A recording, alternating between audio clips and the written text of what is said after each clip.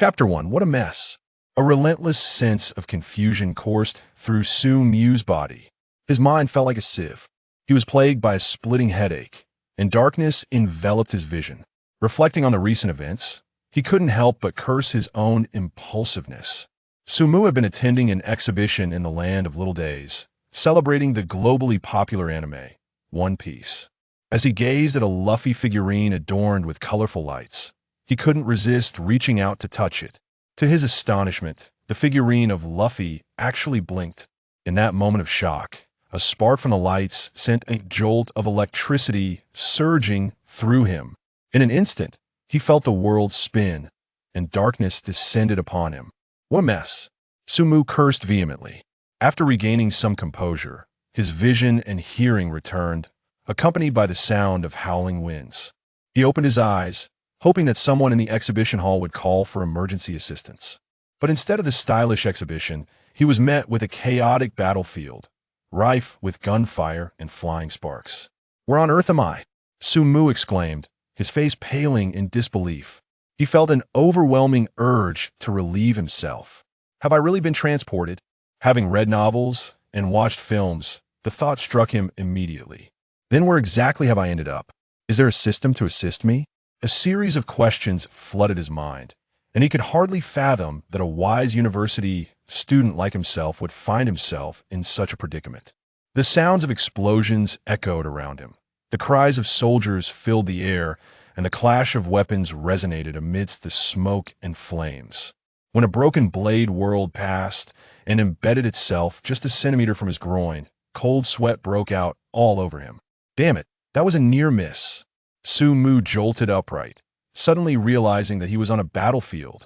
It is essential to know that modern university students are utterly defenseless without a plan. One could only await their fate. But which battlefield had he actually been transported to? The Battle of Guandu? The Battle of Red Cliffs? No, this battlefield featured cannons. As he ran, Su-Mu caught sight of warriors unleashing various special effects and skills, leaving him momentarily stunned. What the hell? Is this a magical world?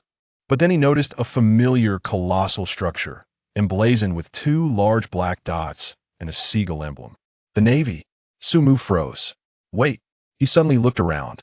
The familiar skull flag flying from the ship, the frozen sea, and the ice-covered waves rushing towards him. Is this the Moby Dick of the Whitebeard pirates? The Ice Age? Moreover, Su-Mu's gaze darted to a high platform, where a bare-chested man knelt. He could faintly see that the man wore a necklace of prayer beads and had muscles like steel. Is that Ace? Is this the Marineford War? Su-Mu shouted. Indeed, this was the most exhilarating battle from his favorite anime, One Piece: The Marineford War.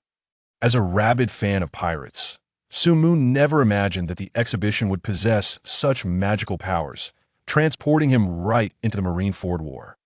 The transition from two-dimensional to three-dimensional left Su-Mu momentarily dazed. Good grief, how did I end up in a place like this? System, save me. Su-Mu cried out, yet despite his agile maneuvers, neither the pirates nor the Navy noticed him. But deep down, he yearned for that seemingly ethereal system to rescue him. If it didn't appear soon, he would truly be doomed. He took cover beside a corpse, feigning death to avoid detection. Hey. Your system has arrived. Indeed, a voice of impatience echoed in Su-Mu's mind. System? Su-Mu was taken aback. Is this for real? This can't be a dream. Can it? Are you really the system? Hurry, save me. Don't worry, with me around, you won't die. Okay, all right, let's get straight to the point. Congratulations. You've been selected by me to traverse into the world of your favorite pirates. And you'll be right in the midst of the most thrilling Marineford War. Congratulations, my foot, congratulations. Su-Mu couldn't help but mutter under his breath. You throw an ordinary person into the Marineford War, and you arrive so late. What is there to celebrate? Recalling how he had narrowly escaped death moments ago, Su-Mu was filled with dread and fury. But the system seemed to sense his feelings. Oh, you're not happy? Just think, with my help, you could have Nami on one arm, Boa Hancock on the other, and Robin sitting in between. Wouldn't that bring you joy? I recall you often fantasizing about them. Hearing this, Su-Mu's face flushed, but the explosions around him yanked him back to reality. Enough. Let's get to the main point. All right, your system will grant you abilities. Ding. Successful traversal. You have received a starter gift pack, one photo album of Nami. Upon hearing this, Sumu was initially elated, then became dumbfounded. That's it? Just this? What more do you want from a starter pack? Fine, fine. They'll throw in a Robin 1-2, geez. You gotta be kidding. I'm on a battlefield, and I might die any moment. What good is a photo album? Are you out of your mind? Sumu felt utterly exasperated by the voice in his mind. Just as he was about to explode with anger, a massive shockwave enveloped him, sending him flying. Sumu felt disoriented, unable to discern direction, and crashed heavily to the ground, stars dancing in his vision. Who hit him? When he opened his eyes, he saw a man wearing a black hat and a flamboyant cloak, wielding a large sword and sporting a small mustache. He was intently focused on a figure covered in diamonds ahead of him. Dracula Mihawk. Diamond Jozu.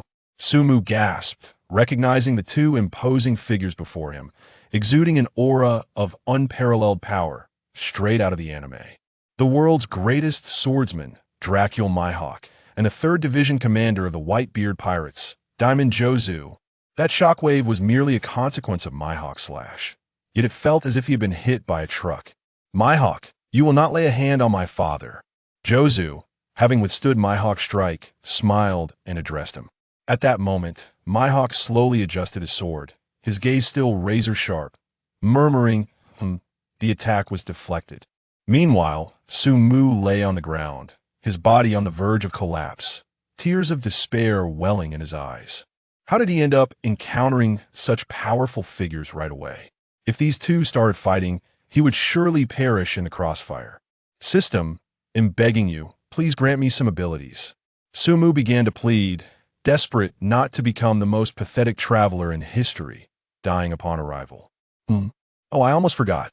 My apologies, host. I gave you the starter pack, but neglected to provide you with abilities. Listen carefully. Your ability is to randomly acquire the powers of a character from any anime, movie, novel, or comic you have seen in your original world, each day. What? What? Sumu was stunned. Character abilities? Does that mean he could potentially gain the powers of any character from the countless comics, novels, and anime he's consumed? From the Omni King, who could obliterate universes in Dragon Ball Super, to the cunning Grey Wolf, who always returns? But what if he drew a worthless ability? Wouldn't he be doomed in the first episode of the Marineford War? Of course, the host can lock in abilities by completing tasks. If you draw something unsatisfactory, you can still use the one you drew yesterday. Now it's time for me to draw your first ability. Upon hearing this, Sumu leaped up. Let me do it myself. Before he could finish, a sound echoed in his mind. Ding. Congratulations, host. You have acquired the ability, God's Hand. I hope you enjoy your journey. Remember to check out the photo albums. Bye, I'm taking a break now. As the voice faded from his mind, Sumu's body emitted a faint glow, and a clever ability flowed into his consciousness. God's Hand. By touching another person, you can replicate their full abilities and enhance them. Each thumb can store one ability at most, which can be replaced, but power cannot stack. God's Hand. Sumu struggled to recall which manga it was from, but he vaguely remembered that this ability was formidable. He opened his eyes, a glimmer of determination shining within.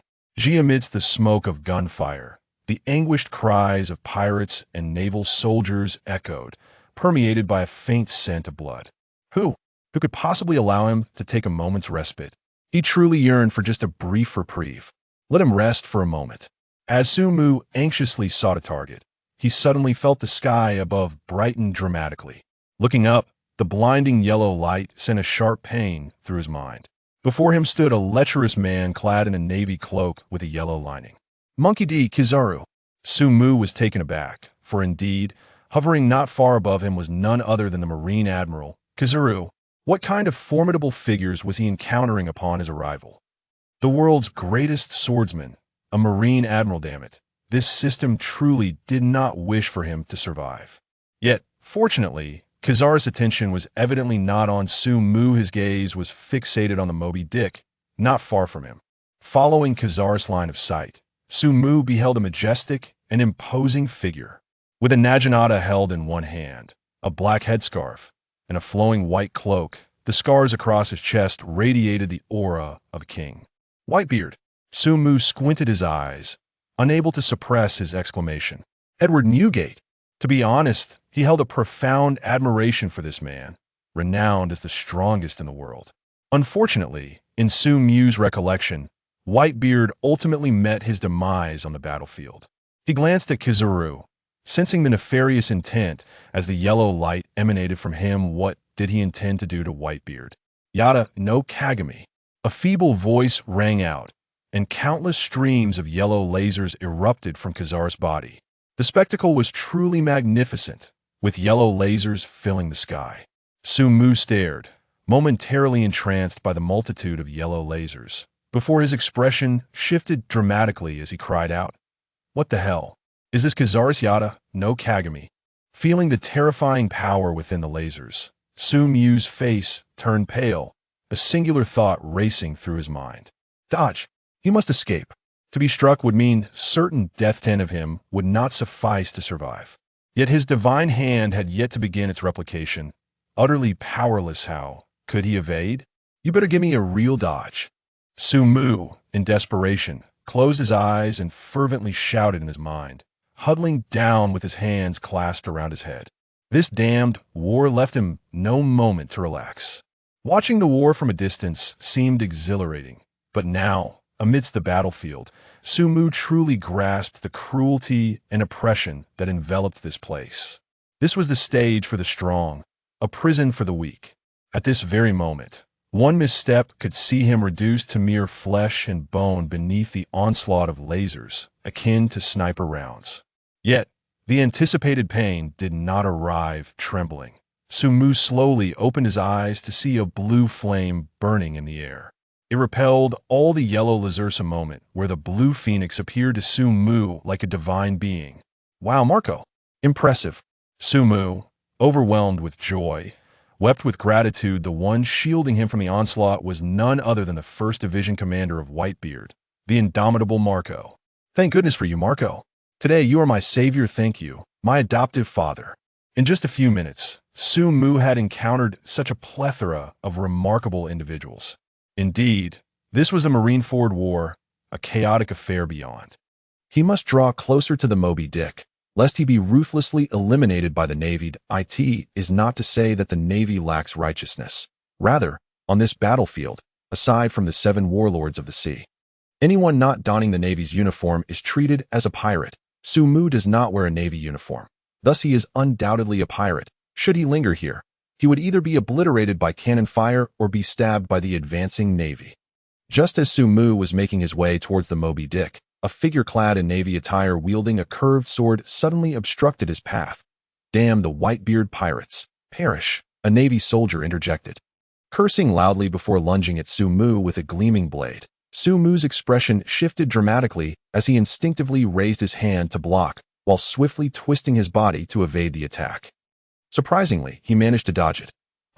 Sumu was momentarily taken aback, pondering, have my reflexes truly improved? Could my constant finger exercises have actually honed my abilities? It should not be. Even the lowest-ranked Navy soldiers in this world should be beyond his capability to contend with. Why, then, does this attack appear so feeble and lacking in force? He glanced up at the Navy soldier, only to discover that the latter was gasping for breath, his white uniform stained with blood. Exuding an aura of utter exhaustion, Sumu suddenly realized, pointing at the Navy soldier and exclaiming, "This fellow is gravely injured. Damn pirates, die!" The Navy soldier weakly shouted, brandishing his sword once more. It was in this moment that Sumu truly experienced the taste of battle. A confident smirk appeared at the corner of his mouth. A mere injured soldier? As a proud young man of this era, if he could not overcome this, it would indeed be a laughingstock. However, just as he took a step forward, he felt a sudden force beneath his feet, causing him to slip backward. What the hell? Sumu's countenance changed drastically as he let out a startled cry. Losing his balance and stumbling forward, the Navy's blade followed suit, aiming for his titanium alloy skull. Thud! Fortunately, due to his excessive forward lean, the blade missed its target, but the hilt struck his forehead with a resounding thud. Ouch! Sumu steadied himself against the Navy soldier, enduring the pain while desperately trying to maintain his balance. This injured Navy soldier possessed surprising strength. His forehead was swelling without breaking the skin. "Damn pirate, let go of me." The Navy soldier gritted his teeth, growling as he adjusted his grip, preparing to stab Sumu again. Hearing this, an expression of urgency flashed in Sumu's eyes, just as he was about to rise in a panic. The Navy soldier's arm wrapped around him. His expression shifted, a sense of impending danger washing over him. "Damn it, let go of me." Yet, as Sumu gazed at the hand grasping him, he suddenly froze. Then lifted his eyes to meet the soldier's. A delighted smile spread across his face as his eyes widened in astonishment. Oh, you're in trouble now," Sumu thought to himself, divine hand, with a command. A surge of electricity erupted from Sumu's palm, enveloping the Navy soldier entirely. Moments later, the current flowed back into Sumu's hand. Ding! Divine hand replication successful. Ability stored in the left thumb. Acquired Navy 6 powers. Soru. Tekai. As a voice echoed in his mind, Sumu felt an unprecedented transformation within himself. He had never felt so invincible, so powerful. Undoubtedly, if this Navy soldier were placed in the real world, he could easily take on 10 of them. Especially with this indomitable Tekai. With his newfound abilities, Sumu's gaze sharpened that he crouched and executed a sweeping kick, toppling the Navy soldier. The soldier's face paled as he crashed heavily to the ground. Blood spilling from his mouth as his eyes trembled in shock. What kind of technique is this? Sumu had not merely replicated the Navy's abilities. He had also absorbed their physical prowess, which endowed him with immense strength. That a smirk graced Sumu's lips as he prepared to stomp down. But upon witnessing the soldier's pitiful state, he hesitated, though war does not allow for mercy. He had only hours ago been a good young man from an era untouched by bloodshed. His upbringing made it difficult for him to summon the will to kill at this moment. With a sigh, Sumu glanced at the Navy soldier, who had lost the strength to rise. Shaking his head to clear his thoughts, he quickly shifted his focus back to the Moby Dick. Just then, he witnessed Diamond Jozu delivering a powerful punch into a block of ice, seizing a chunk the size of a small mountain. Jozu bellowed, launching the ice block towards a high platform. "What the hell?" Sumu exclaimed, his eyes widening in disbelief. This man was a beast. Just as he felt invincible with his new abilities, he realized his true insignificance. That power was indeed formidable for someone who had been weak for so long. But this was the world of pirates. The Navy's abilities would likely be insufficient against such formidable foes. Sumu swallowed hard, casting his gaze towards the high platform where a figure sat calmly. Squinting, he saw a man clad in a red inner garment, legs crossed, with a disdainful expression akin to that of a pug. Akainu. Sumu instantly recognized him, even in a 2-dimensional or 3-dimensional form. He could identify Akainu at a glance. This man was driven solely by an unyielding sense of justice and had, during the Marineford War, been the one to deliver the fatal blow to the war's catalyst. Ace. With a cold snort, Akainu slowly rose, his right fist suddenly glowing a fierce red, and without a change in expression, he hurled a punch at the iceberg. The molten rock effortlessly shattered and melted the ice, releasing a vast cloud of steam. Yet, the fiery onslaught did not cease. Like a shower of meteors or a barrage of arrows, countless fireballs rained down. Sumu's face turned pale as he beheld the sky, filled with fireballs. Not again. First, it was Kazuru with his light-speed attack, and now you, Akainu, want to join the fray? Fine, then I shall meet my end. Though he understood the gravity of the situation, Sumu remained focused on the dazzling yet perilous technique. Meteor Volcano. Fortunately, having recently copied and enhanced a skill, he managed to narrowly escape 2 massive fireballs by relying on the perfect footwork of Soru. However, the shockwaves from the fireballs sent him tumbling across the icy surface, even crashing into the bloodied corpses strewn about. Sumu could see that those struck by the fireballs were reduced to ashes. This realization made him gasp in horror, rising to his feet. Sumu glared at the expressionless Akainu, who treated lives as mere fodder. This man indiscriminately unleashed such a wide-reaching lethal attack, utterly repugnant. For Akainu, if he could annihilate pirates, he would not hesitate to sacrifice the lives of his own men. The meteor volcano attack had already claimed many lives among the weaker pirates. Whitebeard, standing on the Moby Dick, furrowed his brow as he cast a sidelong glance at Akainu, feeling a twinge of displeasure. Yet, he did not join the fray. Although the 3 admirals of the Navy had made their presence known, They had only executed a single technique before falling silent. Whitebeard remained steadfast at the bow of the Moby Dick. His gaze surveying the battlefield, Sumu looked towards Whitebeard, contemplating a thought. The Marineford War was far too perilous. Perhaps he should seek refuge beside the strongest man in this world, regardless of anything else. Whitebeard was a reliable figure. As long as Sumu called him old man, everything would be manageable. By discarding all pretenses and directly acknowledging him as a father, he could remain securely in a safe zone. At the very least, Whitebeard would not turn against him. A man without hostility posed no threat. He was a pirate, but not one who indulged in indiscriminate slaughter.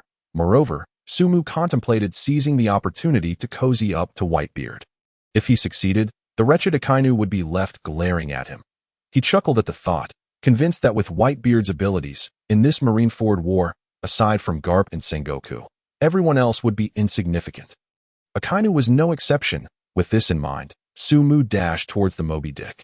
Just then, the ground began to tremble violently as a colossal shadow loomed beside the Moby Dick. Sumu struggled to maintain his balance. Raising his gaze in confusion as the shadow materialized, it revealed a giant with two horns atop its head, green skin, and a long knife in hand. Little Oars. Sumu swallowed hard. Little Oars was even more massive than he had imagined. The fangs protruding from his mouth and the skull necklace around his neck exuded an eerie aura. Oars. Whitebeard, upon seeing this figure, was momentarily taken aback, then frowned. I warned you not to come to Marineford. Your body will become a target for these Navy men. The eyes of Whitebeard were clouded with a hint of melancholy, revealing an undeniable sense of helplessness. The bond between Oz and Ace was extraordinary. Perhaps, in his childhood, Ace was unaware of tenderness, but the grown Ace undoubtedly embodied the warmth and politeness of an affectionate older brother. In contrast to Luffy, Ace's social skills had been refined by Makino. While Luffy remained his usual foolish self, Ace had shown kindness not only to Luffy but also to Oz, as he regarded Oz without any prejudice. Instead, he crafted a straw hat uniquely for Oz. Henceforth, Oz was no longer afraid of the sweltering heat of summer or the biting cold of winter. He faced the rain without trepidation, which fostered an inexplicable bond of affection towards Ace. Thus, when Ace was captured, Oz could not stand idly by. You scoundrels, let Ace go, Oz bellowed, as he endured the relentless assault of the Navy's guns and cannons, gazing at Ace, who knelt upon the execution platform. Little Oz's eyes brimmed with evident fury. Hearing the deep, thunderous voice of Oz, Sumo felt a pang in his heart. Little Oz had charged too deeply, and no one could save him. Sumu recalled the tale of Little Oz and Ace, which had moved him profoundly. He had felt sympathy when he witnessed Little Oz being struck, a colossal form unable to evade the blows. Ultimately, Little Oz sacrificed his life to save Ace. You gifted me a straw hat, and I shall give my life to rescue you. This phrase echoed in Sumu's mind as he gritted his teeth. He sprinted towards the Moby Dick, ever vigilant in evading the surrounding attacks. Lowering his gaze, he attempted to shield himself from the gruesome fate awaiting Little Oz. Little Oz was not made of steel. Despite his large strides, he bore many injuries. Blood began to trickle down his face. Ace, I'm coming to save you, Little Oz shouted through the pain. Sumu could not resist glancing over, and there was Little Oz, now at the foot of the execution platform. Although Oz had effortlessly defeated the Navy's giant warriors, sweeping through vessels in his path, when faced with the execution platform, he found himself outmatched. He had encountered the formidable warlords of the sea, Kuma, Moria, and Doflamingo. Sumu watched in horror as a stout figure, black on top and white below, emerged, conjuring a ball of flesh with his hands and launching it at Oz. That a tremendous explosion followed, ringing in Sumu's ears that it was the tyrant, Kuma. Little Oz had been severely injured, crashing down to the ground. Damn it, Sumo muttered under his breath, realizing that Little Oz had charged too recklessly, and no one could intervene. Finally, Sumu reached the vicinity of the Moby Dick, perhaps due to the ship's vast size. Despite appearing close, it felt like a great distance to traverse. The pirates beneath paid little heed to Sumu's presence. After all, it was not unusual for unfamiliar faces to be among such a large crowd. Possibly newcomers to the Whitebeard crew. Just as Sumu prepared to board the ship, a resounding scream erupted from Oz's location. Upon hearing it, Sumu's expression shifted, and he instinctively looked over. he beheld Oz's right leg being severed by Doflamingo. Draped in a pink coat, blood gushing forth. The sight was heart-wrenching from afar. Sabo inhaled deeply. Despite losing his right leg, Oz relentlessly advanced towards Ace on the execution platform. Tears glistened in Ace's eyes as he watched Oz with a heart full of pain. But the horror was not over. Sabo then witnessed Moria, resembling an old specter, extend his body, grinning malevolently as shadows transformed into sharp spikes that pierced through Oz. In that moment, Oz's body finally came to a halt. His eyes turned pale as he extended a trembling hand towards the execution platform. Just a bit longer, Ace. Just a bit longer. Oz's fading voice was drowned by the clamor of war. His massive green hand pausing before Ace's face. Ultimately, as countless lives fell on the battlefield due to his actions, Oz collapsed, his colossal form crumpling before the execution platform. Indeed, Doflamingo's words held truth. This battlefield knew no absolute good or evil, as justice was defined by the victors. On the execution platform, Ace's eyes welled with tears as he cried out, "Oz!" From a distance, Sabo clenched his teeth upon witnessing this scene. As expected, Oz had fallen. If only his divine hand had replicated Whitebeard's abilities, he might have prevented this tragedy. But alas, he was still a novice. Little Oz's sacrifice was not in vain. A multitude of pirates surged forth. Propelled by the presence of this behemoth, charging into the bay, Sabo continued to scramble up the Moby Dick, intent on preserving his life. Clearly, proximity to Whitebeard would ensure his survival. Just then, a thunderous shout pierced the air, followed by a shadow blocking the sun above him. Looking up, he saw a naval ship descending from the sky for reasons unknown. The figure shouting was a boy clad in yellow, with a straw hat, red shorts, and oversized sandals. Following him was a motley crew. In his astonishment, Sabo realized that the ship had crashed into the enormous pit created by Jozu, sending a spray of water soaring. What was happening? Who were these newcomers? Wait, if he remembered correctly, this must be. Sabo squinted, focusing on the figure he had used as wallpaper on countless devices. His eyes widened in surprise, astonishment radiating from him. Luffy. Indeed, the ship that had just landed was carrying the protagonist of the Pirate King saga. Luffy. Sabo understood that the individuals behind him were those Luffy had liberated from impelled down. Except for Little Foam, it seemed everyone had escaped. Crocodile, Ivankov, Jinbei, and Buggy the Clown. Sabo swallowed hard.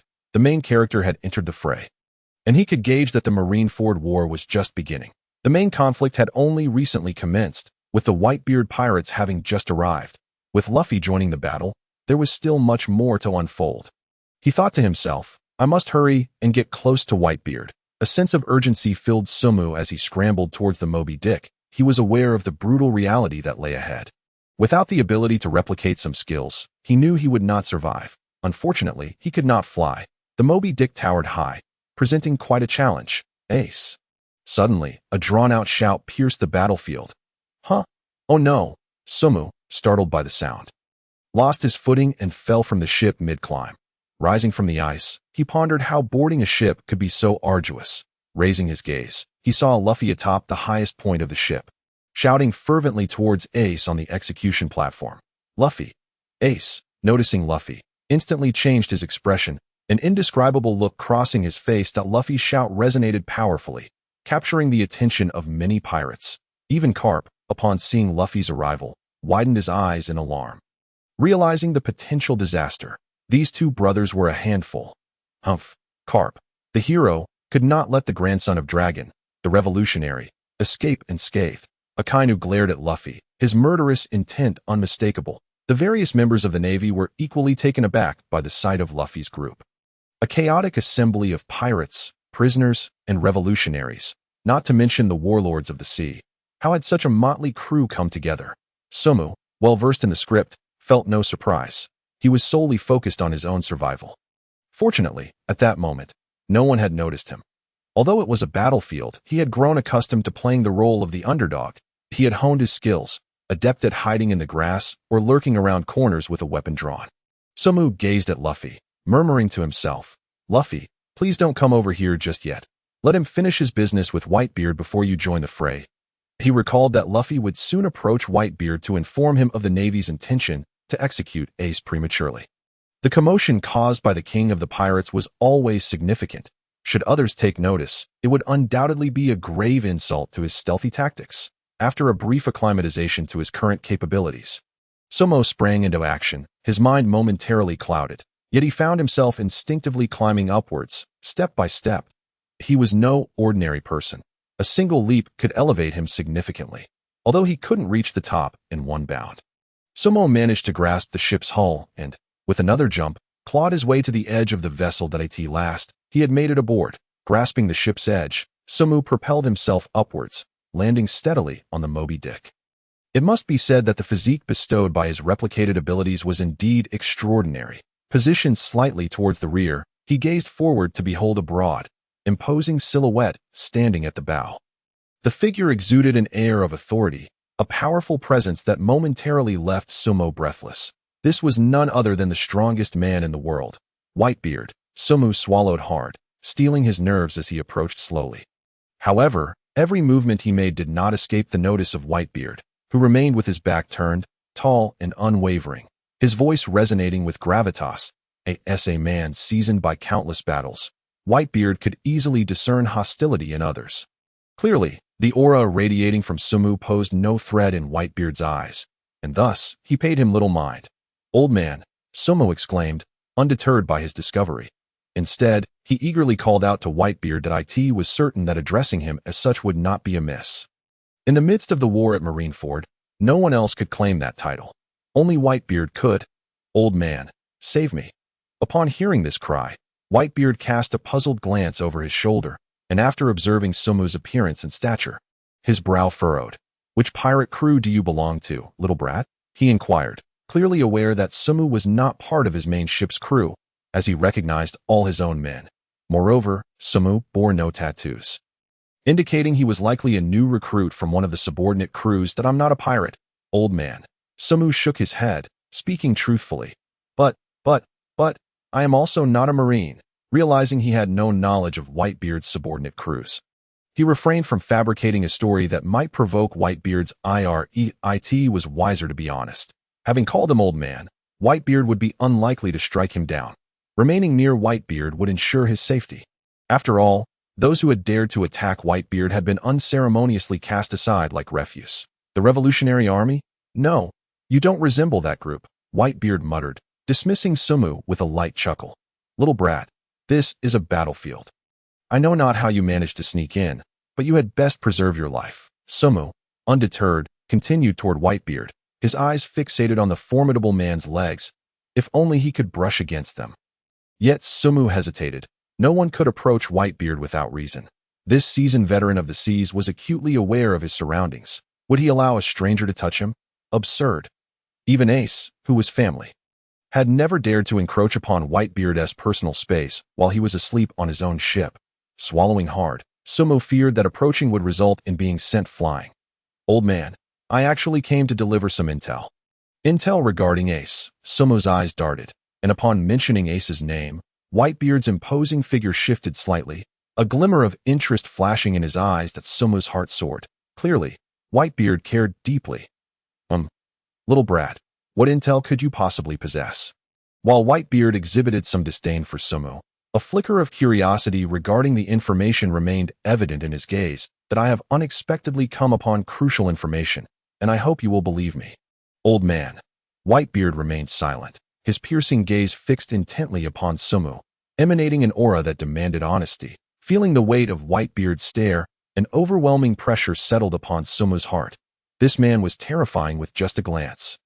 Boom! Whitebeard's expression darkened, his bicento tapping the ground lightly, unleashing an undeniable aura that swept over Sabo in an instant. Sabo's legs weakened, and he nearly succumbed to the ground. "What is this intel regarding Ace?" Whitebeard's tone was cold, clearly impatient with Sabo's potential verbosity. "The Marines plan to execute Ace ahead of schedule." Whitebeard's countenance shifted dramatically, yet he quickly regained his composure, regarding Sabo with suspicion. "Little brat, is this information credible?" "Absolutely, old man. Can we fist bump? Trust me. I can save Ace." Sabo's words faltered as Whitebeard's imposing gaze held him in place, rendering him unable to continue. It was impossible to make contact. There was no reason to believe he would heed Sabo's words. Not when he was Whitebeard. Just then, a chilling voice echoed from behind Whitebeard. "Hey, Whitebeard, this is a battlefield, and you are chatting with this little brat." From behind Whitebeard, the sands of the desert swirled ominously, and a golden hook hurtled towards his head. Sabo gasped in alarm. Crocodile was launching a surprise attack on Whitebeard. Boom! In an instant, a shadow darted before the golden hook. Luffy, drenched and steaming, delivered a powerful kick that sent Crocodile's hook flying, forcing him back. Seeing the chaos above him, Sabo's expression changed instantly, and he crouched down. "Damn it, Luffy is here too. Just give him a bit more time." "How infuriating, Straw Hat.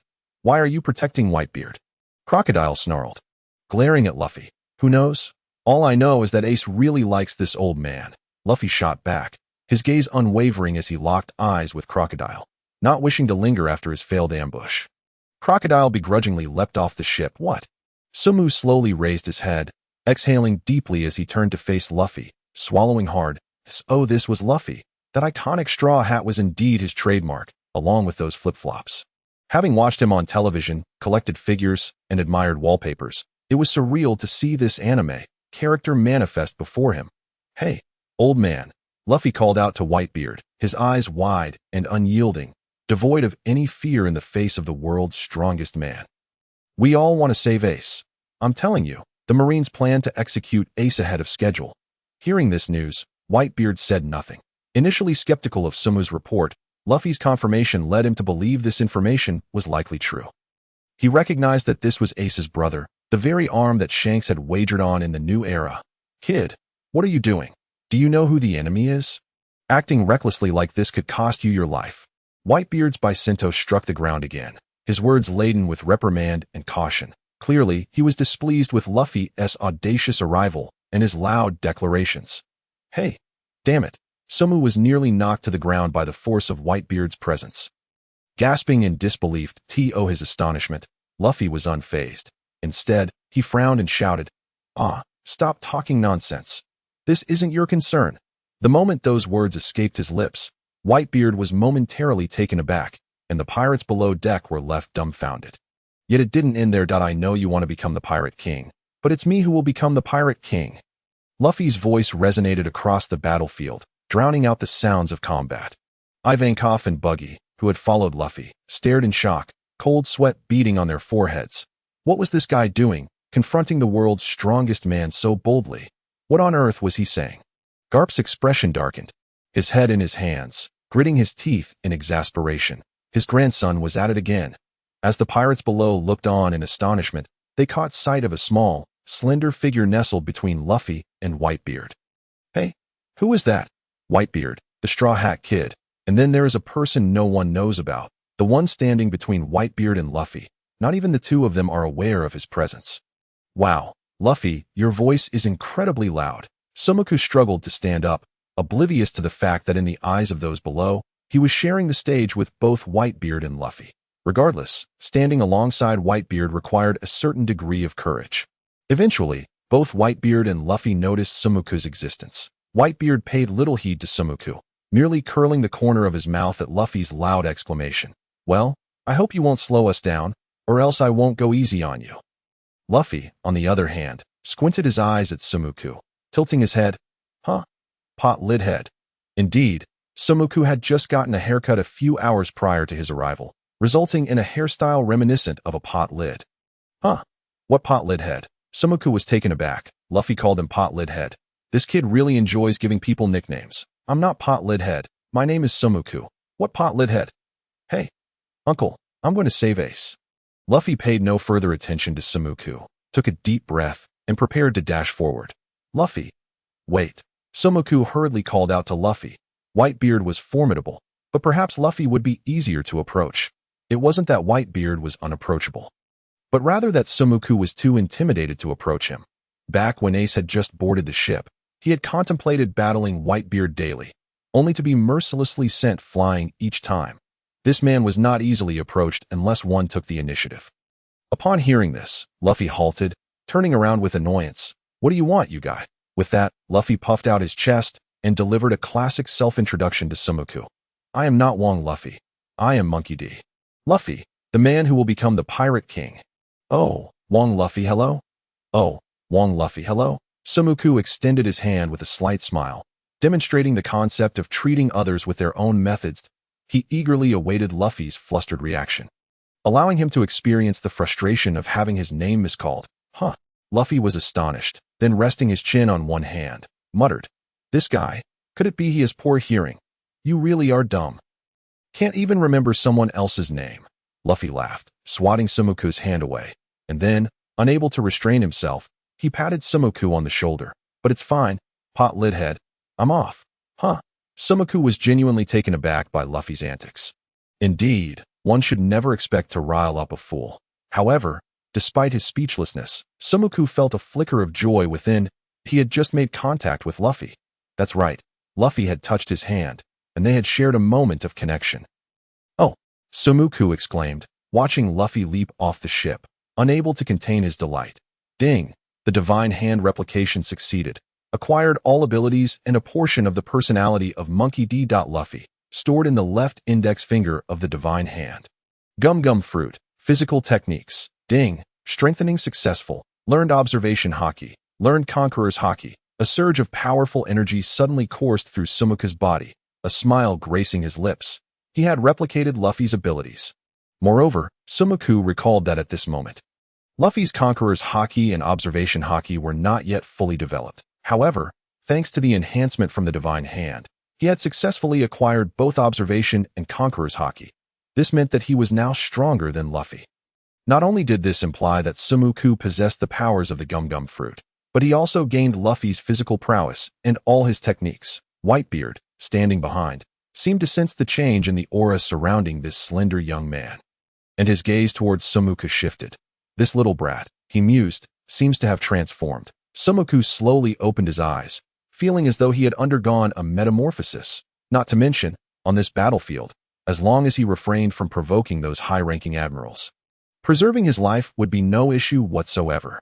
However, Samuku glanced at Luffy, who was already sprinting across the battlefield, and then at Ace on the execution platform in the distance. At this moment, he had acquired the ability to preserve his life. But for some reason, he felt that there were still matters left unresolved. The deafening sound of cannon fire echoed in his ears, tugging at his thoughts, while the howling wind tousled his hair. The scenes of the battlefield unfolded before his eyes, and images flashed through his mind one after another. Ace's body pierced by fiery fists, Luffy cradling the still warm corpse, his eyes blank and consciousness fading. The remnants of the bygone era had carved a massive rift, one side leading to the future, the other to the past. There were moments when he pondered, if only Ace had called out Grandpa back then. If only Ace hadn't turned back, if only Luffy were a bit stronger, would the outcome of this war have been different? As a devoted fan of the sea, Samuku certainly did not wish for Ace to perish. That would be his regret. He even remembered that in his own world, Ace's fiery punches had grossed 50 billion at the box office. This precisely demonstrated the esteemed position Ace held in the hearts of fans. Yet now, Samuku's task was evidently to survive. Compared to worrying about Ace's fate, his own survival was far more crucial. Just then, a chime echoed in his mind. Unlocking the Divine Hand ability. Task 1. Join the Whitebeard faction and completely rescue Ace. Upon task completion, the host can incorporate the Divine Hand into their ability pool. Should the host later draw an unsatisfactory ability, they may choose one from the ability pool at will. Task. Samuku comprehended that if he did not secure the Divine Hand's abilities, he might end up drawing a weak ability the following day, which would spell disaster for him. Therefore, he had to save Ace, for his own future, and to amend his past regrets. "Luffy, wait for me. I am coming to help you," Samuku declared in a low voice. Having traversed into the Marineford War, he could not simply hide away. As a time traveler, he had to make a mark, now that he possessed abilities potentially superior to Luffy's. Death would not come so easily. Moreover, perhaps through battle, he could replicate more powerful abilities, enhancing his strength, to save Ace, to provide Luffy with some assistance. Just as Samuku was about to take action, a commanding voice suddenly rang out behind him. "Hey, kid." Samuku turned around to find Whitebeard staring at him, his gaze sharp. "Though I don't know your relationship with Ace, I can tell you want to save him," Whitebeard remarked, a smirk forming on his lips. "Be careful not to get yourself killed." Upon hearing this, Samuku's blood surged with excitement as he looked at Whitebeard. This time, the fear that had previously gripped him dissipated, replaced by a surge of confidence. Of course, I will save Ace. Sumuku shouted as if possessed by Luffy, his voice resonating throughout the battlefield. It reached Luffy's ears. Dodging a soldier's blade, Luffy unleashed a gum-gum whip, clearing a path through the throng, and turned to look at Sumuku. That guy, he wondered, is he Ace's friend? At this moment, Sumuku once again looked at Whitebeard. Uncle, can we bump fists? Whitebeard narrowed his eyes upon hearing this, his expression darkening. This is a battlefield. Kid, if you choose to engage, then refrain from doing anything pointless. Sumuku bit his lip. Indeed, it seemed that merely having met Whitebeard once was not enough. Thus, Sumuku's expression hardened, and before Whitebeard could respond, he boldly reached out toward him. With the enhanced power of Luffy's abilities, perhaps it would work. But, bang! In the next instant, Sumuku was flung off the Moby Dick and plunged into the chaos of battle. Oops, that was rash, landing on the ground. Sumuku gritted his teeth, deciding that if he couldn't reach Whitebeard, he would try to connect with someone else, gradually leveling up his replication. In this Marineford War, he would reign supreme. Sumuku became even more fierce than Luffy. So what if he had never fought before? So what if this was his first time fighting so desperately? It must be known that he was a contemporary university student, and although he might feel somewhat out of place after just crossing over, he was ready to embrace the challenge. However, after adapting, it was then that he could truly savor the thrill of crossing over. Sumu let out a mighty roar. Rubber, handgun. His fists elongated, instantly sending a charging marine flying. This unprecedented ability, unparalleled in its might, made Sumu's eyes shine with exhilaration. Imagine, a student who had lived a comfortable and normal life for 2 decades, now possessed with Luffy's powers. How could he not yearn to showcase his newfound skills? It's transformed. It has truly transformed. Sumu gazed at his hand, sensing the peculiar sensation, his eyes brimming with excitement. Once upon a time, he had fantasized about acquiring the gum-gum fruit, enabling his body to stretch and expand. Now, it had become a reality. Little Marines, come forth. At this moment, Sumu resembled a beast long restrained, letting out a deafening roar that in just a few breaths, he had dispatched numerous grunts. This guy is formidable. Luffy noticed Sumu and suddenly broke into a grin, his fighting spirit intensifying even further. Yash, I need to step it up too. Ace, wait for me. In an instant, the commotion created by Luffy and Sumu drew the attention of several Marines. The Marines promptly began to encircle them. Sumu, being stronger than Luffy, navigated through the battlefield with ease, showing no signs of retreat against the Marines ranked below Rear Admiral. However, the zealous Sumu began to furrow his brow as the number of approaching Marines seemed overwhelming. Why are there so many of them? At this rate, he would soon exhaust his stamina. It is worth noting that even the stamina monster Luffy had only managed to endure until the end due to Ivankoff's stimulating hormones. He lacked Ivankoff and was unwilling to expend his lifespan on stimulants. Following this approach, it was likely he would not reach the execution platform. Yet, he quickly regained his composure in terms of battle experience. He was indeed inferior to Luffy. Though he had acquired the ability, he lacked combat experience. Reflecting on Luffy's journey, it seemed Luffy had a knack for avoiding unnecessary fights, charging directly toward the execution platform. With this thought, a spark of brilliance flashed in Sumu's eyes. He understood.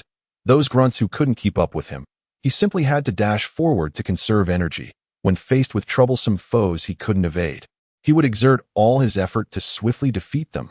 Thus, in just a few breaths, Sumu leaped over several Marines and was now just a short distance behind Luffy.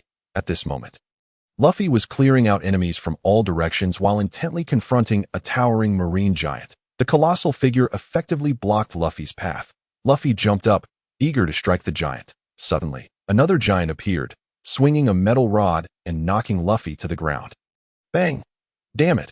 Luffy crashed heavily onto the icy surface, rising to wipe the blood from the corner of his mouth. His brow furrowed as he glared at the 2 giants. Without hesitation, he bit down on his thumb. Gear 3rd. Balloon. Faced with such a giant, entering Gear 3rd was essential for quickly resolving the battle. Now just a few steps away from Luffy, Sumu witnessed Luffy's fist instantly inflate, its size rapidly approaching that of the enormous giant. Without a moment's hesitation, Luffy leaped up, swinging his massive fist and bellowing. Rubber, giant pistol. The enormous fist immediately knocked one of the marine giants to the ground. The terrifying force shattered its teeth, rendering it unconscious. However, the other marine giant was undeterred, seizing the opportunity to swing its iron rod toward Luffy. Luffy gritted his teeth, staring at the approaching rod, unable to evade, just as he intended to take the blow. A thunderous roar erupted. Rubber, giant pistol. Sumu, who had somehow reached the giant wielding the rod, also transformed his right fist into a colossal punch, akin to Luffy's. Bang! Sumu swung his gigantic fist, striking the marine giant squarely in the face. The tremendous force sent it off balance, its vision fading to white as it crashed heavily to the ground. Meanwhile, Luffy had also managed to take down the giant threatening him, thanks to Sumu's punch. Giving him ample time to dodge the massive iron rod that would have struck him, Sumu exhaled, astonished as he gazed at his own fist. It inflated. It truly inflated. This technique is remarkable. Previously, he had marveled at Luffy's ability to enlarge his fists, finding it quite extraordinary and unrealistic. Yet now, he too had achieved the same feat as Luffy. The sensation of power was exhilarating. Observing the downed marine giant, now unconscious, an unprecedented sense of satisfaction washed over Sumu. Thank you, pot lidhead. Luffy expressed his gratitude to Sumu, but upon seeing his giant fist, he momentarily froze. Then, with a look of disbelief, he exclaimed, "Huh, your fist can get that big too? What the heck?" The two landed on the ground, the air in their giant fists rapidly escaping. It is important to note that Gear 3 has a side effect, which is reverting to a childlike state. To Sumu's surprise, he remained unchanged in size, likely due to his enhancements. But even more astonishing was that Luffy also did not shrink. When did Luffy overcome this side effect? Sumu and Luffy exchanged glances, Luffy gazing blankly at Sumu before breaking into a wide grin. Pot lid head, you're really strong. One Luffy, I'm coming with you to rescue Ace. Yash, let's go. Without further ado, Luffy charged toward the execution platform. This was the battlefield, and although Luffy might seem simple-minded, he possessed a high level of intelligence when it came to combat. He was acutely aware that enemies surrounded them, and there was no room for complacency. Sumu hurriedly followed suit, now equipped with enhanced observation Haki, allowing him to discern the movements of their adversaries more clearly than Luffy. He just hoped that the admirals and the 7 warlords would not come to impede their progress. Otherwise, it would surely turn into a grueling battle. Meanwhile, not far behind Luffy, Ivankov and Jinbei were bewildered by Sumu's presence. Who is that behind the straw hat boy? A member of the Whitebeard pirates? Why don't I recognize him? Ivankov blinked his long eyelashes, casting a puzzled glance at Sumu's silhouette. If Sumu were indeed from the Whitebeard pirates, logically, he would possess a strength comparable to Luffy's. Likely being a captain of some division within the crew. In that case, he should be recognized. Or perhaps he was the captain of a pirate crew under Whitebeard. No, someone like that would certainly have some fame in this world. What? He ISNT from the Revolutionary Army. Ivankov. Hearing Ivankov's query, Jinbei furrowed his brow and retorted. He had never encountered Sumu, originally assuming him to be part of the Revolutionary Army. After all, he had never seen Sumu among the Whitebeard pirates. But now, with Ivankov's statement, he began to feel perplexed. This guy is neither from the Revolutionary Army nor the Whitebeard pirates, nor a fellow inmate. Yet he is attacking Marines to rescue Ace? Who is he? Ace's friend? How did he get involved? For now, Jinbei and Ivankov could only assume that Sumu was a friend Ace had made during his adventures. Ace, Luffy shouted, snapping the two back to their thoughts. Sumu wore a look of exhilaration as he fiercely charged toward the execution platform alongside Luffy, one on the left and the other on the right, sending the obstructing Marines flying with a barrage of rubber punches.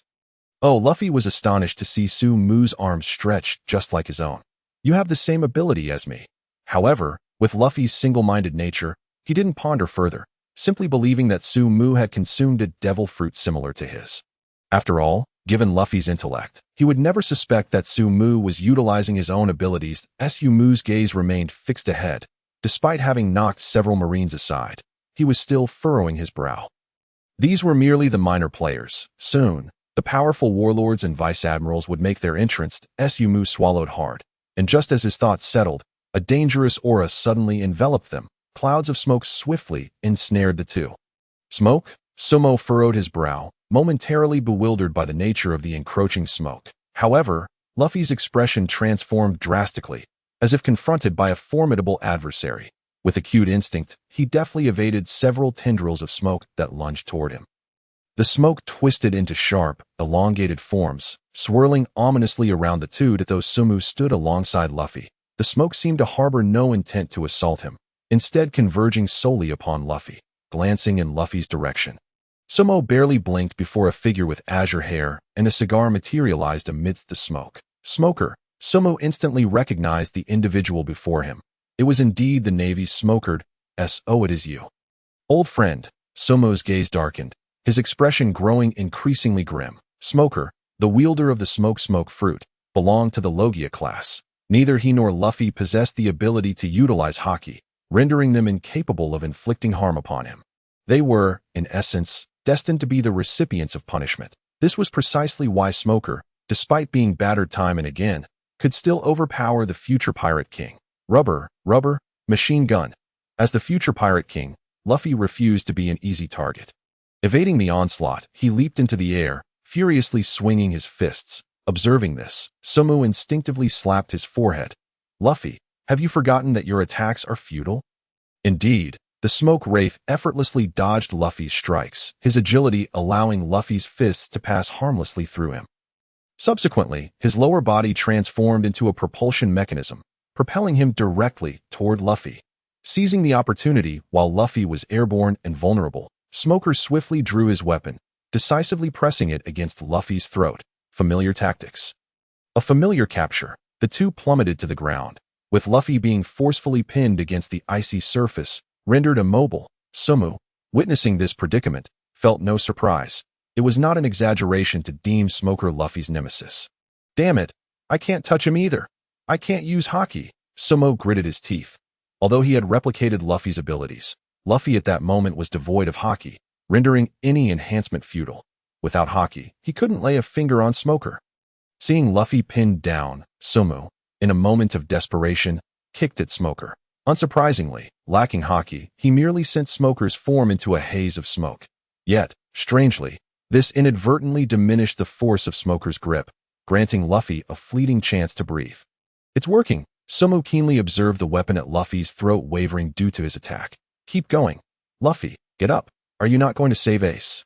With gritted teeth, Sumo shouted, followed by another rubber whip, aimed at Smoker, once again transforming him into a cloud of smoke. Upon hearing Sumu's words, Luffy's eyes suddenly sharpened, a surge of power coursing through him.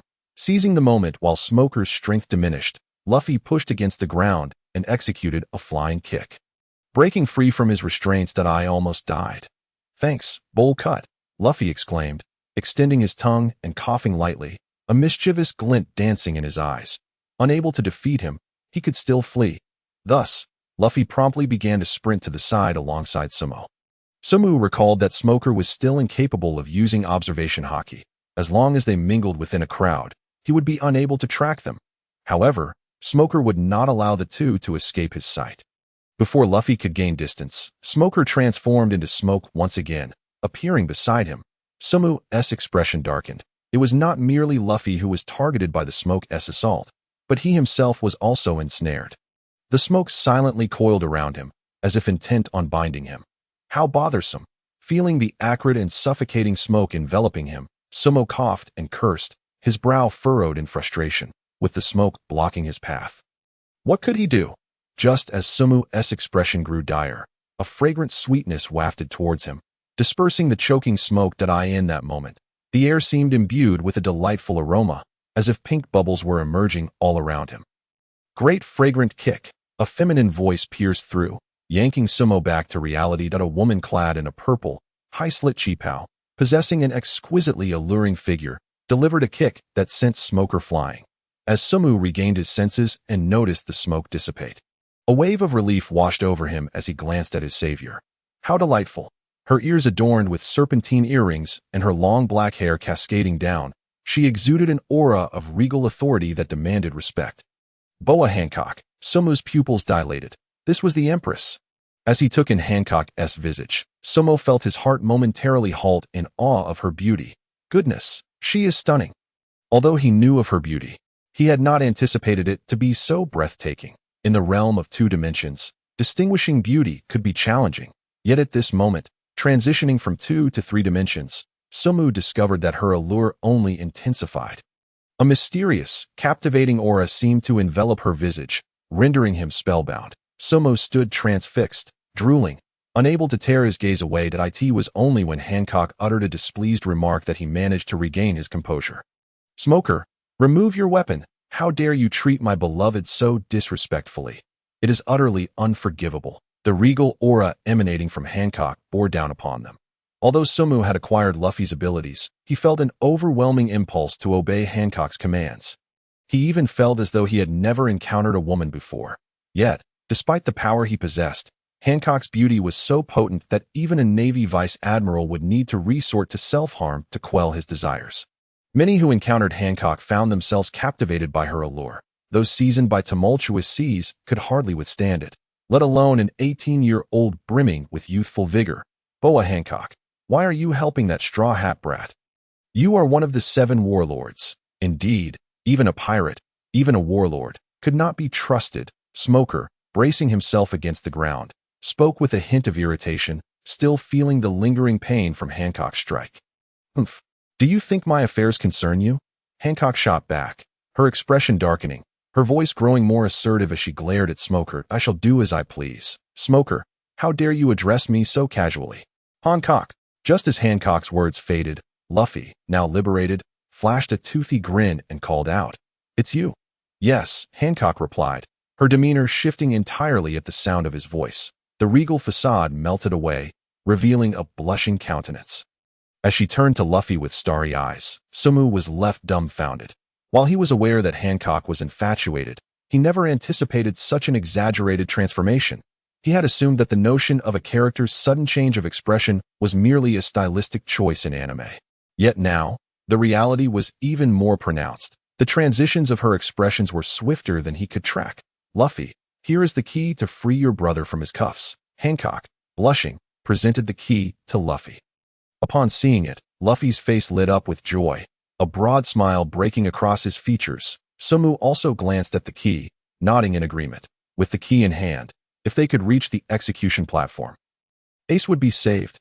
"Thank you, Hancock," Luffy exclaimed, leaping into the air and enveloping the upper half of Hancock in a joyful embrace, his legs wrapped around her waist, overflowing with happiness. For him, Hancock had guided him through Impel Down, led him to the Marineford War, and now, she had gifted him the key to Ace's cuffs. She was an invaluable ally. "Ah, Luffy," Hancock gasped, her breath hitching as she felt Luffy's embrace that in her heart. She had already envisioned names for the children they would have together. Her dulcet tones sent a thrill through Sabo, leaving him utterly flustered. Who could withstand such an allure? Just the sound of her voice was enough to petrify him. There was no need for Hancock to unleash her powers. No, Sabo struck himself with a punch, just managing to regain a semblance of composure. Upon obtaining the key, Luffy released his grip and joyfully called out to Sabo, "Let us go." Pot lid head. Unmoved, Sabo remained fixated on the Empress, Hancock, as Luffy descended from her. Humph. This visit cannot be in vain. The ability to replicate the Empress seems quite appealing. The 7 warlords, the 3 kinds of Haki. Hancock, thank you. Sabo smiled, intending to extend his hand for a handshake with the Empress. However, immersed in her bliss and beauty, Hancock sharply caught sight of Sabo. Her expression and gaze shifted abruptly. A flicker of disdain and malice flashed in her eyes. Who dares to call me by name? Who are you? A mere commoner should not approach me. With a wave of her hand, Hancock fixed her gaze on Sabo. But suddenly, she noticed he appeared oblivious, seemingly uncontrollably rushing toward her, prompting her to darken her expression. Great aromatic leg. Before Sabo could reach her, the Empress swiftly kicked at his hand, sending him flying far away. "I am a 7 warlord who aids the Navy." Thud. Sabo immediately spat blood, his eyes trembling. How reckless. That kick. It hurts so much. This woman is far too decisive. Almost forgot. She is a 7 warlord allied with the Navy. Aside from Luffy, she truly cares for no one. Truly the epitome of the love dash struck. Sumo's head was gradually turning to stone, teetering on the brink of losing consciousness. Damn it. Petrification, Sabo inwardly lamented. Given his current capabilities, akin to Luffy's strength, he certainly could not contend with Hancock. Unlike Luffy, who was indifferent to the charms of women, he would succumb to petrification. Has the goddess hand succeeded? Sumu, on the verge of losing consciousness due to petrification, earnestly awaited the reverberation of a voice in his mind. Although he had been kicked, he inadvertently brushed against Hancock's leg at a critical moment and unleashed the goddess hand. However, it was only for an instant, unsure if it would be successful. With no time for further contemplation, the petrification gradually enveloped his entire head, his consciousness slipping away. Yet, in the final moment before losing awareness, a clear prompt resonated. Ding! Goddess hand replication successful. Acquired all abilities of Boa Hancock. The Empress, enhanced, gained partial resistance to beauty, obtained the sweet fruit ability, stored within the right middle finger, mastered armament Haki. Conqueror S Haki, observation Haki ding, unlocking second task for Goddess hand. The task is, kiss Ivankov. What? Sumu was momentarily stunned, then horrified. Ivankov's sausage-like lips flashing through his mind. A torrent of expletives coursed through his heart. Not only must he save Ace, but also kiss him. Ugh! Sumu wiped his mouth, realizing the goddess hand had divided into a right and left hand, each with a task to lock onto. Gritting his teeth at the two tasks, Sumu thought, let us save Ace first, then I'll go all out. Meanwhile, Hancock, having previously regarded Sumu as either good or bad, felt as if this person harbored intentions to pilfer her body, prompting her to deliver a harsh kick. Pot lid head. Luffy, running, turned back at the commotion, witnessing Sumu being kicked away, his head now resembling stone. Hey! Luffy's eyes bulged in shock. Hancock, that guy is Ace's friend. Restore him to normal. Upon hearing Luffy's voice, Hancock's fierce gaze softened immediately. Yet, upon grasping the content, her eyes were tinged with guilt and panic. She instinctively covered her head. What? He is Luffy's brother's friend. He will definitely attend my wedding with Luffy. What if he speaks ill of me to Luffy's brother, opposing our union? Oh no. In a state of inner turmoil, the Empress sought to reverse Sumu's petrification. But as her beautiful eyes glanced over, she found not a trace of petrification on Sumu's entire body. Frowning, she recalled that Sumu had indeed been petrified by her. It was impossible to reverse petrification without her intervention.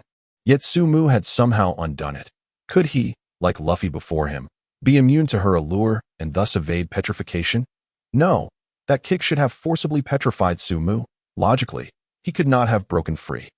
Hancock scrutinized Sumu anew, sensing a hint of astonishment. This man seemed rather extraordinary. Having not sensed it before, Hancock now re-evaluated Sumu, noting his steady aura and undeniable strength. Oh dear, Sumu lay flat on the ice, rubbing his face, then slowly stood up, letting out a groan. Fortunately, the rubber fruit provided resilience, coupled with the god's hand replicating the Empress's ability and subsequently enhancing it, allowing him to break free from petrification. Otherwise, he would have turned into stone atop this battlefield. Moreover, the Empress's ability, the sweet fruit. Sumu gazed at his palm. Did that imply he too possessed a charm? The thought sent shivers down his spine.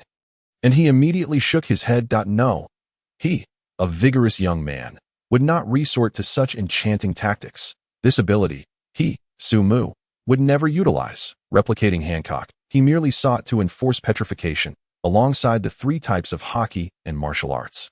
Now, he truly felt invincible. After all, with the enhanced Empress cooperating with Luffy, preserving their lives atop this battlefield seemed more than feasible. All right, pot-lid head, you're fine.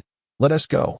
Luffy, seeing Sumu return to normalcy, promptly ceased his chatter and continued running forward. Sumu, glancing back at the Empress with a hint of reluctance, then followed suit. Observing Sumu's retreating figure, Hancock furrowed her brow in contemplation, murmuring, a friend of Luffy's. Huh, Luffy, do not let him deceive you. At this moment, Luffy and Sumu resumed their run, side by side, amidst the chaotic war atop the battlefield, both emerging as central figures. Their striking techniques and boisterous voices drew attention. And with their similar heights, they resembled a well-rehearsed duo. Their seamless cooperation, identical techniques, and formidable strength, together, they dispatched numerous Navy personnel, causing Sengoku atop the execution platform to darken in countenance, but he glared at Luffy. His teeth clenched, then shifted his gaze towards Sumu, solemnly stating, the Straw Hat Kid is one thing, but who is that little brat? Is he from the Whitebeard pirates? or the Revolutionary Army. I haven't seen him on any wanted posters. Kapu, is that brat also your grandson? Sengoku abruptly turned to shout at Garp, who sat beside Ace, knowing this family was nothing but trouble. What? Grandson, I do not recognize that kid. Garp shot a glance at Sumu beside Luffy. Promptly denying it, he certainly wouldn't produce 3 such grandsons. Sengoku's brow furrowed deeply. Sumu's appearance provided no clues regarding his identity. As the current fleet admiral, he was privy to all the latest news. Familiar with every formidable pirate of note, yet Sumu eluded his recognition. With such strength, it was unreasonable not to know him. Surround the Straw Hat Kid and that little brat. Prevent them from escaping. Sengoku's voice resonated with authority as he relayed instructions through the microphone to the Navy officers. Upon his command, the focus of the Navy's attacks shifted to Sumu and Luffy to Sumu surveyed the surrounding Navy personnel. His eyes betraying no hint of concern to him at this moment. They were merely inconsequential. But just as the two engaged in combat with the Navy, a dangerous aura surged forth that a sudden, overwhelming threat loomed behind them. Possessing observation Haki, Sumu immediately sensed it, his expression shifting as he turned to look at a razor-sharp slash approached. Whoa! Sumu involuntarily exclaimed, swiftly dodging as the slash grazed his heel. After landing, he hurriedly glanced in Luffy's direction. Spotting a figure cloaked in black, wielding a massive black blade, it was Mihawk, the world's greatest swordsman. As Mihawk, one of the 7 warlords of the sea, beheld Luffy and Sumu charging forward with unwavering determination, he found himself compelled to intervene. However, his initial strike was merely a simple, unadorned slash. Sumu inhaled sharply. With his current abilities, he was utterly inadequate to contend with Mihawk, even after having replicated the Empress's powers. His masculine bravado would inevitably hinder the full utilization of the Sweet Fruit's abilities. Even if he unleashed every ounce of power he possessed, the Empress at this stage could not possibly match Mihawk in a confrontation. Luffy, too, was at a disadvantage. Their sole option was to flee. Damn it, Luffy gasped, resting his hands on his knees, activating his second gear, his body turning crimson. He had no desire to engage Mihawk in battle. While he held no fear of the swordsman, he recognized the formidable strength of the man wielding the blade. He could not afford to expend energy here. Mihawk swung again, a powerful slash aimed at the two. Sumu and Luffy exchanged grave glances. A direct hit would surely result in their dismemberment. Although Mihawk's attack was a mere basic strike, its potential damage was not to be underestimated. Sumu hastily activated his second gear. Unlike Luffy, who required time to charge, the enhanced Sumu had already attained the realm of rapid activation. The two deftly evaded the attack. Then, with an unspoken understanding, abandoned any thoughts of fighting Mihawk and dove into the crowd. Continuing their flight towards the execution platform, they shared a knowing glance. Indeed, neither wished to engage Mihawk in combat. To be frank, Sumu had previously worried that Luffy might become reckless and insist on a deathmatch with Mihawk. Yet, it appeared he had underestimated Luffy's tactical intelligence at this moment. Their only goal was to reach the execution platform swiftly, rescue Ace, and then make their escape. However, Mihawk clearly had no intention of letting them go. His gaze fixated ahead, he swiftly locked onto their figures amidst the chaos of the crowd. With an impassive expression, he unleashed yet another slash. The air crackled as the icy surface beneath them shattered. A lethal force aimed to cleave both Luffy and Sumu in half. Thud! Sumu felt the terrifying aura wash over him once more, hastily evading the strike, narrowly escaping. But Luffy was not so fortunate. His observation Haki was still immature. Though he managed to avoid a fatal injury, he was nonetheless struck, his body sent crashing against the city wall. Luffy, Sumu shouted out in alarm, his heart laden with concern. For Mihawk's strikes were no trifling matter. Yet, when another slash came hurtling towards him, Sumu could not afford to dwell on Luffy's fate. He too was sent flying as he attempted to evade. Feeling a sharp pain in his thigh, Sumu suddenly snapped to reality. Wait, who was he worried about just now? Luffy. Was he concerned that Luffy might perish? But Luffy was the protagonist of this tale. Not only was he resilient, but he also possessed a natural buff against fatal attacks. Even if he were shredded to pieces, Luffy likely wouldn't meet his end. What right did he have to worry about Luffy? He should be more concerned about his own life. Mihawk, it seemed, treated Perona with gentleness, cooking for her with a small knife, yet wielded his black blade ruthlessly against the two of them, struggling to rise from the wall. Sabo cast a disdainful glance at Mihawk. This guy was a lullicon. You better not provoke me, or I'll don a Lolita outfit and petrify you with the sweet fruit-s power. But as soon as those words left his mouth, Mihawk, relentless as ever, advanced towards Luffy and Sabo once more. Sabo, upon witnessing this, felt as though he had encountered a calamity, and along with Luffy, they instinctively rolled away from the incoming slash. As he glanced at Luffy, an idea suddenly sparked in Sabo's mind. This guy was the protagonist. He wouldn't perish. His life was so tenacious that perhaps he could use him as a shield. Just as Sabo was lost in thought, Mihawk unleashed another strike. The two quickly ducked, the razor-sharp black blade of energy slicing through the air, narrowly missing the tips of their hair. Looking back, the massive wave they had been fleeing was cleaved in two. The thunderous sound reverberated across the battlefield. The sheer force of the blow drew the attention of everyone present. Sabo stared in astonishment at the severed wave. The display of power was astounding. Watching it on television was one thing, but experiencing it firsthand made Sabo realize just how terrifying Mihawk truly was. No, he had to devise a plan, Sabo thought, turning to Luffy with a serious expression. A glimmer of unorthodox brilliance shining in his eyes. Inspiration surged within him. Luffy, I have a perfect scheme that can help us evade Mihawk's pursuit, Sabo declared with feigned solemnity. What's the plan? Luffy turned his head, a puzzled expression on his face to its the turtle fusion technique. I'll hide behind you, pretending to be your shell, and at that moment, Mihawk's attacks will be rendered inconsequential. Furthermore, we can swiftly escape from this guy's pursuit. Sabo's ruse left Luffy momentarily dazed. Huh? Really? Indeed. Upon hearing the word fusion, Luffy's eyes sparkled with excitement, eager to proceed. What are we waiting for? Helmet head, let us get started. All right.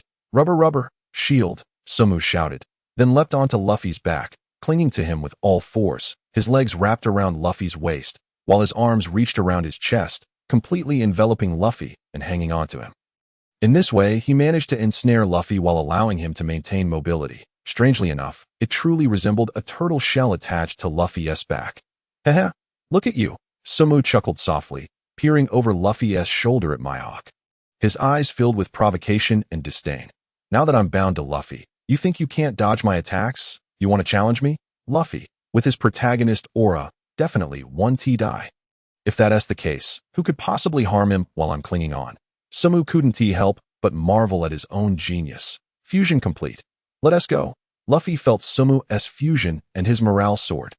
With a mighty shout, he charged forward. To him, the figure on his back was not Sabo, but a symbol of their combined strength. It was the essence of masculinity. Moreover, with Sabo's weight and the way he was wrapped around, it had no impact on Luffy's immense strength. All it provided was a psychological boost. Charge, Luffy, Sabo cried. Riding on Luffy as they charged ahead, Mihawk, observing their antics, was momentarily taken aback. What was this? Look at Luffy. This fool is completely bewildered by our antics. Helmet head, charge, Luffy, filled with fervor, surged towards Mihawk, closing the distance and no longer merely evading. Seeing Luffy advance, Mihawk showed no mercy, raising his black blade to unleash another strike. Just then, Luffy inadvertently glanced up and caught sight of Buggy the Clown, who had been swept into the sky by Crocodile's sandstorm. Without hesitation, Luffy extended his arm and yanked Buggy towards him. Rubber, scapegoat. With a resounding shout, Luffy pulled Buggy in front of him, and Mihawk's slash cleaved Buggy in half. Sabo, witnessing this, was taken aback. Luffy may appear foolish, but he was not without cunning. Previously, he had used Luffy as a shield. And now Luffy had used Buggy as a scapegoat. Rubber, jet, scapegoat. But the spectacle did not end there. Luffy shouted once more, hurling Buggy like a projectile towards Mihawk. The panicked cries of Buggy rang out. As expected, Mihawk calmly sliced Buggy into several noodle-like pieces. Sabo's eyes widened in shock at the sight. While the anime may depict the gore in a less visceral manner, reality was starkly different. In that moment, as he beheld Buggy's dismembered form, the splattered organs, and the floating blood, a deep sense of discomfort surged within him. He hailed from a normal world. How could he have ever witnessed such a scene? Fortunately, Buggy, being the wielder of the chop fruit, is immune to slashing damage, and his body swiftly regenerates. Smook swallowed hard and retreated behind Luffy once more. In a fit of exasperation, Buggy pressed his face against Luffy's. Hurling invectives, Smook, nestled behind Luffy, chose to ignore Buggy's rants to deal with Buggy. It was best left to Luffy and Shanks. Others would prove ineffective. True to form, Luffy did not disappoint, responding with vague and evasive remarks that left Buggy at a loss for words. However, Mihawk, standing by, had little patience for their bickering and unleashed another deadly slash. The basic attack remained terrifyingly potent. Buggy was immediately sent flying, disappearing from sight, while Luffy continued to evade with Smook in tow. As Mihawk's pursuit resumed, Smook could feel Luffy's fervor beneath him and could not help but express admiration. In these times, Luffy was indeed easy to manipulate. With such an ally, he was certain that his life was not in jeopardy. Clinging to Luffy's waist and embracing his chest, Smook felt an inexplicable thrill. Battling alongside the future Pirate King and experiencing such proximity was a sensation unlike any other. Luffy kill, kill. Smook released one hand, urging his mount, the future Pirate King, to charge forward at that moment. Even with the world's greatest swordsman, Mihawk, in pursuit, he felt no fear, for Smook suddenly recalled that, at this juncture, a formidable ally would emerge to aid Luffy in halting Mihawk's chase. Indeed, he soon heard a shout from a distance. Bista, subsequently, a man sporting a small mustache and a tall hat appeared, wielding two long swords, and clashed mightily with Mihawk's black blade. It was Bista, the captain of the Whitebeard Pirates' 5th Division. Bista? Smook turned to see Bista successfully intercept Mihawk. Halting his pursuit, he exhaled in relief. It seemed that Luffy's connections were indeed solid, were it not for the Whitebeard pirates recognizing him as Ace's brother. They likely would not have intervened at that moment. Luffy also glanced back, realizing that Mihawk had indeed not followed, and broke into a grin. Cooked lidhead, your tactic truly worked. That guy is engaged with someone else. It was certainly true. King Luffy. Smook remained closely aligned with Luffy, continuing to encourage him, while lifting his gaze towards Sengoku on the execution platform. He could not quite understand why, with his enhanced abilities. His vision had also sharpened. He could clearly see the expression on Sengoku's face, one akin to having eaten something unpleasant. The Marine Admiral, from his elevated position, fixed his piercing gaze upon Luffy and Smook, his eyes brimming with hostility. Luffy, engrossed in the fray, remained oblivious to Sengoku's glare. However, Smook, in a temporary state of calm, met Sengoku's gaze head-on. Across half the battlefield, their eyes locked. Sengoku's eyes were filled with a sense of foreboding and a desire to suppress Smook, his very demeanor exuding authority despite his stillness. Smook, undeterred, found that had it been merely 10 minutes prior, he would not have dared to meet the Marine Admiral's gaze, even for a second. Yet now, possessing powers that exceeded those of an ordinary warlord of the sea, he felt no fear in facing Sengoku. This was the confidence that strength bestowed. Rather than panic, Smook even managed a slight smile. He had fully immersed himself in the battle at Marineford, far removed from the anxiety of his recent arrival. Upon witnessing Smook's smile, Sengoku initially appeared startled, but his expression soon darkened. Kid, you'd best stay away from me. However, Smook could discern that, despite their brief eye contact, Sengoku was not overly concerned with him and Luffy. Sengoku had to remain vigilant over the battlefield. As the strategist of the army, he had more pressing matters to attend to. Smook observed as Sengoku picked up a microphone, slightly parting his lips, though he could not discern what was being said, yet he sensed a hint of unease. What was Sengoku plotting at this moment? Smook tapped his head, striving to recall. It had been quite some time since he had watched the Marineford arc, and the details were somewhat hazy. Only the more iconic scenes lingered in his mind. Suddenly, a flash of insight struck him. He remembered that Sengoku had previously leaked information about Ace's impending execution. An intentional leak, no doubt. The aim was to incite the Whitebeard pirates to rush into the bay, creating an opportunity for the pacifists to encircle them from behind, thereby forming a pincer attack. Smook swallowed hard, surveying the positioning of the Whitebeard pirates on the battlefield. Noticing their scattered formation, he breathed a sigh of relief. Thankfully, Whitebeard had not disseminated the news to his crew that it seemed he had long seen through Sengoku's scheme. Aside from the fool beneath him, who was recklessly pressing forward, terrified that Ace would be executed ahead of schedule.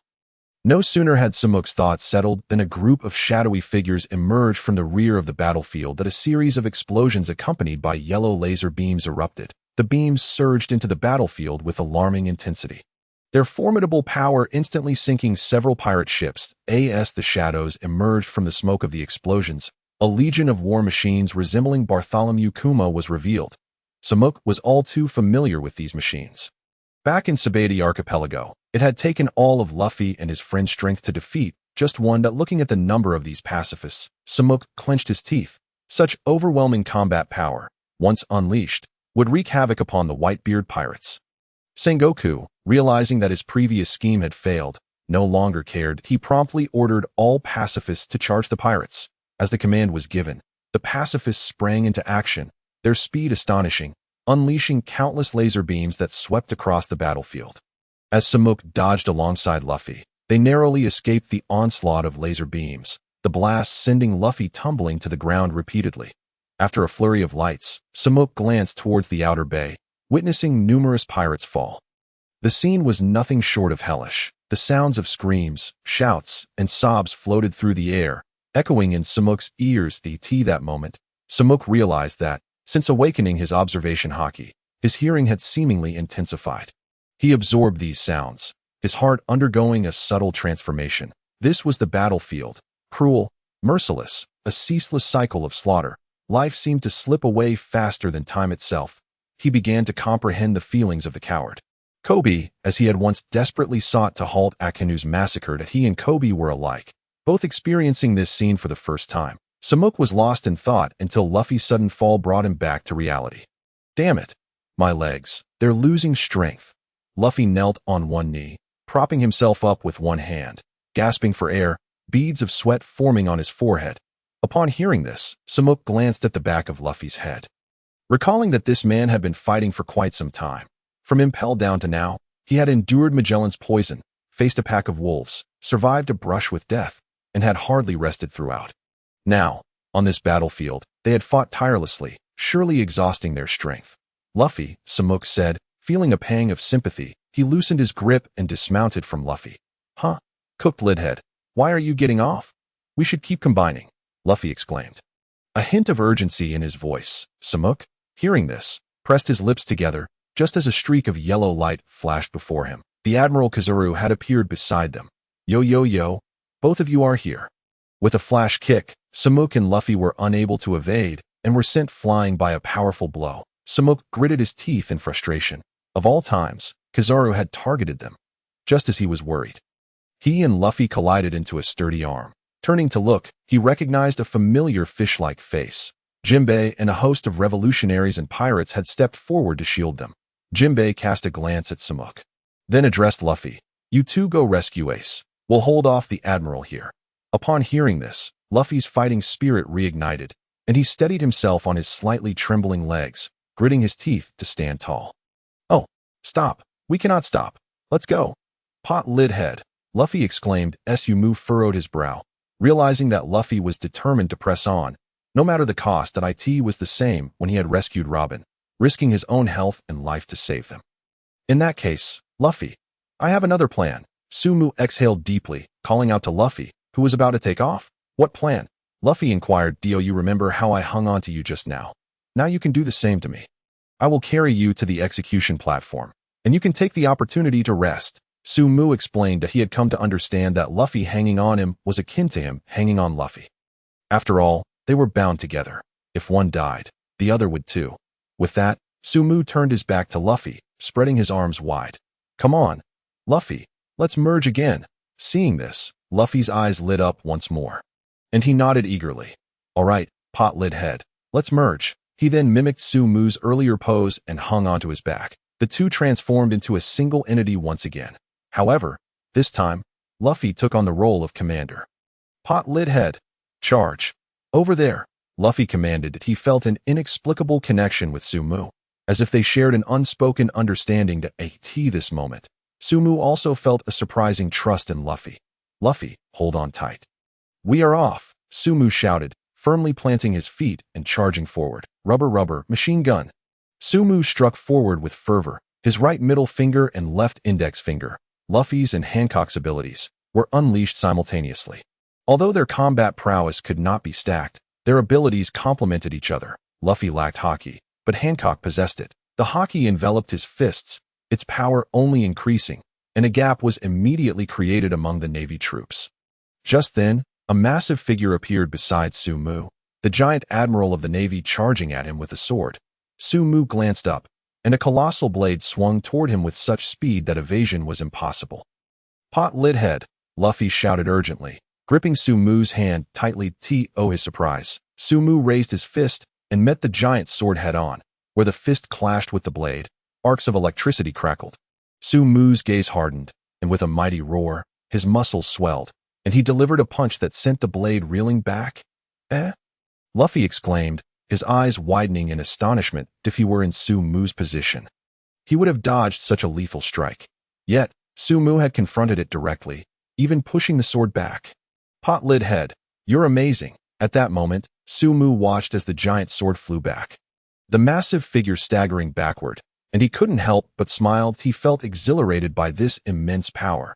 If he had been somewhat timid in previous battles, now, with the Pirate King's pardon on his back, Sumu felt completely unencumbered. While Luffy would dodge such slashes, Sumu, armed with Haki, had no fear. Hancock's Haki was formidable on its own, and now enhanced by its replication, it became even more potent. The power of the Divine Hand was indeed remarkable. If only he could lock in this ability, Sumu would undoubtedly thrive in the world of pirates. However, the thought of having to lock in the ability to save Ace weighed heavily on him. The giant admiral, who had been pushed back by Sumu, was utterly astonished. He had seen Luffy being carried by Sumu and assumed he must be exhausted, planning to seize the opportunity to capture both of them. He thought, as a Navy admiral, defeating a scrawny kid like Sumu would be a piece of cake. Yet here he was, being pushed back. While he wouldn't be overly surprised by the Straw Hat Kid. After all, he had a bounty of 300 million berries. But Sumu, how could he be capable of such power? Straw Hat Kid, and you? Damn it, which division captain are you? I don't recognize you. For him, Sumu's strength was incomprehensible for someone so unknown. Sumu stared intently at the Navy admiral, unfazed by his questions. He didn't know who he was, nor did he care. Clenching his fist, with Luffy clutching his waist, he pointed at the giant admiral and shouted, "Pot-lid head, knock him out." As soon as the words left his mouth, Sumu leaped into the air, biting his thumb and puffing out his cheeks to release a powerful breath. His fist swelled to a size comparable to half of a giant's body. "You think you can knock me out? You little brat, don't get too cocky. I am Admiral Giando." Giando roared, raising his massive sword, preparing to cleave Sumu's fist in two. Sumu's fist spun furiously, gathering strength for a counterattack. Seeing this, Luffy felt as if he too had entered the fray, his voice echoing louder, "Pot-lid head. Let's go. Rubber rubber." The voices of Sumu and Luffy harmoniously overlapped. Even though Luffy did not strike, his fierce spirit was palpable as he hung on Sumu's back. Giant spinning bullet. They both bellowed. Their voices seemed to pierce the very heavens. Sumu unleashed his fist, channeling all his energy, embodying Luffy's form, demeanor, movements, shouts, and techniques, all mirroring Luffy perfectly. This was the transformation Sumu underwent after successfully replicating Luffy. In an instant, their fists collided with the blade. A tremendous sound reverberated across the battlefield. Both pirates and Navy soldiers were drawn to the spectacle. Everyone's eyes widened at the sight of the clashing fists and giant swords suspended in midair. Yet, it was not over. Sumu's gaze deepened, and his strength surged. Haki flowed from him unreservedly. Kaboom! At that moment, before the watchful eyes of all, the giant sword shattered. Giando's face paled as he watched the colossal fist grow larger in his vision. He could no longer evade. Boom! The sound of an explosion echoed throughout the sky. The giant admiral's head was struck, his teeth shattered, and his eyes instantly glazed over as he lost consciousness. The battlefield fell silent for a moment before erupting into chaos. Admiral Giando. Many Navy soldiers gasped in disbelief at the sight of their formidable admiral being sent flying. His massive frame spoke volumes, and the fact that he was now airborne was astonishing. When they first saw that giant fist, they assumed it belonged to the infamous Straw Hat Luffy, but upon realizing who the attacker was, they were left dumbfounded. Who is this person? Giando has been knocked away. Damn it, who is that little brat? Sengoku watched the scene unfold, gritting his teeth. The earlier exchange of glances with Sumu had already irked him. Now, right under his nose, Sumu had taken down one of his valuable officers, Jiando. Moreover, he was carrying the straw hat kid on his back. What kind of maneuver was this? Meanwhile, Doflamingo, who had been leisurely chatting with Crocodile, was drawn to the tremendous noise that he glanced up at Sumu, whose youthful, delicate features caused both to furrow their brows. Doflamingo smirked intriguingly. Ho-ho, that little brat just took down an admiral with one strike. Crocodile, I've never seen him before. He isn't an infamous pirate. So he must be a hidden revolutionary. Crocodile, mind your own business. This is a battlefield, and anyone can be here. You should focus on surviving first, Crocodile retorted, casting a glance at Doflamingo. That kid, he seemed familiar. I think I saw him near Whitebeard when he ambushed him. He one of Whitebeard's hidden subordinates. Meanwhile, Whitebeard and Marco had also noticed the commotion, spotting Sumu and the straw hat on his back. Their eyes narrowed slightly. That's Ace's brother, being carried by someone. Very strong. That kid. Whitebeard remarked with a slight grin. Looking at Sumu, he knocked Admiral Jiando away. That little brat is quite capable.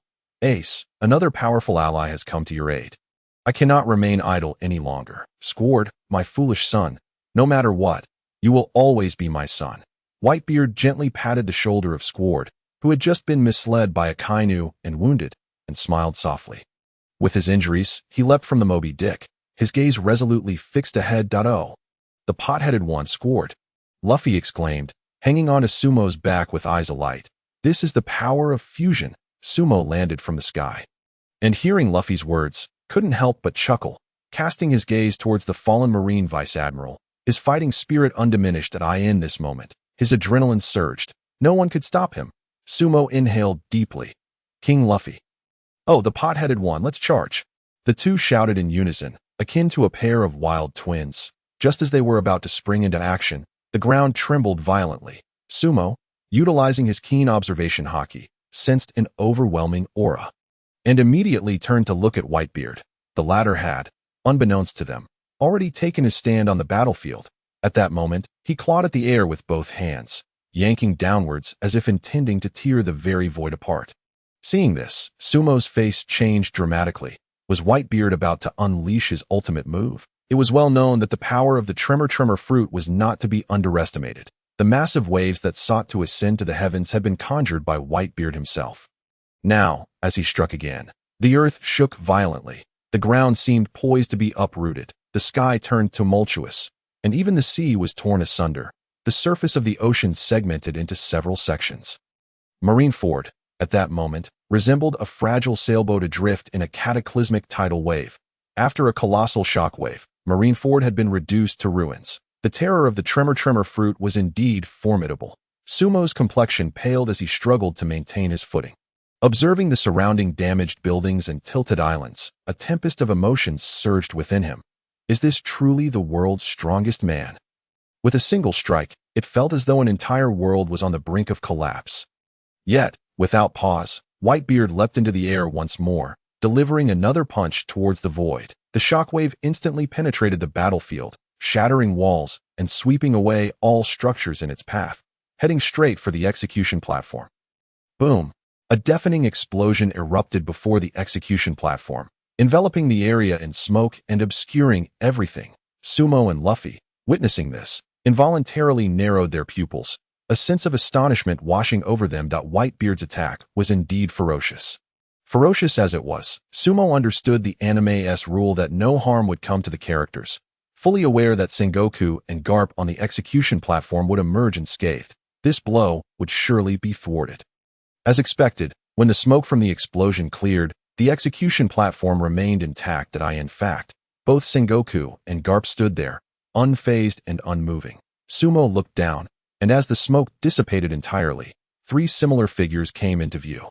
The capes of the Marine Admirals billowed in the wind, exuding a commanding and powerful aura. It was Akainu, Kizaru, and Akiji, all of whom had turned to face the execution platform, blocking Whitebeard's catastrophic strike. Sumo furrowed his brow slightly. Kizaru had just been seeking trouble with them, yet now he was quickly back in position. If only he could borrow a bit of the speed from the light fruit. But before Sumo could further dwell on the implications of Whitebeard's explosive attack, Luffy suddenly shouted. "Keep moving, pot-headed one." The battlefield offered no respite for anyone, Sumo included. The cries of battle and screams of anguish ceased momentarily, only to surge forth once more across the entire battlefield. Hearing Luffy's urgency, Sumo ceased to hesitate and pressed forward. However, to his surprise, as they charged ahead, the Marines were alarmingly sparse, as if they had conducted a strategic retreat. Yet, upon looking up, countless Marines had seemingly withdrawn from the bay, making their way onto the plaza of Marineford. As Sumo ran, he paused slightly, a foreboding feeling creeping into his heart. He surveyed the surroundings, discovering that the majority of pirates still remained on the ice. Marineford resembled a crescent moon, with the central circle, the bay, encircled. It was crucial to note that the Whitebeard pirates had yet to genuinely assault the plaza of Marineford. They had been engaged in battle within the icy confines created by Aokiji. Yet now, the Marines seemed to be orchestrating a conspiracy, most of them retreating from the icy surface as if the ice were no longer a safe haven. Sumo took a deep breath, gradually sensing that they could not linger any longer on this ice. Just as he reached the edge of the city wall, extending his arms to leap directly onto the plaza, a thunderous roar erupted. Rumble, rumble. The curved walls of Marineford suddenly began to rise, forming enclosing barriers. These barriers were taller and sturdier than the previous walls of Marineford, rising now like prison gates, sealing the bay completely. It appeared as if a confined arena had been established. From within the barriers, cannons extended, aimed directly at the Whitebeard pirates within the bay. Sumo was flung back by the enclosing wall, tumbling through the air before landing on the ice. Raising his eyes to behold the towering iron gates surrounding him, his pupils constricted in alarm. Suddenly, he recalled that this was Sengoku's enclosing wall plan. Luring the pirates into the bay was not merely a strategy involving pacifists flanking them. The rising walls effectively cut off any escape routes for the pirates. Moreover, he remembered that the sturdiness of these walls was such that even Whitebeard would struggle to breach them. All the pirates, including Whitebeard, momentarily froze at the sight of these enclosing walls, oblivious to the impending crisis. What was the flaw in the enclosing wall plan? Only Sumo persistently scanned his surroundings, recalling that there indeed existed a weakness in this strategy. At last, a massive figure caught Sumo's eye. It was the unconscious little oars, lying in a pool of blood. Sumo focused intently on the tightly sealed walls, realizing that there was a gap near little oars. It was the massive form of little oars that had obstructed the rise of the enclosing wall. Damn it, indeed this is Oda's foreshadowing. Remarkably brilliant. Sumo couldn't help but curse loudly, surprised yet pleased. He felt it was only natural. The Whitebeard pirates were not yet in dire straits. "King Luffy, you have a loud voice. Shout with me," Sumo said, taking a deep breath. "Everyone, quickly escape this ice. Hurry, everyone. Charge towards the gap near Little Oars." This was their enclosing wall plan. They would be under constant attack within the bay. The majority of the Marines had already retreated. Taking advantage of the ice not yet having melted, they needed to rush to the plaza. Upon hearing this, Luffy, with his usual enthusiasm, echoed Sumo's call, amplifying his voice at that moment. Sumo and Luffy's shouts resonated throughout the entire battlefield. Almost all members of the Whitebeard pirates heard this urgent message. As they processed this information, they swiftly reacted without a moment's hesitation, charging towards the gap. This exemplified the trust pirates had in one another during battle. Sengoku, witnessing the pirates' rapid response, no longer lingered. He immediately grabbed the intercom and issued a command to Akainu below. Naturally, Sumo, running towards the gap, witnessed this scene. What was Sengoku up to now? He saw Akainu's arms surging with molten magma, his entire being resembling a volcano on the verge of eruption. Then, Sumo watched as Akainu raised his fist towards the sky, unleashing a barrage of magma attacks, shooting stars, volcanoes, gazing at the rain of magma meteors descending upon them like a barrage of cannon fire. Sumo's expression shifted dramatically as he glanced at Sengoku. Damn, what a strategy of closing the door to let Akainu out. Those enormous magma projectiles rained down upon the bay. In an instant, the solid ice in the bay was repeatedly struck by the magma. Explosions resonating throughout the battlefield. The Whitebeard pirates, caught off guard, suffered continuous casualties, with many finding no footing on the melting ice. If this continued, not only would they fail to rescue Ace, but the annihilation of the Whitebeard pirates would be inevitable. Fortunately, due to Sumo's timely warning, as Akainu unleashed his meteor shower, most of the formidable members of the Whitebeard pirates had already reached the gap created by Little Oar's. The Marines were evidently taken aback by Little Oar's massive form obstructing the rise of the enclosing wall. Their forces hadn't arrived in time to defend. However, Akainu clearly had no intention of allowing the pirates to escape easily, and the onslaught of magma from his hands intensified. At this moment, what descended from the heavens was nearly double the size of the recent magma meteorites. As the meteorites fell, a significant portion of the ice covering the bay was instantly melted. The pirates fled in a frenzy, desperately avoiding the meteors, hardly able to think about breaking through the gaps. Suddenly, however, a chorus of astonished gasps and mournful wails erupted from the pirates within the bay. As Sumo dodged the falling magma meteorites, he paused in confusion at the sound of their cries. To his astonishment, a ship engulfed in flames came into view. The Moby Dick was ablaze, consumed by the very magma that had been raining down upon it. Indeed, the colossal vessel that had carried the Whitebeard pirates to the battlefield had finally succumbed to the relentless onslaught of the volcanic eruptions. Sumo swallowed hard, realizing that the brief lamentations of the pirates were in response to this calamity. After all, this magnificent ship held memories of their blood-soaked battles, the joyous celebrations, and the dreams of a new era. Too many memories to count that I in that moment. Sumo beheld Whitebeard standing before the burning ship, his figure exuding an aura of indomitable strength. Yet, for reasons unknown, Sumo sensed an added layer of desolation, as if an impending doom loomed over them. The Moby Dick, this legendary vessel that had accompanied them through a lifetime of conflicts, was at last concluding its journey upon the seas. Whitebeard cast a glance back at his old companion, his eyes aflame with a mixture of fire and the faintest hint of tears. After a moment's pause, he inhaled deeply, resolutely fixing his gaze ahead, for within his heart, he had long since accepted his fate. Listen up, everyone. Charge towards the gap. Save Ace. We shall return together to the new world. Go forth with courage. This thunderous call, potent enough to pierce through the chaos of battle, ignited the spirits of every pirate present. Sumo and Luffy echoed in unison, "Why even ask?" With that, the pirates surged forward with unstoppable momentum towards the gap where Oz had fallen. However, the artillery from the encircling walls swiftly adjusted, locking onto the pirates as they advanced towards the breach. The Marines were aware that the pirates could only approach from this direction if they wished to enter the plaza of Marineford. The cannons within the barricade were relentless, unleashing a torrential barrage upon them. Sumo dodged a barrage of cannonballs, yet he could not navigate through the chaos unscathed. Under the deluge of artillery fire, he was violently hurled through the air. Gritting his teeth, Sumo felt the explosive shockwaves.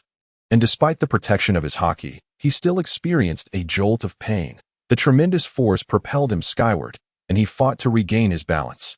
Yet the bombardment showed no signs of relenting, striking him repeatedly as if in a relentless relay. "Damn it," Sumo exclaimed, plummeting towards the sea with Luffy in tow.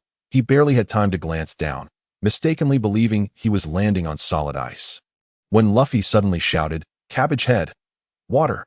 Oh no, we're falling into the water!" At those words, Sumo looked down to see that the ice beneath them had melted away, consumed by Akainu's magma, with no time to react. They plunged into the icy depths. The frigid seawater enveloped both Luffy and Sumo. That Luffy's body immediately went limp, his eyes fluttering at the brink of unconsciousness. Yet he clung desperately to Sumo, straining to maintain his grip. It was evident that he refused to succumb to the water's grasp. "This is it. We've fallen into the water," Sumo lamented, fully aware that those with devil fruit powers were akin to helpless ducks in water, unable to exert their strength. How could they possibly return to the battlefield now? However, though Sumo's vision was blurred in the water, he distinctly sensed that he could still move, his strength intact. Astonished, he quickly wrapped an arm around the descending Luffy, propelling himself upward. Could it be the enhancement from the divine hand? Or perhaps it was because he had merely replicated abilities without consuming a devil fruit. Regardless, he still had the strength to return to the fray. Luffy continued to bubble incoherently in Sumo's ear, his eyes wavering between consciousness and oblivion. Though he lacked power, it was clear that Luffy was unwilling to yield to the ocean's might. Sumo marveled at Luffy's indomitable spirit. For the sake of saving Ace, he was determined to defy the very forces of the sea.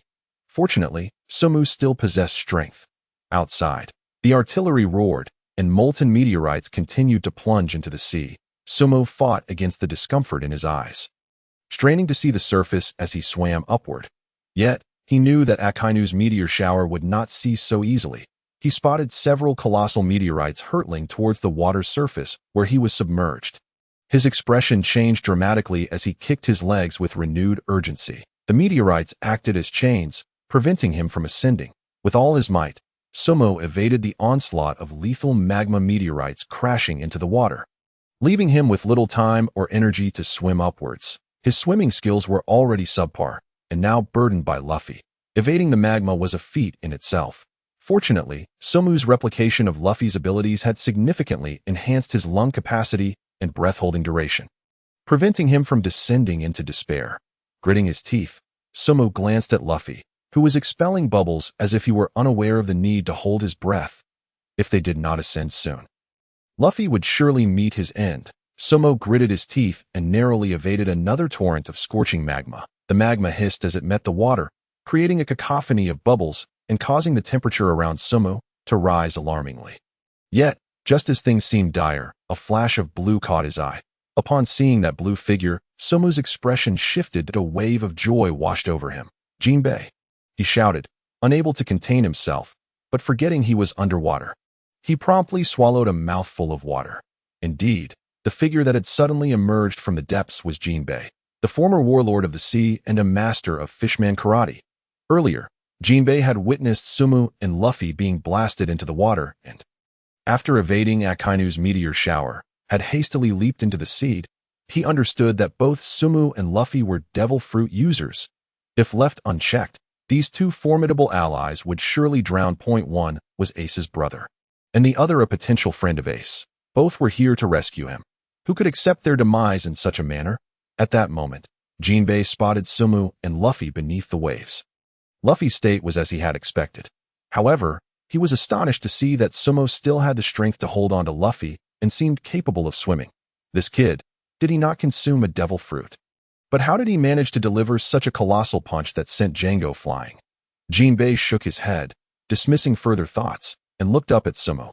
Holding his throat, Sabo exchanged a gaze with Jinbei through the cold, deep waters. "Blue Fatso, hurry and get us up," Sabo called, cradling Luffy, who was frowning, seemingly sensing Jinbei's presence. His teeth clenched as if bracing to hold his breath.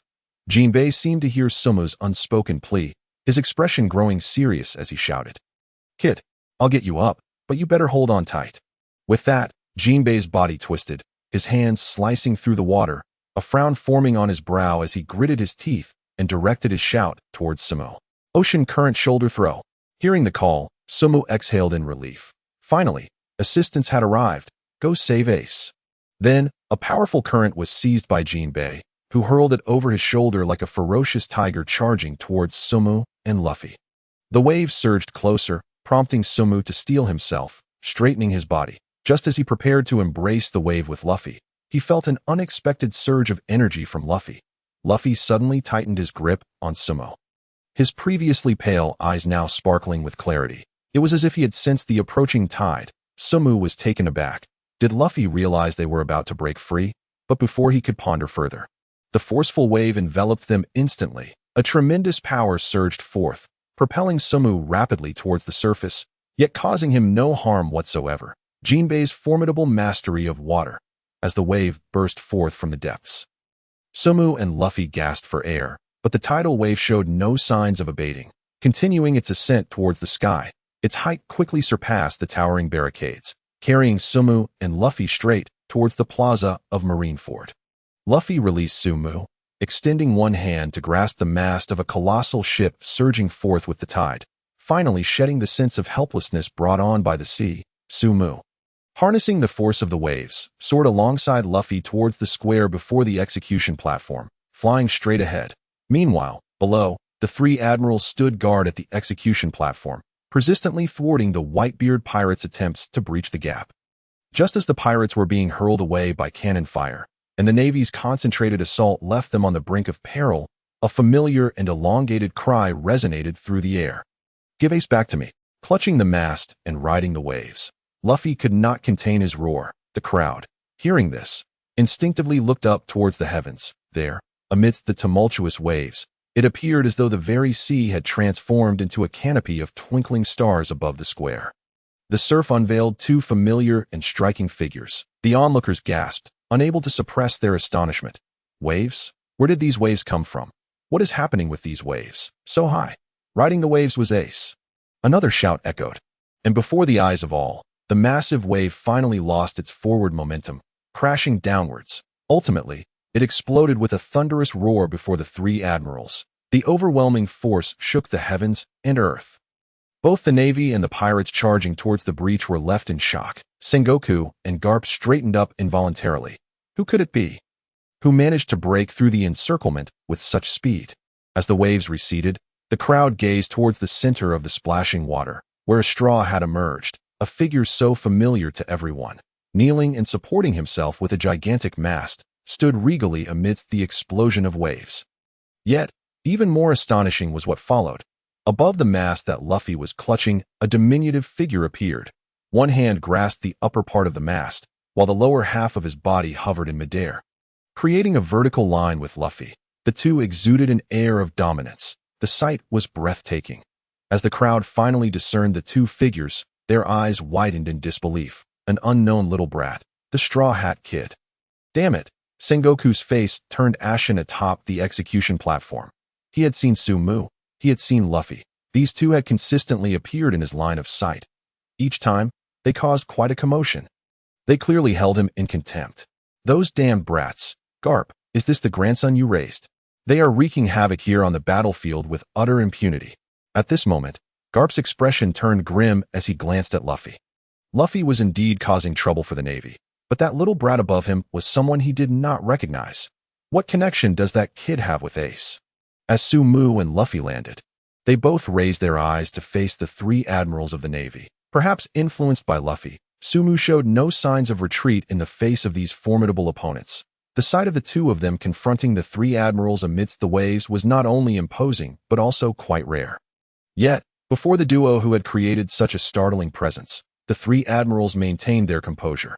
However, they could not help but utter a few words of begrudging admiration. Kizaru glanced at Sumu and Luffy, murmuring, well, it's quite impressive that you two managed to reach us, but can you defeat us? Akainu, devoid of any smile, spoke in a deep, solemn tone, yet could not refrain from offering a backhanded compliment. Straw Hat Kid. Little brats, the new generation of pirates. Humph, your strength is indeed commendable. If allowed to grow unchecked, you will surely become a significant headache for the Navy. Thus, you must be eliminated. In response to Akainu's imposing words, Sumu narrowed his eyes, glancing at Luffy. Indeed, the battlefield was far too early for them. However, Luffy cared not for the admirals or the fleet admiral. He gritted his teeth and focused his gaze. He felt no fear. For Luffy, nothing was more important than rescuing Ace. This was the essence of Luffy's character and charm. With one hand resting on the mast, Sumu moved in tandem with Luffy, both facing the three admirals with an unwavering spirit. Luffy lifted the mast, letting out a mighty roar as he hurled it towards the three. Sumu leapt, using the momentum to follow the mast, extending his leg to deliver a kick aimed squarely at Akainu. What admirals? Damn it! I've endured Akainu for far too long. Although Sumu understood that he was not Akainu's match at this moment, he could still manage to engage in a few exchanges. After all, while he could question Luffy's capabilities, he could never doubt the strength of Boa Hancock. She was the empress who had battled the Blackbeard pirates without suffering significant losses. Imagine if Diamond Jozu could make Aokiji spit blood. Hancock could undoubtedly hold her own against Akainu in a few exchanges. At this moment, the three admirals remained unperturbed as they allowed the mast hurled by Luffy to pass through them effortlessly. All three were Logia-type devil fruit users. Without Haki, attacks would have no effect on them. However, the imminent arrival of Sumu caused a shift in their expressions as Akainu faced Sumu's fierce kick. He felt a powerful aura emanating from the attack, and his previously dismissive gaze suddenly turned serious. He sensed a hint of threat within that strike. Immediately, he raised both arms to block, but Sumu's kick connected. A tremendous shockwave radiated from Akainu's arms. The hurried defense revealed Akainu's surprise. He instinctively stumbled backward from Sumu's powerful strike. Nearby, Kizaru and Akiji were equally astonished by the overwhelming force. This kid before them displayed such vigor and strength. As admirals, Kizaru and Akiji were acutely aware of Akainu's prowess. Yet here was Sumu, capable not only of striking Akainu, but also pushing him back several steps. This fellow must at least be a division commander. Why had they never seen this kid before? So skinny and frail, how could he possibly resemble a pirate? Stunned by the impact, Akainu, recovering from his shock, no longer underestimated Sumu, unleashing his full strength.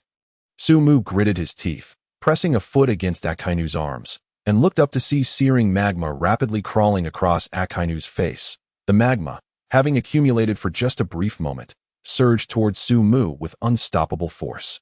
Watching the incoming molten rock, Sumu's expression shifted. If that magma struck him, no matter how tough he was, it would surely leave a mark. Without hesitation, Sumu channeled the power in his legs and rolled backward, narrowly evading the magma attack, landing back beside Luffy. Haki, the kid, you actually possess Haki. Akainu glared at Sumu, furrowing his brow, then glanced down at his own arms, the frown deepening.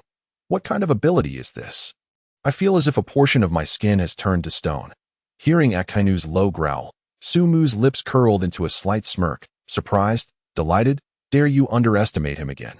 Sumu had just utilized Hancock's devil fruit ability, attempting to force Akainu into petrification. However, it was evident that his Haki and abilities were insufficient, only managing to petrify Akainu's fur. Moreover, this was only possible because Akainu had grown complacent. He had copied Luffy, who excelled in martial arts and strength but lacked Haki.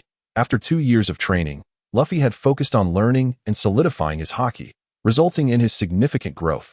But Sumu, having copied Hancock, had fortuitously compensated for this deficiency.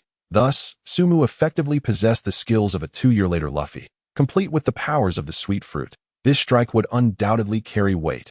Well, truly formidable, kid. You, little brat, possess such formidable Haki. How frightening. Kizaru observed Sumu with a newfound respect, the condescension in his gaze having vanished. It seemed Sumu was indeed a tough nut to crack. Luffy, don't mind them. Charge ahead and save Ace.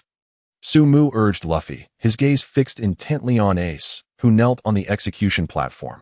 Thanks to Luffy, he was now fully immersed in the battle of the summit, resolutely embarking on this path to rescue Ace. Gone was the semblance of a university student. The battlefield was gradually transforming Sumu. Even Sumu himself had not realized that with each explosion of cannon fire around him, he was subtly transitioning into the world of pirates. All right, let's go. As Luffy's words fell, he bent his legs and launched himself over the heads of the 3 admirals, racing toward the execution platform. But the 3 admirals would not allow Luffy to pass so easily. The swift Kizaru transformed into a flurry of yellow light, instantaneously appearing beside Luffy, his speed making Luffy's expression shift. Just as Kizaru prepared to kick Luffy away, Sumu was already poised, his leg enveloped in Haki, retaliating with a powerful upward kick to meet Kizaru's flash kick. The arc of electricity flickered momentarily at the point of confrontation, as Sakazuki's attack was thwarted by Smoker, allowing Luffy to evade and step closer to the execution platform. However, the Navy's 3 admirals were not limited to just Kizaru. Akiji manifested as shards of ice, appearing in Luffy's path. Smoker's effort to halt Kizaru had exhausted him, leaving no time to divert his attention to intercept Akiji. Indeed, it was quite a challenge for the 2 of them to surpass the formidable barrier posed by the 3 admirals. Akiji slowly coalesced a sharp icicle in his hand, then thrust it toward Luffy. Whether it was Luffy's evasive maneuver or Akiji's intentional restraint, the icicle did not strike Luffy's vital points that it pierced through his arm, the immense force knocking him to the ground. Smoker furrowed his brow. Glancing at Luffy, his teeth clenched in frustration. It was evident that they had been thwarted. Observing Luffy fall, Akiji maintained an expressionless demeanor, showing no signs of ceasing his offensive, as he transformed into more shards of ice. Reappearing before the fallen Luffy, Luffy gritted his teeth, enduring the excruciating pain, his gaze fixed on the Navy Admiral Akiji, the chill of his body rising to the surface. Smoker recalled that not long ago, Luffy had faced Akiji in battle, a time when they were utterly powerless, memories of being frozen like a statue still vivid. In this moment, Luffy remained unable to counter Akiji. Akiji, wielding the ice spear, prepared to plunge it mercilessly into Luffy's body. Luffy's expression shifted dramatically, attempting to evade, only to find his body immobilized by the extreme cold. Witnessing Luffy's perilous situation, Smoker felt a flicker of concern within him. He rushed toward Luffy, swinging a punch aimed at Aokiji, desperate to rescue Luffy from this dire strait. Yet, at that moment, a flash of yellow suddenly blocked his path. Kizaru appeared, his foot descending toward Smoker's fist. The tremendous force of Smoker's punch collided with Kizaru's foot. Smoker's expression changed slightly, his brow furrowed, sensing that all the power behind his punch was effortlessly absorbed by Kizaru, who remained unfazed and composed. As if to say, "You blocked me once with your foot, I'll return the favor." Smoker frowned, looking down at Kizaru's foot on his fist, a sense of confusion washing over him. The power of the devil fruit could not replicate that contact. Smoker had thought that since his hand made contact with Kizaru, he should be able to utilize his devil fruit's ability. However, it seemed that the barrier of clothing and shoes did not constitute true contact. Smoker's gaze hardened as he swiftly pivoted his foot toward Kizaru's head, while keeping a watchful eye on the downed Luffy. If he did not act soon, Smoker genuinely feared for Luffy's safety. Should Luffy suffer severe injuries and lose his combat capabilities, although he would not die, he would effectively be sidelined from the battle for Ace. It was crucial for Luffy to play a significant role in rescuing Ace. However, Smoker's concerns for Luffy were evidently unwarranted. Another horizontal kick was smoothly intercepted by Kizaru. Smoker witnessed a blue flame streak past him. Darting toward it was Marco, the captain of the 1st Division, who arrived beside Aokiji, shattering the ice spear with a powerful kick, sending Aokiji flying as well. Earlier, Marco had seen Luffy and Smoker's aggressive attempts to combat the Navy admirals and had rushed to assist them. Smoker ceased his engagement with Kizaru, fully aware that although he had momentarily held his ground, he was ultimately no match for Kizaru. He landed beside Luffy, who was now drenched in sweat, breathing heavily, and glanced up at Marco to express his gratitude. Marco, possessing the ability to fly, easily navigated the encirclement, but those behind him were not as fortunate. Realizing this, Smoker's attention shifted toward the gap created by oars. At that breach, amidst the relentless cannon fire, Smoker was alarmed to discover that oars had awakened. Moreover, the pirates on the icy surface of the bay were now leaping into the water. The colossal waves surged across the bay's surface. As a massive ship rose from the depths, it lifted the pirates aboard. This ship had been strategically placed by Whitebeard at the seabed, precisely to counteract situations like this. Sengoku had his strategies, and Whitebeard certainly had his trump cards. Oars, bloodied and battered, let out a thunderous roar, seizing the approaching colossal ship and hurling it onto the plaza. The massive vessel surged into the square, and the entire Whitebeard pirates' crew had now genuinely entered the fray. Joining the battle at Marineford, Smoker cast a glance at Whitebeard, the world's strongest man. His power and cunning were nothing short of extraordinary. Were it not for his debilitating illness, Whitebeard would undoubtedly turn the tide of this battle. "Luffy, do you still have strength left?" Smoker slowly rose, gazing forward as he murmured the question. Luffy, panting heavily, though fatigue was etched across his face, gritted his teeth defiantly, his eyes ablaze. "Isn't that a silly question?" "Of course I do. Let's go."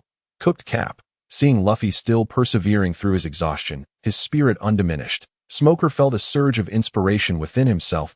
He took a deep breath, a wave of fervor coursing through him. "All right, let's move." Charge toward Ace. As their rallying cries echoed, Kizaru, Aokiji, and Akainu ceased to regard them any further. Smoker, puzzled, then observed the 3 admirals' unwavering gaze fixated on the figure beneath that colossal ship. Whitebeard, with Whitebeard joining the battlefield. The overwhelming force of his strike reverberated through the air, and the 3 admirals shifted their focus entirely to this world's strongest man. Clearly, they were unwilling to squander time and energy on Smoker and Luffy. Upon witnessing this, Smoker felt a thrill of joy. As long as the admirals did not interfere with them, their path forward would undoubtedly be much clearer. He lifted his gaze toward the execution platform. Raising his fists as he charged forward, the execution platform seemed relatively close, yet the distance was considerable, and as they approached, the number of Navy personnel only increased. With their numbers came formidable strength. For those stationed so near to the execution platform were undoubtedly elite. Smoker unleashed one punch after another, and thanks to his rubber abilities, he found himself expending far less energy with each strike. he gradually acclimated to his current physical state. This fruit was indeed exhilarating. Faced with the non-warlord and admiral-level navy, Smoker remained composed. Yet, the overwhelming numbers began to take their toll, and he found himself panting. Beside him, Luffy was similarly struggling. His body was on the brink of exhaustion, yet bolstered by sheer will and determination, Luffy continued to hurl numerous Navy officers aside. After a fierce exchange, the two retreated to back each other.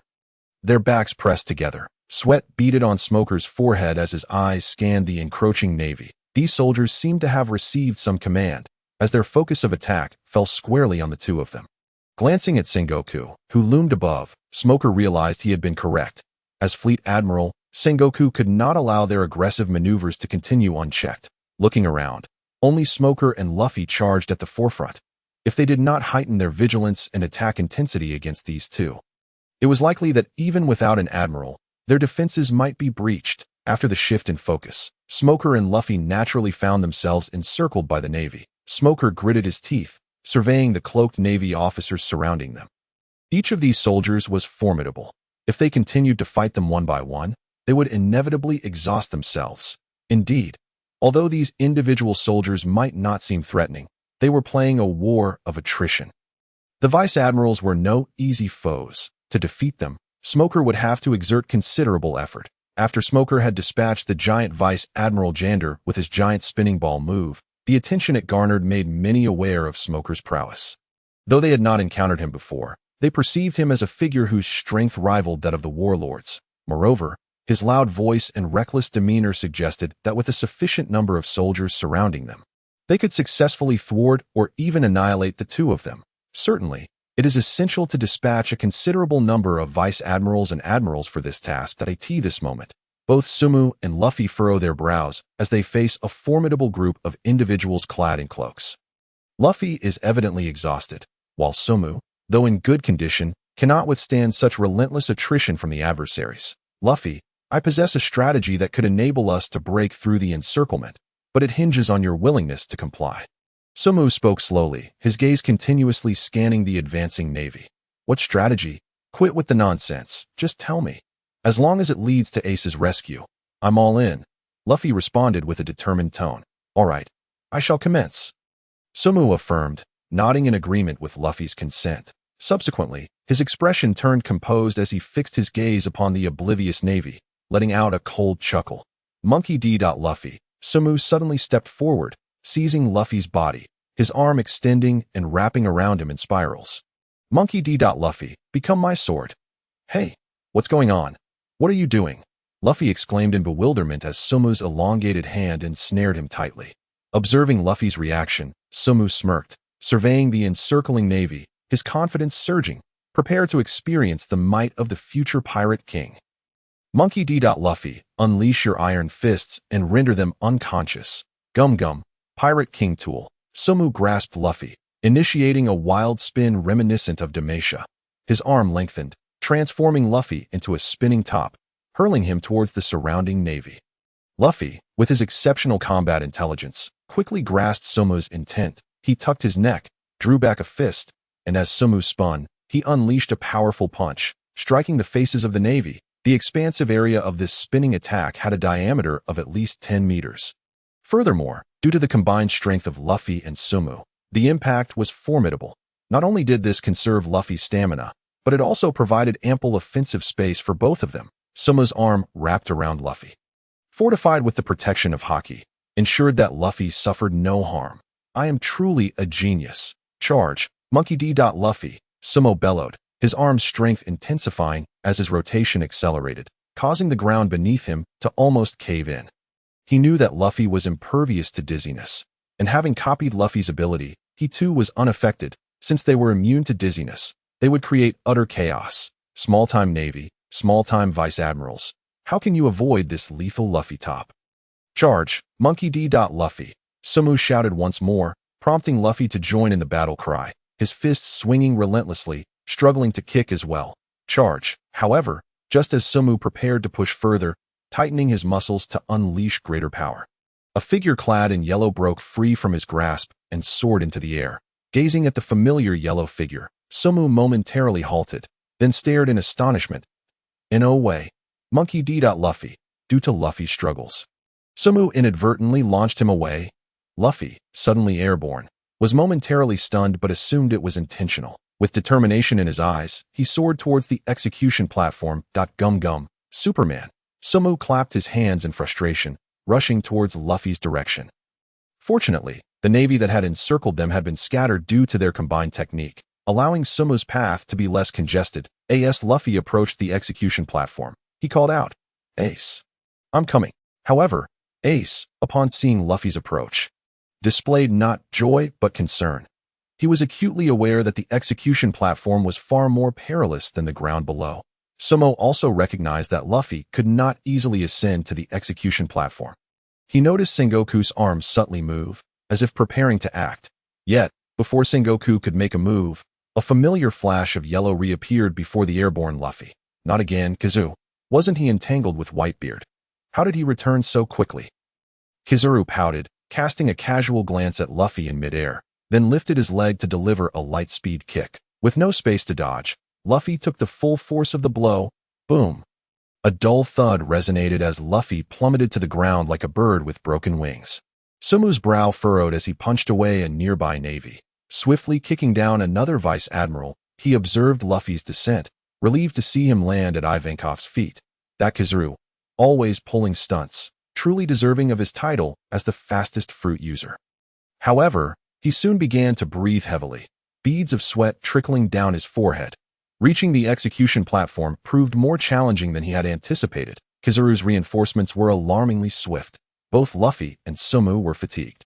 He had lost count of the navy he had dispatched, including numerous formidable vice-admirals. Wiping the sweat from his brow, Sumu was grateful for having copied the Empress's abilities. Otherwise, it would have been him lying exhausted at Ivankov's feet after being struck down by Kizaru. Ultimately, Luffy's fatigue stemmed from battling his way through impelled down, relying solely on sheer willpower to sustain himself. Sumu, while stronger than Luffy, lacked his relentless tenacity. Should he find himself in a similar state of exhaustion, he might not be able to rise as Luffy did. I must copy another, a more powerful one, Sumu murmured, scanning the battlefield for potential targets. Yet, as he surveyed the surroundings, he found no suitable options. Just as despair began to set in, a figure ablaze with blue flames caught his attention. It was Marco, seemingly driven by an inexplicable urge, charging towards the execution platform. Was he attempting a daring rescue of Ace? However, just as Marco approached the platform, a white figure emerged. The navy cloak billowed in the wind, his right fist already tensed. As the figure came into view, it became clear it was Garp, who had been near Ace all along. Garp, witnessing Marco's advance, could not resist intervening. Upon seeing Garp, Sumu's pupils constricted. This man, despite being a vice-admiral, was comparable to an admiral. There was no time for hesitation as Garp swung his fist, delivering a devastating blow to Marco. The iron fist of love was straightforward yet effectively powerful. With a single punch, Marco plummeted from the sky like a cannonball. The once mighty captain of the 1st Division of the Whitebeard Pirates was now subdued by a single blow. Sumo observed as Marco's blue flames flickered, on the verge of extinguishing. Moreover, his form appeared to grow larger in Sumu's vision, seemingly crashing towards him. "No way," Sumu exclaimed, hastily attempting to evade, but the speed was overwhelming. Before he could react, Marco was already upon him. What the? Boom.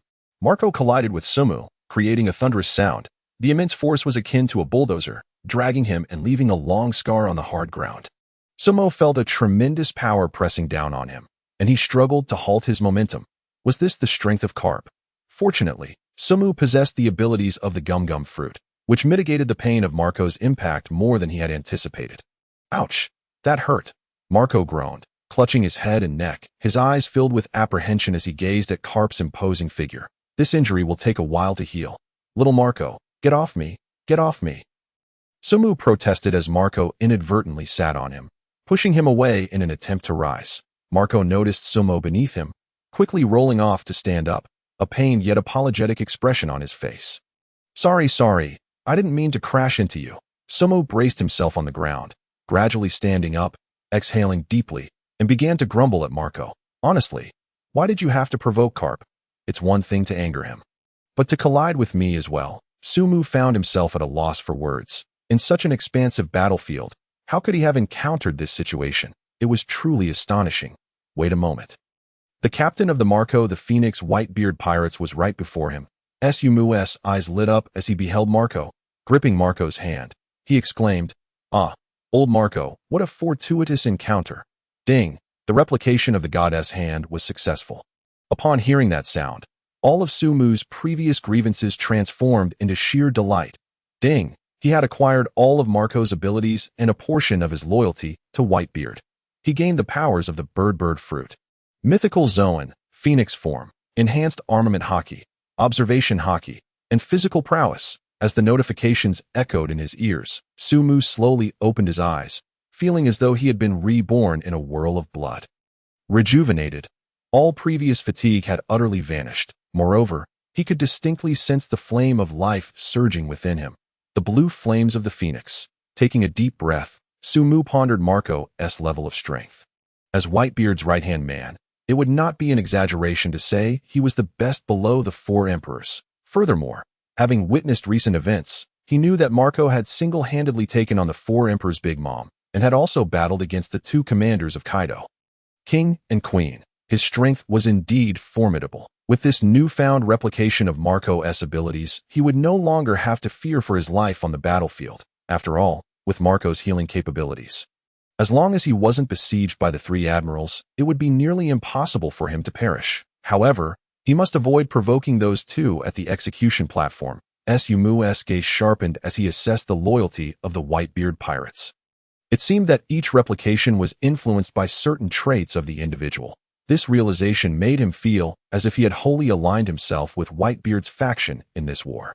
Sumu endeavored to calm his racing heart as he gazed towards Garp and Sengoku at the execution platform. Garp stood before the seats of the 3 admirals, then slowly took his place in the central seat. Arms crossed, exuding an overwhelming aura. "If you wish to pass here, you must first eliminate this old man." His voice was commanding and imbued with authority, resonating in Marco's ears, causing him to grit his teeth in reluctant acknowledgement. Sumu couldn't help but sigh upon hearing this. This made the approach to the execution platform exceedingly difficult. With Garp, a presence nearly equal to Whitebeard, guarding the platform, passing through would be a monumental challenge. However, he felt somewhat reassured. While it might be difficult for others, they had a crucial ally. Monkey D. Luffy. In that moment, Garp would have to rely on Luffy, for no one else would suffice. Thinking this, Sumu glanced towards Luffy, who was helplessly sprawled at Ivankov's feet, thrashing about in a desperate attempt to grasp Ivankov's leg. Sumu frowned at the sight. Indeed, Luffy had just endured a devastating blow from Kizaru and could no longer sustain himself. It was likely that he was seeking Ivankov to administer a dose of adrenaline to revive him for battle. Sumu was acutely aware that Luffy had already sacrificed a significant portion of his lifespan during this war. As a fervent admirer of pirates, he had often worried about Luffy meeting an untimely end. First came the injection to counteract poison, followed by another for stimulation. He genuinely admired Luffy's indomitable spirit. Simultaneously, the battlefield desperately needed Luffy. After all, it seemed that no one else could surpass Garp's defenses to reach the execution platform. With a deep sigh, Sumu looked at his hand, a surge of blue flames emerging from his palm.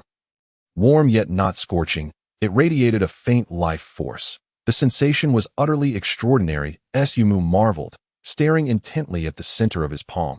Could this ability allow him to fly? With that thought, he closed his eyes and absorbed the information flooding his mind, mastering Marco's application of this power. With a sudden burst, Sumu opened his eyes wide, extending his arms, transforming them into wings enveloped in blue flames. Visually, they were indistinguishable from Marco's. However, at a height of 1.75 meters, he couldn't quite match Marco's towering stature, rendering his wings somewhat smaller. Though he truly had sprouted wings. Sumu gazed at his hands, eyes sparkling with wonder. His arms had become wings, and it felt as though a gentle flap could lift him into the air. The vibrant blue flames flickered energetically, instantly capturing the attention of many. Even Marco turned to observe Sumu. Upon sensing that familiar aura, Marco's eyes widened in surprise. What fruit is this? It resembles my powers so closely. Kid, what devil fruit did you consume? Marco furrowed his brow. having witnessed the boy's fists enlarge and arms stretch. But now, with blue flames erupting, what kind of devil fruit power was this? Hearing Marco's inquiry, Sumu turned his head, locking eyes with him that a smirk played upon his lips. Want to know my secret? If you do, go seek it in the sea. I have placed everything there. What?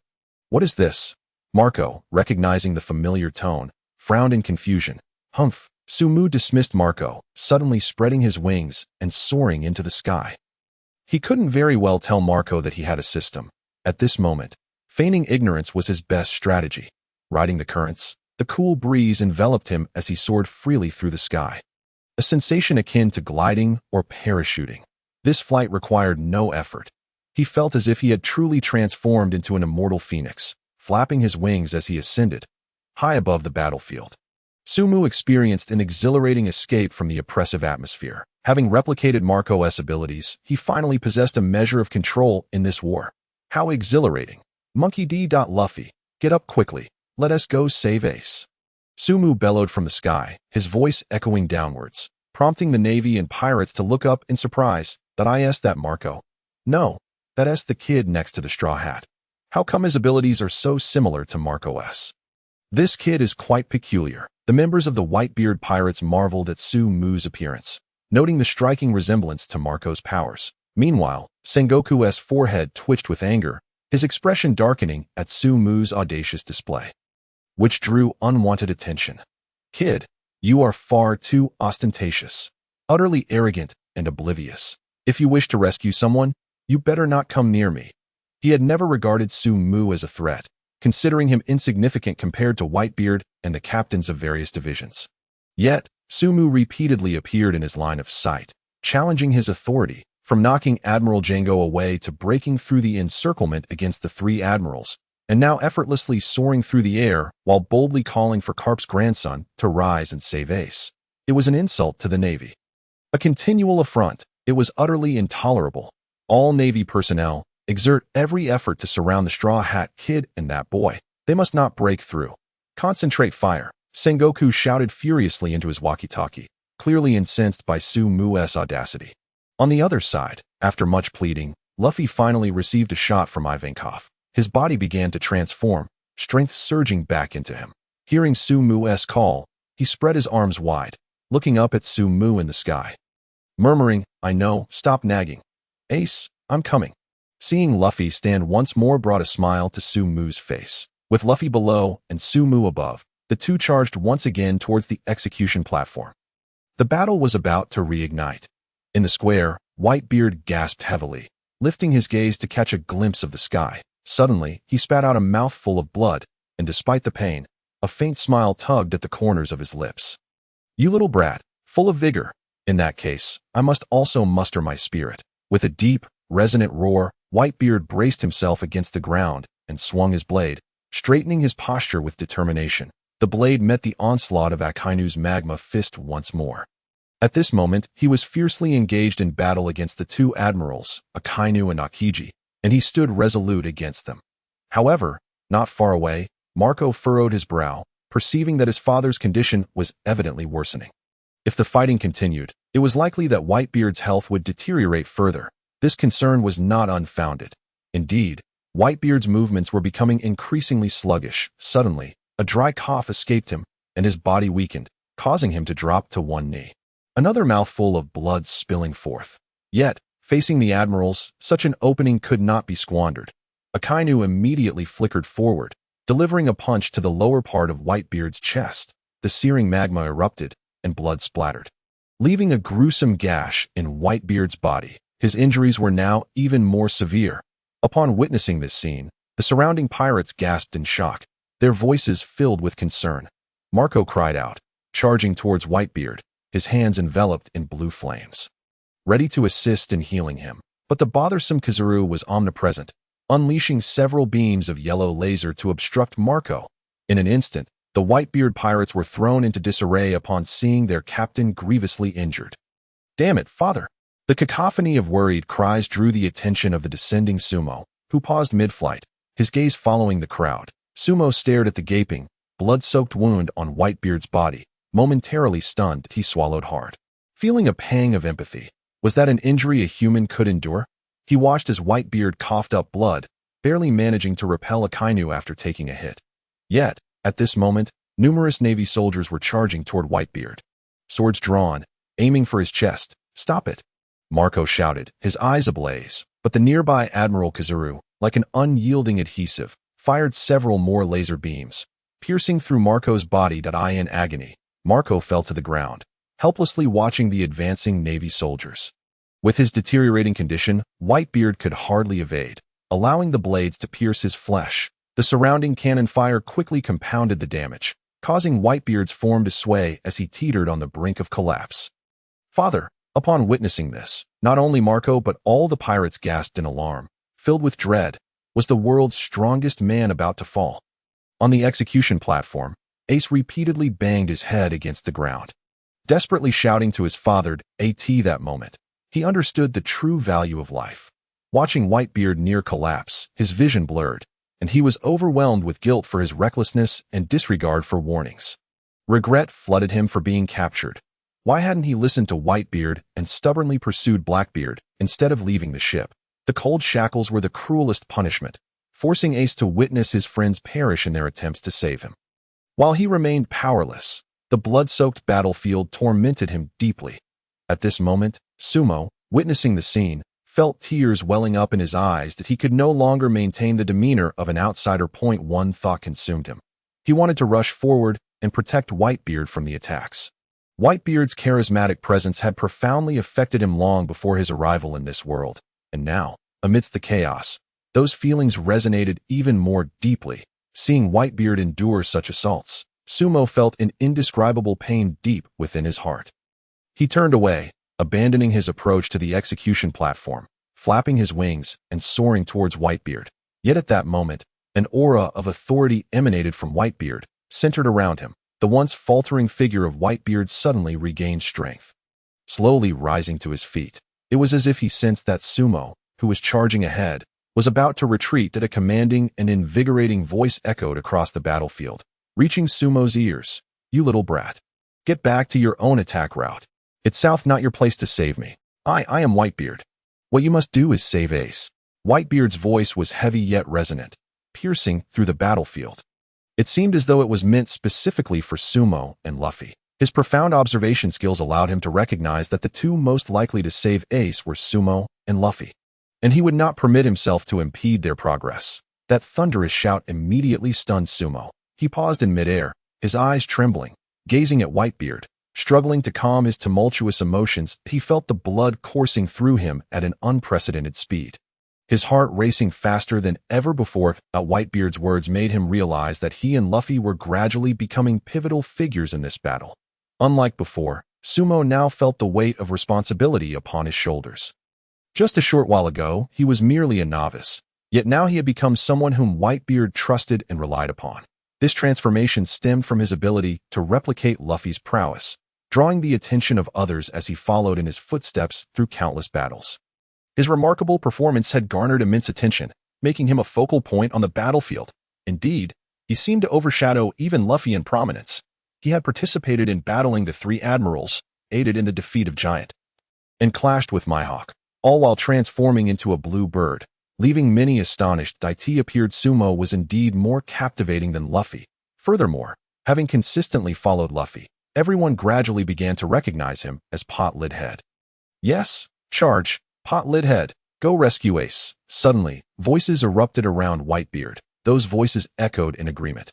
"What do you think Father is? He doesn't need your help. Pot Lid Head, go and save Ace. We stand by Father's side."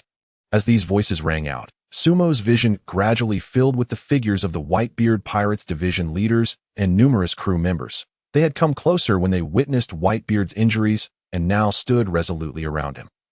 There were Jinbei, Jozu, Vista, Aizu, and Braymansi. In that moment, Whitebeard was encircled by them, towering in the center, his gaze regaining its former pride. That moment, the aura of a powerful warrior once again radiated from Whitebeard. "Father," struggling to rise from the ground, Marco couldn't help but smile upon witnessing this scene. Whitebeard's resilience was the greatest encouragement for them. It was as if the gallant Whitebeard, the world's strongest man, had returned. "So that is how it is," Sumo murmured, smiling as he beheld the scene below. I understand now. Good. He then turned his gaze to the execution platform, his expression growing serious. Luffy, it's time for us to ascend. Below, Luffy kicked a Navy soldier away, and the adrenaline coursing through him made him even more exhilarated, his movements swifter than before. Sengoku was evidently targeting the two of them. The Navy was gradually surrounding Luffy. Sengoku also ordered the Navy to focus their attacks on the two, determined to eliminate their path at all costs. Sumo had initially intended to soar directly toward the execution platform, but recalling Marco being struck by Garp, he abandoned that thought. Sumo's eyes narrowed, his blue flames burning even more fiercely as he flapped his wings and dove towards Luffy. He resembled a blue meteor streaking down from the sky. As Luffy looked up, a tremendous crash resounded beside him.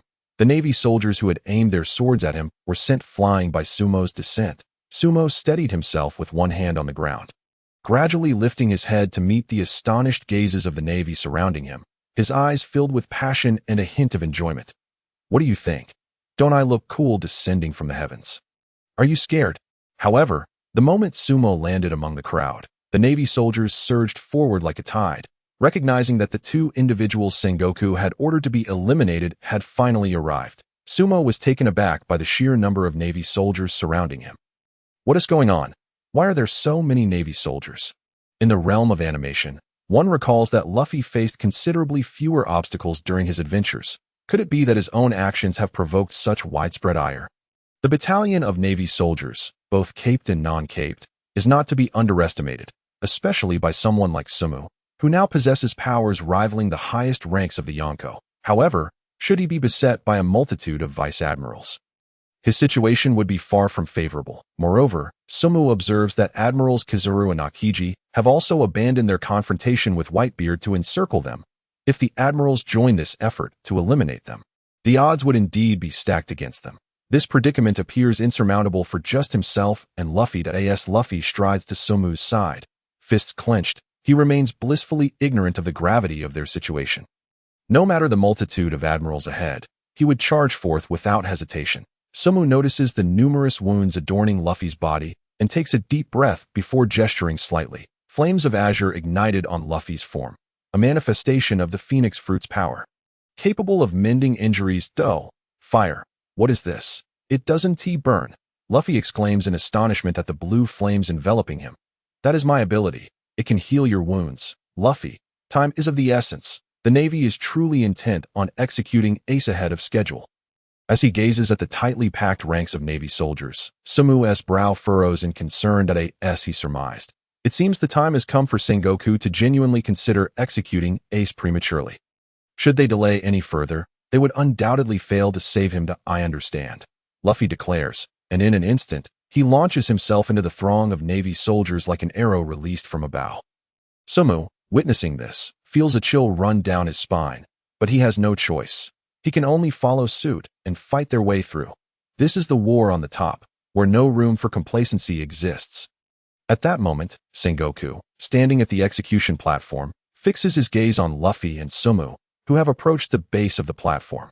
Had he not commanded the Navy to mount a vigorous assault against the two, they might have already reached him. That juncture, he would have to intervene personally. Should the fleet admiral enter the fray, the dynamics of the battle would undoubtedly shift. Humph. How quickly can you two really be? Will you arrive in time? The execution is about to commence. You brats, your journey ends here. Surrounded by so many Navy soldiers, Sengoku muses, shaking his head. Though he harbors a deep-seated animosity towards Sumu and Luffy, he cannot help but feel a sense of pity for them. If only these two brats had chosen to join the Navy, they would be rear admirals by now. Alas, it is too late. Ace will perish on this battlefield before them. Below, sitting in the admiral's chair, Garp's expression is grim and melancholic. He is all too aware of Sengoku's current actions. It is evident that this old friend, with whom he has fought side by side, has shifted the Navy's focus onto his grandson and that young man. After years in the Navy, Garp knows well the strength of their forces, and he understands Luffy's capabilities. In such an encirclement, Luffy stands no chance of escaping. Must he truly lose a second grandson? Garp's hands clench tightly, his body trembling uncontrollably. The two grandsons he raised, are they both destined to meet their end under the very justice to which he has devoted his life? Just as Garp is overwhelmed by the weight of those words, two fierce roars suddenly erupt from the crowd, causing him to look up in an instant. His eyes widen in shock. Sengoku above, upon hearing the commotion, also turns his gaze, witnessing the scene below, his eyes trembling with disbelief. The once impenetrable Navy formation has been cleaved apart by the two diminutive figures. What? The Navy's encirclement is being systematically torn asunder. Sengoku exclaims in astonishment, unable to comprehend how these two youngsters still possess such vigor after all this fighting. Gum gum, giant double pistol. Amidst the astonishment of the onlookers, the synchronized battle cries of Sumu and Luffy resound across the battlefield. With a mighty swing of their colossal fists, the very ground beneath them trembles with their force. In this moment, Luffy and Sumu are emboldened by their relentless spirit, as long as the admirals do not intervene. Who can possibly stand in their way?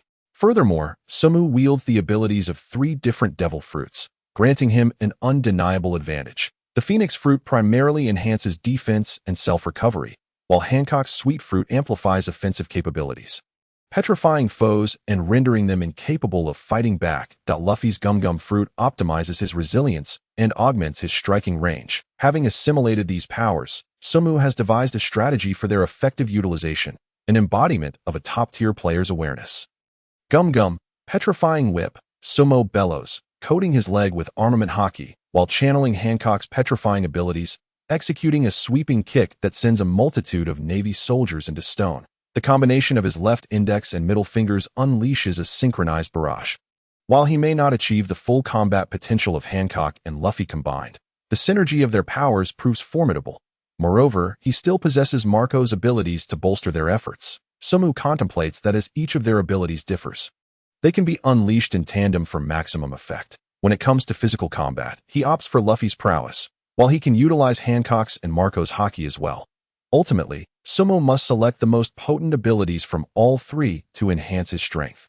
Gradually mastering their coordination, with a sweeping kick, the immense force petrifies the Navy soldiers caught in its path, transforming them into lifeless stone statues. The sheer destructive power of this attack is overwhelming. A smile spreads across Sumu's face as he notices several vice admirals unable to withstand the onslaught of his sweeping strike.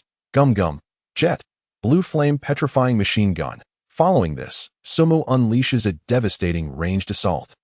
His fists, engulfed in blue flames, rain down upon the Navy like a tempest. Those who can evade must rely on their utmost agility to escape, while those unable to do so will be struck directly. The impact of these blows not only causes immense damage but also petrifies them, leaving little room for error. In an instant, the area targeted by Sumu is once again littered with fallen foes. Observers of the battle, witnessing this spectacle, gasp in awe, marveling at the sheer might displayed. Petrification, what kind of devil fruit user is this young man? Meanwhile, Sengoku's brow furrows with concern. Thus far, he has witnessed Sumu exhibit 3 distinct abilities. What sort of fruit is this? He has never encountered anything like it before. Wait. So many Navy soldiers have been petrified. Where did this kid come from? Doflamingo, lounging leisurely at a distance, furrows his brow upon witnessing Sumu's extraordinary prowess. He realizes that had he ventured into this battle, he could not have matched Sumu's efficiency and ferocity. Despite Sumu's formidable strength, Doflamingo wonders why he has never heard of this young man's name nor seen his face before. The earlier defeat of the giant Jander seemed trivial, and he had assumed their progress would be halted. Yet, he now recognizes that their strength exceeds expectations. However, Doflamingo understands that the real concern lies not with the Straw Hat, but rather with the seemingly younger individual beside him. This child will undoubtedly attract the Navy's attention after this battle. This moment, the Empress, casually navigating the battlefield and occasionally sending Navy soldiers flying, witnesses the large-scale petrification unfold before her eyes. Her brows furrow slightly, and a hint of confusion flickers in her beautiful eyes. This mass petrification bears a striking resemblance to her own abilities. As she gazes at Sumu, engrossed in his battle alongside Luffy, Hancock murmurs, "Who is this man? He just dispelled my petrification. He is truly enigmatic. Who is Luffy to him? Where did you come to know this person?" The Whitebeard crew, after a brief pause, rejoined the fray. Upon witnessing the ferocity of the 2 individuals ahead, they couldn't help but chuckle. Indeed, they had not misjudged their capabilities. Thus, with gritted teeth, they followed Whitebeard, eagerly launching an assault on the formidable members of the Navy. At this moment, Sabo and Luffy were coordinating their efforts, plunging deeper into the fray. Despite being surrounded by the Navy on all sides, they pressed forward with unwavering determination, completely disregarding the naval forces behind them. Fixated solely on advancing, were it not for Sabo's recuperative abilities and significant petrification, their offensive would not have been so fierce. Sengoku could no longer tolerate the situation. If this continued, the two young ones would indeed reach the execution platform. Though he harbored no fear of these two youngsters, he was apprehensive about them potentially freeing Ace. Immediately, Sengoku called out to Akiji and Kizu. "You two, hurry and intercept those two brats," Akiji and Kizaru. Initially in a state of relaxation, furrowed their brows at Sengoku's command and sighed softly as they gazed at Sabo and Luffy. "Oh dear, these two youngsters are quite formidable. Their assault is relentless," Kizaru remarked nonchalantly, casting a brief glance at Luffy. However, in the next instant, he materialized before Luffy, executing a swift light kick that descended in an instant. Luffy, unable to evade, found himself caught off guard, his observation Haki still immature, leaving him without the time to react. After all, Kizaru's speed was astonishing. However, while Luffy lacked observation Haki, Sabo possessed it. With the enhanced observation Haki of Marco and the Empress, he could clearly perceive Kizaru's attack trajectory. Just as Luffy stood bewildered by the incoming assault, a surge of blue flames erupted around Sabo's body as he struck out to meet Kizaru's attack. Arc after arc of electricity swirled around, and his Haki burst forth with a resounding force. "Oh dear, the attack has been halted. Haki is truly powerful. But there is more than just me here," Kizaru's calm voice echoed as, at the moment Sabo intercepted the attack, shards of ice began to coalesce before him. Akiji's languid voice followed. "It seems the most threatening one is you. Let's eliminate you first. How troublesome." Upon hearing this, Sabo's eyes widened in alarm. Before him, the ice shards took the form of Akiji, who readied an ice spear aimed at his head. Both admirals had made their move. Moreover, they were targeting him alone. As the ice spear hurtled towards him, Sabo found himself engaged in a standoff with Kizaru. Unable to evade, Akiji's speed was also formidable, making it difficult for him to dodge in time. Just as the ice spear was about to pierce Sabo's head, he merely smiled faintly. Turning to Kizaru, his gaze suddenly hardened as he spoke coolly. "There is more than just me on our side." As soon as these words left his lips, both Kizaru and Akiji paused momentarily. Yet, in the next moment, feeling a piercing attack aimed at them, their eyes widened in surprise. Whoosh! Luffy emerged from behind Sabo, launching a sweeping kick towards the two. Crack! A sharp sound rang out as Akiji's ice spear aimed at Sabo shattered upon impact. As Luffy's attack swept through, both admirals were instantly transformed into a swirl of elemental energy. Observing this, Sabo pivoted and landed alongside Luffy, quickly creating distance between them. Previously, Sabo had sensed Luffy's movement, which had afforded him the confidence to stand firm. Although Luffy currently lacked Haki and could not harm Akiji and Kizaru, his attacks forced the two to elementalize. Once they were elementalized, he would have ample time to escape. Sabo once again glanced at the two admirals, his brow furrowing tightly. The strength of an admiral was already a formidable challenge for him. Facing two at once was simply insurmountable. Moreover, the surrounding navy, witnessing the admiral's engagement, began to encircle them, poised to assist with any follow-up strikes. Oh dear, it seems the Straw Hat Kid cannot be underestimated. The upper half of Kizaru, transformed into a mass of light, slowly reformed, his expression devoid of emotion as he regarded Luffy. Akiji, too, resumed his original form, his gaze impassively fixed on the two to them. The only real threat was Sabo, the young man capable of utilizing Haki to inflict harm upon them. Furthermore, Sabo's attacks posed a considerable danger to a whole battalion of Navy forces. They had witnessed Sabo's fists turning numerous Navy soldiers into stone.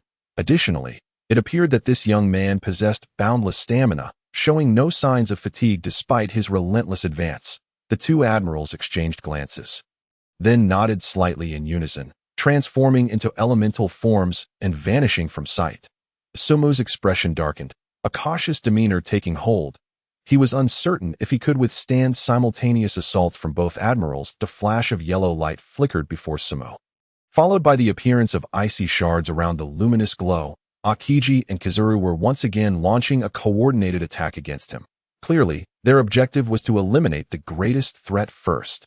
Before him, Kizaru executed a light kick, while Aokiji thrust a sharp ice spear towards his heart. Somu's eyes trembled slightly as he swiftly activated his armament Haki.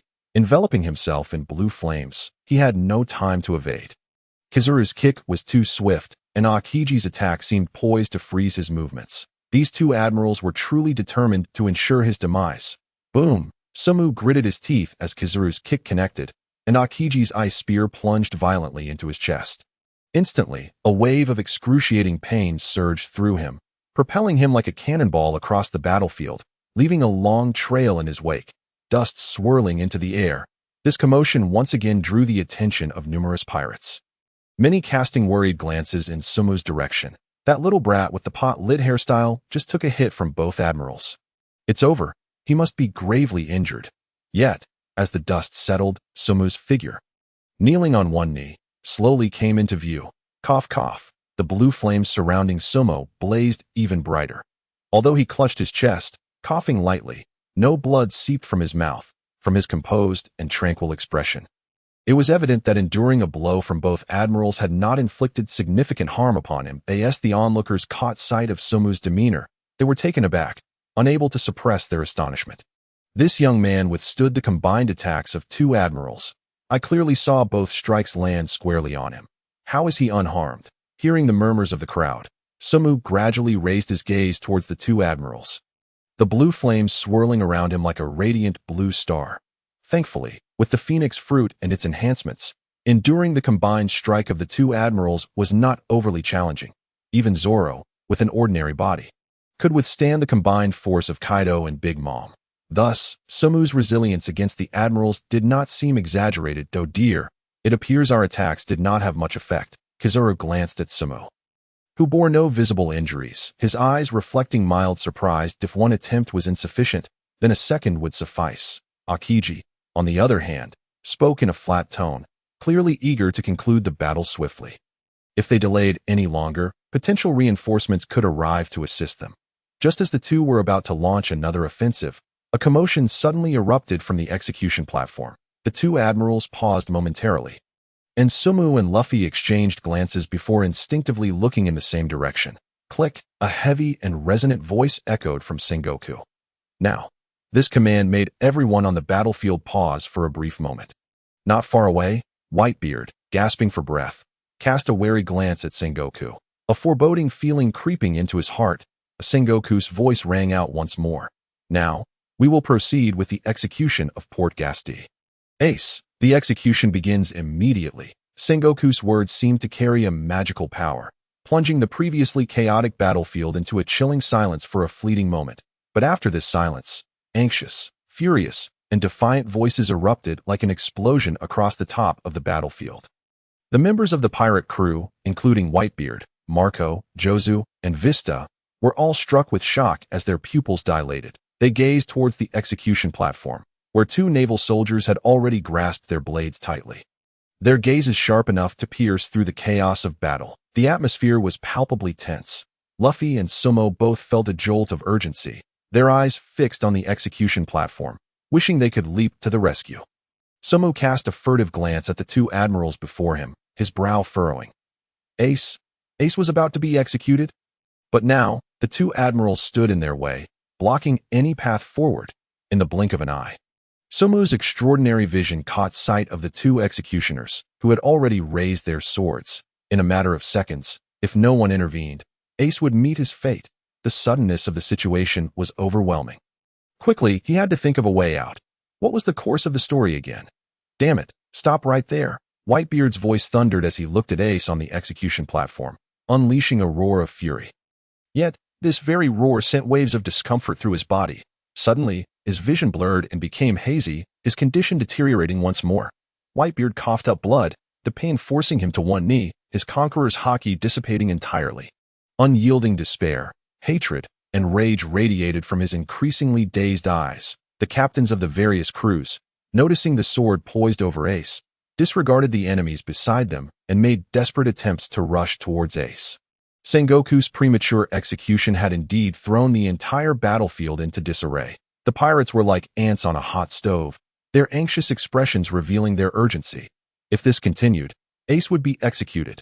If Ace died, their mission would end in failure. The fallen warriors and meticulously crafted plans would all be in vain. Just as the soldier's blade was about to touch Ace, a blue flame surged into the air. But that was not all. Accompanying this blue flame was a terrifying aura, powerful enough to overshadow the entire battlefield. It was the aura of a king, the presence of a sovereign reigning supreme. This aura descended with overwhelming force, enveloping the entire battlefield in an instant. It even stirred up a formidable wave of energy. As this aura settled, the massive sword aimed at Ace lost its strength and fell to the side. The two naval soldiers nearby turned pale, collapsing helplessly to the ground. Moreover, it wasn't just the executioners who fell. Across the vast battlefield of Marineford, a large number of Navy personnel also turned pale, breaking into cold sweats before losing consciousness. With this terrifying aura sweeping through, silence blanketed the battlefield above. Every eye widened in shock, trembling with disbelief. Even Whitebeard, Akainu, Sengoku, and other powerful figures wore expressions of astonishment. This was Conqueror's Haki, and this Conqueror's Haki was astonishingly powerful, so powerful that it exuded an air of disdain for everything. Who was it? Everyone was taken aback, using their observation Haki to locate the source of this overwhelming Conqueror's Haki. Upon seeing the blue flames, Whitebeard and the others widened their eyes even further. A kid. The pothead. Indeed, the one emanating such potent Conqueror's Haki was none other than Sumo. In this critical moment, Sumo unleashed his Conqueror's Haki, rescuing Ace from the brink of death. At this moment, Sumo was enveloped in blue flames, breathing heavily. Yet his gaze still retained the aura of a king. He focused intently on the execution platform.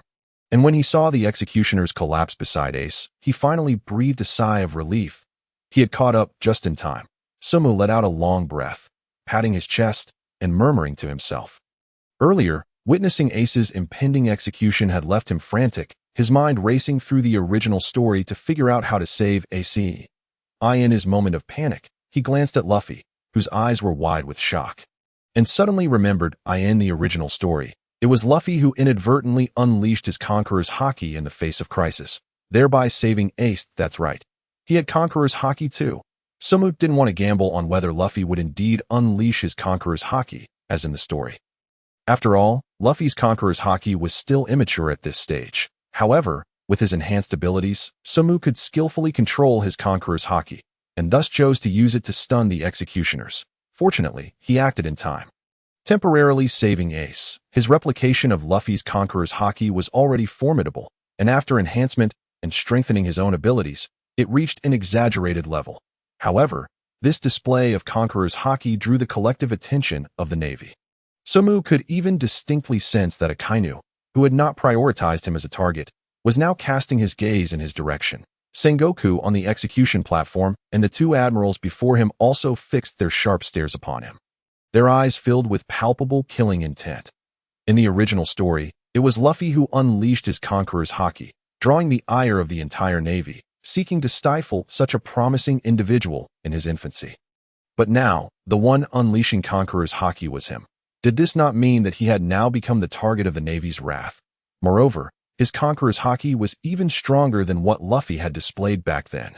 Sumo swallowed hard, keenly aware that the shock among the surrounding Navy was rapidly morphing into murderous intent. He could almost hear the thoughts echoing in their minds. This man poses too great a threat. If we allow him to continue growing, he will undoubtedly become a significant danger to the Navy in the future. Sengoku's expression darkened, his gaze fixated on Sumo, before glancing briefly at Luffy. I never expected that apart from the Straw Hat Kid, there would be you, little brat. Akainu, it is time for you to act. Meanwhile, Akainu furrowed his brow, and without needing Sengoku to say more, he directed his cold tone at Luffy and Sumo. Straw Hat Kid and the unknown brat. You two are together, so let's eliminate you both at once. Sumo naturally heard this, and his expression shifted dramatically, losing all semblance of composure. He glanced at Akiji and Kizuru, taking a deep breath. 3 admirals were targeting him. This was troubling. 3 admirals. Even if Whitebeard were in his prime, he wouldn't be able to withstand that. Indeed, the commotion had grown too large, drawing too much attention, but considering it. It was difficult not to be noticed when following Luffy. Sabo tensed up, while Luffy's expression grew serious as they both realized the challenge they were about to face. They had come to rescue Ace. And they were prepared for everything. Just as Akainu was about to make his move, a fissure suddenly appeared in the air before him. Following that, a shockwave, powerful enough to split mountains and rivers, descended upon Akainu.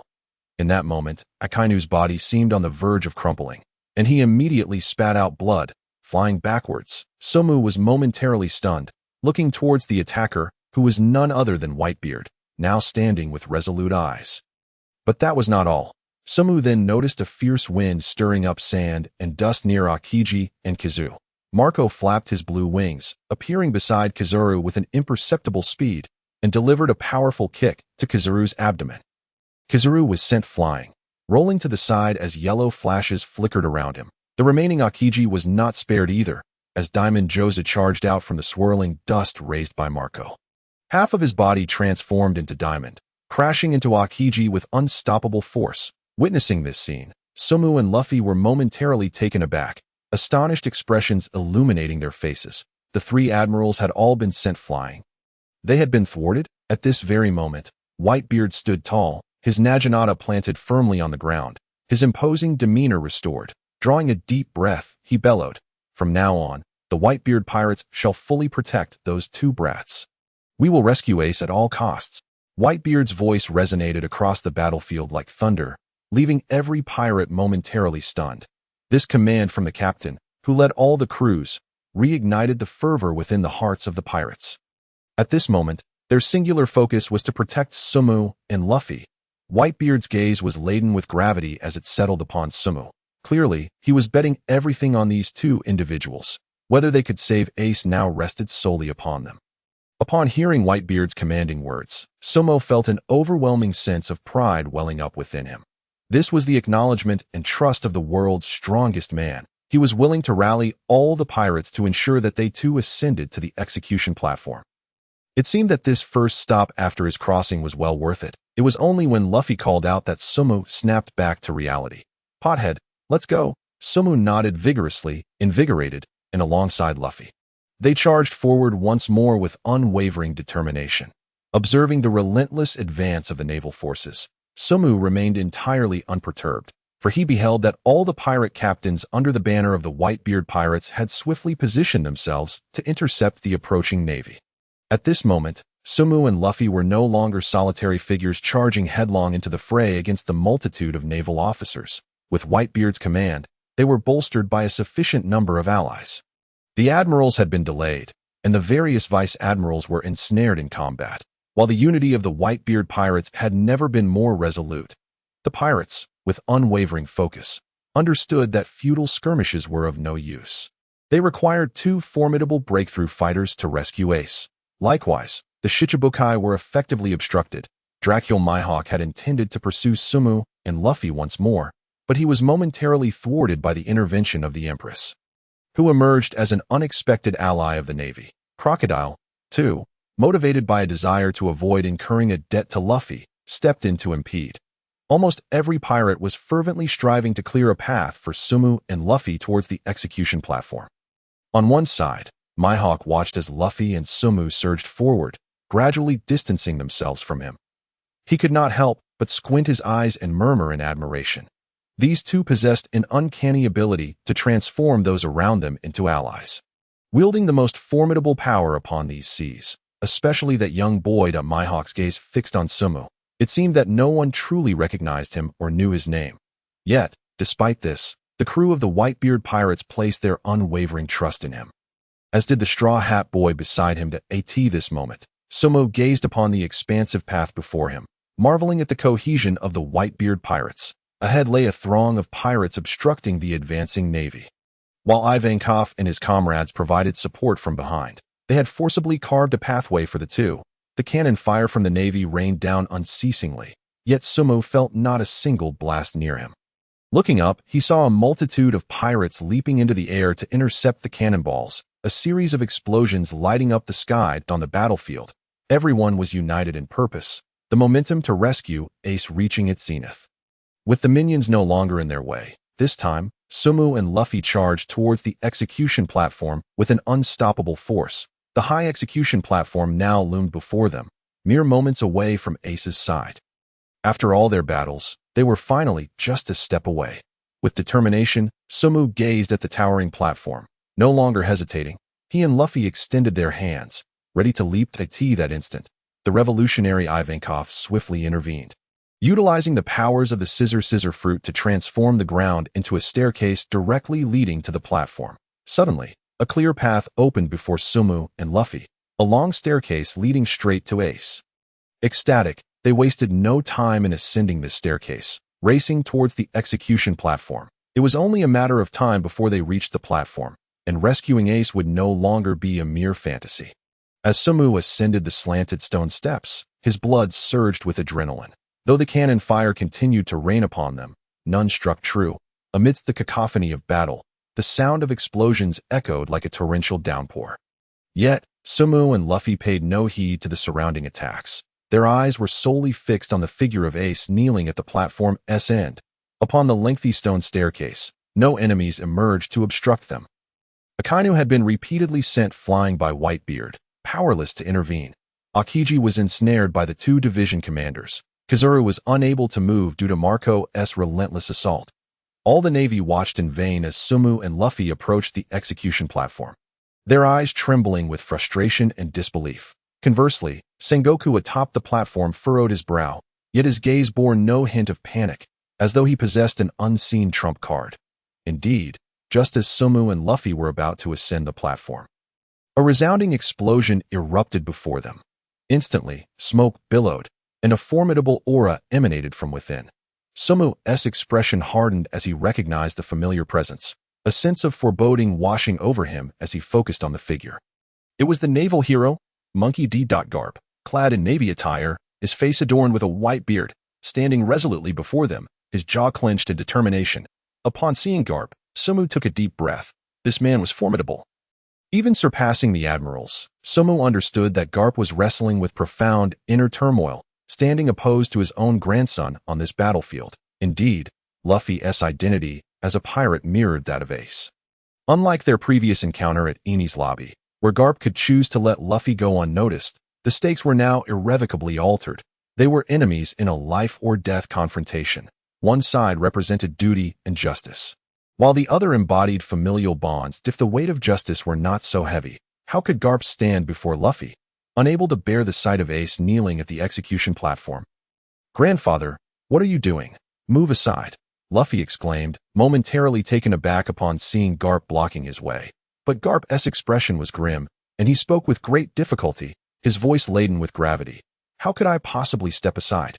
I am a vice admiral of the Navy headquarters. Long before your birth, I have fought against pirates. If you wish to pass, you must first defeat me."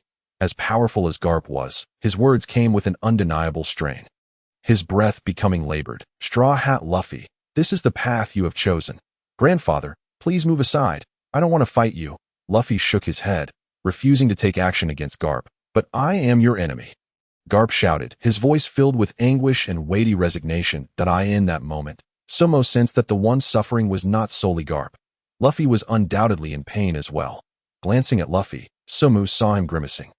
His teeth clenched as he struggled to bend his knees. Then, steam began to emanate from Luffy, indicating he was preparing to unleash the second gear. It appeared that Luffy had reached a point of no return. If he did not act, Ace would perish. Witnessing this, Sumu ignited with blue flames, his gaze fixated on Garp. If that were the case, he would join Luffy in overcoming this obstacle. Sumu remained composed, although Garp was powerful. He knew the old man would hesitate to strike at Luffy. Taking cover behind Luffy, they would surely be able to pass easily. "But I will show no mercy," Garp declared, clenching his fists as he prepared to strike at the two. Noticing Garp's approach, Sumu merely smiled, unperturbed. Despite the immense power behind that punch, he understood Garp would never truly harm Luffy. It was mere bluster. However, just as Sumu and Luffy were a mere step away from Garp, the old man leaped over Luffy. Sumu was taken aback, suddenly sensing the iron fist hurtling towards his head with lightning speed. In that instant, a paralyzing fear engulfed him. His pupils dilated, blue flames erupted around him as he frantically raised his arms to shield his head. No! The next moment, Boom. A fist the size of a sandbag collided squarely against Sumu's arms, which were raised to protect his head. Damn it, I'll show you. Hand of God, Sumu gritted his teeth. Summoning all his strength to unleash the hand of God in the following second, he felt a blinding pain, the world spinning around him as an overwhelming force sent him hurtling off the staircase. He plummeted like a blue comet, crashing into the ground with a thunderous impact. Cough, cough. A wave of intense turmoil surged within Sumu as he struggled to suppress the pain radiating from his arms. Coughing violently. This was reckless. I was knocked off the staircase by a single punch from Garp. Had Garp truly attacked? Had he leapt over Luffy to strike at him? What about Luffy? Sumu peered through the haze. Struggling to lift his gaze, he saw Luffy standing unharmed, while Garp's punch towards him had slowed to a crawl, as if rusted. In contrast, Luffy had landed a solid blow on Garp's face. Blood spraying forth as Garp staggered down the staircase. What? Sumu's eyes widened in disbelief as he witnessed Garp prioritize striking him before being sent flying by Luffy. Wait a moment. Garp had no reason to spare him. After all, he was not his grandson. How infuriating! Sumu slapped his forehead, suddenly enlightened, as if awakening from a dream, having copied Luffy and feeling a shift in his own thoughts. He had been overly trusting of Luffy's cover, naively believing that Garp would not take action against the two of them. Indeed, it was true that Garp would not strike Luffy, but Sumu was undeniably a pirate and could not afford to hold back. No wonder it hurt so much. He had been reckless. Clutching his hand, he was relieved that he had managed to shield his head just in time. Otherwise, that punch would have left him bandaged for 500 episodes. Rubbing his hand, Sumu gritted his teeth and enveloped it in the blue flames of the immortal phoenix, initiating his recovery. However, he soon found himself staring blankly at his hand, having just made contact with Garp and unleashed the divine hand. This meant that his hand had indeed touched Garp. Ding! The voice resonated in his mind, and in an instant, Sumu's eyes widened in astonishment. It was true. He had actually made contact with Garp. He had acquired all of Monkey D. Garp's abilities and a portion of his fragmented memories. He had mastered the strongest Busashoka Haki and top-tier physical techniques, now stored in his right thumb. As the voice faded from his mind, Sumu's body began to transform once more, an immense power surging forth from deep within his muscles. He took a deep breath, gazing at his hands. His eyes trembling uncontrollably, he had replicated Garp, the marine hero Garp. This was a figure whose strength was on par with that of the former pirate king. Gold. Roger. Did this not imply that on this battlefield, his power now stood at the pinnacle? Such strength was overwhelming.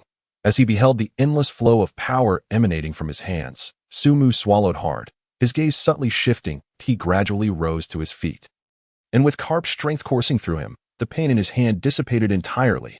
Those around him began to notice a change in Sumu. He radiated an aura of a formidable warrior.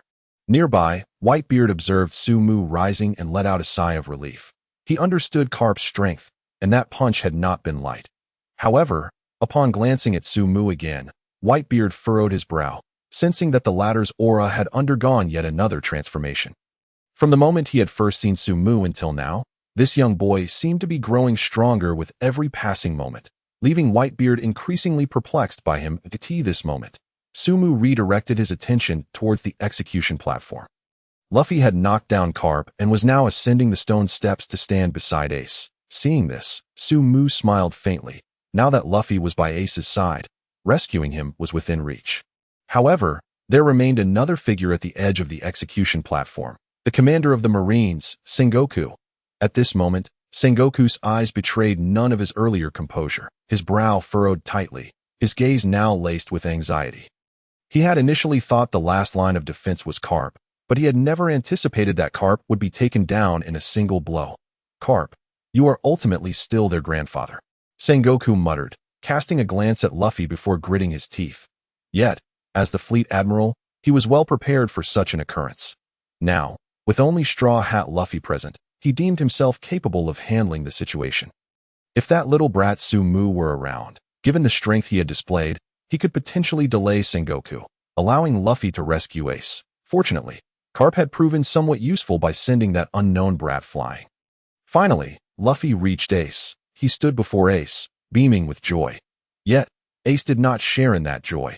Instead, he gazed at Luffy with concern, urgently warning, "Luffy, Be careful of that old man beside you, as Luffy crouched down to retrieve the key given to him by Hancock.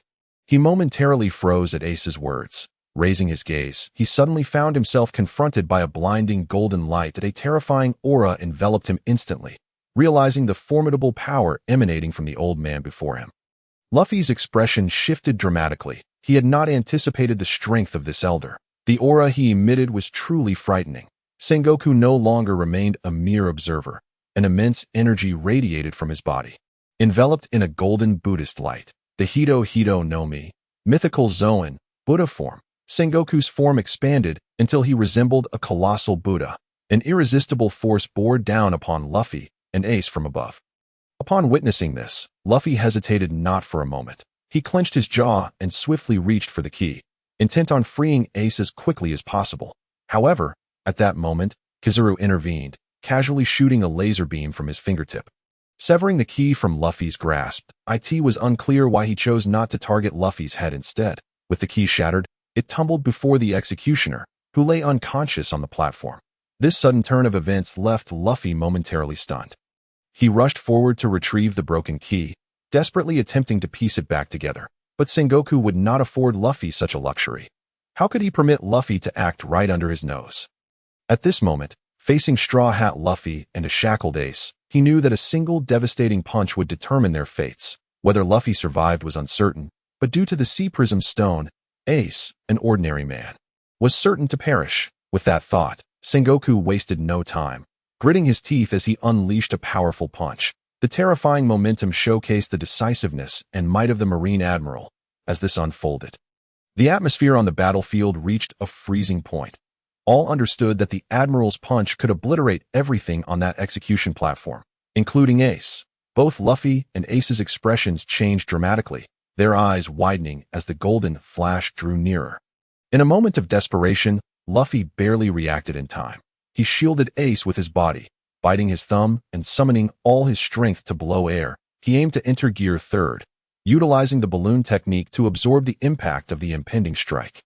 However, the speed at which he could blow air paled in comparison to Sengoku's descending fist.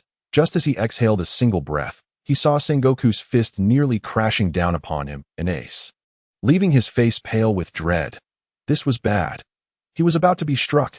Gritting his teeth, Luffy murmured a low exclamation. Despite sensing the overwhelming power, he still positioned himself to protect Ace, bracing himself for the blow. Just as everyone anticipated that this punch would unleash a tempest, violently toppling the execution platform, a streak of blue flames sliced through the air, moving at a speed nearly imperceptible to the naked eye. Colliding with Sengoku's gigantic fist, moments later, beneath the colossal golden fist, a small fist surged forth to meet it. Boom! In that instant, arcs of electricity flickered wildly, and a massive shockwave radiated from the point of impact. Penetrating the entire battlefield, the sound of the explosion resonated as if it intended to uproot the very ground of Marineford. Sengoku, feeling the immense resistance from his punch, stood dumbfounded, tumultuous waves crashing within his heart. Who was it who possessed such speed that they could intercept his strike? Whitebeard. Impossible. That old man was already gravely injured. How could he move so swiftly? Garp? No way, judging by the decisiveness of this attack. It could not possibly be Garp. How could a man suppressed by marine justice be so fast? But beyond them, who else could withstand him for so long? At that moment, silence enveloped the battlefield once more, all eyes converging upon the execution platform beneath the colossal golden fist. There, amidst the dazzling Buddhist light, a blue flame surged defiantly against the radiant glow. As they recognized that familiar blue flame, everyone found themselves wide-eyed in astonishment. In Whitebeard's gaze, only that blue light remained, and a thought surged within him. Could it be that little brat? Indeed, the figure opposing Sengoku's punch was none other than Sumu.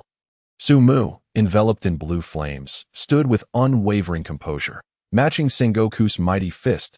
He had risen from the ground and, without hesitation, transformed into the immortal phoenix, racing towards Luffy. Sengoku's punch coincidentally met him at that very moment.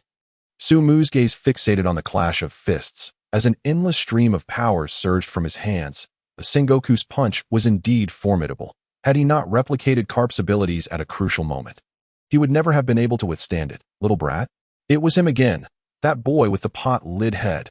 At this moment, the crowd on the battlefield beheld Su-Mu's visage, and an uproar ensued once more. It seemed that this Su-Mu, engulfed in blue flames, had indeed intervened time and again at critical junctures. The earlier display of Conqueror's Haki had been astonishing enough, yet now he was able to stand against Sengoku for such an extended period. Hey, what in the world is that little brat? Who exactly is he? He managed to intercept a punch from that old geezer Sengoku. Below, Doflamingo, witnessing this scene, lost all semblance of composure that he had previously maintained. This little brat could contend with the Marine Admiral Sengoku for so long without losing an inch. With such prowess, why is he so obscure? This was not the first time Doflamingo had marveled at this. From the moment Su-Mu entered his line of sight, he had observed the boy's increasingly reckless deeds. This was the first time he felt utterly perplexed by someone. Could this boy possess the strength of the four emperors? That damn pirate must be stopped at all costs on this battlefield. Akainu wiped the blood from the corner of his mouth, raising his gaze to fixate on Su-Mu, speaking in a grave tone. Clearly, he had underestimated the strength of the Whitebeard pirates. He anticipated that, aside from the mere straw hat Luffy and this little brat, so many would come to their aid. What of the other Marine Admirals? Have they also been hindered? Akainu's brow furrowed deeply as he shouted, directing his gaze towards the two admirals, Kizaru and Akiji, who were entangled with the mere vice-captain. Not a single one is reliable. Damn it! On the execution platform, Sengoku's eyes quivered as he gritted his teeth, wishing to deliver a crushing blow.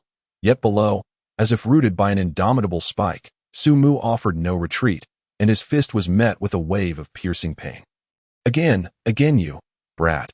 You are far too conspicuous. Sengoku's face darkened as he glared at Su-Mu, bellowing.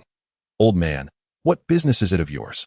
I shall do as I please. Su-Mu met Sengoku's gaze unflinchingly. Devoid of the previous panic, now he was unafraid of Sengoku or Akainu. He narrowed his eyes, focusing on the point of contact between their fists, intending to unleash his divine hand, but to no avail. It seemed the form of the Buddha was obstructing his replication. Bowl cut. Meanwhile, Luffy, having shifted his attention from Ace, beamed at Su-Mu, who had intercepted the punch for them. Thank goodness you're here. That's wonderful.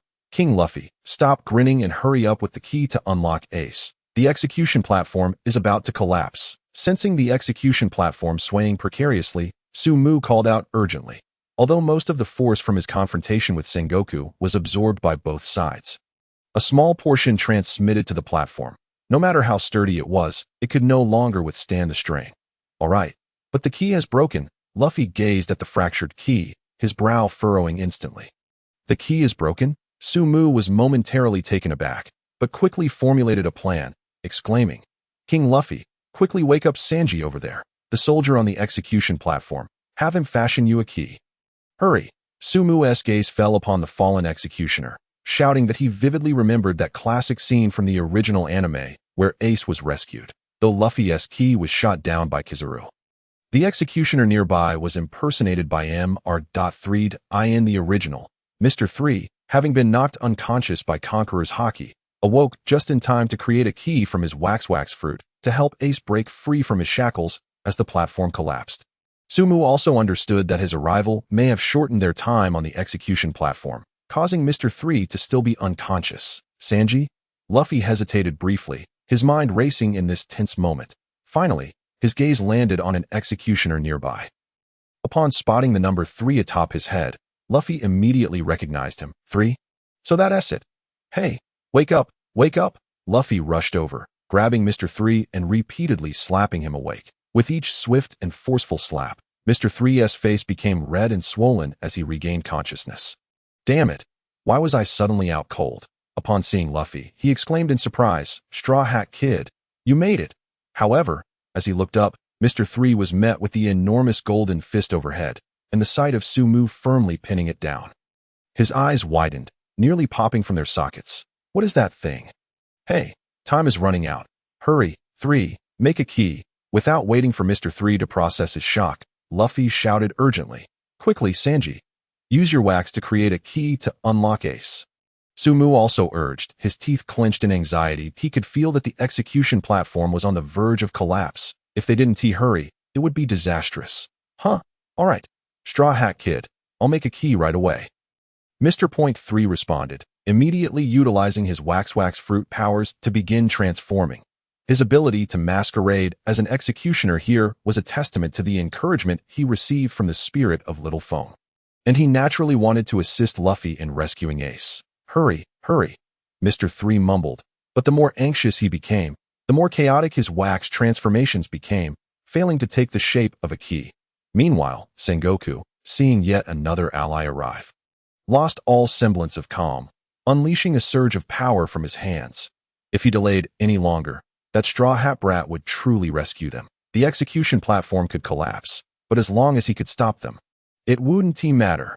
Feeling the sudden increase of force at the point of contact, Sumu's gaze trembled, and he was taken aback, quickly stabilizing his stance. However, the execution platform beneath him could not hold firm. With Sengoku's surge, it collapsed with a thunderous crash. On the platform, Luffy, Mr. 3, and Ace found themselves in disarray as the platform crumbled, their bodies tilting and plummeting from the air, but Mr. 3's hands were in a frenzy, making it increasingly difficult to concentrate on forming the K. As Sengoku's fist descended, Sumu lost his footing and was also sent tumbling from the heights, concluding their standoff.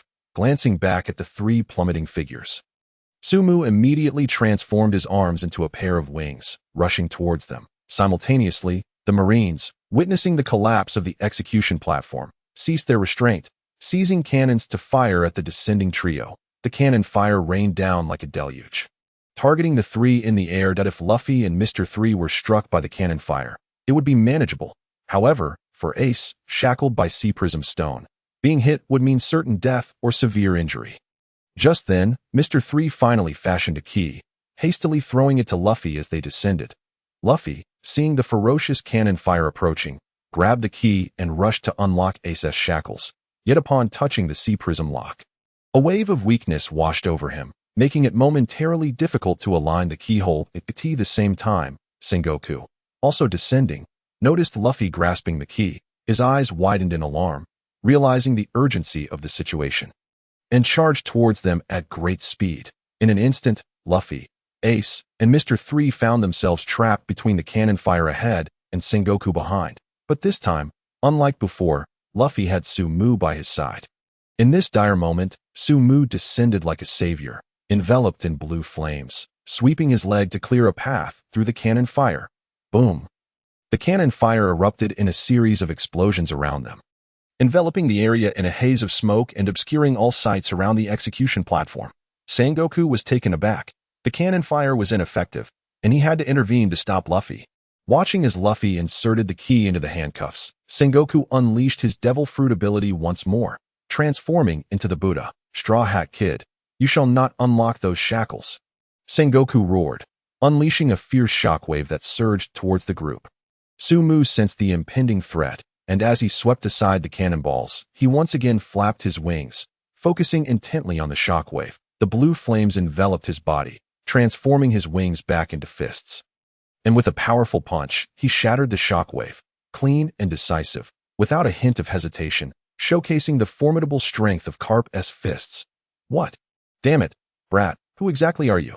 Sengoku exclaimed in exasperation as his attack was thwarted once more. Helplessly watching as Luffy unlocked the handcuffs. Click! With a crisp sound of unlocking, the shackles fell to the ground.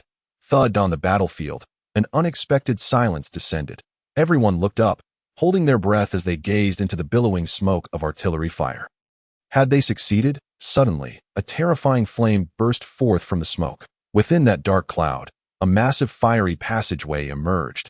From within this corridor, a voice resonated, one that filled the hearts of all with joy.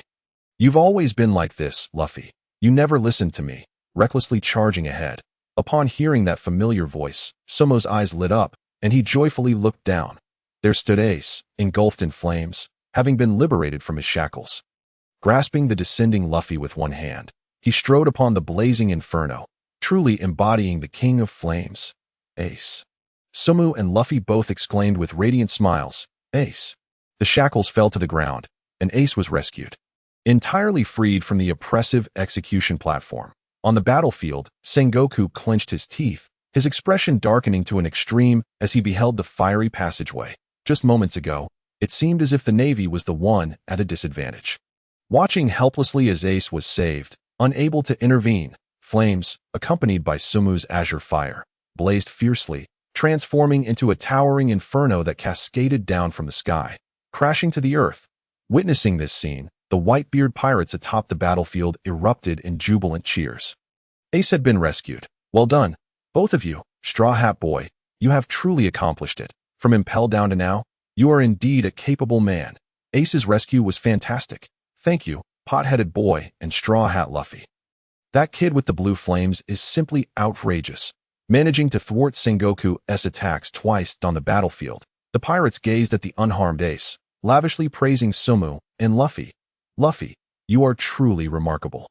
Your wishes have been fulfilled, and as long as we safely retreat, you can return to marry me. Oh, how shy. Hancock, upon seeing Luffy amidst the flames, unabashedly revealed her affection. She couldn't help but glance at Sabo, sighing in relief. Thankfully, he hadn't harmed Luffy. Yet she was taken aback by the strength of that boy who appeared to be the same age as Luffy. Meanwhile, Whitebeard gazed at the familiar pillar of fire, dragging his injured body with a sense of satisfaction, his eyes filled with affirmation for both Luffy and Sumu. It seems his gamble on their ability to rescue Ace had paid off. With their objective achieved, it was time to retreat. Whitebeard's expression suddenly sharpened as he bellowed to the sky. Men, Ace has been saved, and now we must return to the new world. Oh.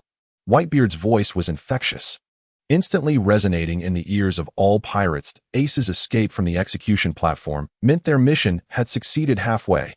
Now, all they needed to do was withdraw from this battlefield, littered with the casualties of countless Marines and pirates.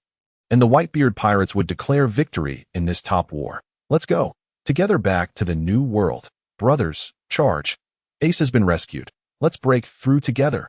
In an instant, all the pirates under his command responded in unison, their morale soaring to an alarming height. The fall of the shackles marked a turning point in the battle, solidifying the strategic objective of a safe retreat from Marineford, significantly boosting the morale of the Whitebeard pirates. Boom! The flames, with the force to consume everything, surged toward the Navy soldiers. Under such flames, Ace was reborn. Luffy and Mr. 3 were tightly grasped by Ace, while Sumu, flapping his wings above, looked at Ace's robust silhouette. Filled with joy, Ace's rescue was merely the first step. Next, they needed to ensure his safe withdrawal from the battlefield. Sumu smiled, realizing his arrival had indeed made a difference. Although in the original story Ace was also freed from his shackles, it had cost the Whitebeard pirates a significant amount of strength and energy, but now, his presence had provided immense assistance to Whitebeard. Not only had it accelerated Ace's rescue, but it had also saved considerable stamina for Whitebeard and the captains of various divisions. After all, the Navy's focus of attack had continuously shifted toward him and Luffy, not merely due to Luffy, but more so because of Sumu's formidable conqueror's Haki and the boundless potential he exhibited as an adversary. The Navy unanimously agreed that this young boy, if not dealt with promptly, would pose a significant threat in the future. Thus, with Sumu's involvement, the time taken to rescue Ace was drastically reduced, preserving substantial energy for the Whitebeard pirates. You bastard, kid, at Marineford, I will ensure your corpse remains here. Sengoku, glaring at the group below, ground his teeth in fury. His multiple attacks had all been thwarted, inciting his wrath. After all, it wasn't just anyone who had obstructed him. It was a nameless young brat. Sumu, at merely 20 years old, with a pot-shaped hairstyle, did indeed appear somewhat juvenile. Old man, if you can leave my corpse here, then come and try. Sumu stuck out his tongue at Sengoku, disdain evident in his demeanor. This old man had continuously threatened to kill him, and the urgency in his tone only amused him further. Leave his corpse behind? Not to mention Sengoku. Even if Akainu joined, Sumu had no fear. With the strength of a reinforced Garp, the abilities of Marco, Hancock, and Luffy, along with the world's strongest Haki that surpassed even Garp's. Who could he fear? It was merely the absolute pinnacle of the battlefield. However, he mused, in a true life-or-death duel against Sengoku and Akainu, he would surely be at a disadvantage. But to determine a victor, it would take 3 days and nights of combat. You arrogant little brat. Today, I will show you what the Navy is. Sengoku, seeing Sumu's demeanor, felt his anger intensify, reflecting on the myriad troubles Sumu had caused him along the way. His forehead throbbed with veins. Transforming into the golden Buddha, he raised his fist to strike. Hey, who told you to call me a brat? Just 2 hours ago, I was afraid of you. Now, what do I fear? With a commanding shout, Sumo's azure flames blazed brighter, his haki instantly enveloping his entire fist with overwhelming force. In the wake of his words, both combatants swung their fists toward one another with astonishing intensity. The clash of the golden giant fist and the blue small fist sent a tremendous shockwave rippling through the air. The force was on par with the initial shockwave unleashed by Whitebeard's opening punch. Where their fists met, gold and blue intertwined, continuously devouring and dissipating each other. Even in the distance, a bolt of lightning comparable to a dragon erupted, its might palpable enough to stun the entire battlefield. Below, the onlookers gazed upward, never before having felt two such powerful energies collide. This clash far surpassed their initial encounter on the execution platform. The explosive sound and dazzling light left both Marines and pirates below dumbfounded. Such overwhelming force. Whitebeard wiped the blood from the corner of his mouth, and, in unison with the nearby Akainu, looked up. Their eyes were filled with flickering gold and blue light. Moments later, all that remained in their gazes was sheer astonishment. This little brat possesses truly astonishing strength. Who on earth is he? Whitebeard murmured, having asked this question more times than he could count. Not just him, but everyone on the battlefield had pondered this countless times. The consensus was that a powerhouse like Sumo could not possibly exist without a name in this world. Where had he come from? Meanwhile, Luffy simply looked up, his mouth agape in shock, exclaiming, "Oh, this pot-headed guy is incredibly strong.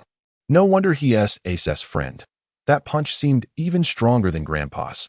How impressive, friend." Upon hearing Luffy's words, Ace turned in confusion, recognizing Sumo's face, his brow furrowing that I don't know him.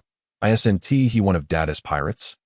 Ace was unfamiliar with Sumo. Upon witnessing Sumo's valiant prowess on the battlefield, he mistakenly assumed him to be a formidable captain of one of his father's pirate crews. After all, he was not well acquainted with all of his father's subordinates.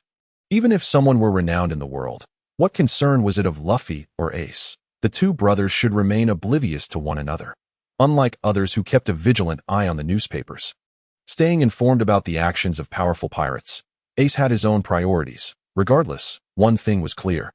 This fellow had rendered significant assistance. Luffy, this is the battlefield. We must not let our guard down. With a resounding crash, the golden giant fist separated from the blue one, as Sumo's eyes blazed with fighting spirit, exclaiming in exhilaration. To engage in a contest with the current admiral of the Navy was indeed a thrilling affair. Sengoku raised his fist, his fury unabated. With visible golden flames radiating from his hair, he and Sumo locked eyes, and his voice boomed like thunder. "You little brat, keep that fist of yours, smaller than a rice cracker. To yourself, Marineford will be your grave." Ah, Sumo bristled at Sengoku's contempt for his fist, indignantly calling out, "Smaller than a rice cracker. Damn it, who doesn't possess a giant fist? Not only did I possess a giant fist, but I also had a," Sumo shouted, his gaze shifting dramatically as he bit down on his thumb, murmuring softly, "Activate. Third gear. Giant's fist." As he uttered those words, Sumo's fist expanded at a terrifying speed, ultimately surpassing Sengoku's in size. The flames of the phoenix engulfed the colossal fist, creating an awe-inspiring spectacle. Clenching his right fist, Sumo felt an unprecedented surge of power coursing through him, shouting towards Sengoku, "Hey, old man, mine is bigger than yours.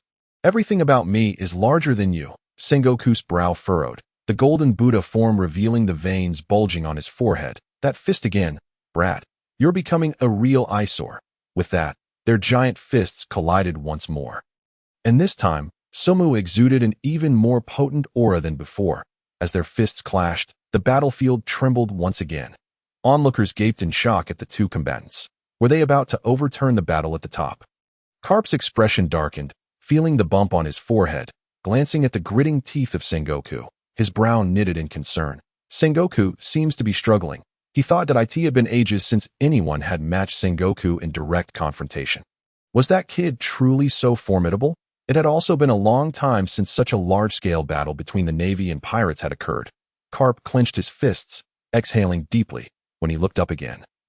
His pupils suddenly constricted. He saw Sengoku's massive Buddha form swaying precariously, seemingly on the brink of collapse. Moreover, Sumo's blue flame-imbued giant fist appeared to have the upper hand, forcing Sengoku's fist back. The blue flames began to encroach upon Sengoku's fist. Inching closer. Damn it, brat, what is this strange power? Garp exclaimed, his teeth clenched, muscles taut, veins visible on his arms that it was clear he was exerting every ounce of strength to ensure his punch did not falter. If the admiral were to be toppled by this unknown child, it would not only tarnish his reputation, but severely undermine naval morale. Just imagine, as the commanding officer of the Navy on this battlefield, how would the troops react if an unrecognized child managed to bring him down? With that thought, Sengoku gritted his teeth, determined to push back against the incoming punch. Yet, the power emanating from Sumo's blue flame giant fist seemed inexhaustible, possessing an overwhelming force that left Sengoku with no possibility of retreat. He teetered on the brink of collapse, as if falling was merely a moment away under the relentless barrage of Sumo's colossal fist. However, just as Sumo pressed his advantage, feeling his strength surge, a menacing aura enveloped him. Sumo blinked, a white cloak appearing before his eyes in the next instant. Garp had raised his fist and aimed it at Sumo's head. The speed was so astonishing that Sumo had no time to evade. Having activated third gear, his speed had already diminished, and being in a standoff with Sengoku left him no room for escape. With a resounding thud, Garp's fist struck Sumo's head. Instantly, the blue giant fist deflated, releasing all its power as Sumo transformed into a blue streak, plummeting straight downward. With a thunderous crash, dust and debris erupted from the ground. In midair, Garp's punch was etched in Sengoku's vision. Sengoku steadied himself, beads of sweat forming on his forehead, and gazed at Garp, murmuring, "Thank you, Garp. Hey, old man, if you're going to be taken down by a child, how can you still call yourself an admiral?" Garp retracted his fist, turning back to Sengoku, panting heavily. With Ace rescued, it felt as though the weight in his heart had significantly lightened. After muttering a few curses at Sengoku, Garp's gaze shifted back to Sumo, who had just fallen. As so long as it wasn't Luffy or Ace, he had no qualms about facing anyone else. This kid too. As long as it wasn't Ace or Luffy, he would show no mercy. He was, after all, a Marine, a veritable hero of the Navy. Panting, Garp's internal struggle began to fade. Indeed, Ace's rescue could perhaps be considered a form of liberation for him, a release from the justice he bore. From here on, he merely needed to fulfill his duties as a Marine, avoiding conflict with Ace and Luffy, and take down other pirates. Others would have nothing to say to him. This little brat was no exception. Meanwhile, Sengoku took a moment to steady his breathing, instinctively rubbing his palm, his expression grave as he gazed at the dust cloud where Sumo had fallen. This power was too peculiar, too outrageous, after so many years. He found himself once again at a disadvantage, and this time against a mere child. Just as Garp had said, if he were truly defeated by this kid, he would no longer deserve the title of admiral. Garp and Sengoku exchanged glances, their gazes resolute as they focused on the dust cloud below. In their eyes, there was a hint of the defiance they had once felt against the Golden Lion. Suddenly, a blue flame surged from the cloud, dispersing the dust, revealing Sumo at its center. Gritting his teeth, Sumo cradled his head, striving to recover with the blue flames. Fortunately, his resilience had proven strong, though he had taken a heavy blow. His injuries were not dire, yet Garp had struck him 3 times during this war at the top, and twice it had been to his head. What a vicious old man. Sumo slowly raised his head, gazing at the 2 elderly figures who had landed before him. Upon sensing their formidable aura, he froze momentarily, swallowing hard. Were they truly preparing to fight him in unison? He recalled their record of past collaborations, truly extraordinary. They had faced the Golden Lion and defeated Barrett. To contend with these 2 was, to be frank, somewhat foolish on his part. Regardless of whether he could win, facing Garp and Sengoku would surely cost him dearly. Observing their stance, Garp had already discarded his cloak, while Sengoku had reverted to his human form, shedding his upper garments. They were evidently gearing up for a serious confrontation. Clearly, they viewed Sumo as a rebellious pirate akin to the Golden Lion. "Brat, I have warned you. Marineford shall be your grave, and you shall have no chance of imprisonment. The battlefield is your final resting place. As for pirates, I am a Marine, and it is my duty to vanquish pirates."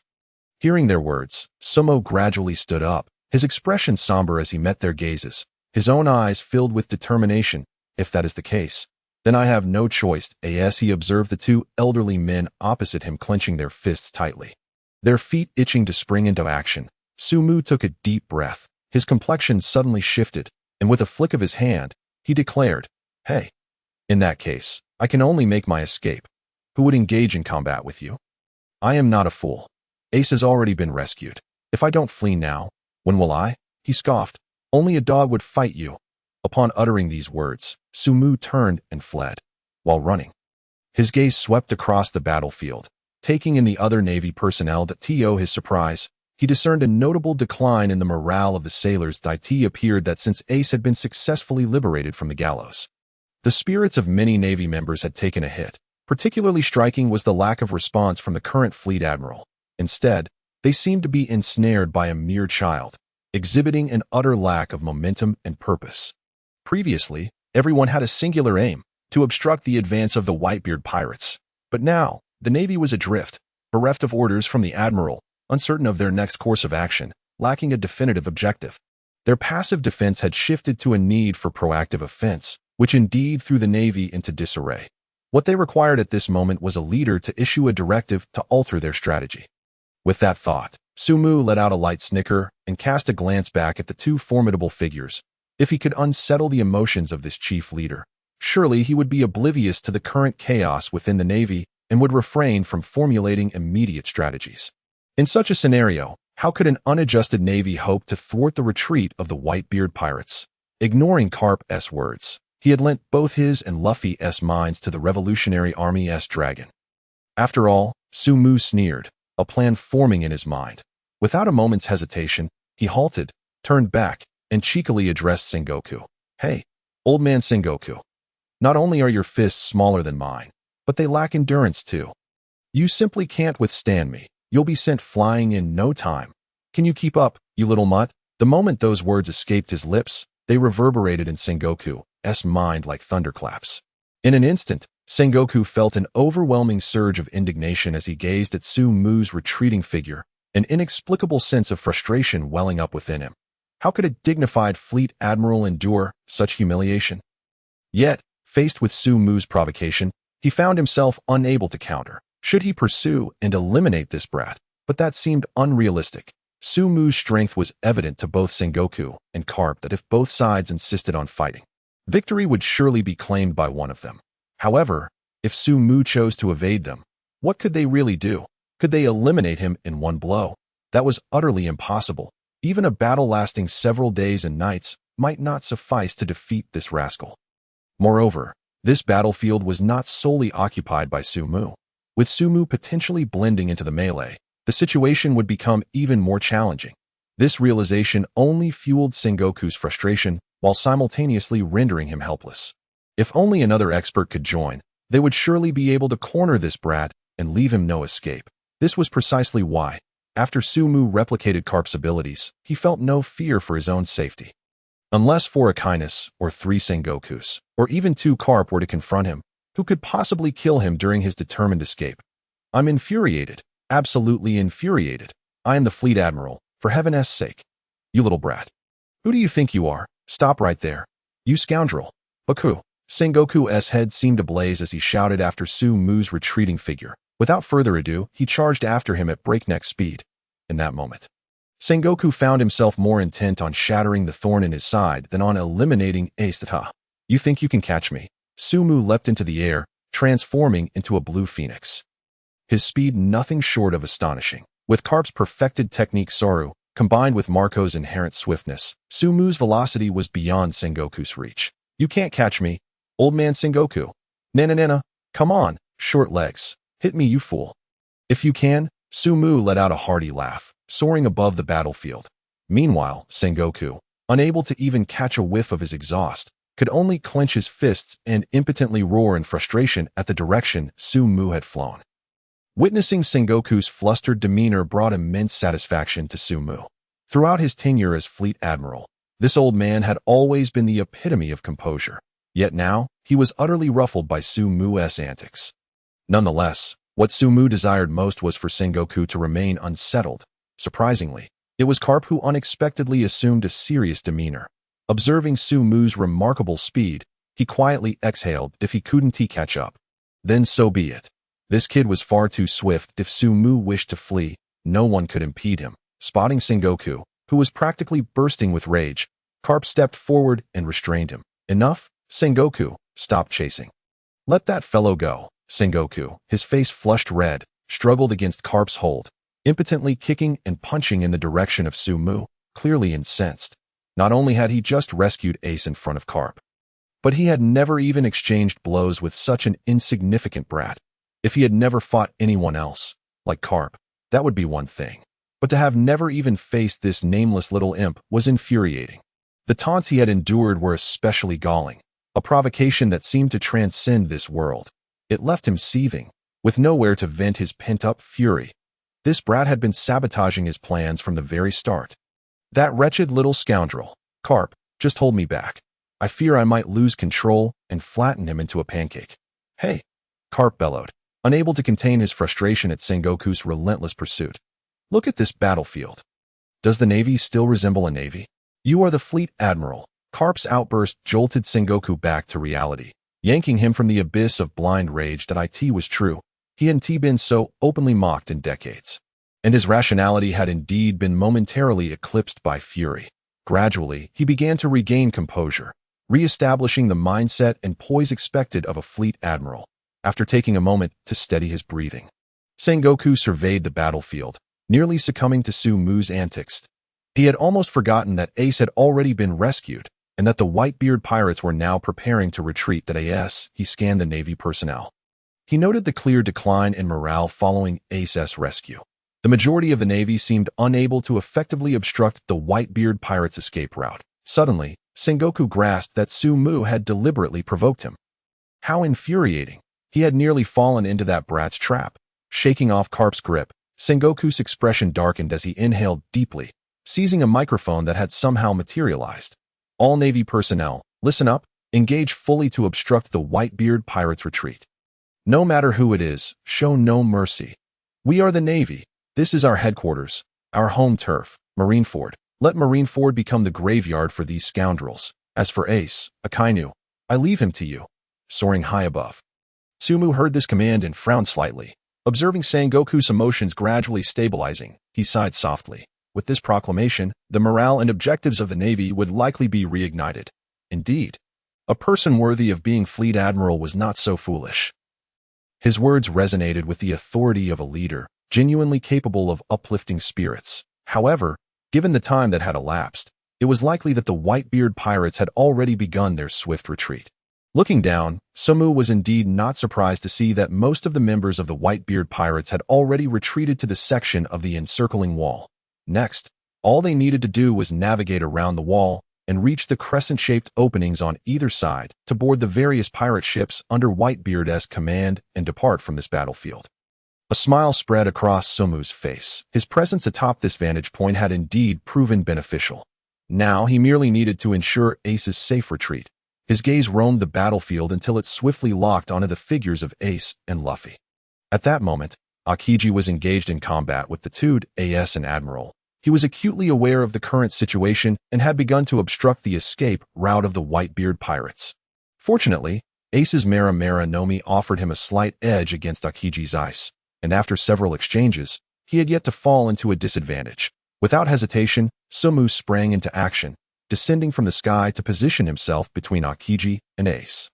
"Oh, it's you, Sumu.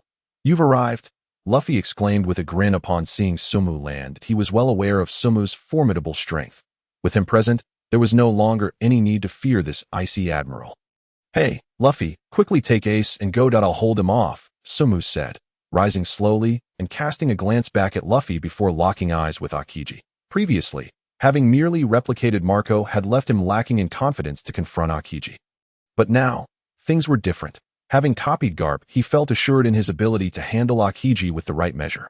"Thanks, Sumu," Luffy waved, exchanging a determined glance with Ace. "Let us go, Ace." They prepared to dash along the encircling wall towards a designated port. Observing this, Akiji did not exhibit a strong desire to pursue, merely casting a calm glance at Sumu. Fully aware that this individual was not to be underestimated, he remained stationary, muttering softly to himself. "This is troublesome. Yet another obstacle has appeared. It's not that I don't wish to chase them down. Akiji scratched his head, and then one of his arms transformed into shards of ice, his expression darkening. Sumo, meanwhile, stretched his neck and twisted his wrists. Regarding Akiji with the demeanor of a seasoned elder, it was noteworthy that before Akiji became an admiral, he had been a devoted admirer of Garp. Now, facing an imitation, albeit an enhanced version, of Garp, one could only wonder what emotions stirred within him upon encountering those familiar fists. Blue flames flickered around Sumo, continuously mending his body. With newfound strength came increased stamina. He had evolved into a formidable contender with thick vitality, impressive recovery, potent offense, and robust defense. Clenching his fists, Sumo suddenly vanished from his position, launching a powerful punch towards Akiji. The fierce aura emanating from him caused Akiji's expression to shift dramatically. This kid's punch carries a different weight than before. With a resounding boom, Sumo's lightning-fast fist struck Akiji squarely on the forehead, sending him careening over 100 meters away, crashing against the walls of the plaza. The power of his fists was as potent as ever. Sumo smiled slightly, murmuring to himself, as a hint of Garp's shadow seemed to manifest within him. Observing Akiji from a distance, Sumo landed and dusted off his hands. Knowing this laid-back fellow would take his time before getting back up. Having been knocked out so swiftly, Akiji likely welcomed the reprieve. However, Sumo suddenly perceived a rising commotion around him.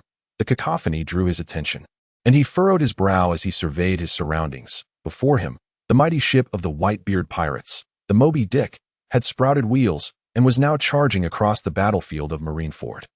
This vessel had been modified to traverse land, but its sudden movement struck Sumo as peculiar. Why was this colossal ship not waiting in the water for the pirates' retreat, but instead barreling across the land? He focused on the ship's bow, where a dark figure stood resolutely. Upon recognizing the person's face, Sumo was taken aback. This individual was somewhat unfamiliar.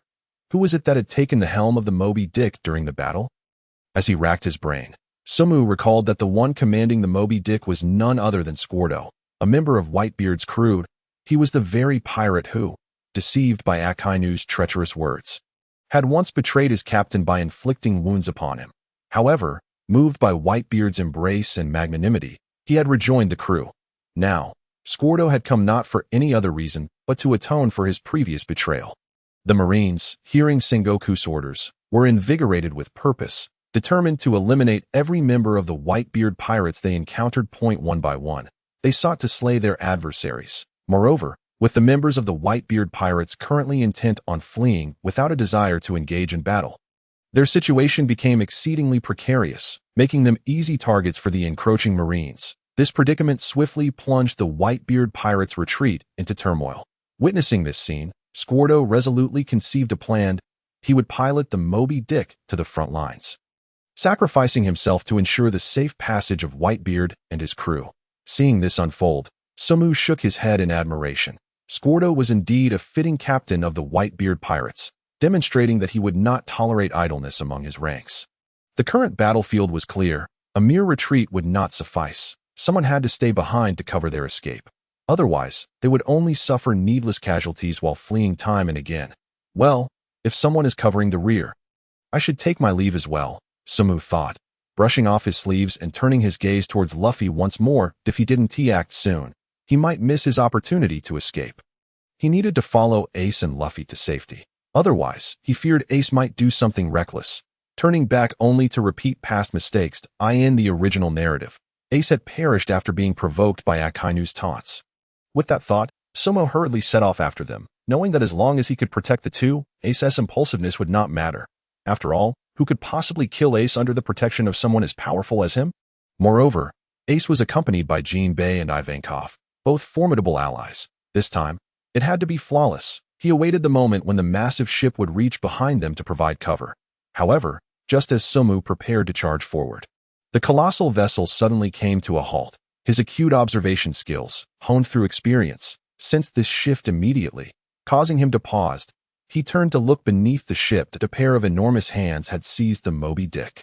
Halting its progress, that a figure stood defiantly in the path of the ship. Sumo squinted, recognizing the powerful silhouette. It was none other than Whitebeard himself, who had been battling against a multitude of elite Marines, including several warlords and Akainu. All alone up to this point, this moment, Whitebeard was single-handedly blocking the seemingly unstoppable Moby Dick with one hand.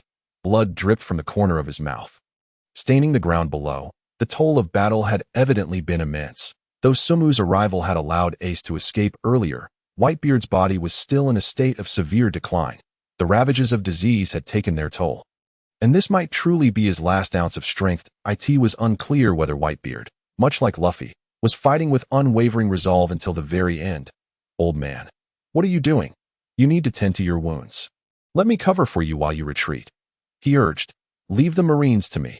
As Squard encountered Whitebeard, he abruptly halted the ships, feeling a surge of anxiety. Stop the Navy. Do not be so presumptuous.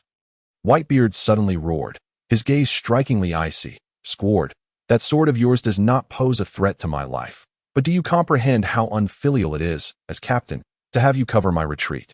Sending the elder to mourn the younger? Whitebeard's voice resonated with undeniable power, reaching not only Squard's ears, but echoing throughout the ranks of all present. Marco, Jozu, and the captains of the divisions turned their attention towards Whitebeard, calling out, Dad, Squard, if you still consider me your father, return to the New World. Whitebeard murmured softly, releasing his grip on the ship atop the colossal vessel, gently patting its hull as if bidding farewell to something dear. What was it? Perhaps his crew, his lifelong journey at sea, or perhaps the last flicker of the old era's flame. After making his farewells, Whitebeard turned and began to stride forward, his silhouette exuding an intimidating aura. Yet, to Sumu, there lingered an unmistakable sense of a formidable figure treading towards the end of his journey. What are you doing, Dad? We must retreat. As everyone witnessed this scene, they found themselves frozen in place, gazing at Whitebeard's resolute steps in the opposite direction. Every pirate felt an internal tug of war. That Whitebeard's pace gradually came to a halt. Standing now behind all the pirates, he fixed his gaze and, with a calm demeanor, unleashed a powerful punch towards the pursuing navy. It seemed to declare, as captain, that he still possessed strength. With that punch, he murmured, his voice soft yet potent enough to reach every member below deck. Listen well, my children, Whitebeard pirates. I am now issuing my final command as captain. Upon hearing these words, everyone stood agape, while Sumo clenched his teeth in disbelief. The sight of Whitebeard and the gravity of his voice conveyed an unwavering resolve, as if he had made this decision long ago. Wait, the final command. Not far off, Ace, who had been running, stopped abruptly, inhaling deeply as he turned to look at Whitebeard. Dad. Whitebeard had already raised his fist, the veins on his robust arms bulging. The flag of the Whitebeard pirates aboard the Moby Dick inexplicably began to descend slowly to the ground. Everyone must survive and return safely to the New World. I am a remnant of the old era. The new era cannot accommodate my ship. At that moment, Sumo felt as if his blood were boiling. The command struck his ears like a thunderclap. Once upon a time, hearing these words from Whitebeard on television ignited a fervor within him, compelling him to stand in reverence each time. Yet now, witnessing it firsthand, the impact on Sumu was immeasurably greater than any past viewing. His eyes widened, heart racing, embodying the fervent spirit of a devoted fan of the Pirate King. The visual shock he experienced was unparalleled. Children, return to the New World. Set sail. That resounding declaration pierced through the entirety of Marineford. As the words fell, Whitebeard's fist descended with unparalleled force. Unlike previous punches, this was the final blaze of a true warrior. The last radiant burst of the old era. It encapsulated a lifetime of strength, instantly spreading across the entire battlefield. In an instant, Marineford trembled like never before. The Navy's headquarters, with its thick stone walls, erupted with cracks. Wide fissures appeared, emerging from the very words Navy. Every structure was annihilated. The terrifying force surged from the ground, cleaving Marineford in two. A massive rift, separated by an era, divided Whitebeard from his crew. This crack delineated not just the Navy from the pirates, but perhaps the old era from the new. Regardless, it marked the final chapter of Whitebeard's seafaring life. Dad. The pirates outside the fissure cried out, gazing at Whitebeard's silhouette. Sumo clenched his jaw, struggling to accept this scene. Witnessing Whitebeard's magnetic charisma, Sumo found it difficult to resist being drawn in. He finally comprehended why someone as ambitious as Ace would choose to follow Whitebeard. Dio not look back at the era. It must change. After delivering that punch, Whitebeard labored to steady his breath and uttered those words. Sengoku and Garp, witnessing this, wore solemn expressions. After all, like Whitebeard, they too belonged to the old era. Perhaps, after this war, everything would change, or perhaps the old era would truly pass, and the new era would require a new name. Not far away, Ace stood restlessly, his feet inching towards Whitebeard, seemingly unwilling to depart. Seeing this, Luffy hurriedly attempted to grasp Ace's arm. Ace, this is the last wish of a man, as well as the captain's command. We must leave. I know. Ace abruptly interrupted Luffy, his expression obscured from view as he gazed at Whitebeard, who seemed to catch a glimpse of him in his peripheral vision. With a thud, Ace knelt down, bowing his head to the ground. Trembling all over. Thank you, Dad. At this moment, Whitebeard, through his formidable observation Haki, seemed to sense Ace's presence that he cleared his throat. Ace that in that instant, the battlefield fell silent. The sounds of cannon fire, smoke, and shouts faded away, leaving only the two of them. In their world, Whitebeard gently inquired, Ace, let me ask you a question. Have I been a good father? Whitebeard's words pierced Ace's heart like a sharp needle, sending tremors through his body. Tears streamed from his eyes. No longer able to be contained. Choking on his words, he shouted with all his might, Of course. Dad. That exclamation echoed across the battlefield, resonating with everyone present. It was no longer just a private moment. Sumu heard it, as did countless pirates and Navy personnel. The term Dad reverberated amidst the chaos of battle, though few uttered it. It was enough to stir the hearts of many. Whitebeard smiled faintly. His eyes filled with gratitude and fulfillment. So, I can rest easy. All right, Ace, let us go home. Yet, sadly, home would no longer have a father. Sumu's eyes grew misty, wiping at the corners, never expecting to shed tears on such a fiery battlefield. The earlier excitement of mocking Sengoku and imitating Garp had vanished entirely. Now, gazing at Whitebeard's retreating figure, he felt an overwhelming sense of loss. Whitebeard swung his bicinto, standing alone against the Navy. A long life, indeed. It is time to conclude. Navy, your opponent is me, Sengoku, Garp, Akainu, Aokiji, and Kizaru. Upon hearing Whitebeard's words, exchanged glances, their expressions grave. Akainu sneered derisively. A remnant of the old era? Such a description fits a loser from the old world perfectly. However, considering your current state, the delusion of attempting to halt an entire navy is utterly laughable. They incessantly refer to each other as Old Man and Whitebeard. It is high time your childish games came to an end. I do not concern myself with whether others can escape, but I will assuredly eliminate Fire Fist Ace and Straw Hat Luffy with my own hands. Is that so? If you believe you can accomplish that, then by all means try. Whitebeard roared ferociously, his naginata aimed menacingly at Akainu, his gaze sharp as a blade. Can you get past me, Sakazuki? Those on the verge of death have no need to utter so many words. Akainu smirked coldly, molten lava once again enveloping his form, as he glanced towards Aokiji and Kizaru beside him, murmuring, Straw Hat Luffy, Fire Fist Ace, and that unknown brat. I shall take care of the three of them. You take care of Whitebeard, even if it means killing him. Humph, that should be no problem, right? Upon hearing this, both Aokiji and Kizaru waved their hands dismissively, their expressions displeased. As admirals, why should they heed your commands? Yet, when they noticed Sengoku nodding slightly to the side, they fell silent, tacitly agreeing to the matter. Instantly, the three admirals began to elementalize as their figures flickered. Akainu launched himself forward, charging straight towards the rift. Whitebeard's eyes narrowed, swinging his naginata at Akainu, who paid him no mind. Just as he was about to unleash the tremor fruit's power, a flash of yellow light and ice shards appeared before him. Boom! In an instant, Aokiji's ice intercepted his naginata, and Kizaru's form materialized beneath Whitebeard. Kizaru, moving with blinding speed, delivered a kick that struck Whitebeard's body directly. Z. A thin laser pierced through Whitebeard, the attack momentarily thwarted. As Akainu leaped over the rift, charging towards Ace and Luffy. Seeing this, Whitebeard gritted his teeth in frustration. Indeed, H had caught up with him. Being obstructed by two admirals, he could not prevent Akainu from passing by his side.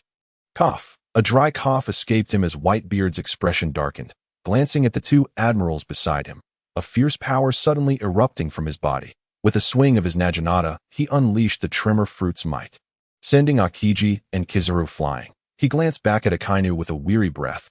hoping that his sons behind him could return safely and protect Ace. My children, do my words mean nothing to you? Whitebeard's voice rumbled deeply, his gaze heavy as he looked at the encroaching navy and the two admirals poised to strike again. Return to the new world, old man. Many pirates witnessing this scene were unwilling to accept the harsh reality of Whitebeard making the ultimate sacrifice for their sake. They refused to accept that Whitebeard would fall in this great war. Each pirate, as Marco put it, felt abandoned by the world, scorned by society, and deemed a villain.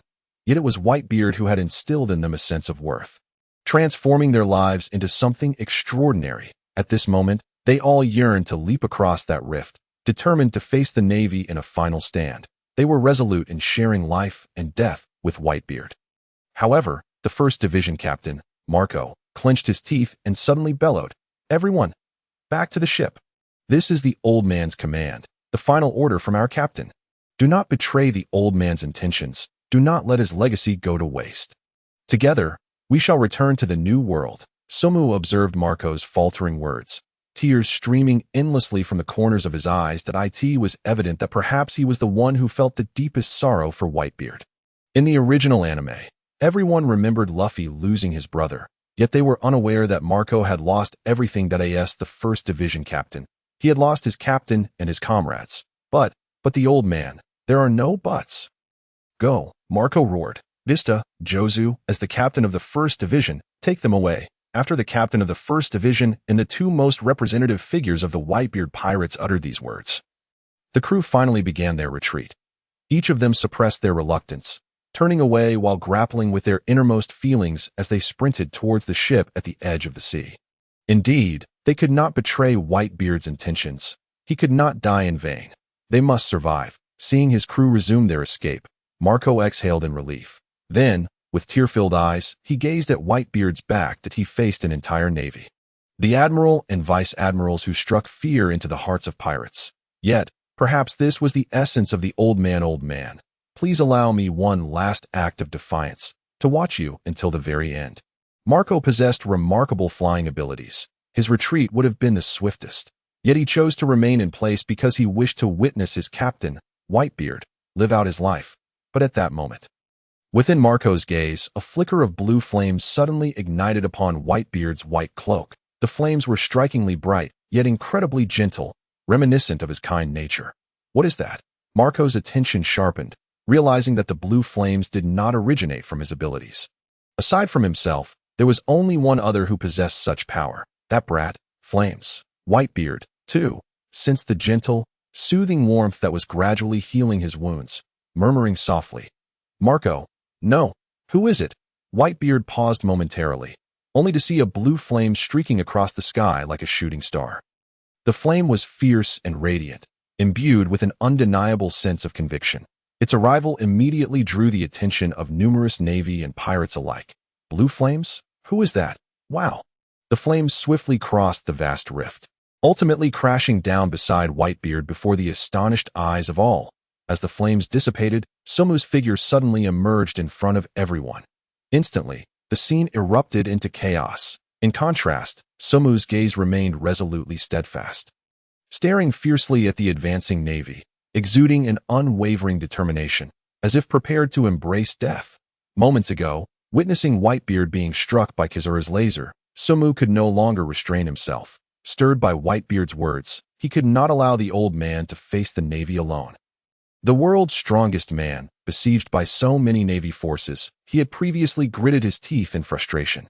Now, given the chance to stand on the battlefield, how could he turn a blind eye, especially since he now possessed formidable abilities? He had to act. Should he perish alongside Whitebeard in this Marineford, it would at least serve to remedy his regrets, and that would be a relief. This is that pot-headed brat, standing alongside the old man. On the battlefield, the fleeing pirates turned back in astonishment at this scene. The pot-headed brat, he crossed the rift. Is he out of his mind? He just saved Ace. Yet he asked the hero, why such recklessness?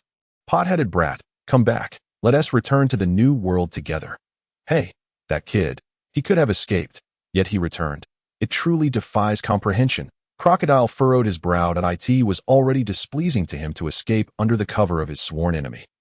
Whitebeard, Yet now, he never expected that this nameless brat would resolutely stand with Whitebeard, making him feel as if he owed the two a tremendous debt of gratitude.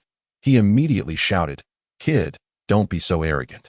Hurry back." Meanwhile, Doflamingo, perched atop a pile of rubble, watched the scene unfold, a smirk creeping upon his lips. "Oh, back again. Kid, while you are indeed strong, the Navy is not as weak as you imagine. If you do not flee, you may very well perish. What a pity it would be for such a powerful individual. What does this guy intend to do?" Marco, witnessing Sumu standing beside the old man, gritted his teeth.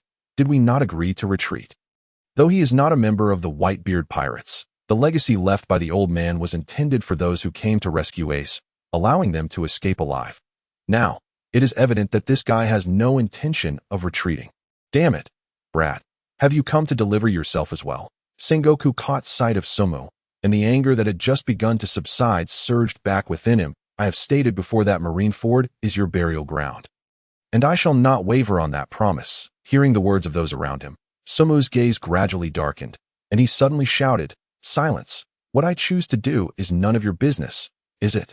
Gritting his teeth, Sumu turned to the multitude of pirates behind him, pointing at them. "Do you recognize me? Do you know who I am? Do the orders of the captain of the Whitebeard crew hold any weight with me? Must I seek your permission for my actions? Your only task now is to continue your escape. As for my safety," Sumu took a deep breath and suddenly bellowed, "you need not worry about me at all." The battlefield fell silent for a moment as the surrounding pirates swallowed hard. Sumu's words seemed to emanate an aura of strength. Crocodile and Doflamingo were momentarily taken aback, beads of sweat forming on their foreheads. While Sumu spoke, he exuded an undeniable kingly presence. The conqueror's haki radiated from his very words.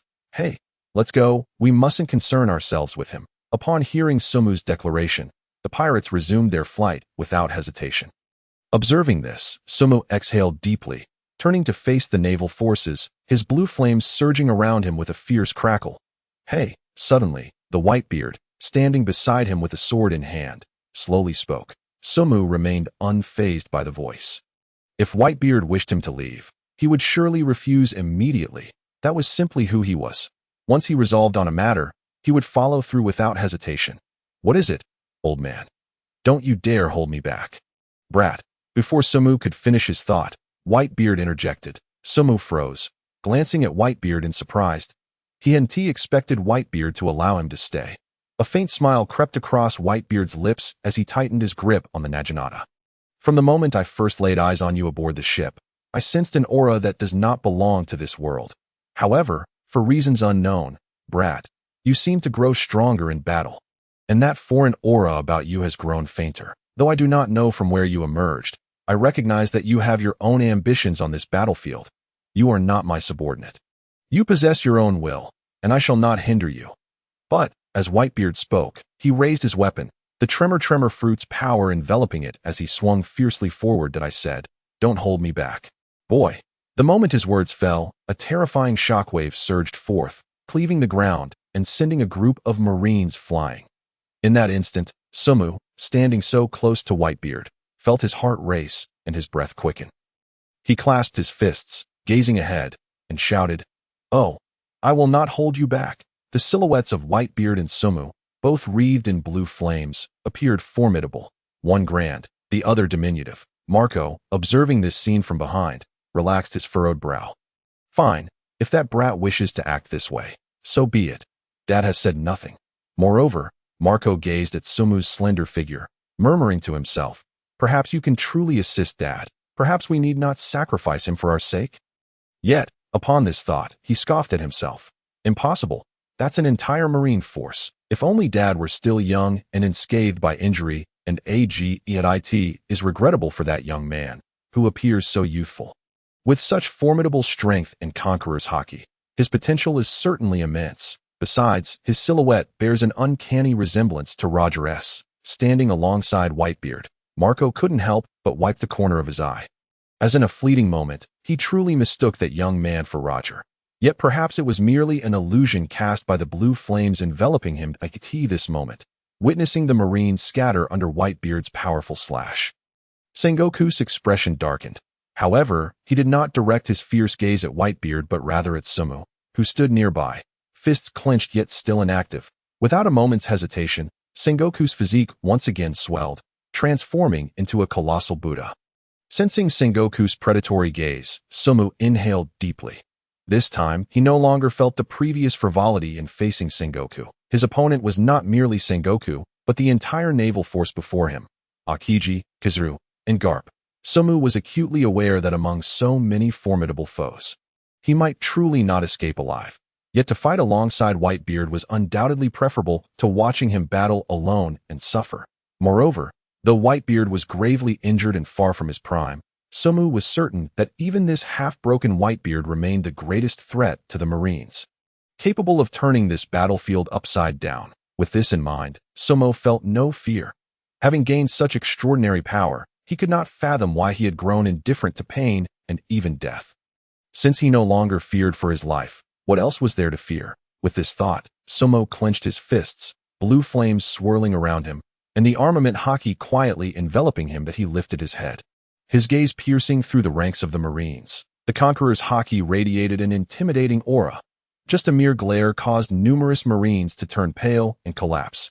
Even those who remained standing were drenched in cold sweat, their bodies trembling uncontrollably. This overwhelming Conqueror's Haki darkened Sengoku and Garp's expressions. Sumu cast a glance at Whitebeard.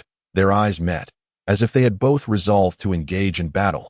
In the next instant, Sumu left behind a mere afterimage. His mastery of the 6 forms of marine combat Soru pushed to its limits. Upon witnessing Sumu vanish, Sengoku's expression shifted. Moments later, he felt a blur before him. A fist enveloped in blue flames hurtling toward him. Boom! Sengoku had never anticipated that Sumu would strike with such decisive speed, leaving him no time to react. Unprepared, he took a heavy blow. His head jerked back from the force, and his massive form staggered backward. The might of that punch was evidently greater than he had imagined. Observing this scene, the surrounding Marines were left dumbfounded, their expressions filled with shock. This brat managed to push Sengoku back with a single punch. Moreover, the swiftness of his strike had left no one able to comprehend it. How could such a small fist harbor such tremendous power? Hey, you can't let this brat steal my thunder. While the pirates were still reeling from Sumu's sudden blow, Whitebeard shouted loudly. The Marines were drawn to this commotion. Whitebeard raised his weapon, the tremor fruit's power enveloping it once more, preparing to unleash another devastating strike upon the Marines before him. The two powerful figures, Aokiji and Kizaru, who had maintained their elemental forms, sprang into action as well. They could not allow the Marines to be struck by Whitebeard's blow as another ferocious shockwave erupted from Whitebeard. Aokiji quickly conjured a wall of ice to block the oncoming force. However, Whitebeard's shockwave was far from easily thwarted. Aokiji's ice wall shattered instantly, and the shockwave continued its relentless assault toward the Marines. Aokiji's expression shifted in disbelief. He had not anticipated that Whitebeard still possessed such formidable strength. The shockwave tore through the ranks of the Marines, sending those struck soaring, their fates uncertain. Outside the naval headquarters, the city walls bore yet another scar from the impact of the shockwave, stones tumbling perilously, threatening to collapse at any moment. Observing this, Garp clenched his jaw. Though he wished for Ace's survival, he remained a soldier of the Navy. Witnessing the young Navy personnel being injured by Whitebeard ignited a surge of anger within him. Without regard for Sumu beside Sengoku, he launched himself into battle against Whitebeard. Simultaneously, Kizaru shifted from defense to offense, transforming into a flash of light and appearing beside Whitebeard. Garp followed closely, raising his iron fist. Aiming for Whitebeard's form, Kizaru lifted a leg, enveloped in yellow light, emanating a dangerous aura alongside a blinding brilliance. Old man Marco, witnessing this scene, couldn't help but grit his teeth, murmuring with concern. The Navy possessed a multitude of formidable fighters. With Garp now joining the fray, Whitebeard was bound to sustain considerable damage. Boom! Whitebeard raised his blade, prioritizing the defense against Garp's powerful punch. The blade collided with Garp's fist, producing a sizzling sound and sparks flying. The two titans of a bygone era locked eyes, both gritting their teeth, unwilling to yield an inch. However, Kizaru's lethal strike was soon to follow. Kizaru's foot struck fiercely against Whitebeard's right chest in that instant. A laser burst forth from the golden kick. The golden light lingered on Whitebeard's chest, as if straining to penetrate his robust physique. Yet, Despite Kizaru's solid kick landing on Whitebeard, it seemed to inflict minimal damage. Upon inspection of his skin's surface, though the golden light was ferocious, it merely scorched Whitebeard's outer muscle layer, failing to breach his defenses at this moment. Whitebeard's formidable Haki evidently played a crucial role. Kizaru's strike alone was insufficient to break through. "You bastard," Whitebeard murmured, feeling the pain in his right chest. He cast a glance at Kizaru, his gaze chilling, the power of the tremor fruit coursing up his blade. Garp sensed the surge of fruit power, his expression shifting as he instinctively retracted his punch and stepped back. After shaking off Garp, Whitebeard swiftly spun his weapon, twisting his body to slash at Kizaru. Yo, Kizaru remarked calmly, unperturbed by the blade rushing towards him. However, as the blade swept past, Kizaru transformed into a streak of yellow light, vanishing from sight. When he reappeared, he was already beside Aokiji. Whitebeard retrieved his weapon, planting it on the ground, restoring his imposing demeanor, his gaze sharp and focused ahead. Whitebeard still possesses such strength at this moment. The situation has become far more complicated. Aokiji's eyes narrowed slightly as he regarded Whitebeard's formidable form. The simultaneous attacks from Garp and Kizaru had failed to inflict significant harm on Whitebeard. One must admit, at this moment, Whitebeard truly embodied the vigor of his youth. Marco's eyes widened in disbelief. The old man had managed to endure so effortlessly? In that moment, Marco caught a glimpse of Whitebeard's youthful prowess, the composure in his response, the overwhelming Haki that it felt as though the old man still retained the spirit of youth. But how much longer can he hold out? As the captain of the 1st Division and the ship's doctor, Marco was acutely aware of Whitebeard's current physical condition. This was undoubtedly the old man's final peak. In fact, it was nothing short of miraculous that he could face 2 admirals so comfortably. The blue flames, Whitebeard exhaled, observing his body. The recovery effects of the blue flames exceeded his expectations. This blue flame was even more potent than Marco's. He could feel the ailments within him being gradually suppressed, stabilizing without sudden onset. The injuries Whitebeard had sustained were not significantly detrimental. The real threat was the instability of his illness. He had not anticipated the remarkable effects of the blue flame at this moment. "Kid, your ability." Whitebeard glanced at Sumo, words unspoken, a slight smile forming on his lips. Sumo's presence had indeed provided substantial assistance, conserving his stamina and reducing the damage he endured. Now, with flames even stranger than Marco's suppressing his illness, he thought, "How I wish you could be my son. Kid, if only I had encountered you earlier at sea." Meanwhile, Sumo relentlessly struck Sengoku, forcing him to retreat. He was unaware that the enhanced immortal phoenix flames were providing Whitebeard with such significant support. Immersed in the battle against the Admiral, he continued his assault. Clang, clang. Sengoku's skin was as tough as iron. Each of Sumo's punches felt like hammering metal. Yet this did not hinder the explosive force behind Sumo's strikes. Despite the immense power of each blow, Sumo's speed remained astonishing. Leaving behind afterimages, he resembled Luffy, madly flailing his fists like a rubber machine gun, combining rapid-fire speed with tremendous force. The surrounding Navy personnel were utterly astonished by Sumo's relentless assault. Frozen in shock with wide eyes, they could never have imagined that the seemingly invincible Admiral Sengoku was now being thoroughly suppressed. He had not even been given the opportunity to retaliate. Moreover, with Sumo's attacks so relentless, they could not even offer assistance. This seemingly frail young man possessed such formidable strength. Damn it. This bastard. Sengoku crossed his arms defensively, feeling the torrential downpour of Sumo's punches. The anger on his face growing heavier. "Get away from me, kid." Sengoku tightened his fists, the muscles in his arms tensing dramatically, unleashing a tremendous force. This surge of power erupted from Sengoku's Buddha form, sending Sumo, who was enjoying his relentless punching, flying back. Sumo's tempestuous flurry of punches finally ceased. "Hey, old man, you're quite tough." Sumo exhaled lightly, stabilizing himself mid-air as blue flame sprouted wings from his back. Huff. Huff. Sengoku's body bent slightly as he gasped for air, feeling a dull ache in his arms. This kid's punches were incredibly troublesome. Sengoku stole a glance at his arms, realizing that some muscles and the outer skin had begun to petrify. What kind of ability is this? What fruit has this kid consumed? Not only can he fly and grow larger, but he can also petrify. Furthermore, the speed of his punches is astonishing, yet each blow inflicts significant pain. This is even with solid defenses in his Buddha form. Does his Haki possess such strength? Can each punch breach my defenses? However, this kid has been fighting for so long. He must be tired. Sengoku slowly lifted his gaze, eyeing Sumo, who bore blue wings in the sky.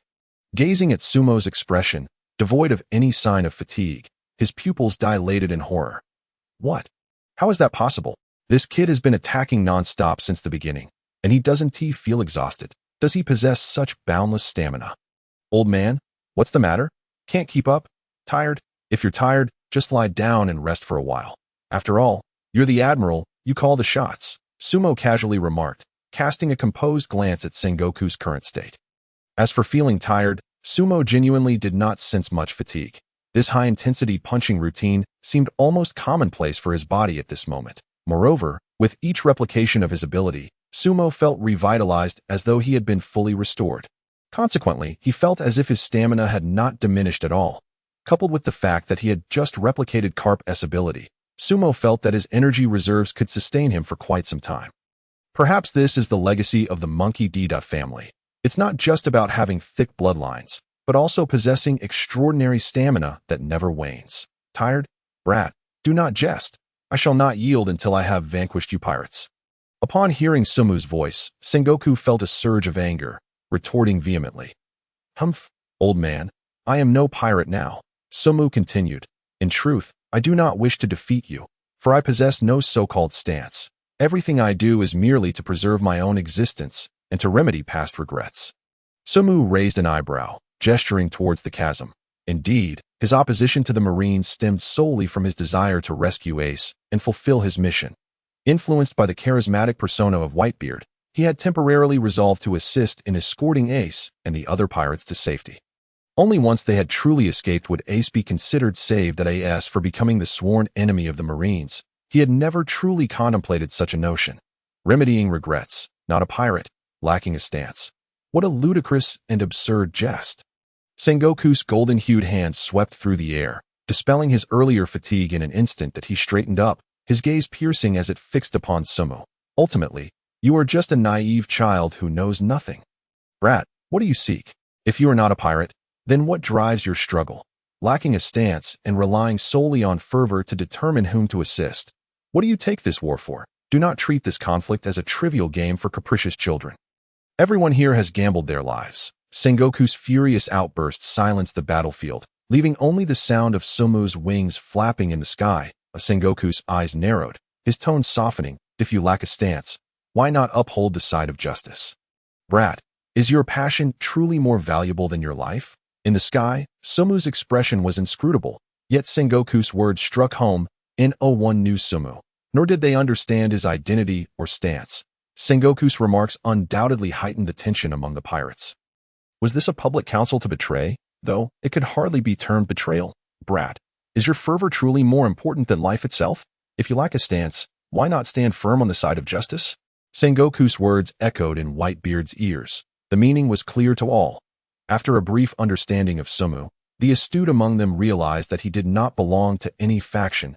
He was neither a marine nor a pirate, nor a revolutionary. That Sengoku's implication was unmistakable.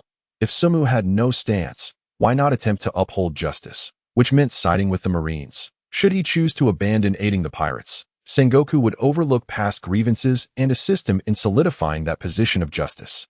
Thus, Sumu would not have to oppose the Marines and face death at this moment.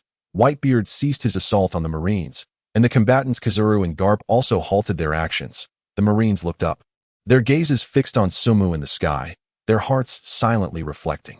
The words of their admiral were indeed sharp and incisive, striking at the very essence of the matter. For whom do you toil? What do you desire? Is fervor of any consequence? Can passion be equated with life? Why not choose to preserve life in favor of justice? If this lad was truly swayed by these words, losing his fervor, unwilling to serve the pirates, and perhaps even contemplating allegiance to the Marines, they would have struck a tremendous fortune. In that moment, the onlookers were less concerned about Sumu's origins or how he arrived on the battlefield. Rather, they were focused on what response this young man would exhibit. That response might very well alter the course of the entire battle. After all, he was immensely powerful. Meanwhile, Marco, who had been observing the battle, turned his gaze towards Sumu, his eyes trembling with concern. He did not understand this boy above. If he truly defected, no, it was not even a matter of defection. If he were to serve the Marines or abandon his aid to Whitebeard, it would be a significant loss for them. However, Whitebeard gazed at Sumu's cerulean silhouette in the sky, a subtle smile forming at the corners of his mouth. Simultaneously, Sumu, whose expression had been dark, gradually lifted his face. In the next moment, everyone witnessed this winged youth pouting, neck extended, his finger disdainfully pointing at Sengoku below. With a voice dripping with contempt, he exclaimed, "Who do you think you are, Sengoku? Are you my father or mother? Why should I heed your admonitions? You are simply afraid of me because you cannot best me. Whining here, Sengoku, you must first surpass my homeroom teacher and my parents combined before you can even speak." This fellow had also honed his skills over 2 decades. Did he truly think he could win with mere words? With that, Sumo straightened his body, puffed out his chest, and gestured towards the ground beside him. "If you're scared, just lie down over there. I won't strike you. After all, you are the admiral, and your word is law. The Leshan giant Buddha is meant to remain unmoving." Wow.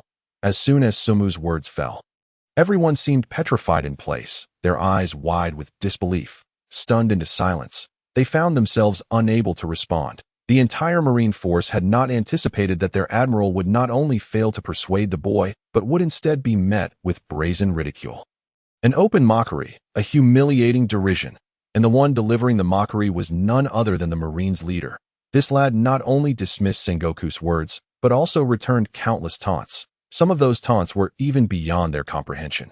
Carrying an air of sophistication, "Gula la la la." Upon hearing this, Whitebeard suddenly burst into hearty laughter. He was not the least bit concerned about Sumu's choice. The fact that Sumu had crossed the chasm to stand with him only served to illustrate his determination as a man.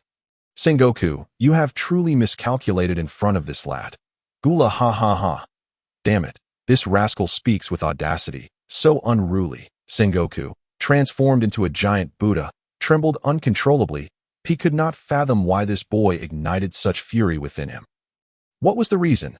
Was it his inability to control his temper, or had he become accustomed to hearing pleasantries at a high rank, seldom encountering such humiliating mockery? Or was it simply the fact that a mere child was the one mocking him?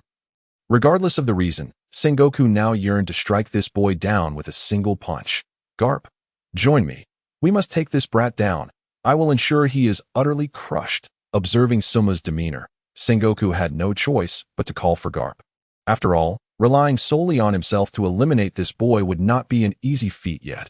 Garp remained unresponsive. "Garp? Garp?" Sengoku turned in confusion, only to find Garp wearing a worried expression, his fists clenched and ready to spring into action. Gazing intently at the other side of the chasm, Sumu too looked at Garp with confusion. This guy was getting old, hard of hearing. Wait, where was he looking? Meanwhile, Whitebeard sensed something amiss and turned to look. Noticing this, Sumo quickly followed Garp's gaze. There, on the left side of the encirclement, stood Luffy and Ace. However, at that moment, an individual cloaked in a marine cape and wearing a hat had appeared beside them. Sumu focused his gaze and realized with shock that it was Akainu. Both Whitebeard and Sumu's eyes widened in alarm as they suddenly recalled that Akainu had crossed the chasm beside Whitebeard in pursuit of Luffy and Ace. Now, Akainu had caught up with Ace and Luffy, and for some unknown reason, the two of them seemed to have halted. Meanwhile, Akainu was speaking animatedly, though Sumu could only vaguely discern that Ace appeared visibly agitated by Akainu's words. Momentarily forgetting about fleeing, Sumu could not help but recall the original storyline, where Akainu's verbal jabs at a critical moment provoked Ace into a reckless duel, leading to Ace's demise as he sacrificed himself to protect Luffy, resulting in his chest being pierced by magma. This was disastrous. Sumu suddenly smacked his forehead, realizing only now that he had diverted his attention to the valiant Whitebeard, coupled with his banter with Sengoku. He had completely forgotten this crucial detail from the original story. This time, Akainu, that old dog, had resorted to his despicable tactics once more. Unable to catch up, he resorted to verbal assaults. Witnessing this scene, Garp below appeared visibly concerned, yet found himself unable to move. He was acutely aware of Akainu's strength. If Akainu were to catch up, it would not only spell danger for Ace, but for Luffy as well. Whitebeard, too, felt a sense of urgency, having already taken 2 hits in his battle with Akainu. leaving a gaping wound in his chest. Moreover, Ace, who had just been released, and the Straw Hat Kid, who was nearly at his limit, were in dire straits. "Hey, kid, you're no longer needed here. Hurry and assist Ace." Whitebeard abruptly turned, his gaze ignited with determination as he called out to Sumu. Having witnessed Sumu's speed, he was convinced that if he hurried, he could make it in time. Furthermore, with Sumu's strength, he would undoubtedly be able to withstand Akainu's assault. Sumu's expression darkened. Without Whitebeard's urging, he would have rushed over immediately. If he neglected Ace and Luffy, following the plot, it wouldn't be long before Ace would be pierced through the chest by Akainu's fist. As for Whitebeard, even though he faced numerous Marines, he should be able to hold on for a while. "Wait for me. Hold on until I return." "Old man." Sumu glanced at Whitebeard, solemnly advising him that to be honest, Sumu feared that if he left now, by the time he returned, Whitebeard might be on the brink of death. However, there was no other choice. Ace was in danger, and if he did not go, Ace would surely perish. If he went, perhaps Whitebeard could still hold on until he returned. Without further hesitation, Sumu flapped his wings violently, propelling himself at an incredible speed toward Luffy's side. But at that moment, a flash of yellow light, faster than his own speed, suddenly appeared before him. In the blink of an eye, Sumu found himself confronted by the yellow flash of Kizaru, who had materialized right in his path. His lightspeed kick was already aimed at Sumu. Hey, you can't leave so easily." Sumu immediately raised his arms to shield himself, bolstered by blue flames and formidable Haki, thus sustaining no injuries. However, his forward trajectory was obstructed, causing him to pause mid-flight. "Get out of the way, Marine Admiral." Below, Whitebeard exerted all his strength to swing his sword, roaring in defiance. It was as if Kizaru was not blocking Sumu, but rather the hope of Ace's survival. That sword, imbued with a terrifying shockwave, caused Kizaru to raise an eyebrow. Yet, he did not flinch. Instead, he remained unfazed. Suddenly, at the forefront of that shockwave, shards of ice coalesced, and Akiji's figure appeared not far away. An extraordinarily thick ice wall, several times broader than before, materialized out of thin air. Whitebeard's shockwave crashed against that ice wall, in the next moment. Although the ice wall shattered with a thunderous roar, the shockwave dissipated entirely. This time, it won't be so easy to break through. Akiji's cold voice resonated, clearly perturbed by how easily Whitebeard had shattered his previous ice wall. "You bastard." Whitebeard's eyes gradually turned crimson, feeling somewhat powerless against the Marine Admiral's obstruction. However, he was not one to easily concede defeat. With Garp currently absent, facing Akiji alone did not deprive him of his rationality. That it was merely the imminent danger to Ace that made him somewhat agitated. Once more grasping his naginata, Whitebeard's arm muscles bulged to their utmost capacity, determined to unleash his full potential to free Sumu and save Ace. Yet, both Akiji and Kizaru remained vigilant in the sky. In an instant, the calm demeanor of the two Marine Admirals emanated an overwhelming pressure. Whitebeard's increasingly agitated naginata trembled the air. The two admirals wore solemn expressions but exhibited no panic. Kizaru, in particular, maintained his grip on Sumu.as admirals. They fully unleashed their power when confronting Whitebeard and Sumu. If they had initially held back against Luffy, now they showed no signs of restraint. In this manner, Whitebeard's attack seemed far from unstoppable in their eyes. Yet, they forgot that there was a man beside them who was currently even stronger than Whitebeard, just as the two admirals. Especially Kizaru, brimmed with confidence, believing they could easily thwart Sumu. An aura of familiar, yet terrifying Haki surged forth from beside them. Kizaru and Akiji's expressions changed dramatically as they hurriedly turned around. This Haki belonged to Sumu. The force anchoring Kizaru's foot suddenly dissipated. In the next moment, he blinked, and Sumu's figure had vanished. Blue flames erupted from the corners of his eyes, and an oppressive, terrifying Haki cascaded down upon Kizaru. Realizing this, Kizaru's previously calm demeanor transformed instantaneously. He felt his body becoming sluggish, as if the elements were being suppressed by this Haki. He quickly looked up, only to see Sumu, adorned with magnificent blue flame wings, his right fist drawn back like a bowstring. Kizaru could not discern Sumu's expression, as blue flames enveloped everything, seemingly intent on consuming him. Before Kizaru could react, an immensely powerful fist, far more terrifying than Garp, descended with a thunderous force. The fist, moving at a speed surpassing that of light, crashed down upon Kizaru's head like a bolt of thunder. The blue flames instantly engulfed him. Whether it was the Haki's manifestation or the result of friction, lightning crackled and swept across the sky. As the fist struck, Sumu's cold voice echoed ominously. "You don't regard me as a person, do you? You think you can stop me with a mere kick?" In the midst of Aokiji and Sengoku's astonished gazes, their eyes trembling, Kizaru plummeted like a cannonball. Crashing down towards the ground below, he landed squarely on the floor of Marineford, causing the earth to tremble violently. What kind of power is this? It's terrifying. A monster, he is a monster. Hey, did you see that? He drove the Admiral into the ground like a nail? How is that possible? What did I just witness? That was Admiral Borsellino. In the midst of the battlefield, not only the Marines, but also the fleeing pirates were utterly astonished by this spectacle. The power of that punch was simply horrifying. It could be described as off the charts. Borsellino. Damn it, that little bastard, Sengoku shouted, gritting his teeth as he gazed at the spot where Kizaru had fallen. He felt that the force behind that punch was even heavier than every blow he had received previously.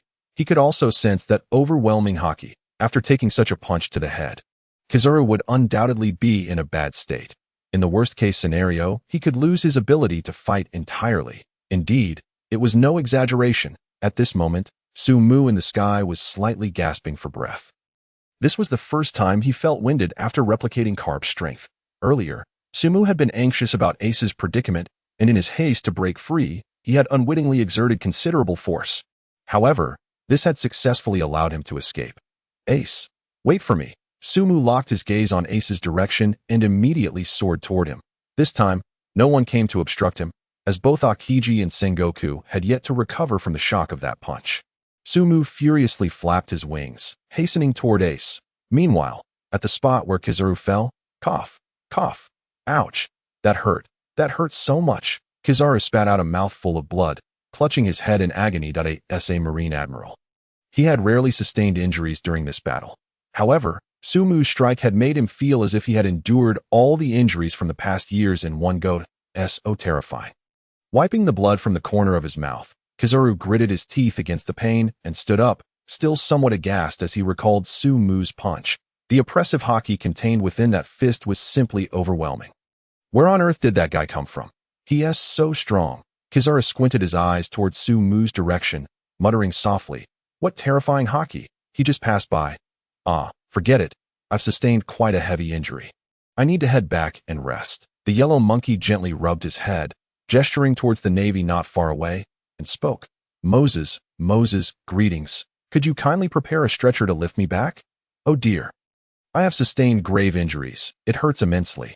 Yet, I find myself curious about how this top-tier battle will conclude. That young lad has certainly caused quite a stir for the navy, hasn't he? Aokiji took a moment to steady his racing thoughts, exhaling deeply.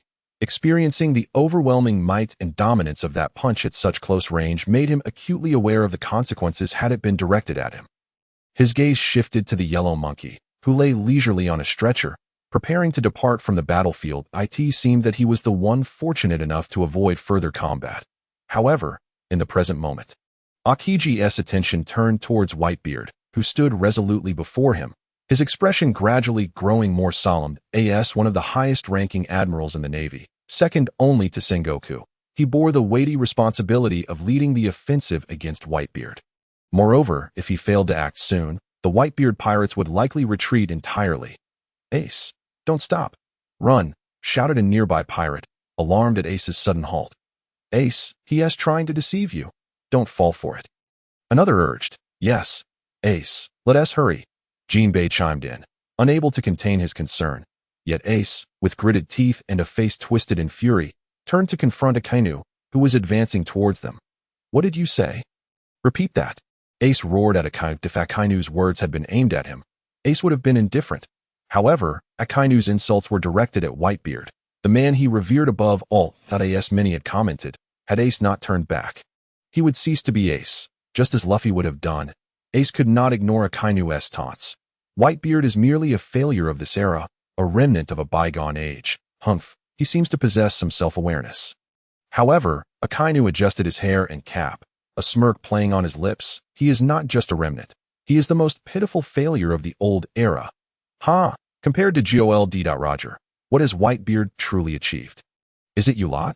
Calling him dad is nothing more than a childish game among pirates that in the end, he chose to sacrifice his life for you worthless scum, to protect a man who had previously wounded him. What a weak, aimless coward he is, but alas, that is precisely what Whitebeard represents, a failure. With those words, a sly and venomous glint flickered in Akainu's eyes. The son of Gold. Roger. He has sunk so low as to acknowledge that coward Whitebeard as his father. How laughable. Shut your mouth. Ace could no longer endure Akainu's words, his eyes flashing crimson as the flames of his Mara no Mi ignited around his fists, and he charged at Akainu in fury. Let me end this ridiculous game. Akainu responded with a cold smile, refusing to yield. His arms transformed into molten lava as he readied himself to clash with Ace's fiery punch in an instant. Flames and magma collided, yet the fierce flames were quickly smothered by the scorching lava, fading into nothingness. Boom! The magma crashed violently to the ground, sending Ace flying from the impact. The painful wail escaped his lips as burns marred his body. Ace had been burned. He was a user of the Mara no Mi, naturally attuned to fire. How could he be scorched? Upon witnessing Ace's flight, the surrounding pirates cried out in alarm, their expressions a mix of worry and confusion. How could Ace, who wielded fire, suffer from burns? Fire. What you face is magma, the Magu no Mi, which surpasses your flames, boy. Do you think being a Logia user makes you invincible? Akainu sneered disdainfully at Ace. Ace. Luffy rushed to Ace's side, examining his injuries with concern. A frown creased his brow as he turned to glare fiercely at Akainu. You scoundrel. Currently, Luffy, having received a boost from Ivankov, was still riding the wave of exhilaration. The urgency to rescue Ace had heightened his reflexes, allowing him to evade Akainu's attacks. You injured Ace. Goma no. Pistol, Luffy shouted, swinging his fist with the intent to knock Akainu away. He cared not for Akainu's identity. He could not tolerate anyone harming his friends and family. Yet, Akainu was not an opponent Luffy could contend with at this moment. Luffy found himself unable to even touch Akainu, let alone inflict harm. Luffy advanced. Akainu scoffed dismissively. You overestimate yourself, rushing in here to meet your demise. Akainu roared, delivering a fierce punch towards Luffy. The sight of that lava-coated fist loomed larger, the air thick with danger. In that moment, Luffy's still unawakened observation Haki inexplicably granted him a glimpse of the future. He foresaw his body being pierced by the lava, blood spilling everywhere. Alarmed, Luffy's face went pale, cold sweat drenching him as he swiftly halted his attack and turned to evade. Boom! Though Luffy managed to dodge Akainu's punch, the splattered magma still burned him, inflicting pain akin to Ace's injuries. The violent shockwave propelled him high into the air. Ouch! It's so hot. Luffy yelped as he landed beside Ace, desperately blowing on the scalded areas of his body. I'm sorry, Luffy. Ace gritted his teeth, slowly rising. Witnessing Luffy's injuries filled him with guilt. After such turmoil, Ace had calmed down from his anger, seeing Luffy hurt. He realized he could no longer allow others to be drawn into unnecessary conflict because of him. Luffy, we must leave. Leave? Just as Ace prepared to stand and flee with Luffy, a massive figure suddenly blocked their path, casting a shadow over them. A palpable aura of danger enveloped the two. Akainu's cold, piercing gaze fixated on them, towering over them like a giant, ready to crush both Ace and Luffy at a moment's notice. His mind swirled with thoughts of obliterating the two, the son of the Revolutionary Army's dragon, and the son of Pirate King Gold. Roger, your bloodlines are tainted with too much sin. Therefore, you must die. Akainu's voice was chilling as molten lava began to seep from his body. Despite the searing heat of the magma, the icy demeanor of his words and gaze sent chills through Luffy and Ace. Run, Luffy! Ace shouted, reigniting his flames as he attempted to stand and confront Akainu. But as soon as he raised his fist, Akainu's lava-infused punch mercilessly sent him flying. Humph, it seems natural-type fruits are not so easily vanquished. Akainu cast a glance at the airborne Ace, who had managed to partially elementalize to evade the lethal blow. But you shan't be so fortunate. Akainu lowered his gaze to Luffy, who felt the overwhelming murderous intent emanating from Akainu. His eyes widened in alarm as he hurriedly attempted to distance himself. Yet at that moment, Luffy's heart raced violently, An overwhelming sense of weakness surged through him, draining his energy as if it were leaking away. Ugh, my legs. I can't move. Luffy collapsed to the ground, his vision blurring as he teetered between consciousness and oblivion. What is happening? Why am I so weak? He shook his head vigorously, desperately struggling to rise. Yet that lingering sense of weakness clung to him relentlessly. The Straw Hat Boy. Has his body truly reached its limit? It seems the effects of the adrenaline have finally worn off. He has fought for far too long. In the distance, Ivankov observed this scene, his brow furrowed, and his gaze fixed with deep concern on Akainu, who stood before Luffy. Since Ace had actively turned back to confront him, at this moment, Jinbei, Ivankov, Marco, and the other members of the Whitebeard pirates were all at a considerable distance from the two. However, Akainu had positioned himself right before them. If they wished to reach him in time, it would be too late. At this moment, should Akainu strike, Luffy would undoubtedly perish. Humph, out of strength, are you? Straw Hat Brat. Yet, to rescue Ace from the execution platform, you have done sufficiently well, Akainu remarked coldly, observing Luffy's feeble state, as his arm transformed into magma, emanating in suffocating heat. But you both shall die. Roger, Dragon, if you wish to harbor hatred. Let it be for the most wicked blood coursing through your veins. Akainu slowly raised his fist, magma flowing relentlessly, his chilling gaze locking onto Luffy's heart. Others may flee, but not you too. Luffy. Ace climbed to his feet, gazing at Akainu, who had already raised his fist not far ahead, gritting his teeth against the pain of his burns, and madly sprinted towards Luffy. The members of the Whitebeard pirates also stared at the straw hat-wearing figure beneath Akainu's fist. Their jaws clenched as they spoke in hushed tones. Is that Ace's brother? Quickly, save him. It's too late. Akainu, you vile creature. We cannot stop it. Stop.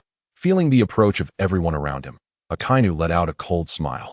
His voice dripping with disdain. Die. The scorching magma enveloped Akainu's frigid words, transforming into an unstoppable fist, descending with ferocious force towards Luffy. It seemed that in the next instant, Luffy's chest would be pierced by that fist. Nearby, Jinbei, Marco, and the others hurriedly rushed towards Akainu, but it appeared their speed would not suffice to thwart him. The distance was insurmountable. There was no way they could reach Luffy in time to prevent Akainu's blow. In the eyes of all, it seemed that only Ace stood a chance. Indeed, Ace remained true to his character from the anime, recklessly throwing himself forward with everything he had, unhesitatingly positioning himself in front of Luffy. The silhouette, marked by the Whitebeard tattoo, appeared beneath Akainu's lethal fist. Ace intended to shield Luffy from this fatal strike with his own body. This time, he chose not to elementalize if he did not block this punch with his physical form and opted for elementalization. Luffy beneath him would be threatened with death. Ace resolved himself, his heart unwavering that Luffy's only existing brother. He must, without fail, protect him, for Sabo was no longer present. The scene of Ace standing before Luffy unfolded with astonishing speed. The burst of energy from his limits left everyone in awe. Time on the battlefield seemed to freeze, and all held their breath in unison. In that moment, no one dared to imagine what would transpire next.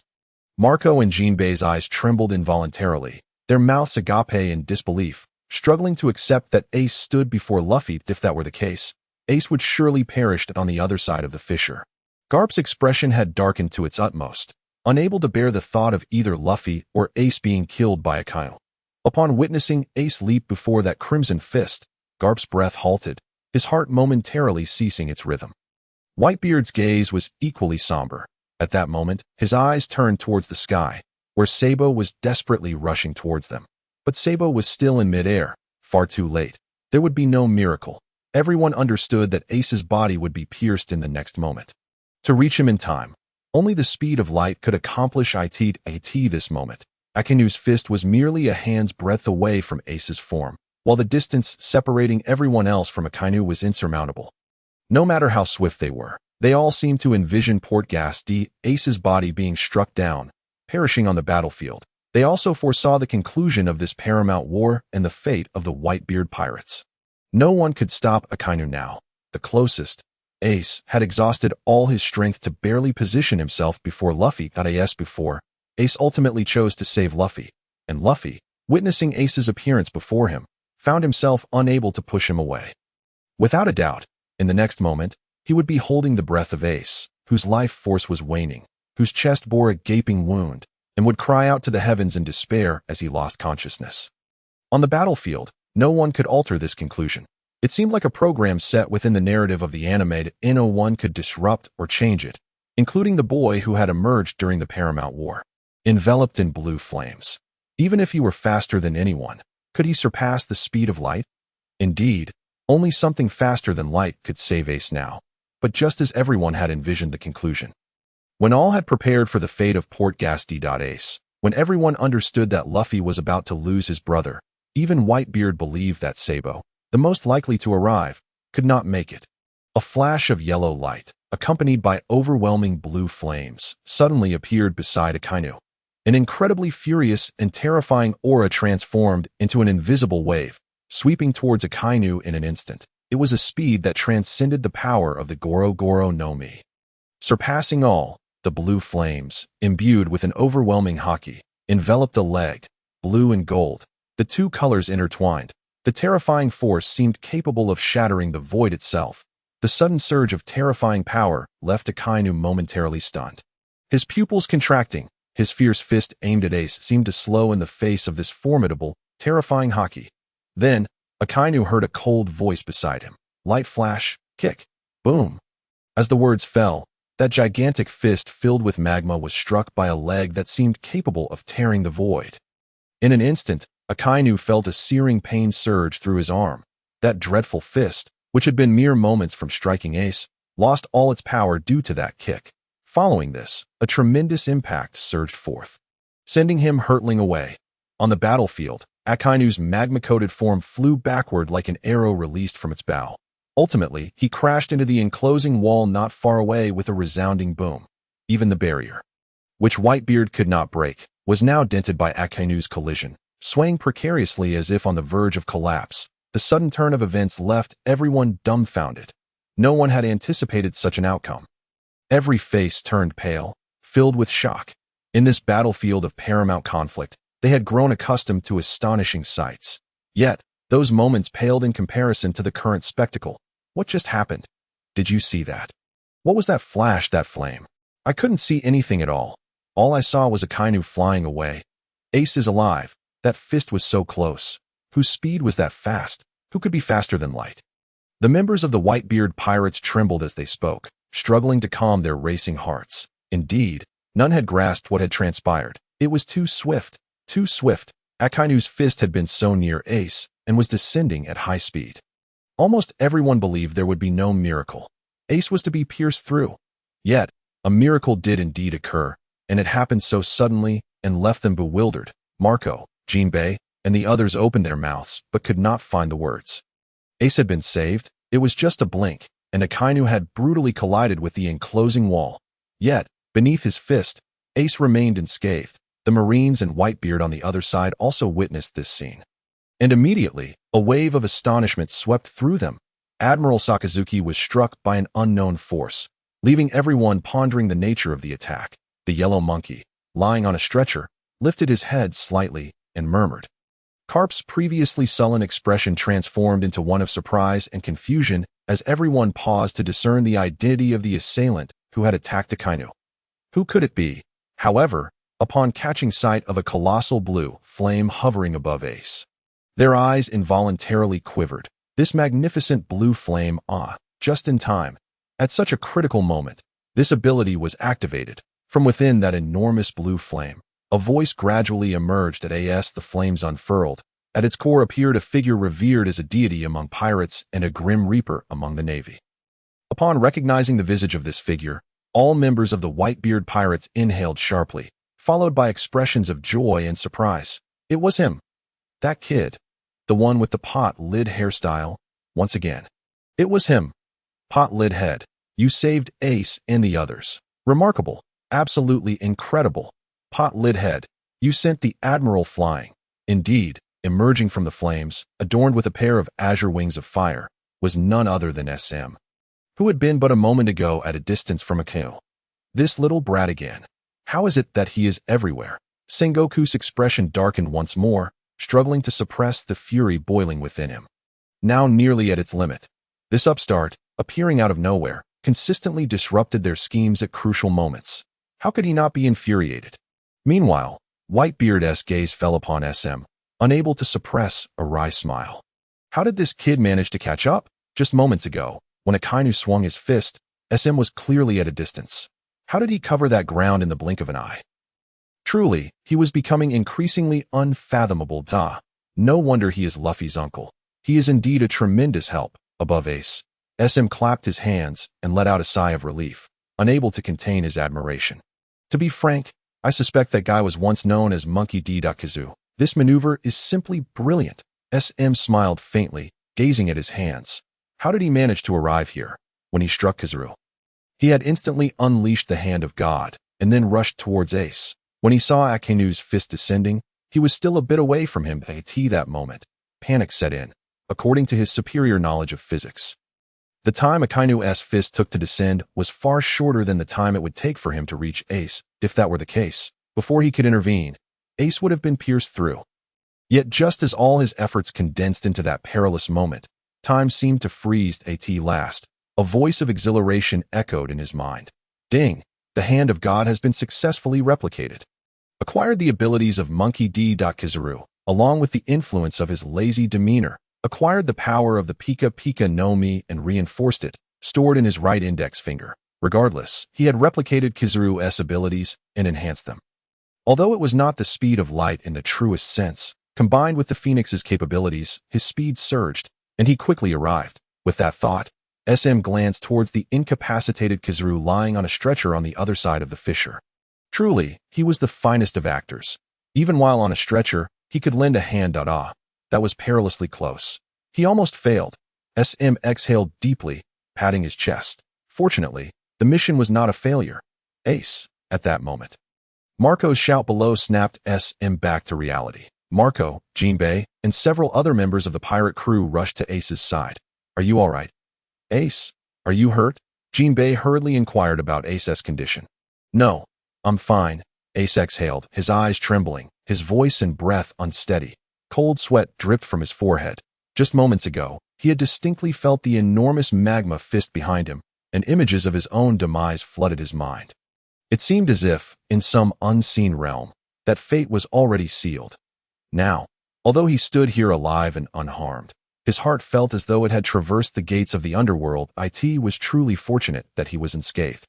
That kid really did a tremendous favor. Upon hearing Ace's response, Marco, disregarding whether Ace or Luffy was injured, enveloped both in a blue flame. Indeed, that kid was the Whitebeard pirate's lucky star.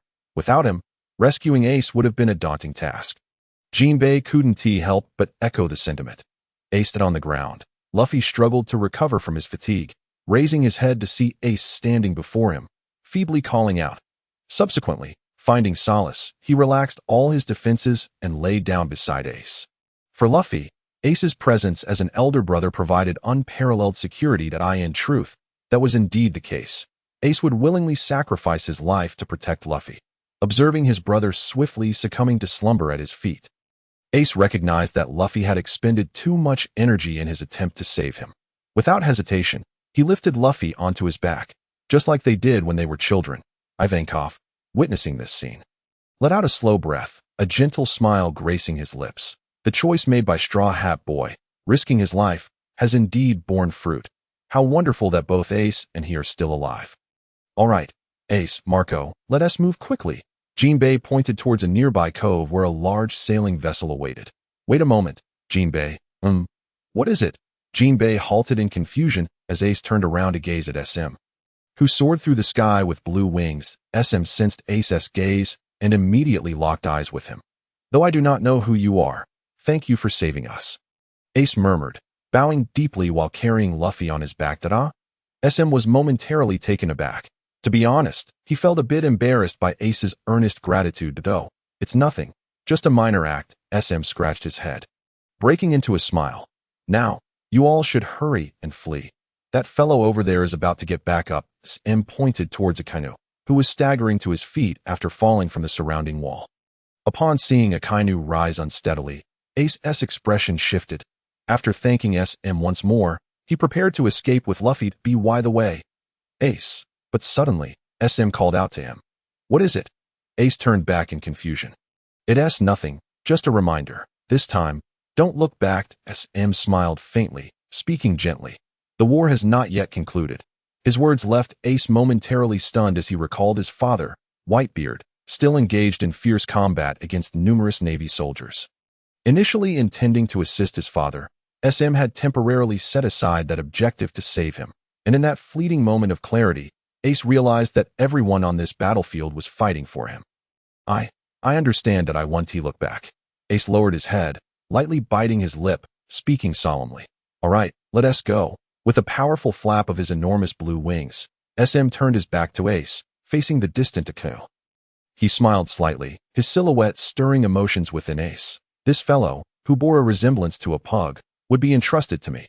Ace gazed at SM's retreating figure, then glanced at the far-off Whitebeard, who was still valiantly battling the Navy, occasionally dropping to one knee, gasping for breath, and his eyes moistened.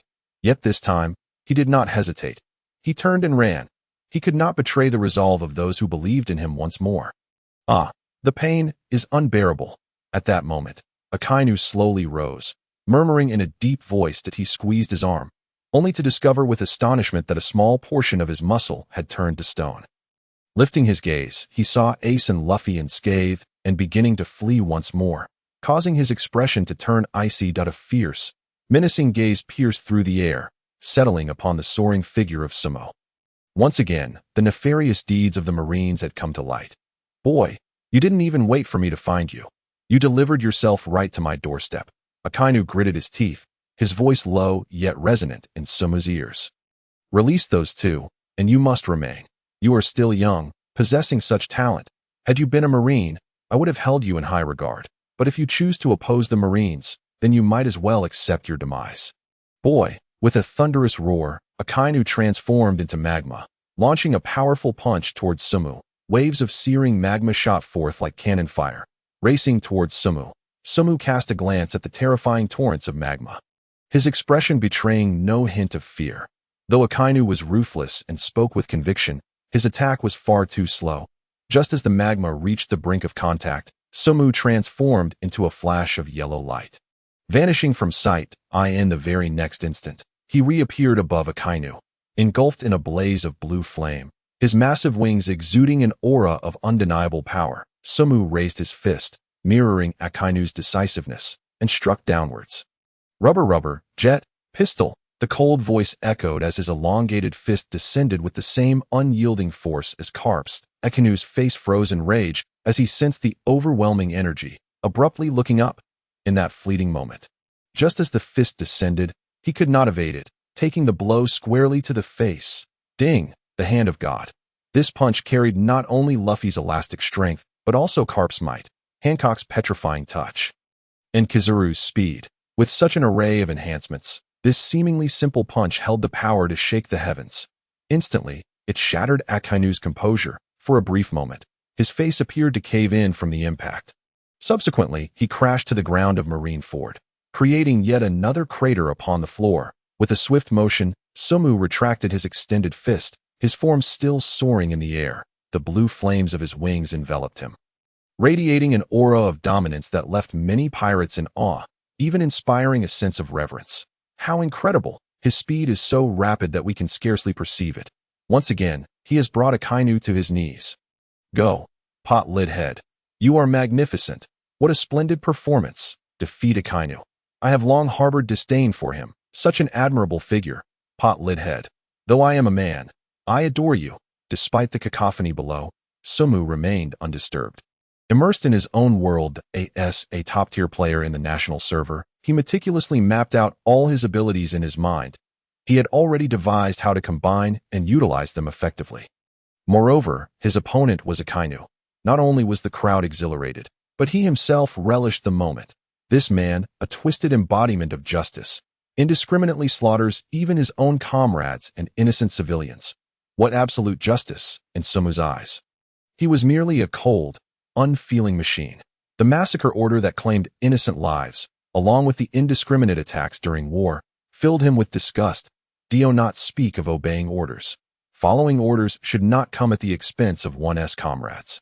Furthermore, That massacre order was the most revolting edict in Sumu's view. It was nothing more than a mandate that preferred wrongful executions over allowing any escape, a remnant of a decayed ancient system.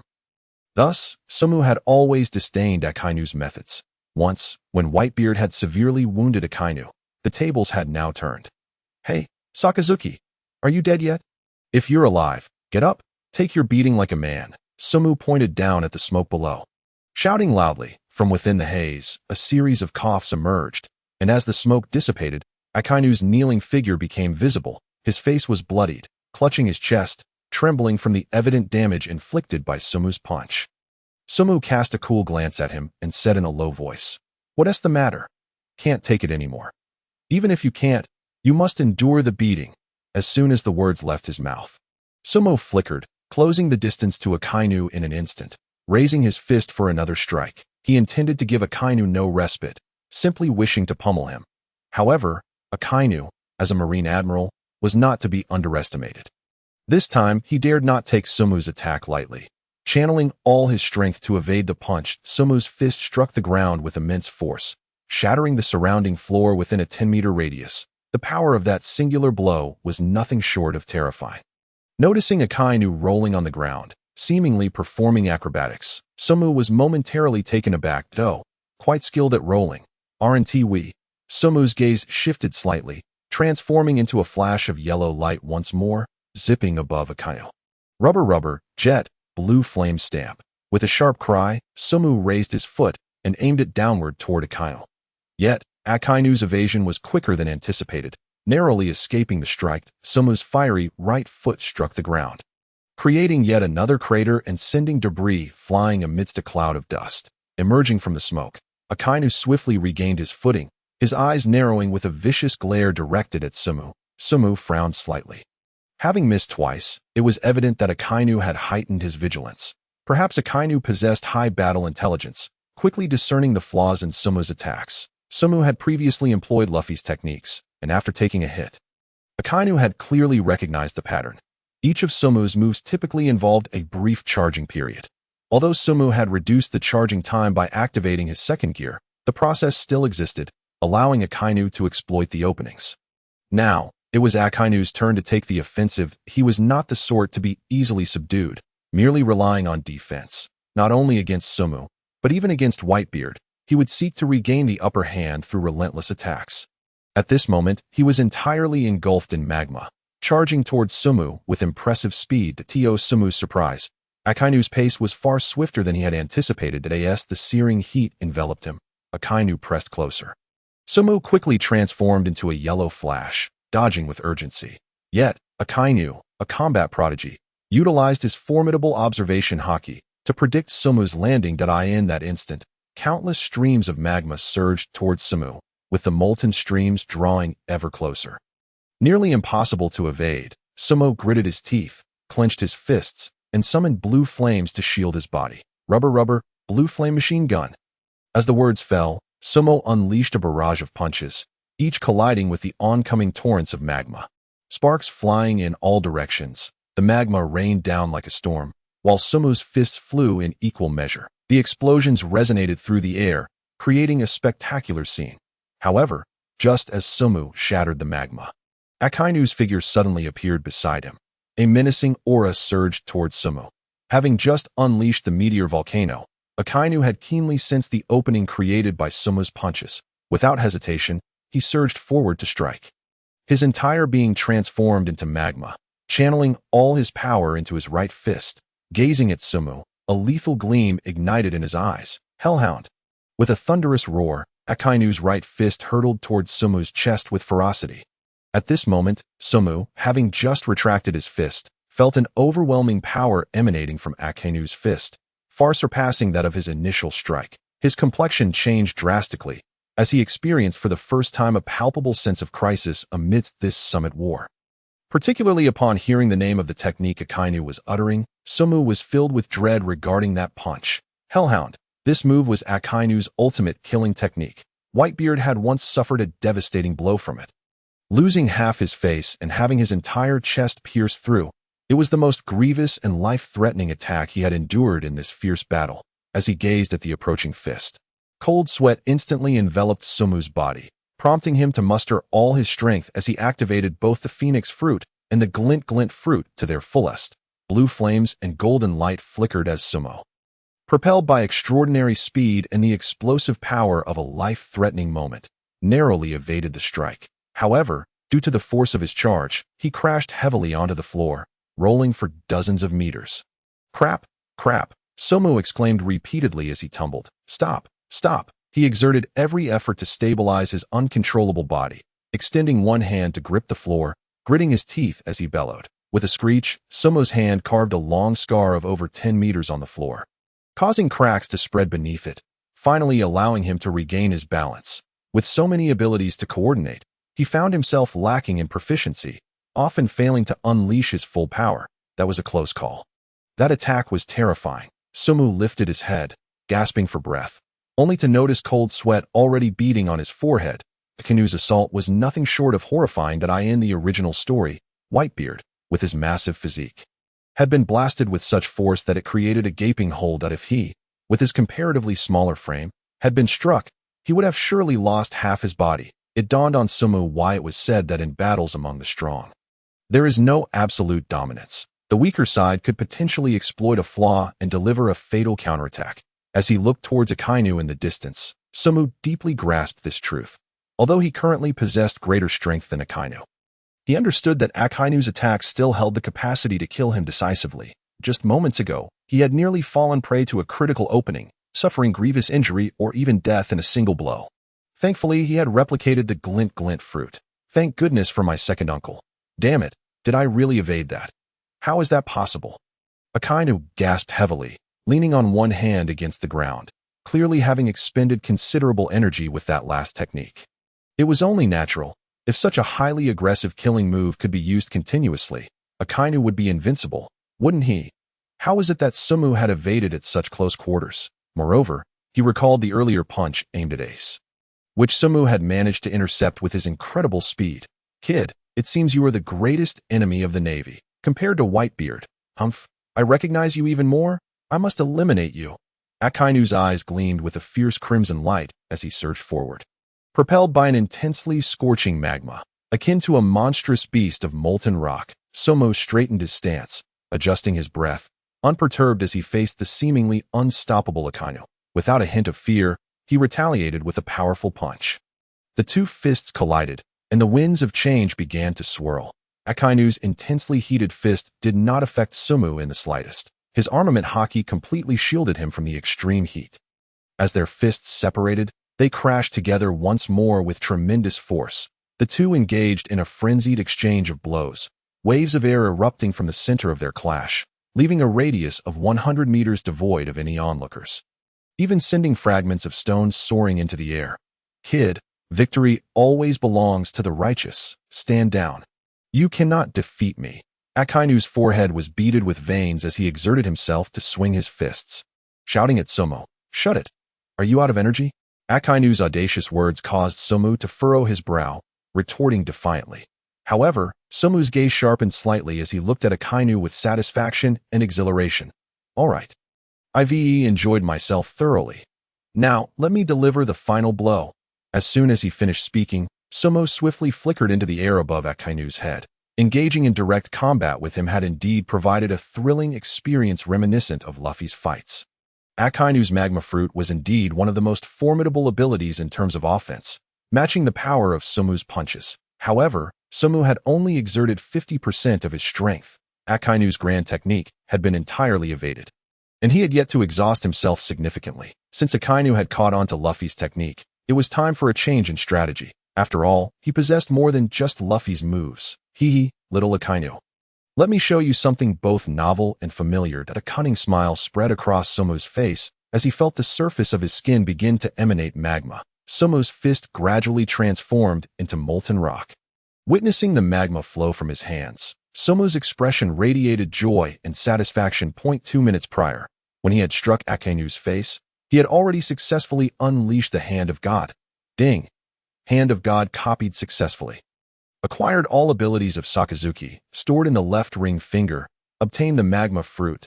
He had naturally replicated all of Akainu's abilities, including the magma fruit, The offensive power of the magma fruit was indeed akin to a bug in existence.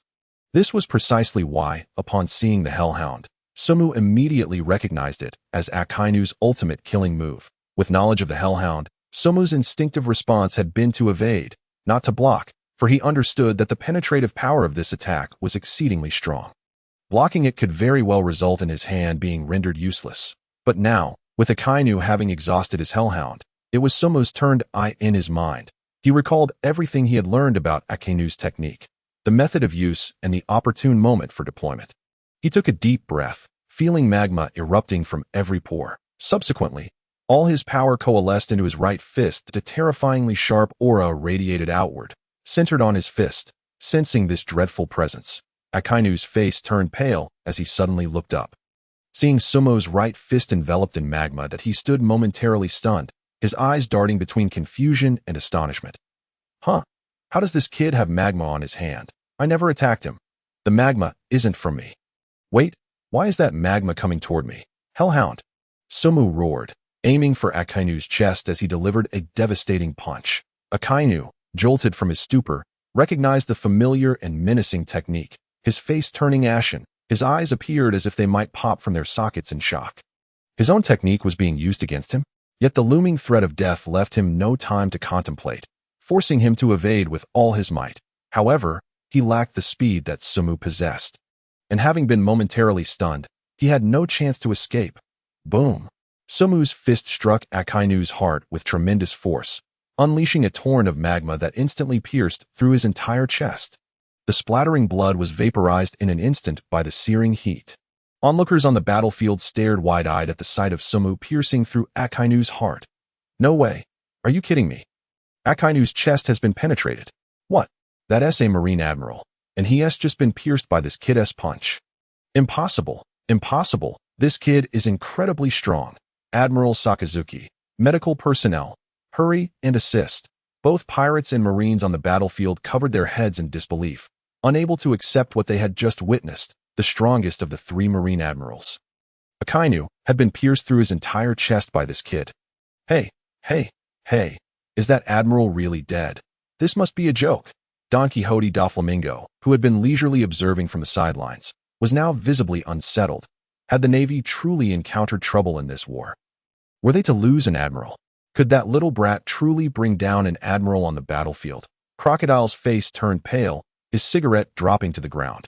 Medical personnel, hurry to assist. Impossible, we can't get through.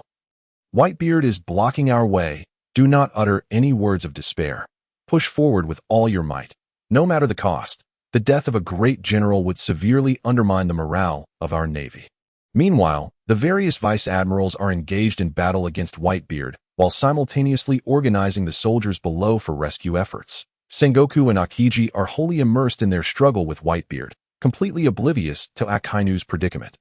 On the other hand, Whitebeard is not in a much better state, his body covered in wounds, oozing blood slowly. At this moment, the battle between Sabo and Akainu unfolds. Cough, cough. Akainu, pierced through the heart, spits out blood. Yet he does not resemble a man on the brink of death. His expression remains fierce. Sabo, on the other hand, shows no signs of relaxation. His brow furrowed in concern, he senses that his previous strike, the Hellhound, did not land fully. What is happening? Did he evade it? Could it be elemental transformation? Sabo fixates on Akainu's heart, noticing the emptiness there, and a realization dawns upon him. This is a common ability of a natural-type devil fruit user, to transform their body into an elemental state just before being struck, thereby evading the attack. However, this requires exceptional observation, haki, and mastery over the fruit's powers.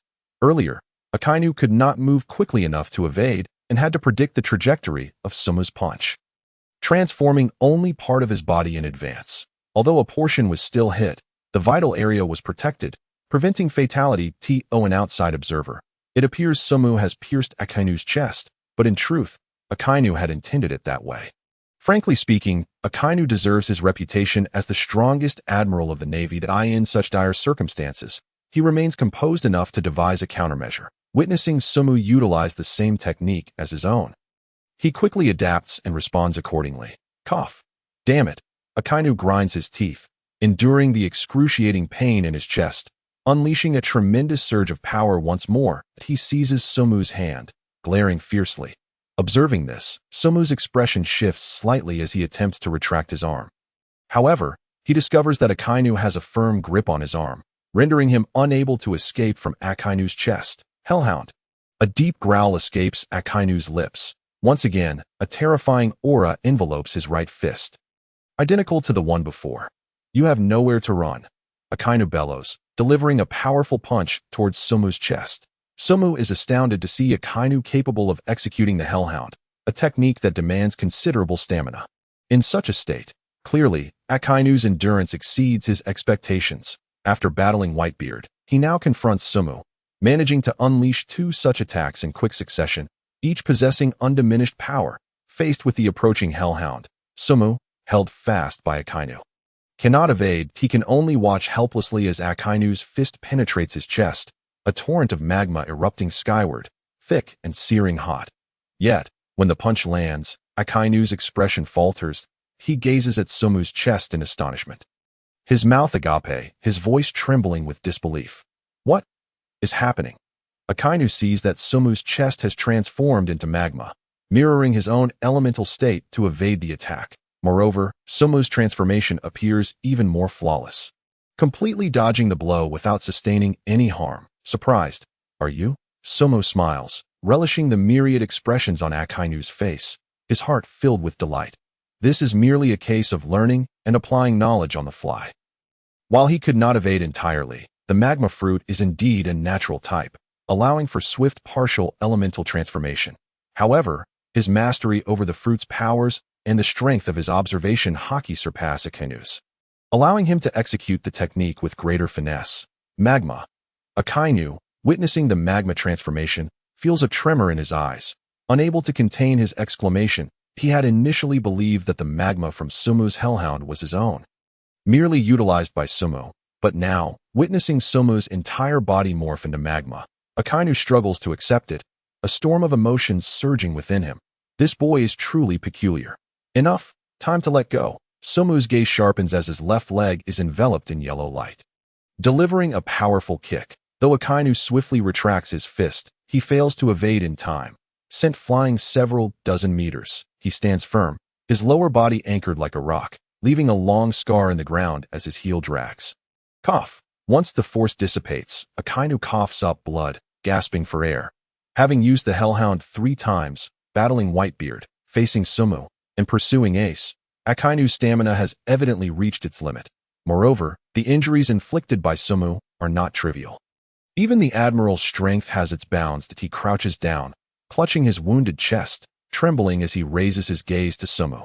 Though he cannot fathom the extent of Somu's powers, Akainu's mind races with contemplation. Combining what he has observed thus far with Somu's displayed abilities, Akainu finally speaks. You, boy, you wield my powers. What of yours? Yes, yours indeed. Did I realize now that from the very beginning, you have been utilizing the abilities of others. The blue flames of Whitebeard's 1st Division captain, the elongated arm of the Straw Hat Brat. Just moments ago, you even employed the powers of Borsellino's Pika Pika no Mi, and now, you are utilizing my abilities. Who are you, boy? How many powers do you possess? Akainu's voice is profoundly low, drawing the attention of all on the battlefield. With Akainu's revelation, many suddenly realize that this individual has indeed been using the abilities of others. Upon reflection, they discern that the blue flames and wings are strikingly similar to Marco's. Moreover, the enormous fist of the Straw Hat Brat. How has he managed to acquire so many abilities? What sort of fruit grants him such capability? The battlefield buzzes with chatter, primarily focused on Somu's extraordinary prowess. Hearing their words, Somu lets out a sigh. Indeed, the continuous mimicry has led to his exposure, yet it bears no consequence. Indeed, I am utilizing your abilities. Somu spreads his hands, shrugging nonchalantly, a cheeky grin plastered on his face. Akainu, what is the matter? Are you unsatisfied? If so, come at me. I shall use them. A brief silence envelopes the battlefield, though I am a pirate. Why does it feel as though he is the truly insufferable one? Indeed, even his previous mockery of Sengoku seems more barbaric than my own. Despite the absence of vulgarities, his words evoke a sense of irritation within me.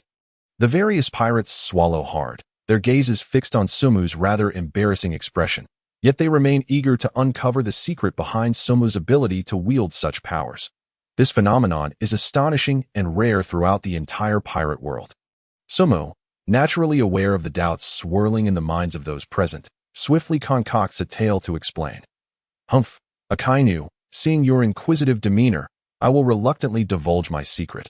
I am the wielder of the swap fruit.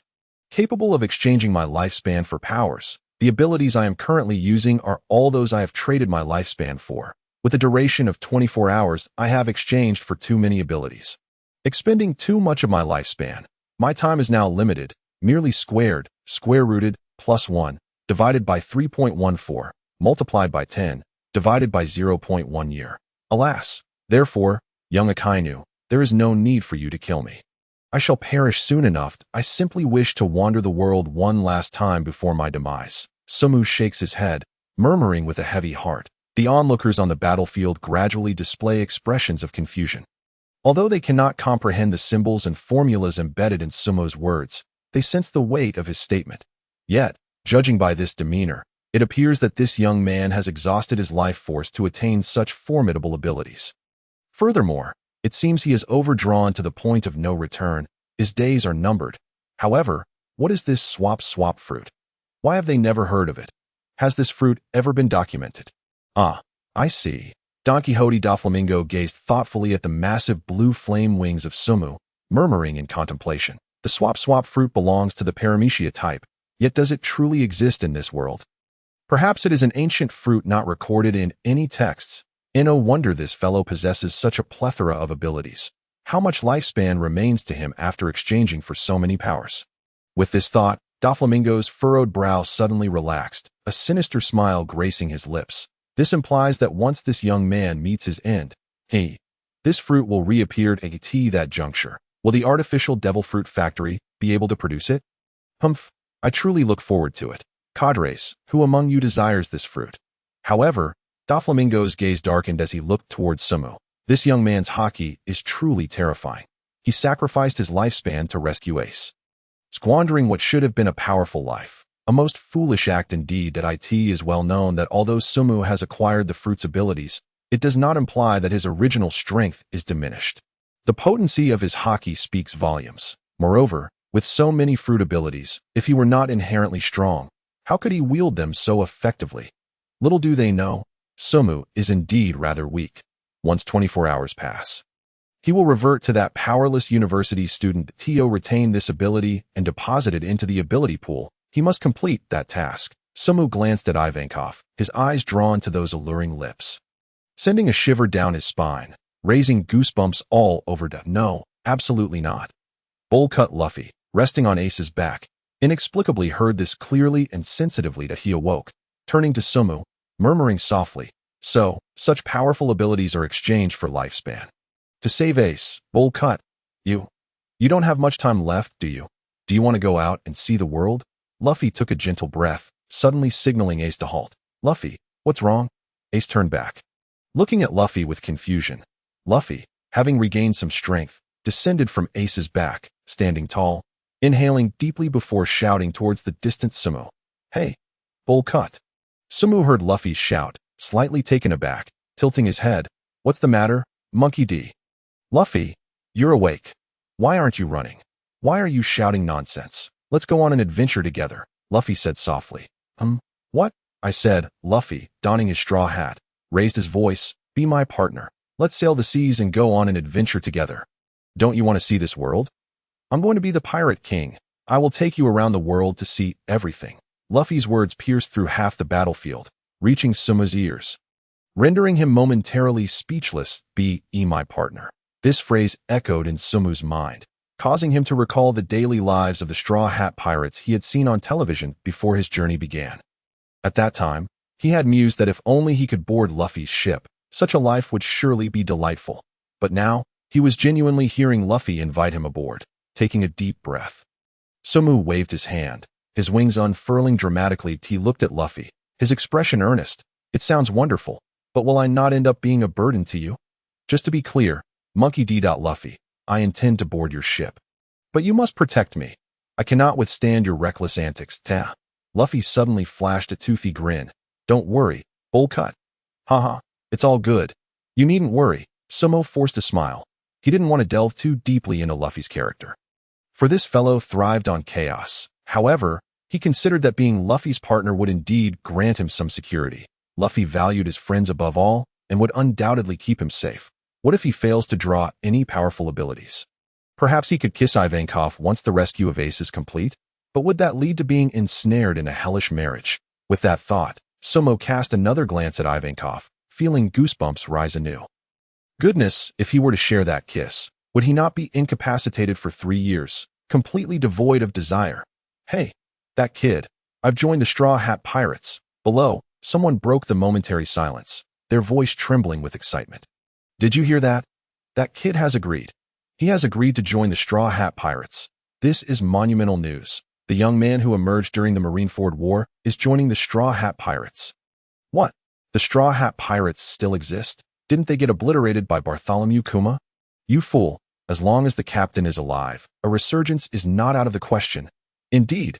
Look at that kid, with such strength joining the Straw Hat Pirates. They will only grow stronger. Though this young man's fruit abilities may have a time limit, his inherent strength is formidable. That terrifying Haki. Upon hearing the distant exchange between Sabo and Luffy, the crowd was engulfed in astonishment. Such a powerful man joining the Straw Hat Pirates. Another crew is set to rise in the new world. That young man's strength rivals that of the 4 emperors. Everyone, stay calm. The Navy needs to remain composed. That young man's lifespan is all but depleted. He cannot remain this strong for long. No need to worry too much. The other members of the Straw Hat Pirates have long been wiped out. Yes, this kid has exchanged so many abilities. He has little lifespan left. It is likely he won't even have time to fully explore the new world.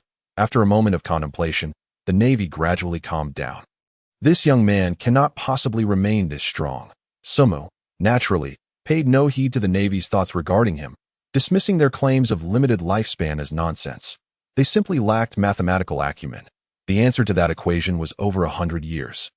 He spoke no falsehoods. There was no need for Akainu to kill him. He would perish on his own. 100 years hence, he would naturally meet his end. Hey, Luffy, you need to get going. The Navy is closing in fast. Sabo muttered, observing the advancing Navy crossing the rift and those already stationed on that side. Yes, but bowl cut. Luffy adjusted his hat. You must survive. That is my captain's command, though. Sabo nodded. Luffy would not impede Sabo's decision to remain behind. Even though Sabo had become his crewmate, Luffy understood this was Sabo's determination, and he could not shatter that resolve. Surely, Sabo had his own aspirations. If Sabo had been coerced, Luffy would have fought tooth and nail to rescue him. Not wishing to linger on such thoughts, Luffy turned to flee, yet the sense of helplessness remained. Thus, he found himself once more on Ace's back, racing towards the edge of the sea. That Straw Hat Kid is infuriating. Below, Akainu, catching sight of Luffy growing distant, grit his teeth in frustration. Crouched down, he could no longer rise, having expended significant energy. Little brat, with so little time left, that is just perfect, Akainu muttered, struggling to regulate his breathing.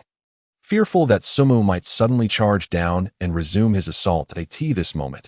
However, Sabo's gaze was entirely focused elsewhere, directed towards the other side of the rift. His attention was evidently no longer on Akainu. Ace had been saved, and Akainu was severely weakened. Now, his sole concern was to assist Whitebeard. Indeed, following the gaze of Sabo, Whitebeard, akin to red-haired Shanks, knelt half-crouched at the edge of the chasm, gasping for breath. To the astonishment of the onlookers, his body was riddled with wounds, blood streaming profusely. One shoulder bore a massive gash, exuding a chilling aura. Even the once vibrant blue flames had dimmed significantly, on the verge of extinguishment. It was evident that despite his utmost efforts against the overwhelming Navy forces, Whitebeard was unable to prevail. Opposing him were admirals, generals, and various vice-admirals. Even Sabo, in his current state, would find it insurmountable to face such a multitude of naval warriors. Naturally, Whitebeard could not hold back all the Navy on the chasm's edge, yet he valiantly managed to obstruct over half of them, many being formidable adversaries. This provided invaluable assistance to the retreat of the Whitebeard pirates. Old man, are you nearing your limit? Marco's eyes trembled, his feet feeling as heavy as lead, rendering him immobile. He almost impulsively surged forward to aid Whitebeard several times. Yet he knew that such an action would undermine the resolve of the Whitebeard pirates' retreat and betray the captain's orders. Nevertheless, he could not bear to flee, longing only to witness Whitebeard's final moments. Whitebeard clenched his naginata tightly. Kneeling on one knee, his bloodied body trembling incessantly, he remained vigilant of the battlefield behind him, ensuring the children were evacuating. If they had not yet done so, he could not afford to stop down a tea that moment. Despite gasping for breath, his breathing erratic, he spotted another group of Navy soldiers attempting to traverse the wide chasm. Gritting his teeth, he raised his naginata for a swift strike. Each assault inflicted further harm upon his already injured body, exacerbating the bleeding, providing no relief. With every strike, the intense pain radiated throughout his body. Tormenting his mind, Whitebeard fought against the frequent waves of weakness that threatened to engulf him, striving to perfect his final dance, the last battle of his life, just as Sengoku was about to advance once more.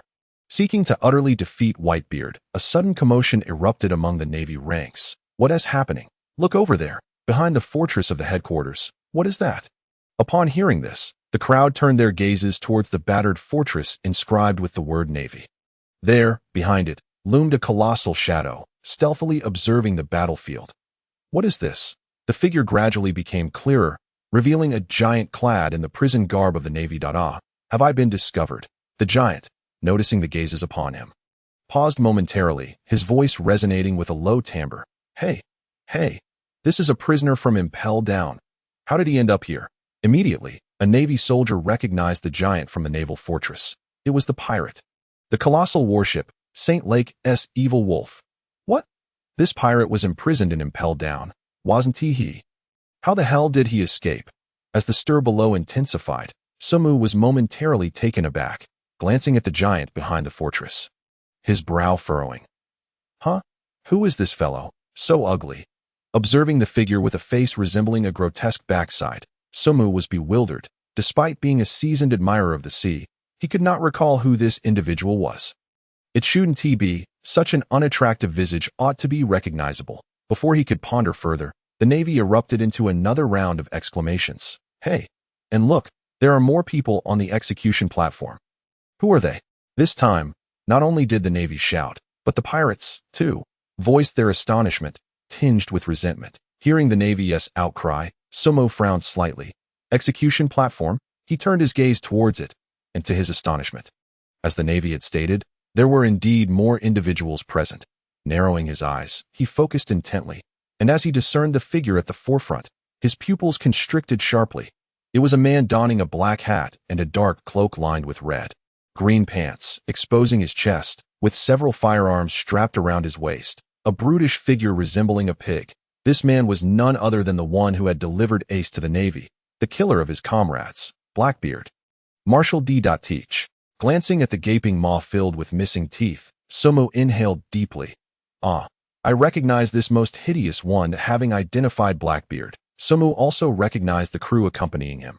Indeed, they were the Blackbeard pirates. The individual who appeared slightly more presentable than Blackbeard must have been a pirate rescued from Impel Down, who had now joined the Blackbeard pirates. Sumu recalled that this was Blackbeard's most audacious display of ambition, as he had liberated the most notorious criminals from Impel Down to recruit them as his crew. Each of these individuals was an ultimate criminal.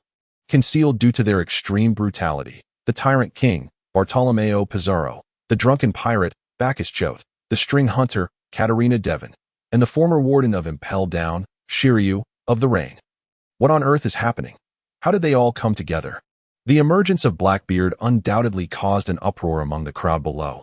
As Sumo beheld the group exuding an aura of profound darkness, his frown deepened further. Finally, he could not contain himself, cursing vehemently as blue flames surged around him. Must you be so hideous? The ugliest pirate crew in history. How revolting. Not only Sumo felt this way. Upon seeing Blackbeard, Whitebeard's expression darkened significantly. You scoundrel, Teach. Teach had slain his crew, betrayed his comrades, and delivered Ace to the Navy, igniting a war that wrought devastation and loss. Ha. I never expected to see you again before your demise. Old man. Teach cackled, his grin revealing his missing teeth, as he regarded Whitebeard with malevolence. Meanwhile, Sengoku clenched his teeth at the scene. Damn it. You bastard. These are criminals. How did you make it from Impel down to here? It must be noted that the route from Impel down to Marineford was obstructed by the gates of justice.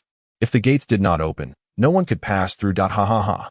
Admiral Sengoku, do you think I joined the Shichibukai for no reason? Of course, it was to gain access to Impel down and open the gates of justice. Blackbeard spread his arms wide, laughing heartily. Now, take these people behind me. His joining the Shichibukai was merely a guise to gain legitimate entry to Impel down and carry away the most vicious criminals. As for how the gates of justice were opened, one would have to inquire with Shiryu of the Rain and the hypnotist Lafitte. Shiryu, what have you done to Impel down? What happened to Magellan? Humph. Admiral Sengoku, our presence here speaks volumes, doesn't it? Ha ha ha. The man in the hat, clad in uniform and smoking a cigarette, smiled slightly, murmuring, from now on, I shall be collaborating with these individuals. I look forward to your guidance. Navy.as, the former warden of Impel down. Shiryu had evidently betrayed them. I apologize, Admiral Sengoku, but I opened the gates of justice because I hypnotized the Navy in the command room, instructing them to open the gates for any incoming warships. Moreover, I inadvertently assisted others as well. Lafitte suddenly burst into laughter, glancing at the fleeing Fire Fist Ace and Luffy on his back. That I truly apologize for this. You bastards. This is the Navy headquarters. You shan't escape. Ha ha ha. It matters not, Sengoku. I no longer require the title of Shichibukai. We have something of great importance to accomplish here. A glint of greed and cunning flashed in Blackbeard's eyes as his gaze pierced through the battlefield, landing squarely on Whitebeard. Old man, it's been a while. Have you missed me? Ha ha ha. You're getting old. It's time for you to die. With a deep, sorrowful breath, Whitebeard, still kneeling, exhaled heavily.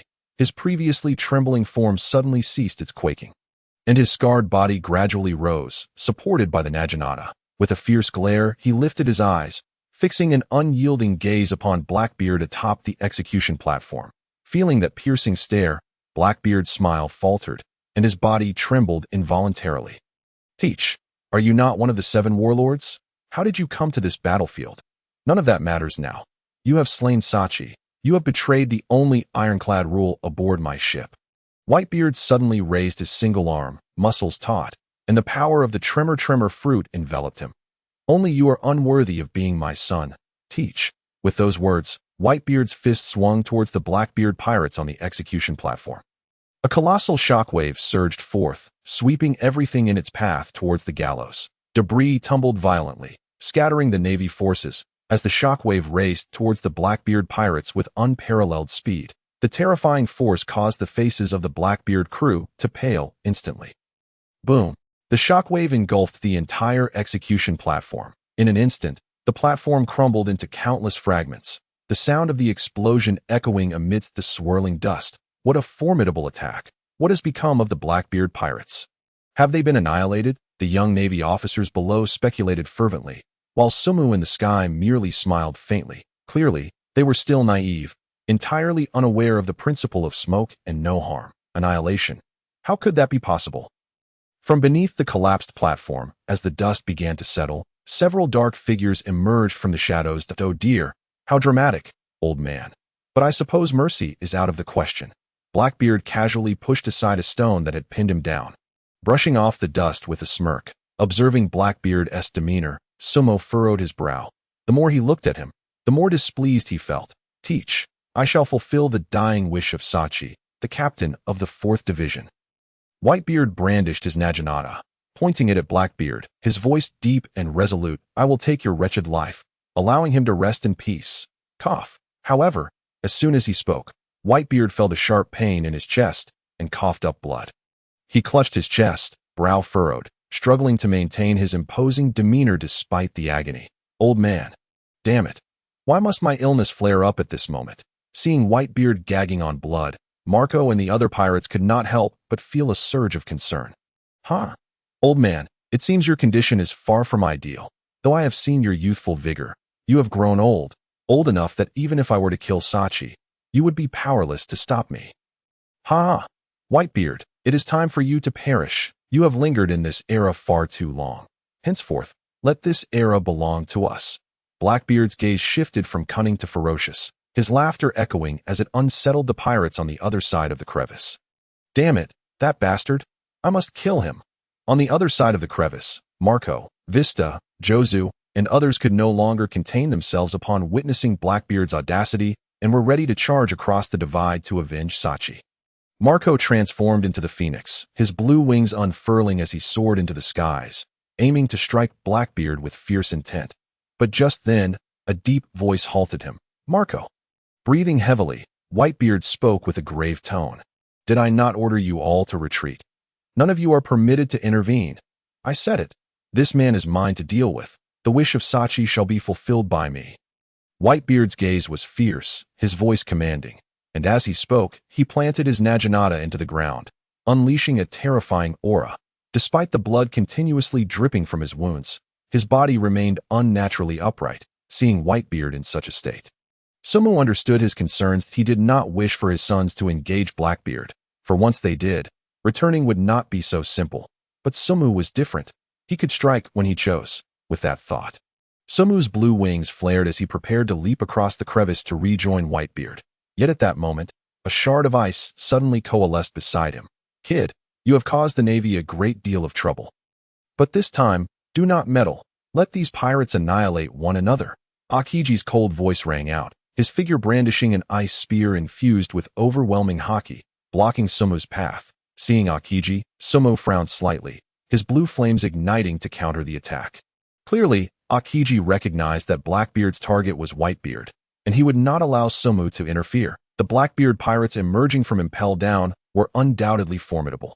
Taking down an already exhausted Whitebeard would pose no challenge. As long as Whitebeard perished swiftly, all his crew would inevitably lose their morale.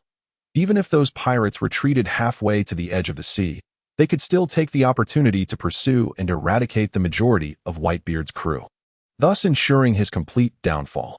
If Sumu were to meddle, then Whitebeard might not die so easily, and the vast array of pirates on the battlefield would likely overwhelm the Navy. Step aside. Sumu understood well that in the unfolding narrative, Akiji would eventually join the Blackbeard pirates. Could it be that he was already subconsciously leaning towards aiding Blackbeard? After all, Akainu and Akiji fought for 10 days and nights.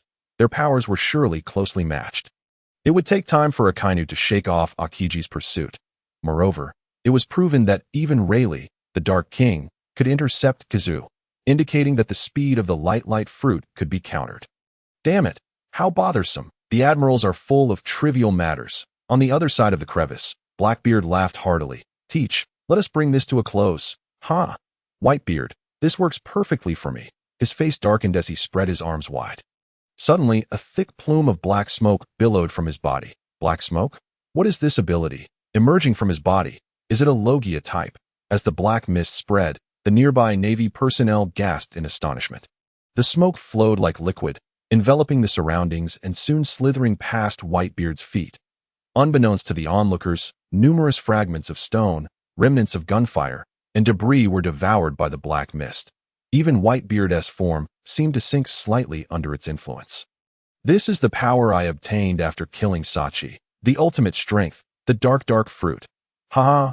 Whitebeard, come witness its might.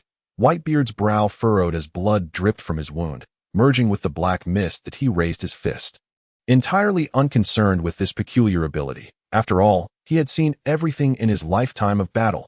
Blackbeard's gaze darkened as he regarded Whitebeard's tremor fruit ability, showing not the slightest hint of apprehension. He swiftly closed the distance, effortlessly blocking Whitebeard's formidable fist with a single palm. A swirling black vortex manifested. Whitebeard's power was completely absorbed, vanishing without a trace. Useless. Before my powers, all devil fruits are ineffective. Ha!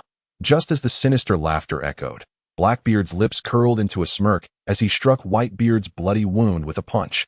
Whitebeard never anticipated that the strength behind his fist would dissipate, leaving him unable to evade the blow, which aggravated his injuries. Blackbeard pressed against Whitebeard's wound, cunningly exerting force from the shadows. Cough. Whitebeard endured, spitting out another mouthful of blood. Old man. Damn it.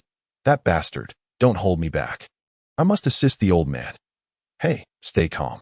Do you wish to defy the old man's orders? But many members of the Whitebeard pirates saw this scene and were eager to intervene against Blackbeard. Yet, they were stifled by the captain's command. They could not defy Whitebeard's repeated orders on this battlefield. Enduring the pain, Whitebeard threw another punch at Blackbeard, intent on driving him back. Blackbeard remained unperturbed, meeting the attack with another palm. The same outcome played out once more, as the power behind Whitebeard's fist was absorbed by that dark energy again. Blackbeard showed no sign of hesitation, launching another brutal punch that crashed into Whitebeard's chin. Bang! Suddenly, Whitebeard's massive frame was hurled aloft by Blackbeard, his tightly gripped naginata flung into the sky. Ha ha ha! Whitebeard, how does it feel? I told you your attacks are utterly ineffective against me. How could you possibly contend with me now? Old man, you've grown feeble. Accept reality. Blackbeard laughed heartily, gazing at Whitebeard, who seemed nearly suspended in midair, feeling the searing blood coursing through his hands, his gaze growing increasingly ferocious. Yet, in the next moment, Blackbeard's expression shifted dramatically. He witnessed Whitebeard erupting with a formidable aura, his feet pounding the ground as he deftly retrieved the naginata that had been cast into the air. The weapon spun in his grasp before being firmly secured. In an instant, he transitioned into a slashing stance, slicing down towards Blackbeard with the fluidity of flowing water. Blackbeard's pupils dilated in shock. He could hardly fathom that Whitebeard, despite his condition, could retaliate so swiftly, leaving him no chance to evade. Thwack! The naginata descended, leaving a long gash across Blackbeard's body, blood immediately spraying forth. Blackbeard was sent sprawling to the ground, howling in agony. It hurts so much. Damn it, you bastard! Clutching his wound, he rolled frantically. The pain from that strike unbearable that it is known that the dark fruit side effect doubles the pain one experiences, even without the power of the fruit. Whitebeard's strike could inflict enduring agony upon Blackbeard. Confronted with this traitor who had violated the ship's code by killing comrades, Whitebeard showed no mercy. He offered Blackbeard not a moment's respite, slamming the naginata to the ground. Leaping high, his feet landed upon Blackbeard's hands, while one hand gripped tightly around his throat. In this moment, Whitebeard reclaimed his advantage, firmly suppressing Marshal D. Teach. This scene bore a striking resemblance to a father chastising his son. Arrogance and hubris have always been your weaknesses. Teach, can you still wield your fruit's power like this? Whitebeard's gaze was piercing as he tightened his grip, the tremor fruit's power enveloping his hand. Blackbeard felt a surge of energy radiating from his head, his face paling in terror. Hey, old man. I'm your son.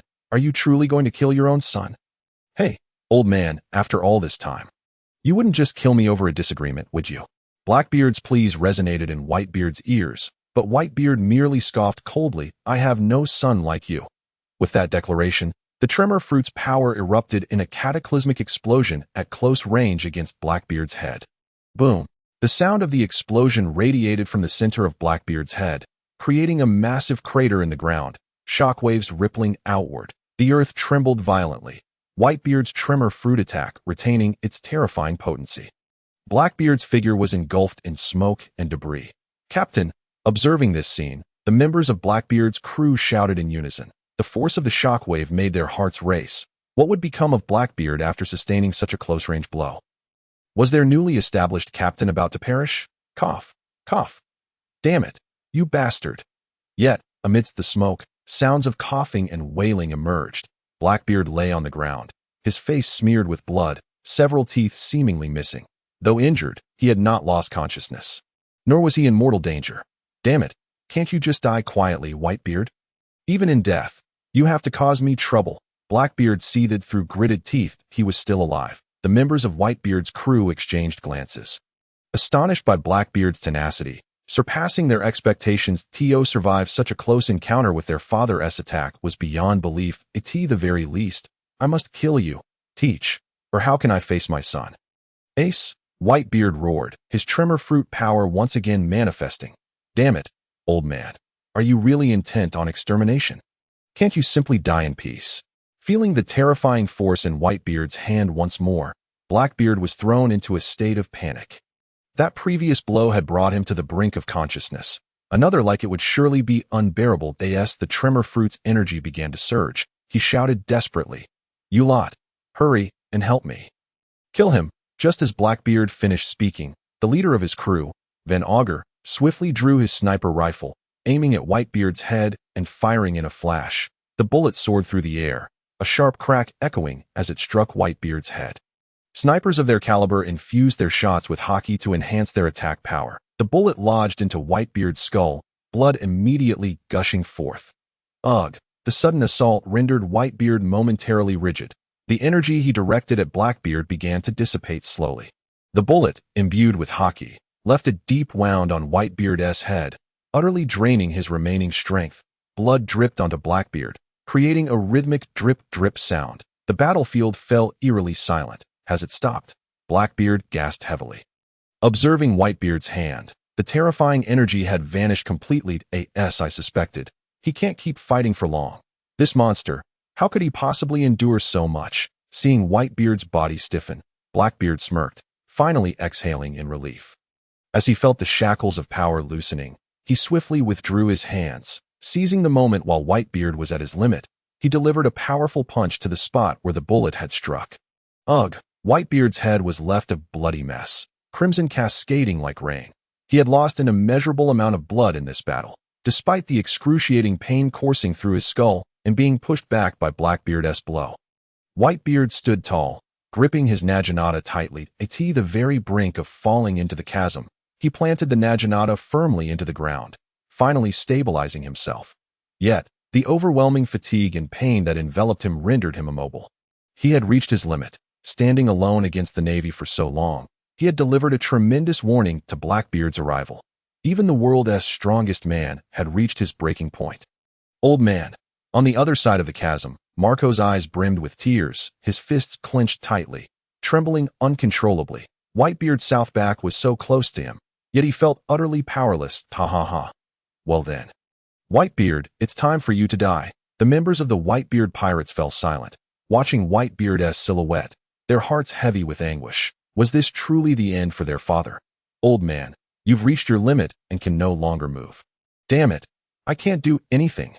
Tears streamed down Marco's face uncontrollably. He understood the state of Whitebeard's body. Whitebeard had been enduring pain to launch each attack. That bullet had reignited all his previous injuries. From the start of the battle until now, he had fought valiantly against the Navy while constantly battling his own ailments. Marco, no matter how much he wished otherwise, realized that Whitebeard had truly reached his limit. Damn it, I can't waste any more time. Far from the chasm, Sumo was entangled in a fierce struggle with Aokiji. Even their battle forms are drifting further away from Whitebeard. Akiji's fruit powers differ from Akainu's. They are notably more agile and swift, while still maintaining an impressive speed, with ice shards infused with Haki that slow down Sumu's movements. In terms of delay tactics, Akiji's abilities are evidently more suited to restraining Sumu than those of Akainu. As an admiral, Akiji's observation Haki is certainly formidable, allowing him to effortlessly predict Sumu's evasive maneuvers. Each time Sumu employs his glint-glint fruit, it is reflected back by Akiji's ice mirrors. Moreover, Sumu's proficiency in coordinating his fruit powers is somewhat lacking, which hinders his ability to overcome this predicament in a timely manner. As Sumu attempts to flee, he must simultaneously attack while deploying ice shards to freeze. This freezing fruit is exceedingly troublesome. Sumu's frustration intensifies, for this adversary persistently obstructs his path. Yet, it is not as if Akiji can stall indefinitely. The events unfolding between Blackbeard and Whitebeard have only transpired for a brief moment. Akiji can only hold him off for so long. Given that the situation on that front is quite dire, Akiji's arrival to rescue Ace was already a stretch, and now, he cannot return in time. How infuriating. Very well, Admiral Akiji, you have forced my hand. In that case, I shall strike with such force that you cannot impede my progress. Drawing a deep breath, Sumu notices that Akainu lies incapacitated below. Still recovering from their earlier clash, now that Akiji has chosen to intervene, Sumu resolves to take down yet another admiral. Moreover, the situation over there is far from promising. Sumu glances anxiously at Whitebeard, who stands precariously at the edge of collapse. It is apparent that he has reached his limits. Even if assistance is rendered now, Whitebeard's body is unlikely to recover, given the cumulative toll of his injuries. Sumu understands that Whitebeard may not survive this ordeal. Even if he does, his time is severely limited, and his immortal flames are nearing extinction. Yet, He refuses to relinquish that final breath at the very least. He wishes to hear Whitebeard's final roar. Upon witnessing Blackbeard's assault on Whitebeard, a vivid scene flashes in his mind that in the original story, Whitebeard perished at the hands of the brutal collective assault by the Blackbeard pirates. He must reach them in time. He cannot allow them to desecrate him. Sabo gazes once more at the approaching Aokiji. There is no time for delay, Kazan. The old man appears to be on the brink of collapse. You are already too late. I refuse to prolong this any further. If he is to fall, it shall not be at the hands of Blackbeard. With a thunderous roar, Sabo envelopes his right fist in an ominous aura. Garp's Haki reaches its zenith as his form flickers, appearing instantly above Aokiji. Clear the way. On the other side. Damn it, that hurts. Bastard, Whitebeard. You merciless fiend. Since you insist on being so ruthless, I shall return the favor. Blackbeard rubs his head, gritting his teeth in anger. What is the matter? Can you not move? Old man, go ahead and kill me. Use your tremor fruit against me. Ha! Blackbeard shakes his head, slowly rising with a sinister grin. If I leave you be like this, you will surely perish, old man. But I cannot wait for your slow demise. Allow me to assist you in hastening your departure. You lot, kill him. Blackbeard bellows, his eyes filled with a fierce and merciless glare as he waves his hand. With his command, the Blackbeard pirates leap into action. An overwhelming aura envelopes the area. Those by Blackbeard's side bear expressions of bloodlust, their eyes gleaming with a wicked smile, that in the next moment, they draw their weapons. Directing a gruesome and bloody assault towards the incapacitated Whitebeard. Bang, bang, bang. The triggers of countless firearms are pulled in a frenzy, unleashing a hailstorm of bullets. The air is filled with gunfire and sparks flying. Participating in the execution of the world's strongest man is simply exhilarating. Ha! I too shall claim credit for Whitebeard's demise. The final blow shall surely be mine. Thus, the most grievous wounds upon his body will be from my blade. The glory of slaying the strongest man belongs to us, the Blackbeard pirates. This man has grown old. His strength is hardly worth mentioning. He can no longer evade our onslaught. The wounds I inflict shall be the most severe. Mark my words, the blood spilled here shall be the most abundant. Ha! The Blackbeard pirates advance, each delivering blade after blade, each firing bullet after bullet at Whitebeard. Their faces are alight with maniacal glee. In an instant, that already battered body becomes riddled with even more wounds, blood flowing like a river. This is the final, blood-soaked, and brutal massacre of Whitebeard by the Blackbeard pirates. Old man, do not obstruct me. They are treating him this way. Bastards, fiends, how infuriating. Let me go. I must avenge the old man. I must. Do not look at the old man. Old man, as he feels the warmth of his blood ebbing away and hears the furious yet tearful voices of his sons behind him. Whitebeard's body becomes numb, his spirit dulled that a vivid memory flashes in his mind that in it. He sits beneath a cherry blossom tree, sharing drinks with the pirate king, Joel D. Roger. Hey, Roger, are you about to die? The pirate-hatted Roger takes a sip of his drink and nods. Yes. Not much time left. Hey, Newgate, do you want to go to Raftel? I can tell you how to get there. Not interested. That holds no appeal for me. Well, for you, family is what matters most up by the way. Do you know what the Marines call me? Pirate King? No, they call me Gold. Roger, but I am Gold. Roger. Whitebeard takes a sip of his drink and muses. Speaking of which, we also have someone with A in their name in our crew. Marshall D. Teach. What does truly signify? Roger chuckles. D. Ha. Do you wish to know? Very well. I shall tell you. Bang. Bang. The sound of bullets continues to pierce the air. The sight of wounds on Whitebeard's body is nothing short of harrowing. Riddled with injuries, he has lost the strength to defend with Haki, rendering him a mere vessel for blades and bullets to tear through his flesh. Yet, even so, his form remains upright, dignified. Click, click. The bullets in Blackbeard's gun are exhausted. And all the others have run dry as well. Hey, is there any ammo left? Give me some more to no need. Whitebeard is dead, breath left him entirely. Shiryu exhales a puff of cigar smoke, speaking nonchalantly. But at that moment, a gentle breeze sweeps through the crowd. Huh. That battered body suddenly exhales a breath that it cannot be. Ah. Is he still alive? Blackbeard's face pales in disbelief. His muscles tense as he stares at Whitebeard in horror. This monster. Is he still alive? At the very least, Whitebeard declares, that is definitely not the person you, Roger, were waiting for. He is certainly not you.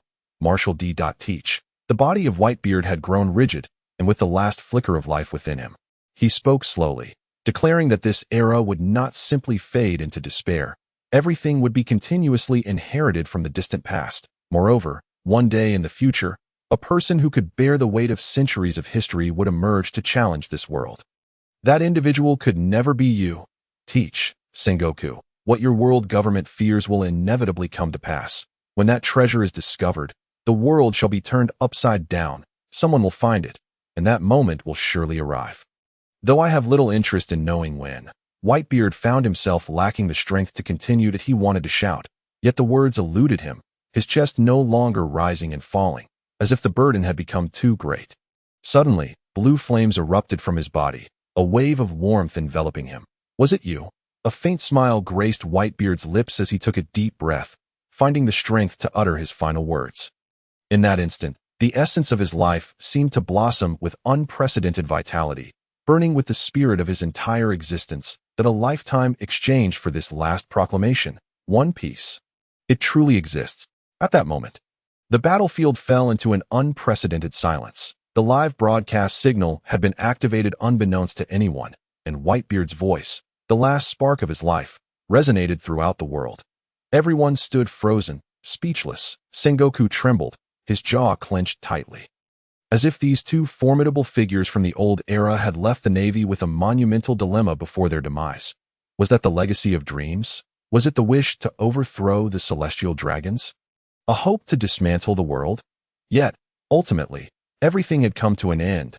Whitebeard's life had finally reached its conclusion. His gaze gradually dimmed, softly directed toward the distant sky, where the figure with wings of blue flames spread wide. Thank you, kid. Thank you for saving Ace. You changed his life to AS for mine. You need not trouble yourself. You have already done enough by coming here. However, if I may impose one last request, ensure my son's return safely to the new world. My journey ends here. It has truly been a long and joyous life. Sengoku's expression darkened, the ice on his fist slowly melting away in the flames, while below him lay Akiji, kneeling on the ground, blood seeping from his mouth. He exhaled. Yes, I heard your final words, Dio. Not worry. I will fulfill that promise. He slowly released a breath, casting a somber gaze upon Blackbeard below. Whitebeard is dead on the battlefield. What use is it now? Akiji exhaled and wiped the blood from his mouth. It is indeed futile, but just now, it was two individuals who halted the Navy. With Whitebeard gone, it is now my turn. Do you believe I can't withstand the entire Navy alone? Whitebeard is dead. The world's strongest man, Whitebeard, has fallen at Marineford. Although this outcome was anticipated, witnessing it still felt surreal, truly terrifying. He died, yet remained standing. Quickly contact the newspapers. Expedite the release of the news. Edward Newgate has perished in battle. People across the globe, upon seeing the images within the broadcast, erupted in chaos. Whitebeard is dead. The strongest of the four emperors has fallen. This is no trivial matter. This not only signifies a shift in the battlefield dynamics, but also heralds a transformation in the entire new world. However, Whitebeard is dead, and the battle at Marineford is far from over. Old man, Marco wept, unable to contain his sorrow any longer, for their captain had perished on this battlefield.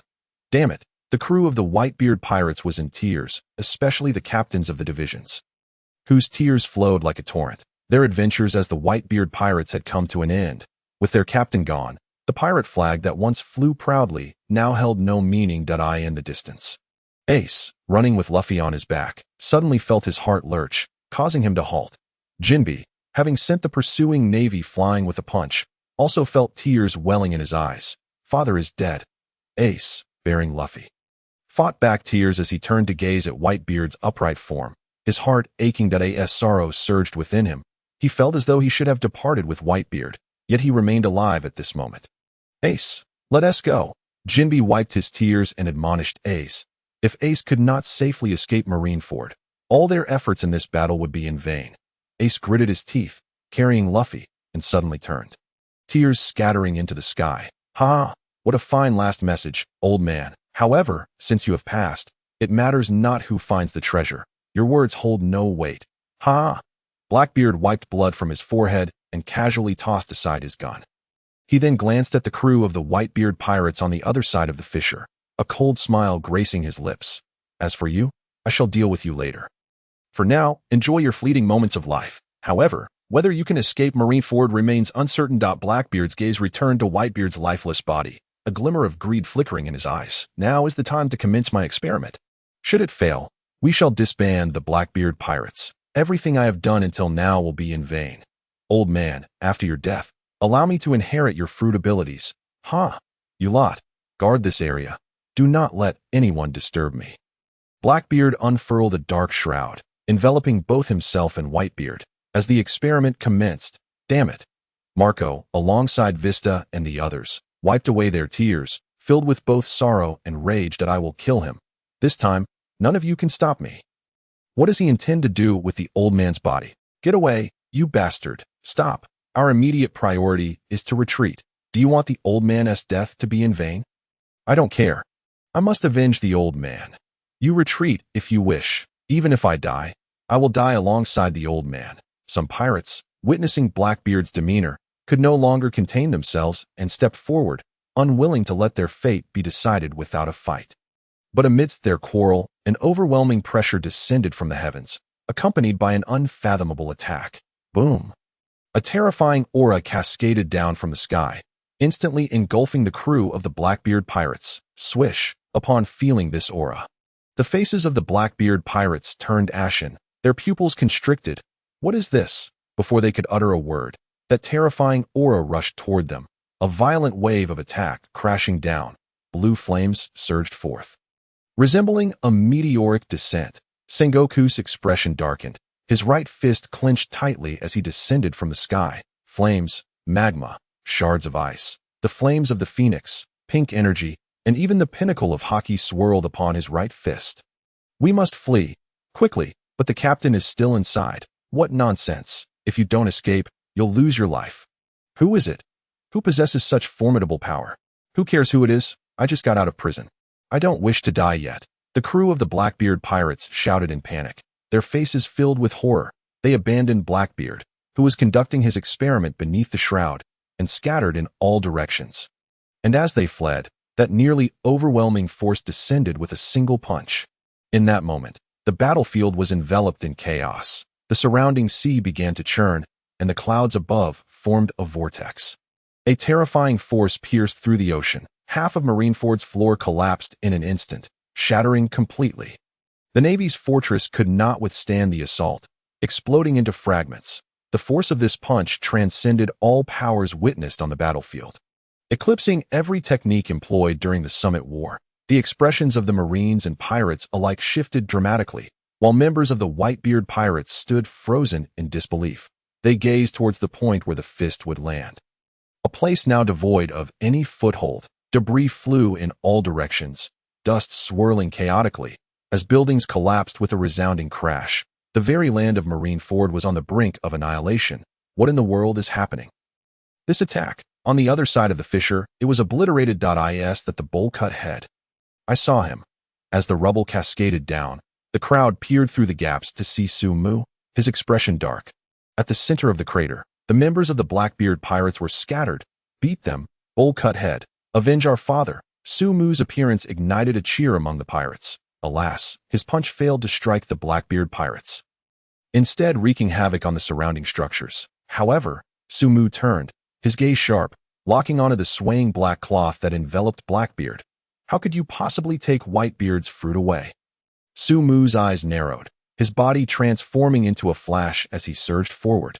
He yanked the black cloth aside, poised to deliver a devastating blow, but the scene before him made his pupils contract sharply. A dense black mist enveloped both Blackbeard and Whitebeard tightly, obscuring his view of the situation within.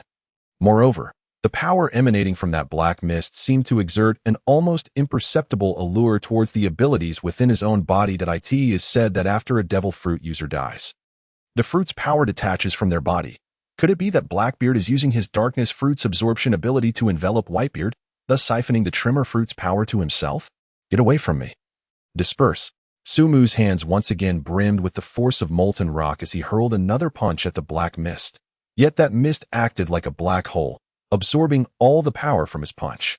Damn it, I forgot about the darkness fruit's ability. Sumu cursed himself inwardly. But then, a sensation of weightlessness surged from beneath him. Looking down, he saw that the ground beneath him and the black mist had completely crumbled, revealing another fissure. This is bad. Whitebeard's body. One pirate anxiously shouted as he saw Whitebeard's form, shrouded in the black cloth, being engulfed by falling debris and the yawning chasm below. However, Sumu was quick to react. Grasping the black mist and wrapping his arm around it tightly, he then transformed into a flash of yellow light, flickering before Marco and the others. That was close. Too close. Sumu gasped, casting a wary glance at the crumbling floor. Feeling a mix of dread and guilt that he had intended to unleash a powerful strike to obliterate Blackbeard's crew, yet nearly shattered Marineford instead. What of the Blackbeard pirates? Are they abandoning their captain? Father, what is happening here? Marco, his face etched with concern, stepped forward, wiping away tears in frustration. Like the others, he too did not wish for Whitebeard to be left with nothing but a mangled corpse. Damn Blackbeard, what is he doing in there? Step aside, let me cleave him in two. Blackbeard, return our father, and pay for his life. Flamesword Vista roared, swiftly appearing before the black mist, and delivered a mighty slash. To Sumu's astonishment, that very strike actually cleaved through the black mist.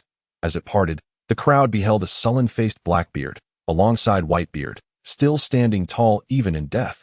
Blackbeard shook his head slightly, a wicked grin curling at the corners of his mouth.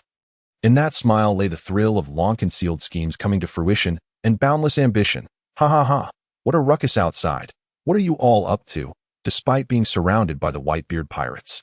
Blackbeard remained unfazed. He lifted his head, his gaze piercing as he scanned the crowd, ultimately fixing his stare on Vista, who had split the mist. Ha ha ha, such familiar faces. Thankfully, I succeeded at the last moment. Vista, that was quite the close call. Father, as your former captain, I must thank you for granting me this power. Ha ha ha. Teach, you bastard, I will kill you. Vista, upon witnessing Blackbeard's emergence, clenched his teeth, his resolve steeling as he surged forward. Ha ha ha. Blackbeard displayed no hint of concern, merely smirking at Vista. He then casually threw a punch. Crack. The air before Vista shattered at that moment, and a formidable shockwave erupted. Vista's eyes widened, feeling the familiar force of impact. Before he could react, he was sent flying. Vista, Marco shouted in alarm, rushing towards his comrade. The surrounding pirates swallowed hard, having sensed a familiar power emanating from Blackbeard's strike. As they connected the dots, their expressions shifted. Could it be? That is our father's. Indeed. Ha ha ha.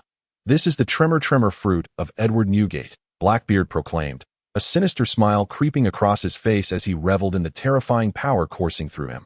One of the strongest offensive fruits. The tremor fruit. His declaration sparked incredulity across Marineford, yet they could not fully grasp the shock. After all, Sumu had demonstrated multiple fruit abilities. How could he have stolen their father's fruit? Was it a temporary ability akin to bowl cuts? Did he trade his lifespan for power? No. Teach had been with father for too long. There was no way he could have done what that brat did, though they were unsure of the details. It was clear, he must have stolen their father's fruit. Marco's face darkened as he gritted his teeth. The sensation from Blackbeard's absorption ability felt as if their father's power was indeed siphoning into Blackbeard. As expected of Marco, astute as ever. However, how could one say it was stolen? I merely seek to overturn this world, borrowing his power for a time. Fear not, I shall fulfill father's dying wish and seize the world's greatest treasure. Ha ha ha. Blackbeard grinned, revealing a toothless smile as he laughed at Captain, it seems your experiment has succeeded. Indeed, if that is the case, does this mean we need not disband? Suddenly, various voices with differing tones emerged from behind the Whitebeard pirates.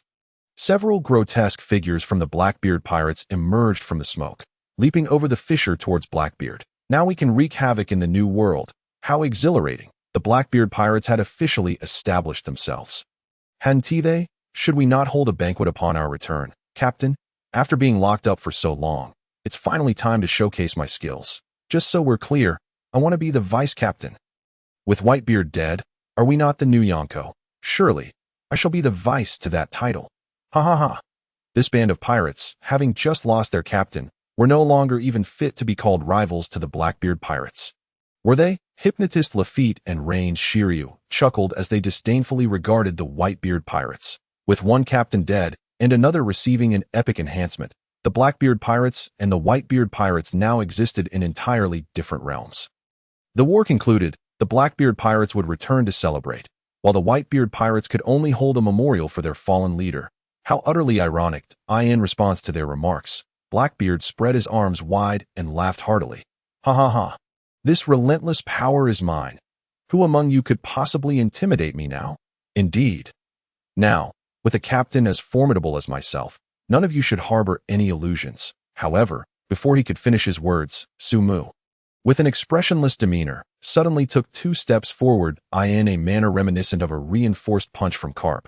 He delivered a swift and decisive blow to Blackbeard's face. Bang! Instantly, Blackbeard's visage was concaved by the force of the punch. His features contorted, and his eyes glazed over. He was utterly unprepared to mount any defense, akin to a cannonball being propelled away by a single strike. Boom! Blackbeard's body, like a lifeless corpse, tumbled across the floor of Marineford. Surrounded by a cloud of dust and debris, his massive figure rolling into a shadowy mass. Ultimately, he crashed heavily into the surrounding wall of the battlefield. This sudden turn of events rendered the sinister smiles of Blackbeard's crew utterly frozen in shock. What transpired? Their captain was sent flying by a single punch. Such an unforeseen occurrence. Hadn't they just been laughing moments ago? Weren't they reveling in the festivities to come? How could it be that their captain was now knocked away? Captain, Lafitte cried out in alarm, gazing towards the direction Blackbeard had fallen. What kind of power was this, to send him flying so far? Someone go check if he is all right. No worries, he has tough skin and thick flesh. He should be fine if anything happens. How could he still be our captain? Shiryu exhaled a puff of smoke, casting a casual glance at Blackbeard before turning back, his expression grave. But here, who struck the blow? The intruder bears significant hostility. Who is it? Such rapid punching speed. Lafitte and the other members of Blackbeard's crew all turned their gazes towards Sumu. Sumu remained poised, as if still in the act of throwing a punch. A cool breath escaping through his clenched teeth. Toothless pig. How laughable. He raised his head, his eyes filled with astonishment, fixated on the spot where Blackbeard had crashed down to you think that acquiring the tremor fruit makes you invincible.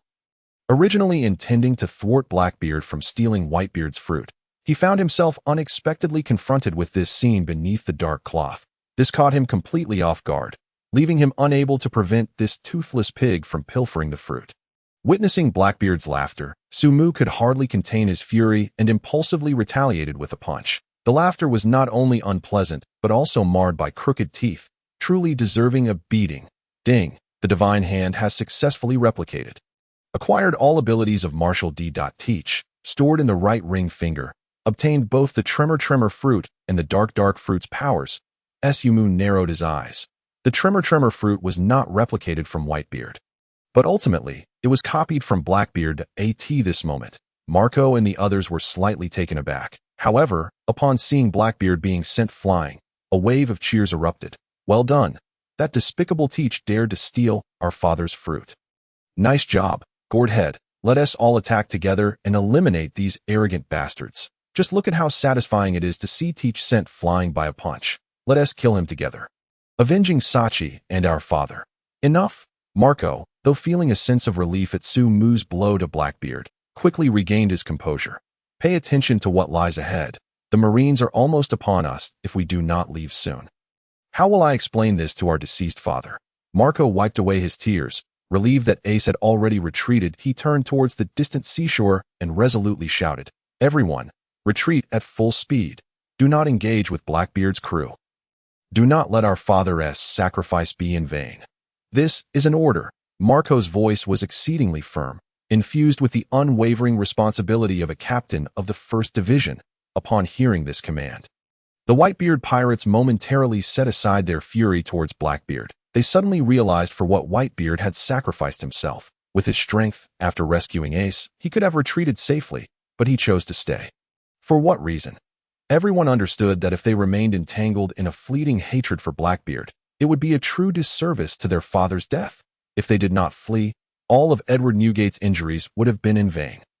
Sumu cast a light glance at the retreating pirates, a faint smile gracing his lips. Exactly. It's best that you all leave. I can handle this alone. Marco shot a glance at Sumu.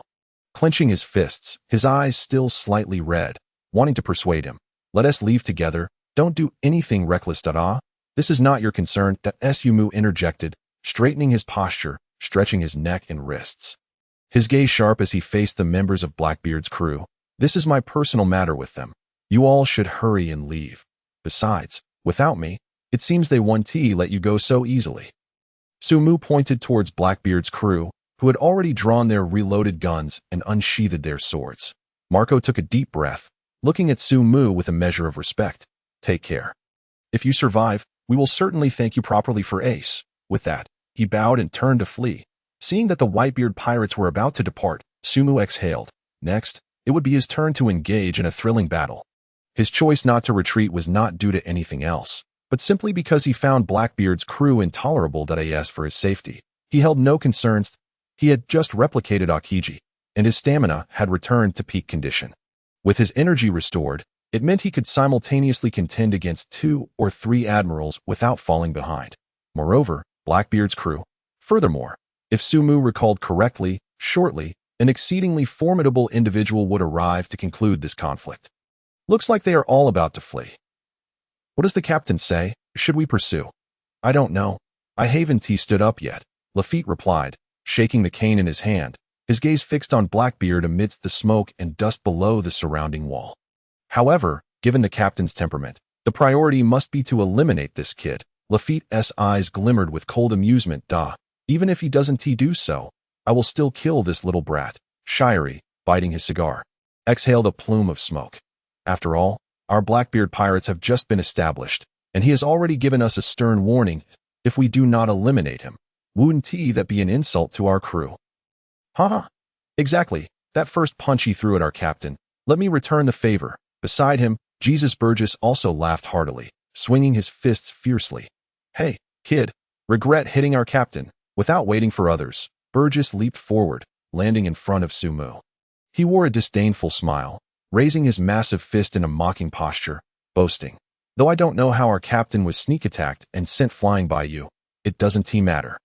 I will help him get revenge. Sumu's expression darkened, remaining silent as that fierce and ruthless fist, carrying a chilling wind, descended upon him. Burgess wore a triumphant grin. Sumu let out a soft breath. Then his left fist glimmered with a yellow light, and in an instant, he struck with lightning speed towards Burgess's face, which was adorned with an overly proud smile. The punch landed swiftly and retreated just as quickly. Leaving no trace behind the onlookers, it appeared as though Sumu had not even moved. Bang! Burgess's helmet shattered instantaneously, blood spraying forth as his eyes glazed over, and he was sent sprawling backward. His body also penetrated half the battlefield, crashing heavily into the distant surrounding wall, losing consciousness on impact, a muffled sound echoing. Yet, following that muffled sound, an unknown force surged forth. What? Lafitte, witnessing this scene, was momentarily taken aback, incredulously gazing at Sumu. Did he just move? Did Burgess get sent flying simply by approaching him? Did he even move? Indeed, Lafitte failed to discern how precisely Burgess was propelled away. Sumu twisted his neck slightly, casting a nonchalant glance at the distant, unconscious Burgess, such a pitiful creature, akin to a fly that relishes buzzing incessantly. In the original narrative, during the Dressrosa arc, he was effortlessly crushed by Sabo's hand.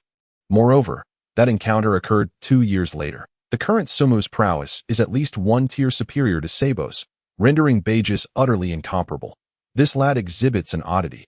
Furthermore, the individual from your pirate crew is rather feeble. Wouldn't you agree? Shiryu cast a cursory glance at Burgess and murmured in response.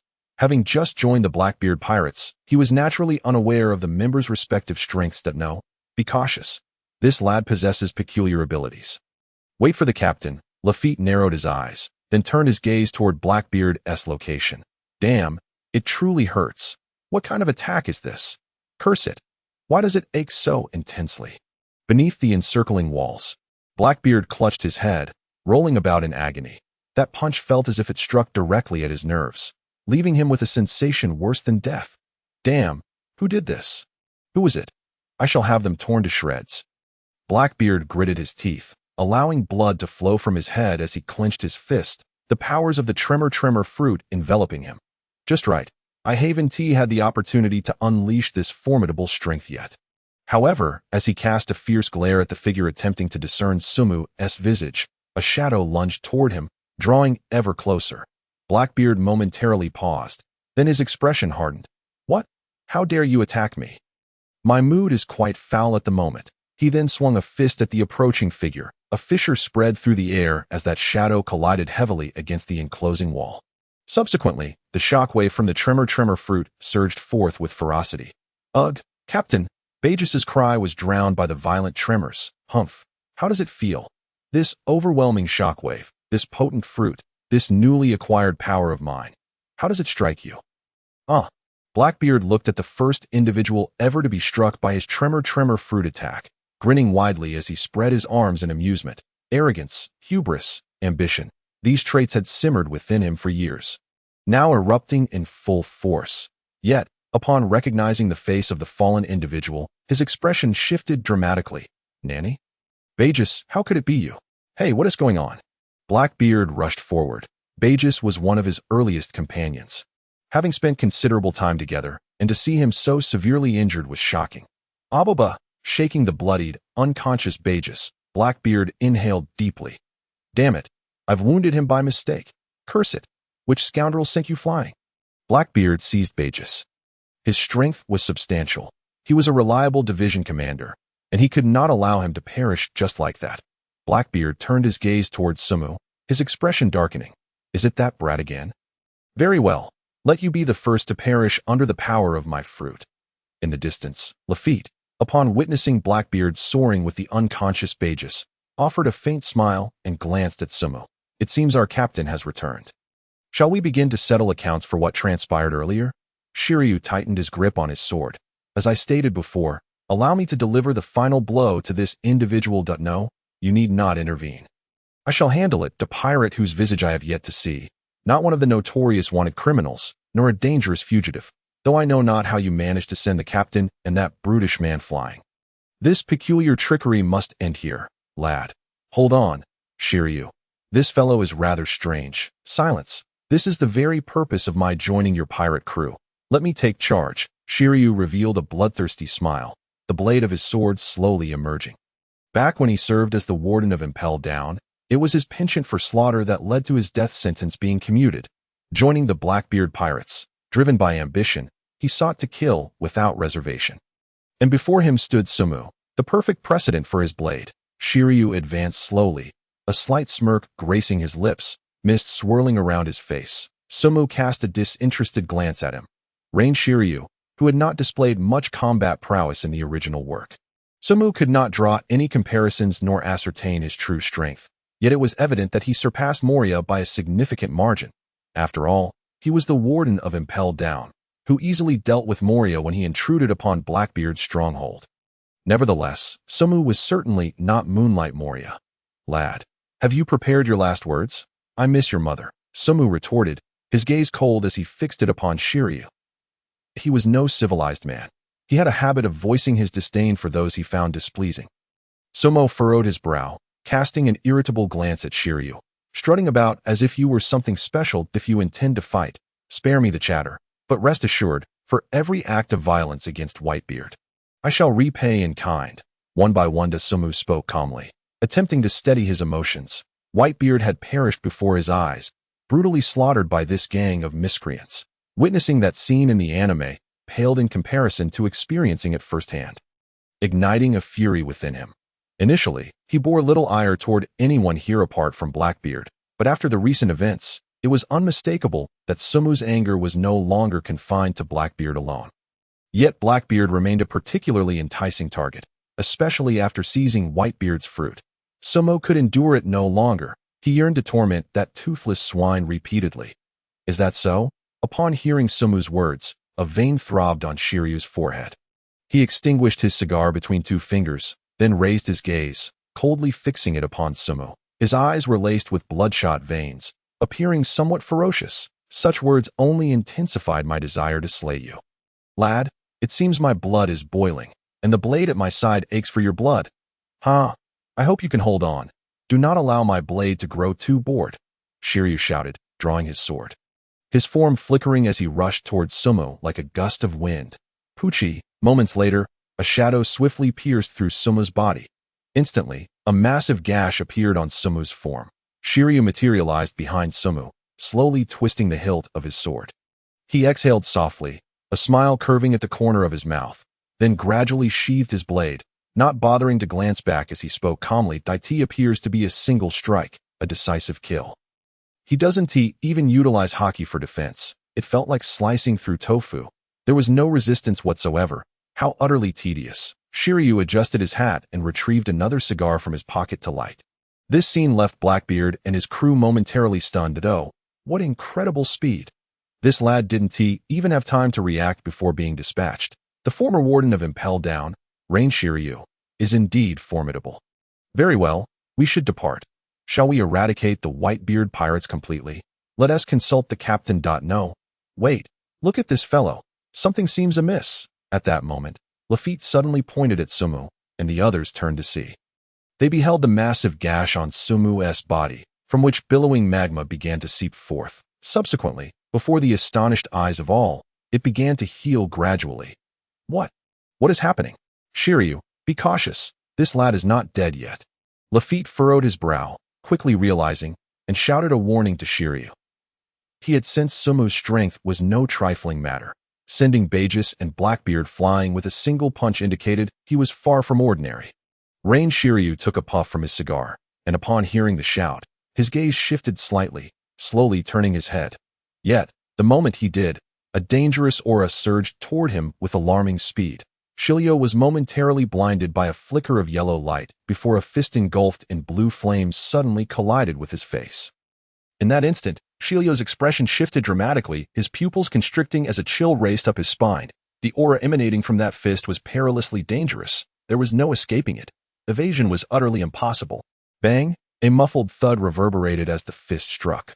Where Sumu's fist landed, Shiryu's face caved in, the cigarette in his mouth flung away, his eyes glazing over, and his features contorting in agony. Just as in the previous two encounters, the reign of Shiryu was propelled like a cannonball, piercing through the battlefield. Ultimately, he crashed violently into the surrounding wall. Boom! The sound of the impact echoed thunderously throughout the battlefield. Wow! Sumu's rapid punch left the members of the Blackbeard pirates in stunned disbelief. Their faces paled, eyes trembling as they gazed in horror at Shiryu's trajectory. At that moment, they all heightened their vigilance, tensing their bodies as they stared at Sumu, the wielder of that fearsome punch. Indeed, even the dimmest among them could discern that this young man possessed formidable strength. He had effortlessly sent their three principal fighters flying. Absurd. The Blackbeard pirates now regarded Sumu with a newfound respect.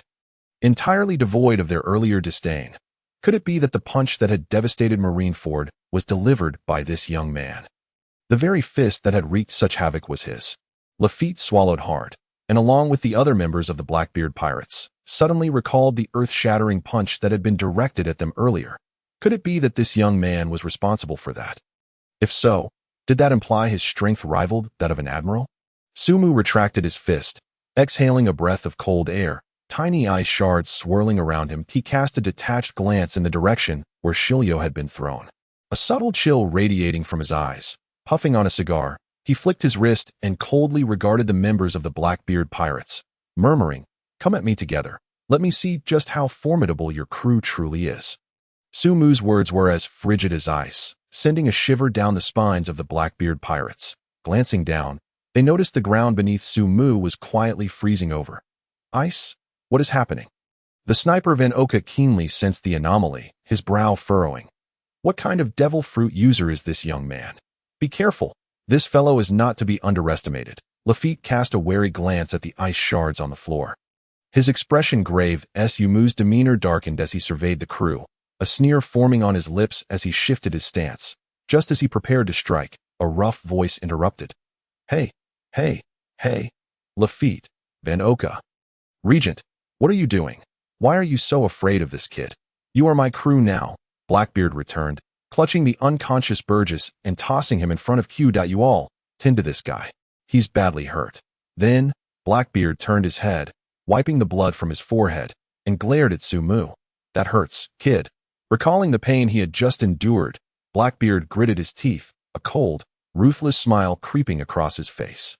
He then extended his fist, the power of the quake fruit surging forth. "Ha ha ha. Kid, where do you come from? I've never seen you before. Are you with the Revolutionary Army? Whatever, it doesn't matter, though dealing with the Revolutionary Army is part of my future plans. You are different. I intend to kill you right now. Ha ha ha. You lot, watch closely and see the power your captain has gained from this fruit." Blackbeard's lips curled into a grin, revealing a gap-toothed smile. His eyes gleaming with malice, Sumu met Blackbeard's gaze, his expression equally fierce. He had initially intended to test the strength of the commanders of the Blackbeard pirates, but with Blackbeard's return, all of Sumu's fury refocused on this gap-toothed brute before him. It was he who had killed Sachi, the one who had delivered Ace to the Marines, igniting the war at Marineford. Ultimately, he had ruthlessly slaughtered Whitebeard. Such arrogance, such a grotesque demeanor. How could Sumu tolerate it?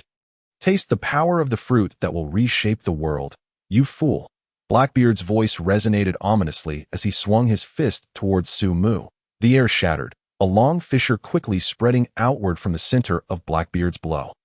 In an instant, the ground of Marineford trembled violently. A terrifying shockwave surged towards Sumu with relentless force. Blackbeard's sudden attack stirred no turmoil within Sumu's heart. However, recognizing the terrifying power behind that shockwave, Sumu dared not underestimate it. He transformed into a beam of yellow light, soaring skyward and effortlessly dodging the assault. His apprehension was not directed at Blackbeard, but rather at the quake fruit. Sumu was well aware of the destructive potential of the quake fruit, capable of unleashing cataclysmic attacks. Yet, Blackbeard's current strength was evidently insufficient to land a hit on him. Was Blackbeard's Haki sufficiently mature? No, his Haki was nothing more than a mere trifle before Sumu. Without the suppression and prediction of Haki, how could Blackbeard possibly strike him? As Kaido had stated, in battles between the strong, the devil fruit abilities often served merely as embellishments. The true determinant of strength lay predominantly within Haki. Akainu had posed a threat due to his exceptional Kinbunshika Haki and adept utilization of his fruit, which had allowed Sumu to feel a semblance of danger. But what did Blackbeard possess? Moreover, Sumu's own Haki was, in every aspect, of the highest caliber. What? Did he dodge it? Blackbeard exclaimed in astonishment, taken aback by Sumu's swift evasion. Did I just see a flash of light? Or was that just my imagination? "Hey, you fat pig." At that moment, Sumu shouted from the sky, enormous wings of blue flames erupting from his back. Sumu loomed above, his gaze indifferent. "Fat pig, does the damage you receive double?" Sumu contemplated. Torturing Blackbeard seemed far more satisfying than simply killing him. He intended to savor the experience. "Huh, what are you talking about? Kid, don't get too cocky." Blackbeard's brow furrowed as he glared at Sumu, grinding his teeth. But upon catching sight of Sumu's wings of blue flame, a smirk crept onto his face. "So, you're a devil fruit user as well. That makes things easier." Dark water. Blackbeard extended his palm, a layer of black fog suddenly enveloping the area, and he burst into laughter. "The powers of the devil fruit won't work on me. Ha ha ha. Kid, you got lucky with that sneak attack earlier, but if you manage to hurt me again." Suddenly, Blackbeard's laughter ceased. He felt a pair of fists, wreathed in blue flames, crash against his face. Sumu's calm voice pierced through the air. "Fat pig. I was referring to whether the damage you sustain would double." Blackbeard's pupils dilated as he swiftly thrust his palm, shrouded in black fog, to block Sumu's fist. He forced a smile and retorted, "I told you, the powers of the devil fruit are useless against me. What a fool." Bang! Before he could finish his sentence, Sumu's fist descended, shattering his black fog-covered hand. It then struck his face with tremendous force. In that instant, a shockwave erupted from Blackbeard's face, radiating outward, his features twisted, eyes rolling back, the remnants of his teeth flying, history repeating itself. Yet this time, Blackbeard did not fly away. Instead, Sumu drove his punch into the ground, pinning him down like a nail. Boom! The floor shattered beneath them, dust swirling, and a tremendous explosion echoed forth. "Ugh!" Blackbeard mumbled, teetering on the brink of unconsciousness. "Captain." Upon encountering Blackbeard, Lafayette was met with a heavy blow, which immediately incited a sense of urgency within him. The members of Blackbeard's crew exchanged grave expressions, astonished. What is happening? Why is that kid's fruit ability taking effect? Isn't the captain's darkness fruit supposed to absorb other abilities? How could he still be hit? Who on earth is this kid, and why is he so peculiar? The crew members gritted their teeth, engaged in fervent discussion. They had never anticipated that this seemingly ordinary young man would deliver successive, powerful blows to their comrades. Their captain, who had received an epic enhancement, had still managed to be struck twice. Furthermore, why had Blackbeard's fruit ability failed to activate? Sumu withdrew his fist and, with a sudden flap of his wings behind him, steadied himself atop the rubble. He cast a casual glance at Blackbeard, whose eyes were clouded, and scoffed, "Toothless pig, this isn't over yet. I intentionally held back my strength to avoid killing you? Cough. How could my ability be ineffective?" Blackbeard spat blood, his once dazed eyes regaining clarity. Yet, the intense pain that followed rendered him nearly incapacitated. It hurts. It really hurts. Damn it. Bastard. Blackbeard clutched his head, rolling about in despair. Why is it not working? Why? Seeing Blackbeard in such a state filled Sumu with immense satisfaction. Indeed, striking directly at the head, utilizing the supreme application of armament Haki to target the internal nerves, was the most agonizing approach. As Whitebeard had remarked, arrogance, conceit, and an over-reliance on fruit abilities were Blackbeard's greatest weaknesses. Had he chosen to counter with the quake fruit, or opted to evade, he would not have sustained such injuries. Yet, he chose to place his faith in that dark fruit. Humph. Although Sumu had employed Marco's Phoenix Flames for self-recovery, the real attack against Blackbeard was delivered through a terrifying punch enhanced by Garp's power. With such exquisite martial prowess, how could Blackbeard's dark water withstand it? Truly, the toothless pig had a remarkably tough hide. After enduring such a blow, he could still move. Disgusted, Sumu glanced at Blackbeard and smirked. "Let's incapacitate you first." He slightly bent his knees, recalling the torment Whitebeard had suffered at the hands of this man, and gritted his teeth. Today, let him accomplish one more task. To defeat this wretched scoundrel, Sumu clenched his right fist, and the blue flames above him erupted once more. However, just as he shifted his stance, the sharp crack of a gunshot rang in his ears. That a bullet flew toward him with ferocity. Sumu's gaze shifted slightly, and he raised his head. The fierce bullet whizzed past his chin. But it was not over yet. He felt the sunlight above him suddenly dimmed. A blood-red figure appeared before him, holding a wine jug and teasing his tongue. That it was Jot, the 8th ship's large barrel of the Blackbeard pirates. Sumu's eyes narrowed, preparing to send him flying with a punch, when a dangerous presence emerged behind him. The tyrannical King Pizarro, with his 2 horns, grinned as he aimed a cannon at him. Clearly, if Sumu intended to deal a lethal blow to Blackbeard, his subordinates would not remain idle. Boom. Pizarro fired, while the barrel-wielding Jot raised his twin guns and shot at Sumu. Sumu's expression darkened.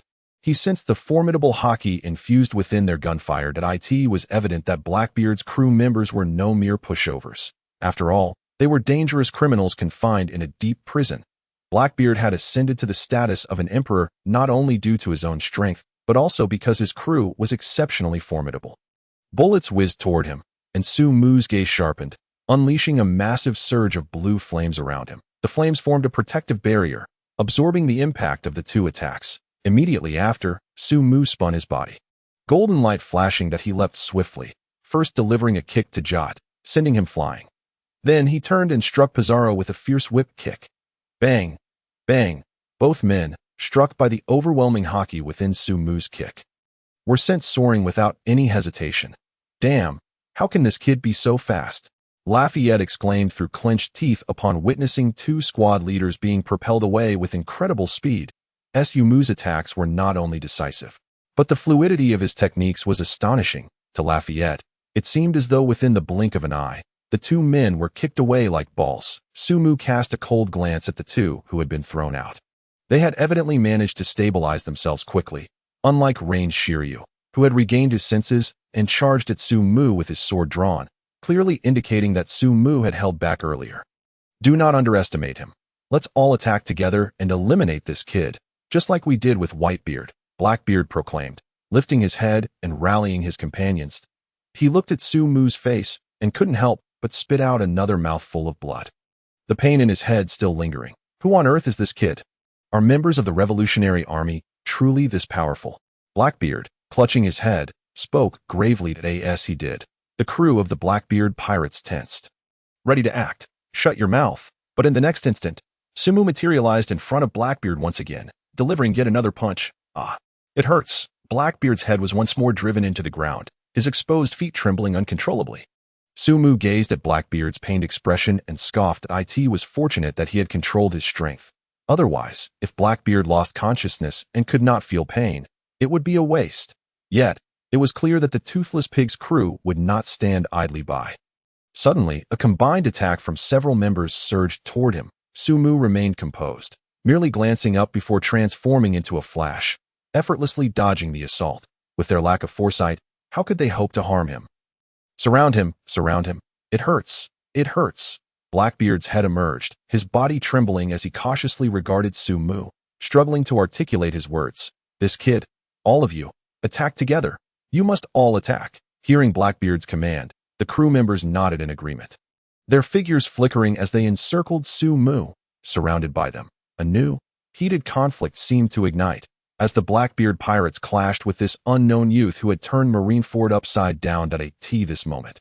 Their struggle had truly commenced. Having witnessed the previous events, the Blackbeard pirates were now on high alert, no longer underestimating Sumu. Just as Blackbeard had noted, although this kid was a stranger, he could very well be a hidden boss of the Revolutionary Army. And a remarkably powerful one at that. A smirk crossed Sumu's lips as he surveyed the individuals before him, but he smiled gently, speaking softly. If any of you can injure me, I will admit defeat. Hey, look, the Blackbeard pirates are going after the cook. At that moment, one of the fleeing pirates pointed out the scene. The surrounding pirates turned to observe the encirclement, and they could not help but exclaim, "Damn Blackbeard pirates, always bullying the weak." If it were just Blackbeard alone, the cook could defeat him. Though it seemed improbable, they fervently shouted, "The cook will defeat them all, for our father's revenge." One pirate raised his voice to the heavens, genuinely hoping that Sumu could take on multiple foes, even if they were all top-tier fighters. The cook stayed back to hold off the Blackbeard pirates for us. We, the Whitebeard pirates, thank you. Woo-woo.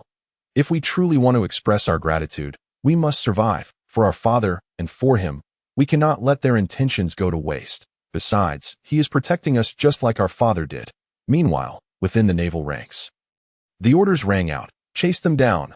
Whitebeard is dead. Don't let any of them escape. Not a single one. Forget about the Blackbeard pirates. They are currently engaged in battle with that kid. Numerous sailors shouted as they pursued the pirates. Why do the Whitebeard pirates still possess such a fighting spirit to escape? Akiji slowly rose to his feet, rubbing his head and exclaiming, "That punch really hurt, kid." With Whitebeard's demise, one would expect the morale of his pirates to shatter. Yet the situation seemed quite the opposite. Observing the pirates who were desperately fleeing, Akiji furrowed his brow slightly. This was not as he had envisioned. He had anticipated that with Whitebeard gone, the pirates would scatter in disarray. After all, with the loss of their most cherished figure, their will to escape should have been profoundly affected. However, these pirates appeared unfazed. Could it be that the presence of that young man had altered their mindset? Or perhaps he had instilled in them the belief that the war was far from over, that there were still those willing to protect them, much like their father had. Akiji cast a knowing smile towards Sabo, who was encircled by the Blackbeard pirates. It seemed that the Straw Hat crew had gained yet another dependable ally on a nearby pile of rubble. Doflamingo stretched lazily, casting a downward glance at the encirclement formed by Blackbeard's crew, a smirk playing upon his lips. "Blackbeard, it appears you are quite the ambitious fellow, seizing Whitebeard's fruit. How utterly astonishing." However, Doflamingo suddenly chuckled, focusing on Sumu with a glint of intrigue in his eyes. That kid Blackbeard is not to be underestimated. Even admirals and marshals find themselves suppressed by him. So, after you two have mutually inflicted wounds upon one another, to whom will the fruit belong? Fufufu. What a splendid performance this shall be. Damn it. No matter how strong you are, we will kill you. Blackbeard yelled, clutching his head as he staggered to his feet, joining the encirclement. Just like that, it was as if he had slain Whitebeard, cackling with glee. Blackbeard's demeanor darkened, wiping the blood from his forehead as a faint red light flickered in his eyes, emanating a chilling murderous intent. Sumu, with an air of composure, surveyed the encirclement. All members of the Blackbeard pirates, Except for the unconscious Burgess and Shiryu, wore expressions of confidence. It seemed that even though they recognized Somu's strength, they believed that no matter how powerful he was, he could not possibly escape their collective grasp. Were they unaware of the disparity in their strengths? Somu casually flicked his wrist, unfazed by the prowess of this group. At this moment, even if they all attacked him simultaneously, they would not suffice to bring about his demise.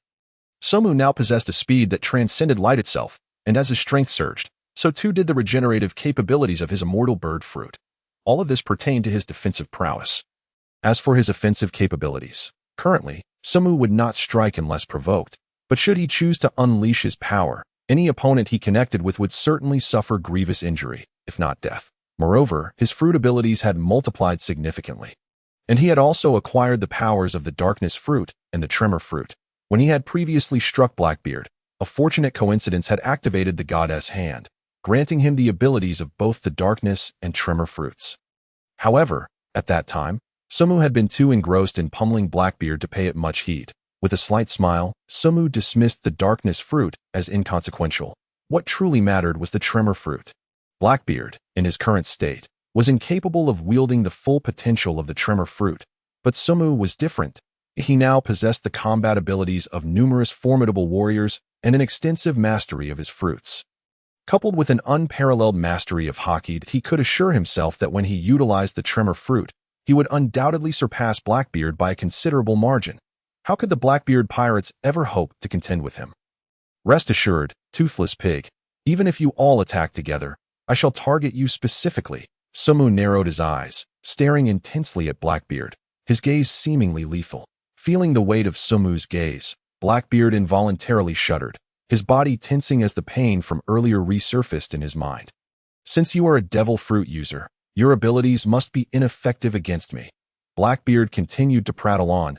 He had contemplated that the punch Somu had landed earlier might not have employed any fruit abilities. Merely a straightforward strike, as long as he remained vigilant and dodged in time, he believed he would be fine. Moreover, under the pressure of so many combatants, he had faith that his tremor fruit would reach this young man. With these thoughts in mind, Blackbeard let out a raucous laugh. "Ha! You lot, charge at him."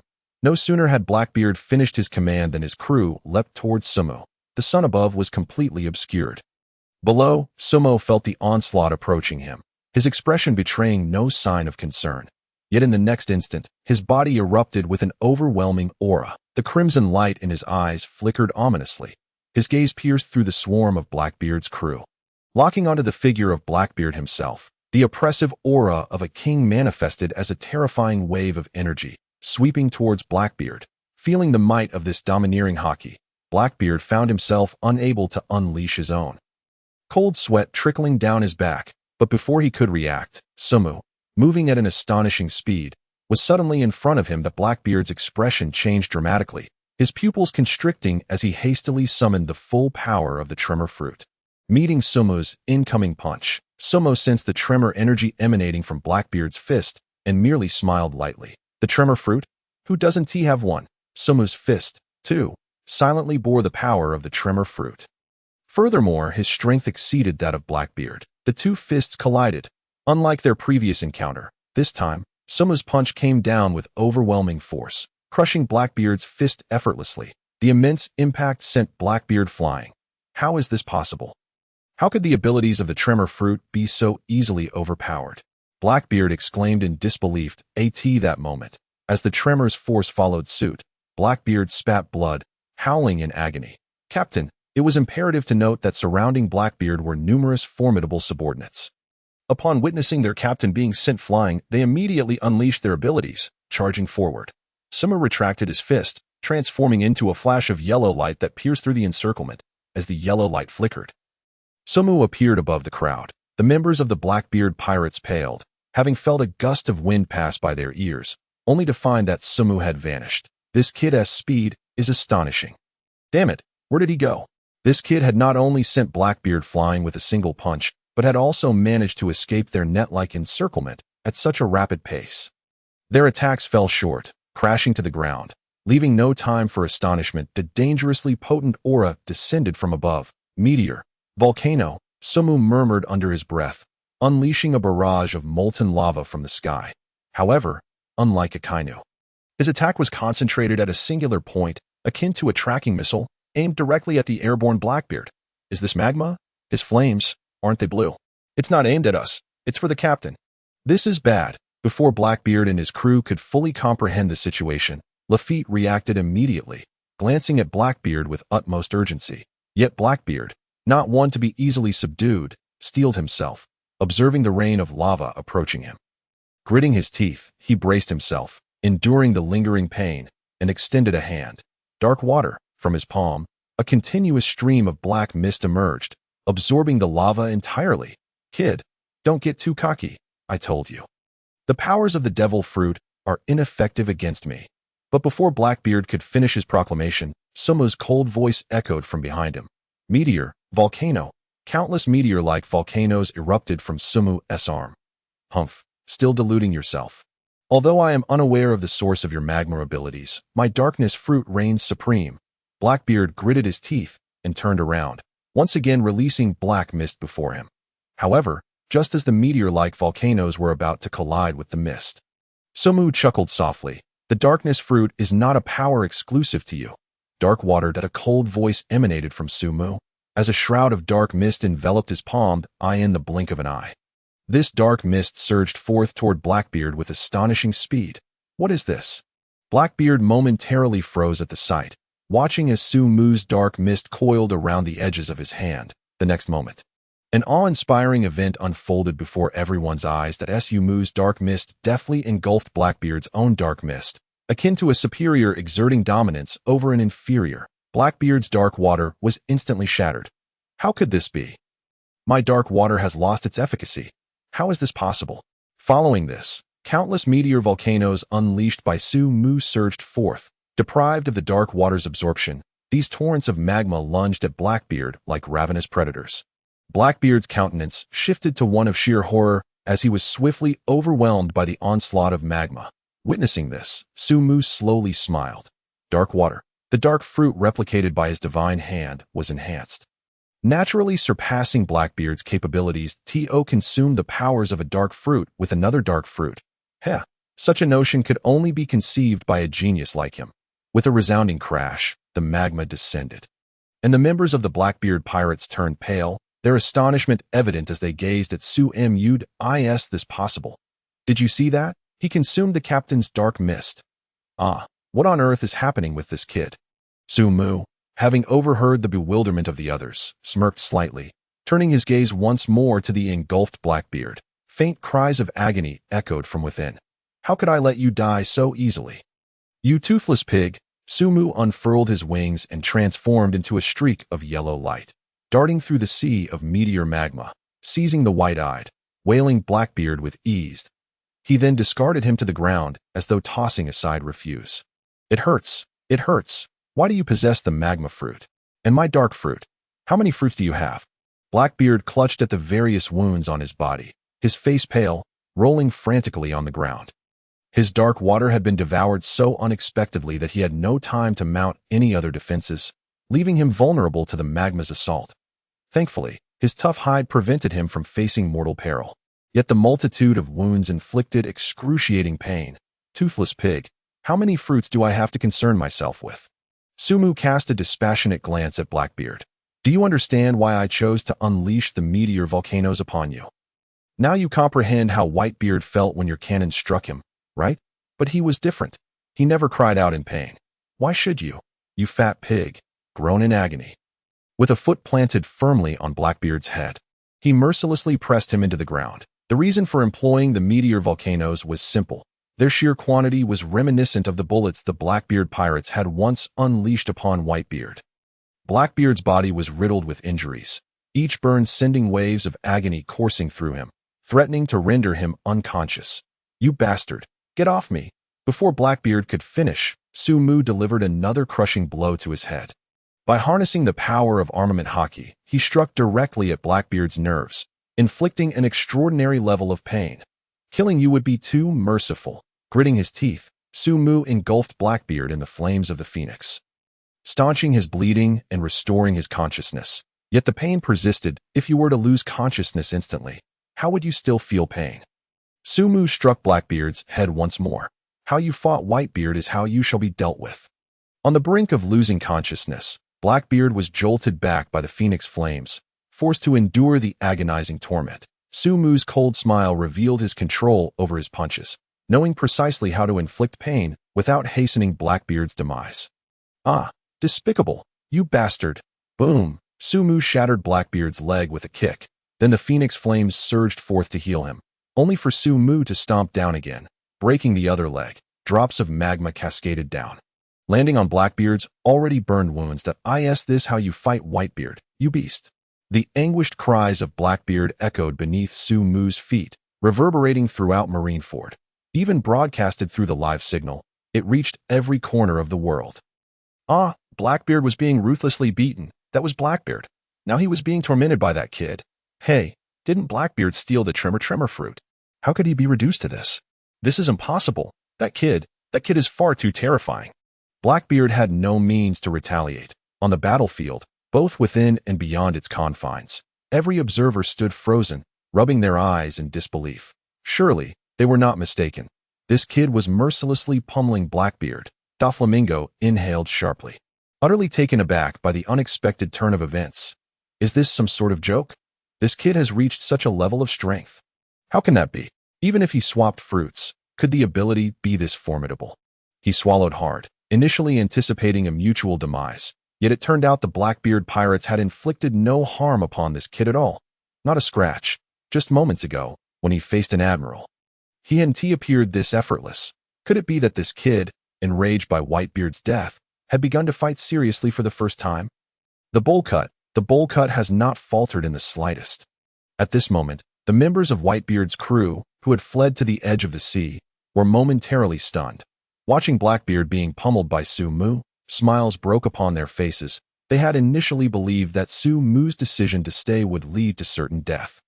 But they never imagined that this kid was dominating the Blackbeard pirates. What are you waiting for? Go help the captain. This kid must not think much of us. Let us join forces. You despicable bastard. Let go of our captain. Captain, I'm here to lend you my strength. In an instant, the faces of the Blackbeard pirates changed dramatically at the sight of their captain being pinned down and pummeled. They shouted in unison. Subsequently, they unleashed their full strength, charging towards Sumu, who was standing atop Blackbeard. They spread out in a dense formation, descending from above. Sumu's gaze darkened as he sensed the encroaching attacks. Akin to a net cast over the sea. He exhaled softly. In the next moment, he transformed into a brilliant amalgamation of yellow and blue light, vanishing from sight in an instant. Whoosh! Sumu's figure disappeared, leaving not even a trace, his speed so swift that even light struggled to capture it. The descending members of the Blackbeard pirates were momentarily stunned. Subsequently, an unending barrage of attacks met their bodies one after another. Bang! Pizarro was struck by a flash of yellow light, sent soaring into the sky, yet it wasn't over. In the next moment, the yellow light flickered beneath Lafitte. Bang! Lafitte too was propelled into the air. Bang! Jotaro, witnessing his comrades flying, was utterly unprepared and was likewise sent flying by a single punch. Bang! Katarina Devon, her tongue still moving in her mouth, saw her companions being knocked away and barely had time to blink before agony surged through her chest. She too was launched away. Sumu's figure transformed into a dazzling light, reminiscent of the sword Saint Yi's Alpha Strike, weaving through the crowd. In an instant, he sent all members of the Blackbeard pirates soaring into the sky with a single punch. The strikes were swift and decisive, devoid of hesitation. The synergy between the light fruit and the phoenix fruit had reached its zenith, but it wasn't over yet. Sumu again flashed above the airborne members. Replicating his previous assault, transforming into a flash, he relentlessly struck them down once more. At that moment, the members of the Blackbeard pirates fell from the sky like rain, crashing into the ground. The scene was nothing short of spectacular. At this point, a giant from the Blackbeard pirates, Saint One Wolf, bellowed as he rushed over. Damn it! It seems I must join the fray too. You, stop this at once. Sumu abruptly turned, his eyes igniting with a glimmer of blue light, fixating fiercely on the massive form of Saint Juan. How could I forget about you, the fish that slipped through the net? In that moment, Sumu transformed once again into a flash of yellow light, instantly appearing behind the head of Saint Juan. Gazing at his enormous, bulbous head, Somu's expression darkened, and a terrifying aura erupted from his clenched fist. Do not presume I am so easily vanquished, unlike those others. I shall not be brought down by you. Saint Juan's deep voice trailed off abruptly as Somu's fist struck his head with tremendous force. Boom! The overwhelming power exploded forth, causing Saint Juan's eyes to glaze over as he lost consciousness and toppled forward, his massive frame crashing heavily onto the pile of rubble that in that brief span of time. The entirety of the Blackbeard pirates lay defeated at Somu's feet. All were rendered incapable of continuing. In less than half a minute, Somu's series of attacks flowed seamlessly as he faced multiple formidable criminals with breathtaking speed. What on earth is happening? The Blackbeard pirates have all fallen. Hey, did you see that? I could barely catch a glimpse of that kid's attacks. Some naval soldiers trembled in their voices, astonished at the sight of Somu, who bore magnificent blue wings. This guy truly that powerful? Could it be that he wasn't using his full strength when he fought me earlier? Meanwhile, Sengoku clutched his fists, seemingly shaken by the impact Somu had just delivered. The members of the Blackbeard pirates were among the most dangerous criminals. Yet this young boy had managed to bring them all down in the blink of an eye. You little brat, you must die. Your swap fruit must drain your life away. Otherwise, the Navy will face dire consequences. Boom! Somu knocked Saint Juan the Wolf to the ground, and then flashed before Blackbeard. Once more his fist collided with Blackbeard's head. Just moments ago, he had witnessed Blackbeard attempting to lift his head under the influence of the immortal bird flames he had empowered. He can make this brute raise his head. Humph! Fear not, toothless pig. My Haki is well under control, and I can deliver blow after blow without taking your life. That I intend to torment you with each strike. Enveloping Blackbeard in immense blue flames, Somu exerted every effort to heal his injuries. Dying too soon would be too merciful for you. He yanked Blackbeard from the ground. In that instant, Blackbeard's face was smeared with blood.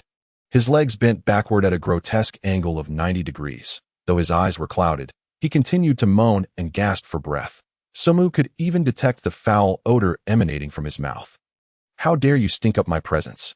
Boom! Splurt! Lifting Blackbeard, Somu swung another punch. Blackbeard let out a piercing scream. His gaze could hardly focus, let alone muster the strength to utter a threat, observing the blood on his fists. Somu felt a peculiar sensation. The gentleness of his former world seemed to be fading away. Had he truly entered the realm of pirates? Perhaps the War of the Best was a deliberate trial orchestrated by the system to refine his mindset. Initially, he had arrived as a naive 20-year-old boy, hesitant at the sight of bloodshed and powerful adversaries. Yet, as the war progressed, anger and disgust consumed him, transforming him into this very being. This truly appropriate. To hell with it. Do I need a reason to strike Blackbeard? With that thought, Somu swung another punch at Blackbeard's face. I shall continue until someone stops me, and I shall beat you to death. You toothless pig. Taking a deep breath, he swung again, the remnants of his conscience from the old world urging him to retain a shred of rationality. Yet, it was futile. Suppressing his fury only led to greater rage. This Blackbeard dared to slaughter Whitebeard. He even dared to seize his fruit. Die! Splurt! Splurt! Ugh! Blackbeard howled, clearly benefiting from Somu's immortal bird flames, still possessing some strength to scream. Enough! Stop! Put the captain down, just as Somu was lost in his relentless assault. Blackbeard's cries reverberated, followed by a furious roar. Rafit, Pizarro, and Jote, the stronger members of his crew, staggered to their feet. Somu cast a cold glance, taking a deep breath. Seemed his previous speed had been insufficient. A single punch was not enough to finish them off. They could still move. In that case, he discarded Blackbeard as though he were mere refuse, casually covering him with a layer of molten lava. The latter's wails ascended to a new pitch. Somu then fixed his piercing gaze upon the remaining foes. Sensing the chill of Somu's glare, Rafit and his companions trembled. They stared at Blackbeard with wide eyes. Swallowing hard, how could this kid possibly be so powerful? Their expressions had transformed completely from the disdain they initially held. With his magnificent blue wings unfurled, Somu soared into the sky, casting a glance down at the members of the Blackbeard pirates. Including Blackbeard himself, he gritted his teeth softly, murmuring, "Enter, stage 3. Following this, just like Luffy, he inflated his fist with tremendous force, obscuring the sun with his colossal punch. In the brilliance of that light, Somu's figure appeared godlike. Armament. A powerful coat of Haki enveloped him, but that was not all. Suddenly, an overwhelming pressure emanated from Sumu's fist. The formidable capabilities of the quake fruit enveloped the surrounding air, causing it to tremble as if it might shatter at any moment. Upon witnessing this scene, the expressions of everyone below shifted drastically. Could it be that this kid had just used his swap fruit to exchange for the powers of the quake fruit? Sengoku looked up, his face etched with horror as he beheld the gigantic fist in the sky. The Haki within it was nothing short of extraordinary. The tremors unleashed were indeed terrifying, should this punch land. Infused with the powers of the quake fruit, the entirety of Marineford would be obliterated, engulfed in a colossal tsunami. An entire island would be submerged beneath the waves. Furthermore, the distant Sabati archipelago would also suffer from seismic repercussions, claiming countless lives beneath the sea. How could this be? Rafet looked up, his eyes shaking as he stared at the gigantic fist, his cane falling to the ground. The ever-composed Doflamingo, who had been merely observing, was now thrown into a state of complete panic, his sunglasses nearly slipping off in shock. Hey, what is he planning? Don't joke around. At this rate, Marineford will be destroyed. No, I must flee quickly. I need to prepare the ship to leave. I refuse to share the fate of Marineford beneath the waves. Doflamingo descended from the rubble, losing all semblance of composure. This kid has gone mad. He must have exhausted his lifespan. Retreat, we must escape. This place is about to be blown apart by that kid. Many naval soldiers shouted in alarm. You shall not flee. At this moment, the severely injured Akainu rose slowly, magma flowing from his hands. Instead of trying to stop him, you think only of fleeing the battlefield. You are all morally bankrupt navy. He glared at Sumu with a fierce look, yet there was an undertone of helplessness in his gaze. Akiji furrowed his brow, murmuring, even if they attempted to run, they could not possibly escape. I wonder if I can freeze that tsunami, saving these people. I must give it my all. Lying on a stretcher, Kizaru sensed the overwhelming energy and gradually straightened his body, transforming into a flash of light, standing tall. How terrifying. Must I, a severely injured man, survive such an attack? This is truly asking too much, but it seems rather intriguing. Marco wore a grave expression as he observed the remaining members who had yet to board the ship. Caught by the Navy, growing anxious, Whitebeard pirates, hurry aboard, quickly, no more fighting. He looked at Sumu, gritting his teeth, muttering, you've exchanged for Father-S power, haven't you? Kid, are you certain you want to unleash that punch? Father-S abilities are not as simple as you might imagine. With your strength, that punch could shatter Marineford. Huh. In the sky, Sumu locked his gaze upon the members of the Blackbeard pirates below. With this punch, they would surely be unable to escape. The eyes of Sumu had turned a deep crimson, as if he were engulfed in a tempest of fury and disdain. The urge to kill gradually threatened to usurp his rationality. He had presumed that replicating the powers would allow his mind to remain that of an ordinary person. Yet, in the world of pirates, the latent bloodlust hidden within the myriad abilities seemed to be purging him. Shaking his head slightly, Sumu murmured, no, I am fully aware. What I desire to slay is Blackbeard. Die for me. His eyes, now a vivid red, were poised to unleash a devastating punch. However, as the onlookers in Marineford beheld the colossal fist brimming with intent, panic ensued. Suddenly, an overwhelming wave of domineering energy surged through every corner of Marineford. Whoosh! Everyone's hair stood on end, and many of the weaker Navy soldiers paled and collapsed. This invisible yet tyrannical force accompanied a gentle yet distinct voice that resonated in everyone's ears. Enough, my friend. It's time to cease. Whoosh! The voice struck Sumu's mind, causing the sanguine hue in his eyes to dissipate instantly. Feeling the penetrating aura wash over him, Sumu paused momentarily. Could this be Conqueror's Haki?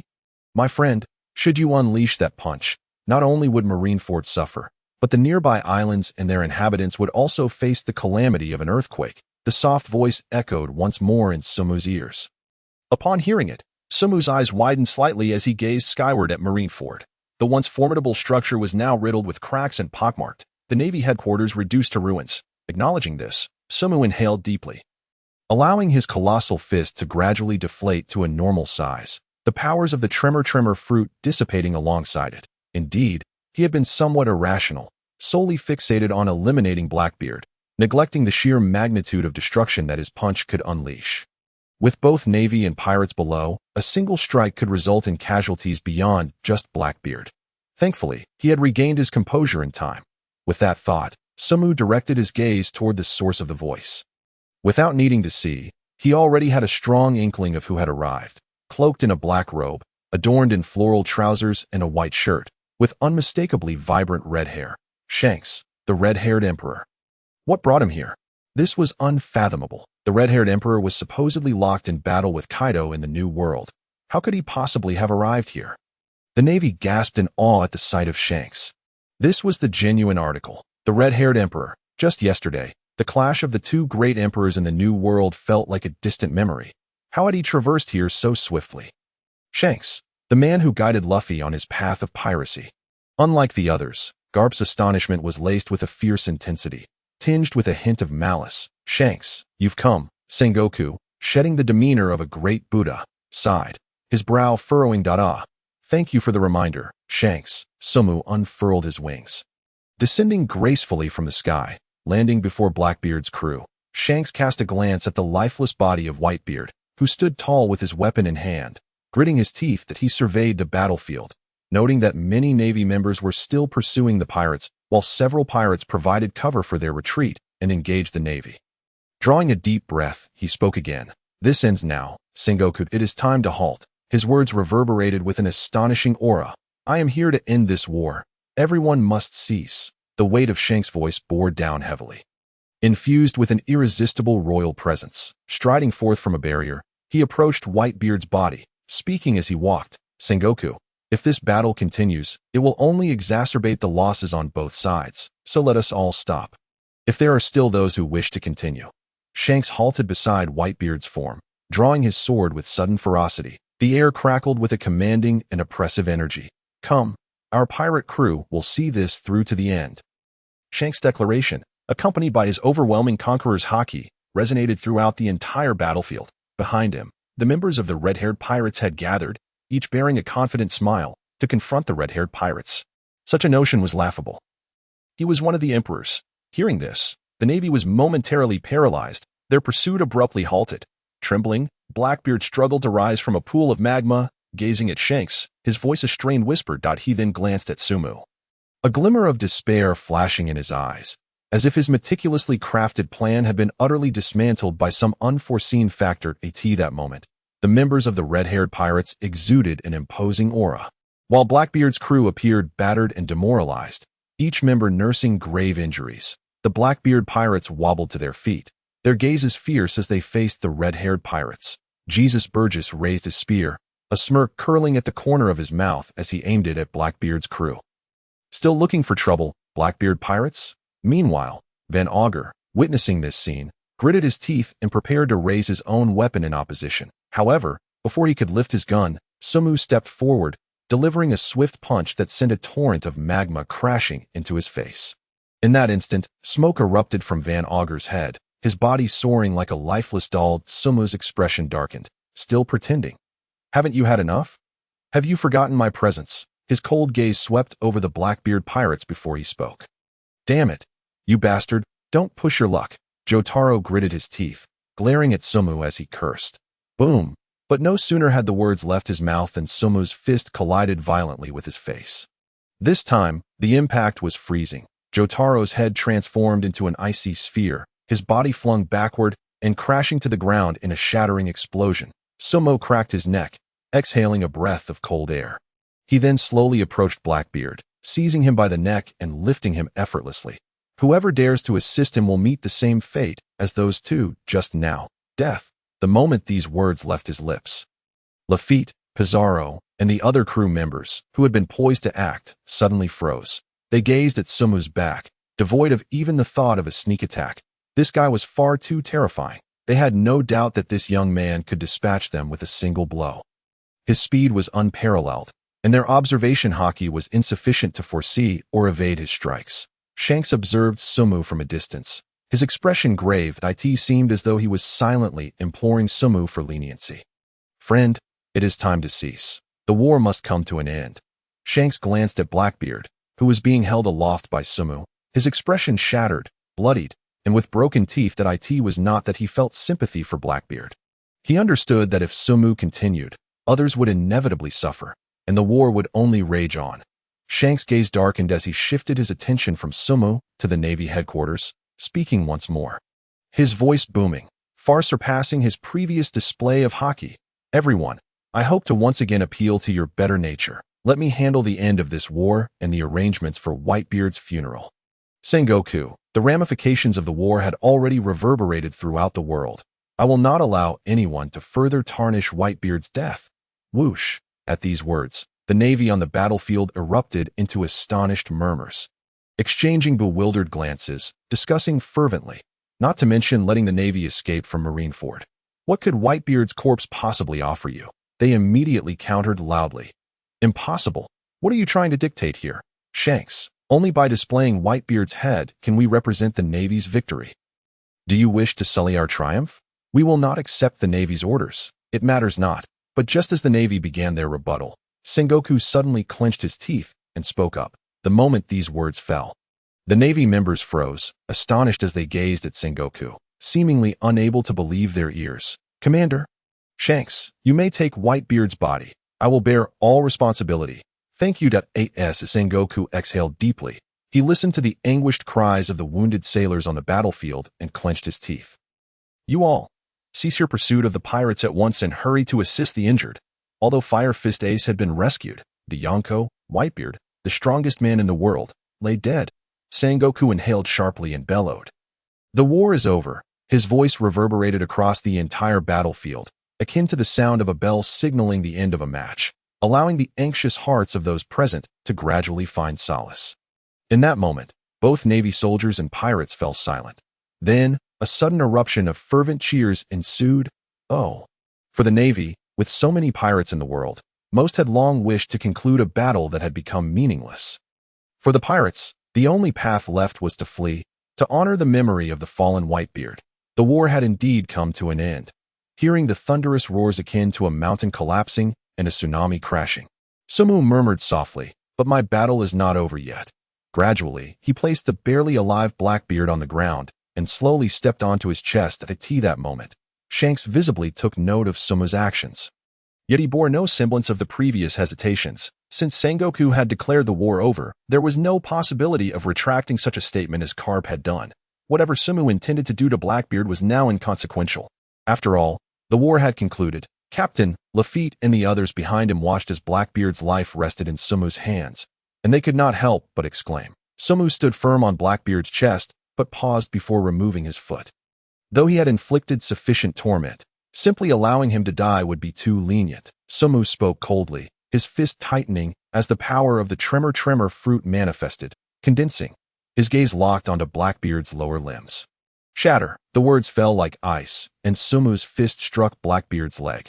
Instantly, the power of the tremor fruit was concentrated to a single point. The next moment, PFFF, blood erupted. The ability of the tremor fruit obliterated Blackbeard's lower half. To the casual observer, only Blackbeard's upper body remained. Blood gushed from the wound, a horrifying sight that made the members of the Blackbeard pirates behind him recoil in shock.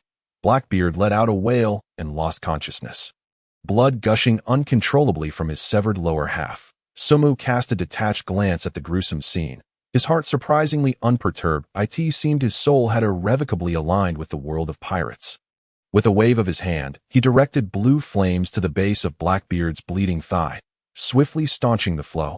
Continuing with this method, Sumu shattered Blackbeard's left hand. I'll cripple you, ensuring you spend the remainder of your days in prison. This punishment is rather fitting. I'll leave you one hand for sustenance, lest you perish. And aren't you grateful for my thoroughness? Sumu remarked, lifting Blackbeard with satisfaction in his actions. There was no need for sympathy towards Blackbeard. Considering his role in Whitebeard's death, Sumo felt no compassion. Instead, the thought only fueled his anger. Wishing he had struck harder, he discarded Blackbeard like refuse beside Sengoku. Sengoku, this fool is now your problem to handle. Treat him well, but don't overdo it. 1,000 blows should suffice. Unlike Shiki, he has lost his lower half and cannot withstand punishment. Sengoku, glancing at the battered Blackbeard at his feet, felt beads of sweat form on his forehead. This young man was surprisingly powerful. He single-handedly engaged the Blackbeard pirates, not only emerging unscathed but also on the verge of annihilating them. Something was amiss. This young man was extraordinary. Truly, A power acquired at the cost of one's lifespan is indeed formidable. Sumu smiled. Sengoku, now addressed as young Sengoku, was no longer angered. Turning his attention to the remaining members of the Blackbeard pirates, Sumu smirked slightly before vanishing in a flash. The next moment, Lafitte, Pizarro, and all members of the Blackbeard pirates found themselves crashing into the ground. A wave of shock rippled through the battlefield. At this moment, only Sumu was actively fighting, and all eyes turned towards him. Witnessing this scene, everyone's eyes widened in disbelief. The Blackbeard pirates, completely annihilated? Ugh, Sumu sighed, shaking his wrist. The combination of supreme Haki and the power of the Tremor fruit proved astonishing. Hey, Navy, why aren't you here to cuff them? Sumu cast a casual glance at a nearby Navy soldier adorned with floral insignia. Resembling a commanding officer. You there, come over and cuff these criminals. They are ultimate offenders. They should return from whence they came after this little excursion. The Navy soldier, startled, stared at Sumu, hesitant to move. Come here. I'm not going to hurt you. What are you afraid of? Sumu beckoned. The soldier took a deep breath, signaling the nearby comrades to approach, preparing the sea prism stone handcuffs, just as they were about to secure the cuffs. Sumu grinned and suddenly raised both hands. He yawned dramatically. Oh, no, no. The war has ended. You cannot kill me. You cannot kill me. The Navy, terrified, fell to the ground in shock, repeatedly exclaiming. Seeing this, Sumu chuckled softly and waved his hand dismissively. The Navy, realizing Sumu was merely yawning, paused, puzzled. Is he trying to scare us? No. This kid must be unhinged. They swallowed hard and stood back up, cautiously applying the handcuffs to the members of the Blackbeard pirates. With the sound of handcuffs clicking into place, the final chapter of the Marineford War was conclusively sealed. The Blackbeard pirates had been eradicated by none other than the one known as the Bull-Headed One. On the distant ships, the members of the Whitebeard pirates trembled in disbelief at the sight. Yet soon, their faces lit up with the joy of vengeance, tears streaming down their cheeks. Father, Sachi, the Bull-Headed One has avenged you. This is incredible. I love you, Bull-Headed One. Father Sachi, you are our god, Bull-Headed One. Thank you on behalf of Father and Sachi. Truly astonishing. Shanks gradually relaxed, locking eyes with Sumu. This individual emanated a terrifying aura. Indeed, Shanks could sense the immense power concealed within Sumu's body. You single-handedly annihilated the Blackbeard pirates. Quite impressive. Shanks smirked at by the way, you've avenged my scar, my friend. He gestured to the 3 scars across his left eye. Just a minor issue, red-haired Shanks. Sumu replied with a gentle smile as he leaped over the fissure. Approaching Shanks, friend, it seems you know me. How should I address you? Despite being one of the 4 emperors, Shanks had never encountered a powerhouse like Sumu. Not even in the Revolutionary Army did he recognize that Sumu was not a member of the Navy. Sumu smirked. Did red-haired Shanks just ask for my name? At long last, I can leave my indelible mark at the conclusion of this Marineford War. My name shall undoubtedly echo throughout the world. However, as Sumu inhaled deeply, preparing to proclaim his name with fervor and authority, the pirates at the distant corner suddenly shouted in unison, Bull-Headed One. Long live the Bull-Headed One. We will always love you. Oh, so that's your name. Bull-Headed One. Quite a unique name indeed. Shanks chuckled lightly. Bull-Headed One. I hope we meet again upon the sea. Sumu stood frozen, dumbfounded. No, I am not called that. The Straw Hat Pirates, the pirates, Bull-Headed One. Very well, young man. The Navy will remember you. Just as Sumu was about to clarify, Sengoku spoke gravely.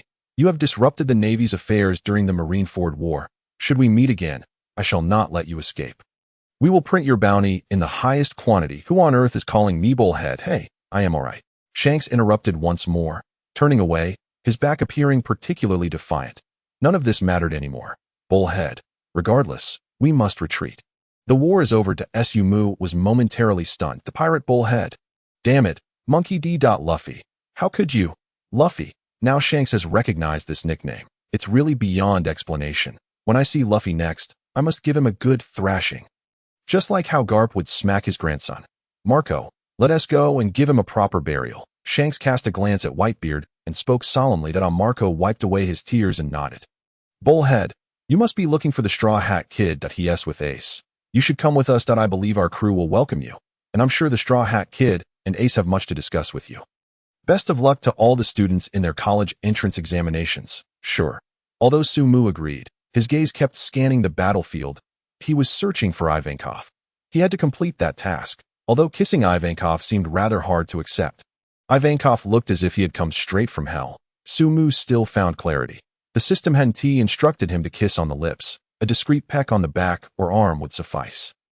Such a powerful ability as the Hand of God could not go to waste. This ability was a rare treasure, though Sumu eagerly anticipated what new abilities he might draw next.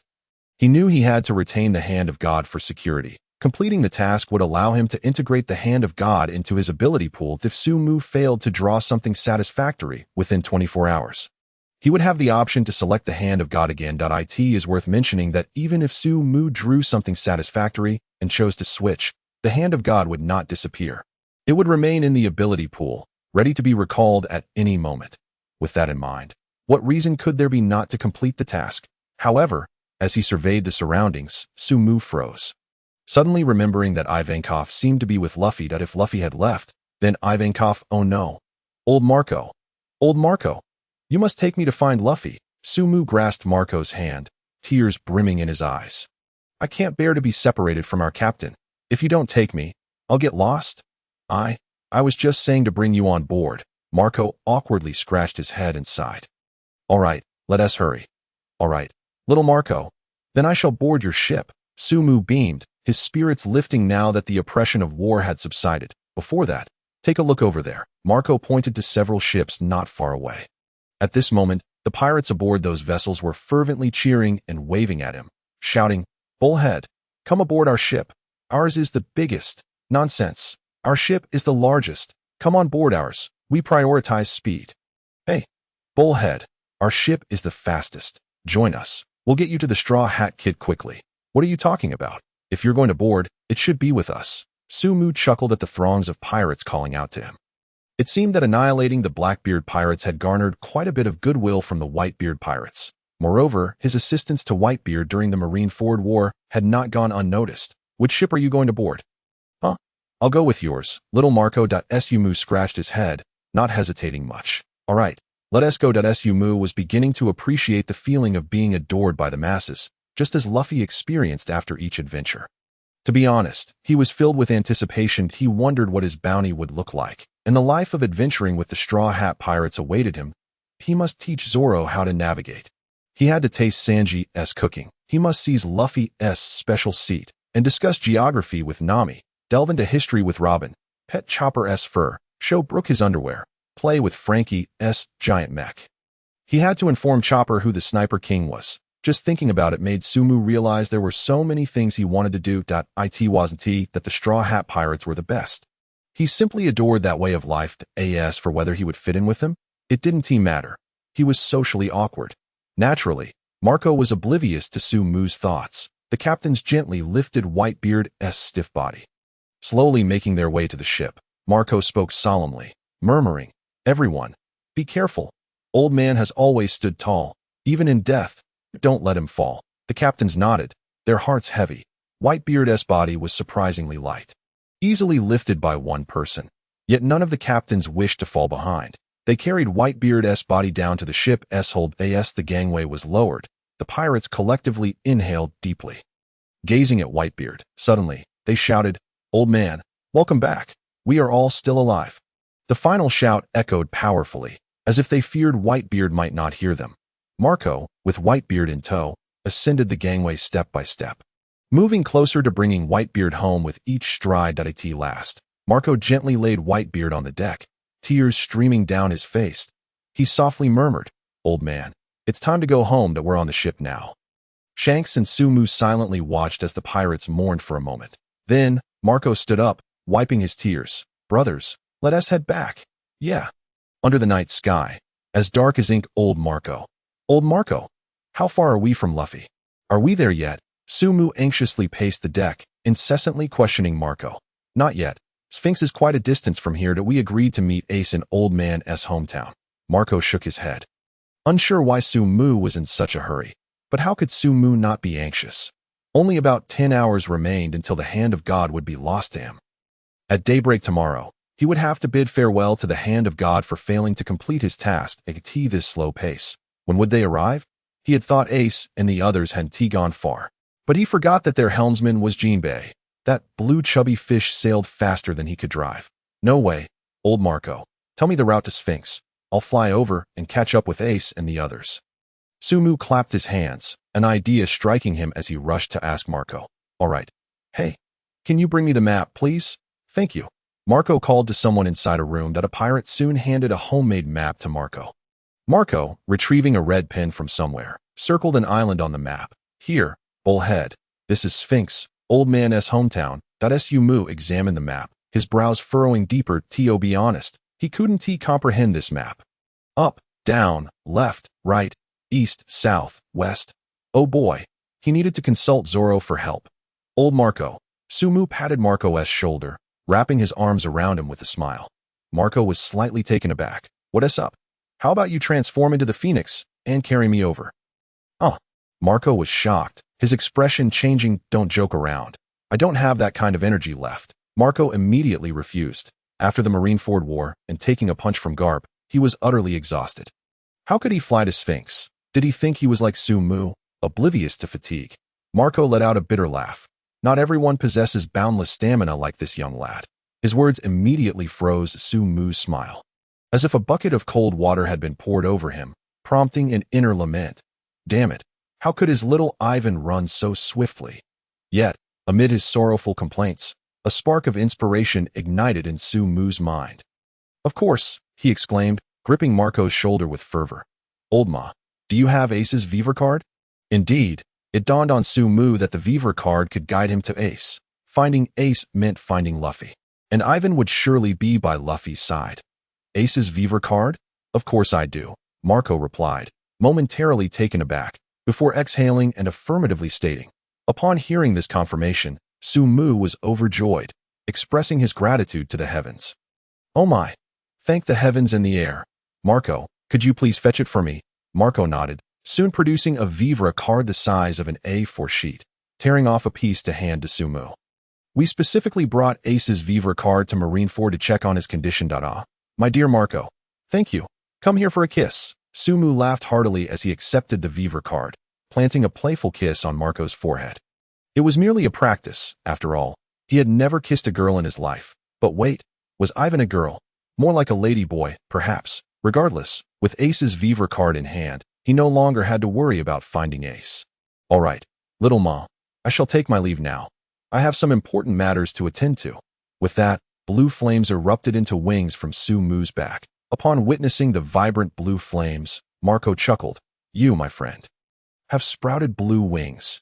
Even though this is my ability, I could never achieve such a feat. You are truly elusive. And why are you in such a hurry? Sumu soared into the sky, offering a light smile in response, refraining from divulging his intentions of kissing Ivan. That was a secret not to be shared. He took flight, spreading his wings wide as he ascended. The purpose of the Vivra card was clear, no matter where Ace was. The card would slowly drift in his direction. Hovering midair, Sumu patiently awaited the card's movement. Gradually, it began to float towards one side. That a glimmer of excitement flashed in Sumu's eyes, and he shouted with fervor. Yo-ho, little Ivan, I'm coming for you. Ace, with a powerful flap of his blue wings, Sumu sped towards the indicated direction. He had chosen not to utilize Kizaru's fruit ability, as he needed to periodically check the change in direction. Kizaru's speed was too rapid, risking deviation. Furthermore, Kizaru's powers were not well suited for long-distance travel. Thus, across the vast, dark sea, Sumu transformed into a streak of blue flames, akin to a shooting star. The reflection on the water left a long trail stretching from south to north. Two parallel lines crossing beneath the sky. It seemed as if a path had been forged, symbolizing the commencement of Sumu's pirate journey. The sea breeze is indeed refreshing, Sumu chuckled as he felt the wind caress his ears. The dark ocean was graced by a gentle breeze, while the solitary, luminous moon cast a soft glow upon the waters. The seas of the New World were perilous, fraught with the lurking presence of sea kings.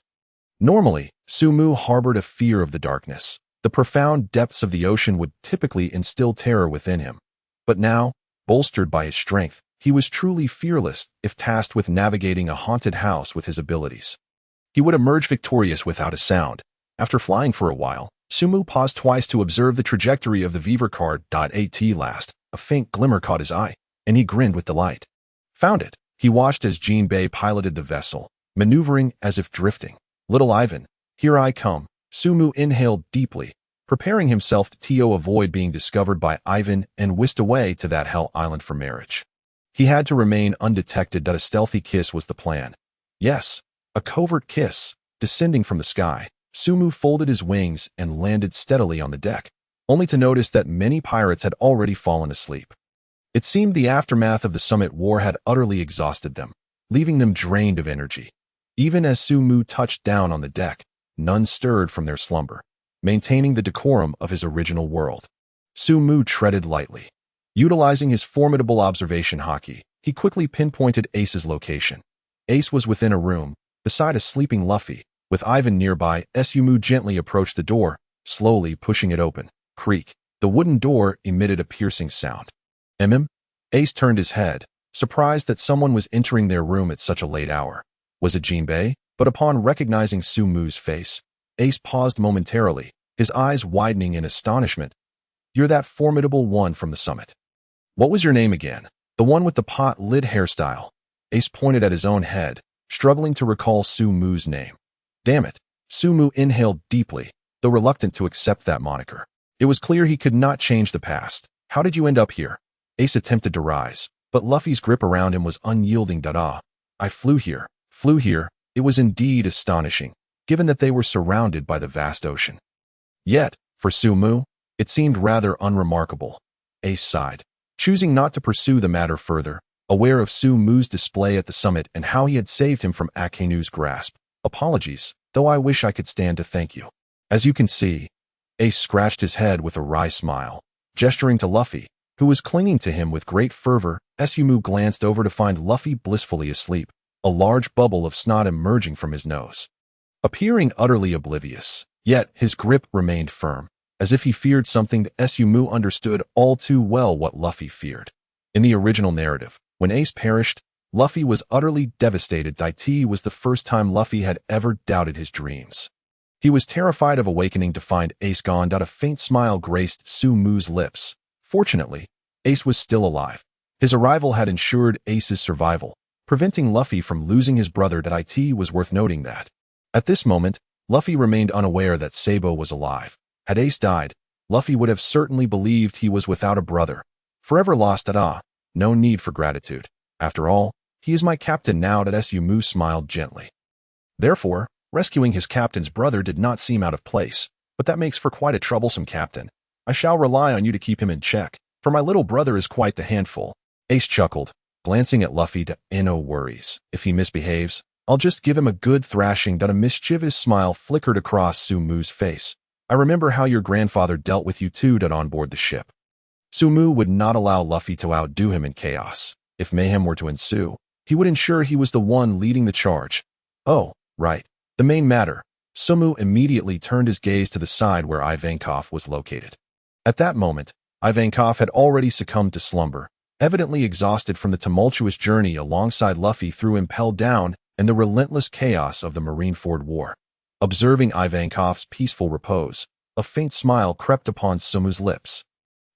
If he's asleep, then the task becomes considerably easier. The gentle kiss, unnoticed, would suffice. Sumu inhaled deeply, stealthily approaching Ivankov's side, gazing at the long eyelashes, alluring lips, crooked nose, and disheveled appearance. Sumu felt a wave of nausea rising within him. Hold it together. With eyes shut tight, he resolved to act swiftly. Sumu murmured to himself, yes, as long as I don't look and envision Ivankov as a beautiful woman in my mind. It will be fine. The notion that what's hidden in the dark is the same holds some truth. Nodding to himself, he prepared to take action, but suddenly sensed something amiss. He paused, glancing sideways, only to find Ace staring intently at him. An odd expression flickering in his eyes, their gazes locked, and an awkward atmosphere enveloped them. Ace, could you turn your head? Ace blinked, a sheepish smile spreading across his face. All right, I won't look. You go ahead. No, that's not it. Who's doing anything? What do you mean? Don't misunderstand. Sumu's brow furrowed as he hurried to clarify. However, Ace, displaying an understanding demeanor despite his discomfort with Sumu's peculiar inclination, turned away.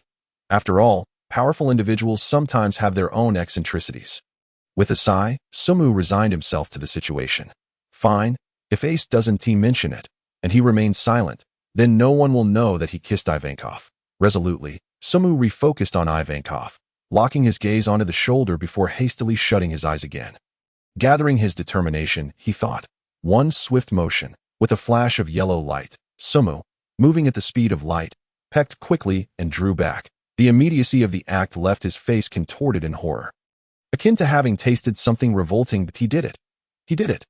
Nice, Sumu silently cheered in his mind. Although he had kissed the shoulder, he had indeed made contact with Ivankov. This must count as completing the task. Right? Ding. The crisp sound resonated in his mind, and Sumu's eyes sparkled with excitement. Here it comes. His divine hand was about to be added to his ability pool. Yes, once it was in the pool. He could utilize it at any moment. With the divine hand, who could possibly defeat him? Task failed. The host must kiss him on the lips. Must kiss him on the lips. Upon hearing these words, Sumu froze, his thoughts grinding to a halt. After a moment, anger surged within him. What the hell?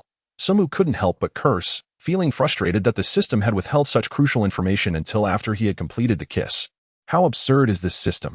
However, considering the host's remarkable performance during the Marineford War and the successful rescue of Ace, the system begrudgingly acknowledged the task as successful. Excuse me, the term hell refers to a rare type of horse often depicted in absurd art.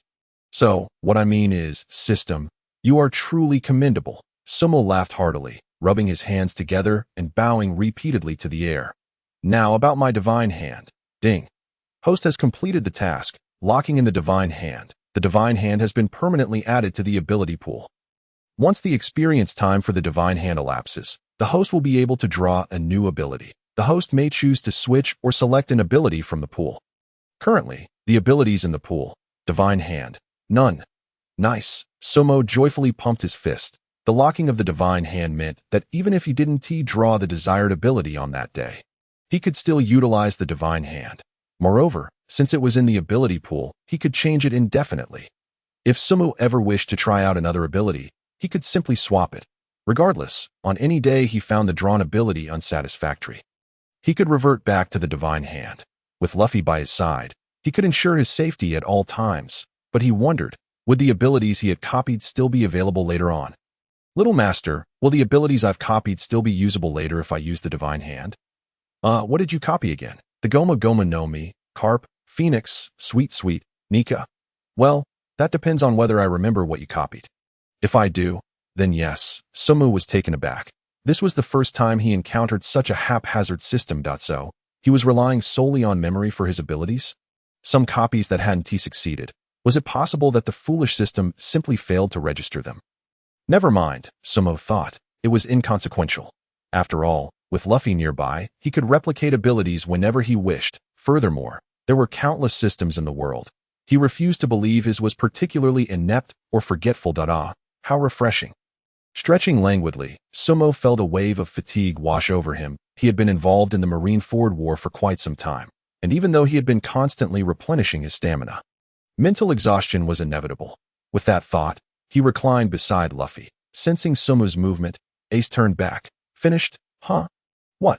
Sumu stammered, his face paling. He truly did not wish for Ace to misunderstand that I didn't do anything. Seeing Sumu's flustered state, Ace scratched his head in confusion. Indeed, it was unlikely for someone of such strength to finish so quickly. When Ace's peculiar gaze finally dissipated, Sumu let out a sigh of relief. Thank goodness. Thank goodness, he wasn't labeled a pervert. Just as Sumu was about to settle down, Luffy suddenly shouted in his sleep. Sumu froze, glancing over. Luffy was still lost in dreams, muttering incessantly. Ace meet? Ace chuckled lightly, gently patting Luffy's head before looking up at Sumo. Sorry about that. He has always been like this since childhood. I know. Sumo laughed in return. He was well aware that Luffy would call out for meat even in his sleep. After all, the surefire way to wake Luffy, Zoro, and Sanji was that very phrase. Ever since childhood, Luffy had trailed after him like a shadow. It had been quite amusing, especially considering how much he initially disliked him. Patting Luffy's head, Sumu smiled faintly. Little did he know, Ace was taken aback by his words. How do you know about Luffy's childhood? You knew Luffy before. Now realizing he had perhaps revealed too much, Sumu paused. Yet, he thought it mattered little. Taking a deep breath, he allowed a subtle smile to grace his lips as he murmured, "Well, not exactly. I'm just quite familiar with you all.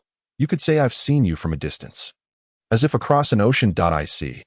Oh, by the way, I forgot to ask, which ocean do you hail from?" That's a secret. Ace. Samu tilted his head, a playful glint in his eyes. "All right then, pothead." "Hey, Ace, could you tell me more about your childhood with Luffy?" Sumo inched closer to Ace, crouching down with eager anticipation. In truth, aside from what he had seen in the anime, he was genuinely curious about the other childhood stories of Ace and Luffy. Ace paused for a moment, then grinned. "Childhood stories? Oh, of course. I remember, this little guy used to cry a lot. He would wail at the slightest thing. It's not that he was scared. He was just plain silly. At that moment, we encountered a formidable old tiger, and none of us dared to provoke it, yet this fool threw a punch at it. Can you believe it? Heh. I know, Luffy was quite foolish in his childhood." "Wasn't he?" Samuk chuckled. "What else? We had a secret base when we were young, and Luffy has never won a fight against us." "What else?" Samuk gazed at Ace with excitement. Everything Ace had recounted thus far. He had seen in the anime that he longed to hear tales he had not yet witnessed.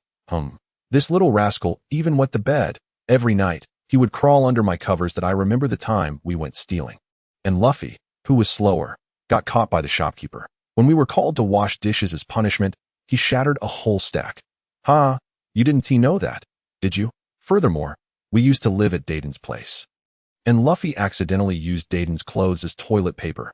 I truly didn't know that. He was really foolish. Samuk couldn't help but laugh.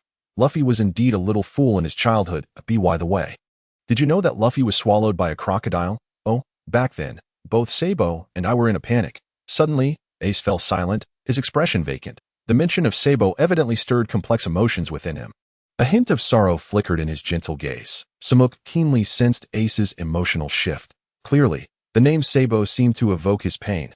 Now, Ace, like Luffy, probably remains unaware that Sabo is not dead. In the original story, Ace perished. If he hadn't seen Sabo in heaven, he would likely be perplexed. Sabo, I inadvertently mentioned him. My apologies. You probably don't know him, but he, like me, is Luffy's brother. However, he unfortunately left us before Luffy and me. Ace lowered his head, gently stroking Luffy's hair, his eyes filled with even more tenderness than before. Thus, I must cherish Luffy more. He only has me as a brother, and I only have him as a brother. I'm sorry, I've said too much. I don't know if you can understand, but we did have another brother. I understand your feelings, Sumik replied, followed by a slight sigh. He hesitated for a moment. But after a brief pause, he looked up at Ace. Ace, there is something I wish to share with you. It concerns Sabo. Sabo? Ace was momentarily taken aback by this statement. Do you know him? Impossible. Sabo hasn't been able to set sail for a long time. How could you know him? Well, you could say it's my ability. Ace, in fact, Sabo is not dead. Samuk gazed directly into Ace's eyes, speaking softly. His last word lingered in the air. It felt as though the atmosphere around them had stilled. Ace's eyes trembled slightly, widening in disbelief. It was as if he had just received an astonishing revelation. No, it couldn't be. Sabo's ship had been sunk right in front of so many people. He should be. He's still alive. I assure you, Samuk declared firmly. Alive? Sabo is still alive? Ace stared into Samuk's eyes, and upon seeing the determination within them, he was utterly stunned. Memories of his time with Sabo flooded his mind. He had thought Sabo had been dead for many years, yet now Samuk was telling him he was alive. If someone else had said this, Ace might not have believed it. But given the aura emanating from Samuk, along with his steadfast gaze and knowledge of so many childhood stories, it was clear that Samuk was not deceiving him. Immediately, Ace leaped up, flames erupting from him in uncontrollable excitement. Luffy, who was entangled with him, was also lifted into the air. Ace looked at Samuk with fervor, gripping his shoulders, his voice urgent. Hey, what is going on? Tell me, quickly. Hey, what is going on? You must tell me. Ace's eyes widened, clutching Samuk's shoulders, his emotions running high. How could he not be excited upon hearing that his long-lost brother was still alive? Wait, Ace, don't get too worked up. I'll explain everything. Just sit down. Feeling the flames erupting from Ace due to his excitement, Samuk hesitated momentarily. Soon, he noticed that something around them had caught fire. Actually, Sabo. Oh no. Luffy's hair is on fire. Samuk's eyes widened in alarm as he pointed at Luffy. Unable to contain himself, Ace froze, turning to see that Luffy's hair was indeed ablaze. Fire! Fire! Luffy, wake up! Ace took a deep breath and pushed Luffy vigorously. But this fool was sleeping like a log, completely oblivious to his singed hair. Don't panic. Let me handle this. Samuk, in a rush, pushed past Ace and stomped on Luffy's head. Extinguish, extinguish, extinguish. Put it out. Samuk gritted his teeth, frantically stamping down on Luffy's head, hoping to quell the flames. But the fire not only refused to die down, but began to spread to Luffy's clothes. It even threatened to reach Luffy's cherished straw hat. Seeing this, Samuk gasped. That hat was Luffy's prized possession, and if it caught fire, Luffy would surely erupt in chaos upon waking. Damn it, Ace, you must pull the flames back. This is bad. The fire is getting larger. Samuk furrowed his brow, feeling a wave of panic. After realizing that his frantic stamping was futile, Samuk swiftly lifted Luffy and sprinted to the deck, without hesitation. He tossed Luffy into the sea as if he were a hot potato. Ace, who had followed them out, was taken aback to see Luffy thrown into the ocean, his eyes wide as if they might pop out of their sockets. Luffy! Oh no, he is a devil fruit user. He can't swim, Ace shouted, and without a second thought, he dove into the water after Luffy. Splash, splash. With 2 splashes, Ace and Luffy fell into the water. Ah, that was close. The straw hat nearly caught fire. If it had, Luffy would surely cause a ruckus upon waking. Samuk exhaled, brushing off his hands, but suddenly looked up. Wait, something seems off. Samuk froze for a moment, then abruptly turned around. Oh no, neither of them can swim, Samuk shouted, leaping into the water. Glub, glub. Luffy and Ace lay on the deck, their stomachs full of water, gazing up at the night sky, murmuring softly. Samuk sat nearby, using his abilities to evaporate the water from their bodies. Watching the two with a sigh. You two are both such hotheads. Glub, glub. What just happened? At that moment, Luffy finally woke up, sitting up dazedly and looking at Samuk. Samuk stared back at Luffy, stunned that Luffy's hair had been completely burned off, leaving him looking almost bald. Luffy. Samuk exclaimed in shock, pointing at Luffy. Luffy, covering his head, realized his hair was gone. Instantly, he was taken aback, staring blankly around. Where's my hair? Where did it go? Oh. What about my straw hat? The straw hat. Ah, the straw hat is still here. Thank goodness that Luffy's startled reactions inadvertently calmed Ace down a notch. He had intended to inquire about Sabo, but suddenly, this unexpected scene unfolded. Ah, Luffy, my apologies, I accidentally burned you, Ace said, scratching his head before redirecting his gaze towards Sabo. This time, he appeared noticeably more composed. However, Sabo could still discern the unmistakable impatience flickering in Ace's eyes. So, can you now tell me about Sabo? Ah, certainly, Sabo nodded. Sabo? Upon hearing this name, Luffy's eyes widened, a spark of astonishment illuminating his gaze. Ace, is it really that Sabo? Ah. Luffy paused momentarily, then leaned closer to Sabo, his curiosity piqued. I asked it about Sabo's past. Gokai, did you know Sabo when he was younger? Were you a friend of his from childhood? In Luffy's current memories, Sabo had perished during their childhood. When he met Sabo, the latter was already 10 years old, and he assumed Sabo must have been a friend from before Sabo turned 10. Discussing events from that time. No, it pertains to Sabo's present circumstances, Sabo remarked calmly, observing Luffy's reaction as he pondered over the words. But he had already. He is still alive, Sabo asserted with unwavering conviction. His gaze remained steadfast, unwavering as he looked at Luffy and Ace. Alive. Upon hearing this word, Luffy inhaled deeply, his expression momentarily blank. Even Ace, who had already been privy to this news, found himself breathless upon hearing it again. Hey, what is going on? Gokai, how do you know all this? Sabo he was supposed to have. He is still alive. Where is he now? As Luffy regained his composure, he rushed forward, gripping Sabo's shoulders, urgency lacing his voice. Yes, he is alive, and he is stronger than ever, Sabo responded, a subtle smile gracing his lips as he observed Luffy's excitement. He continued, although it may be difficult for you to accept, Sabo is indeed alive. He is currently with the Revolutionary Army. At this revelation, both Luffy and Ace stood frozen in disbelief. Ace, too, lost his composure, stepping forward to grasp Sabo's shoulders just as Luffy had. The Revolutionary Army? Are you joking? How could Sabo be with them? He perished beneath the Celestial Dragon's ship. Sabo exhaled softly, fully aware that their incredulity was expected, that it was indeed a challenge for them to suddenly accept such news from someone they had only known briefly. Indeed, he did not die. He was rescued. Sabo gently pushed Ace and Luffy's hands away and settled down. He began narrating all that he knew about Sabo, the miraculous survival from the cannon blast, his upbringing, who nurtured him, and his current status. Leaving no detail unspoken, he explained why Sabo had not sought them out, revealing that Sabo had lost his memory after that cannon incident, forgetting both Luffy and Ace. It was only when Ace passed away and he saw the newspaper that his memories came rushing back. After Sabo finished recounting the tale, both Ace and Luffy remained rooted in place. Overwhelmed by the sheer volume of information, they shook their heads, murmuring, "Sabo is still alive. This is wonderful." Whoa! Luffy's eyes misted over, and he began to cry, reminiscent of his childhood. Clearly, having heard this seamless narrative, he had unconditionally placed his trust in Sabo. "Gokai. No, Sabo. You're truly wonderful."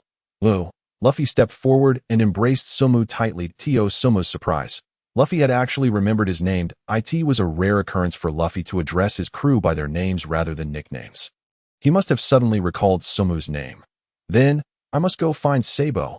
"Ah, we absolutely must. Even if he does not remember us, I will find him," Luffy declared, filled with determination. Ace stood as well, gazing into the distance, conviction evident in his tone. "Although I am unsure how you came to know this information, I sense that you speak the truth." Ace turned back to Sabo, offering a faint smile. "Thank you, Sabo, for sharing such wonderful news with us. It is truly a blessing. Since Marineford, you have been aiding us." Hearing this, Sabo shrugged and sighed, then pointed at Luffy. "What can I say? I am merely this fellow's crew member." Luffy grinned widely, revealing a bright smile. "Hee. That's right, Sabo. You are now my crewmate. We must throw a grand feast in your honor. And where will the funds for that come from? Just ask Nami." Right. Sabo, you haven't met the other crew members yet, have you? They are quite the fascinating bunch." As soon as Luffy mentioned his comrades, his face lit up with joy as he spoke to Sabo. "However, due to certain circumstances, we are temporarily separated, but we will reunite soon. We have agreed to meet at Sabaody Archipelago in 3 days.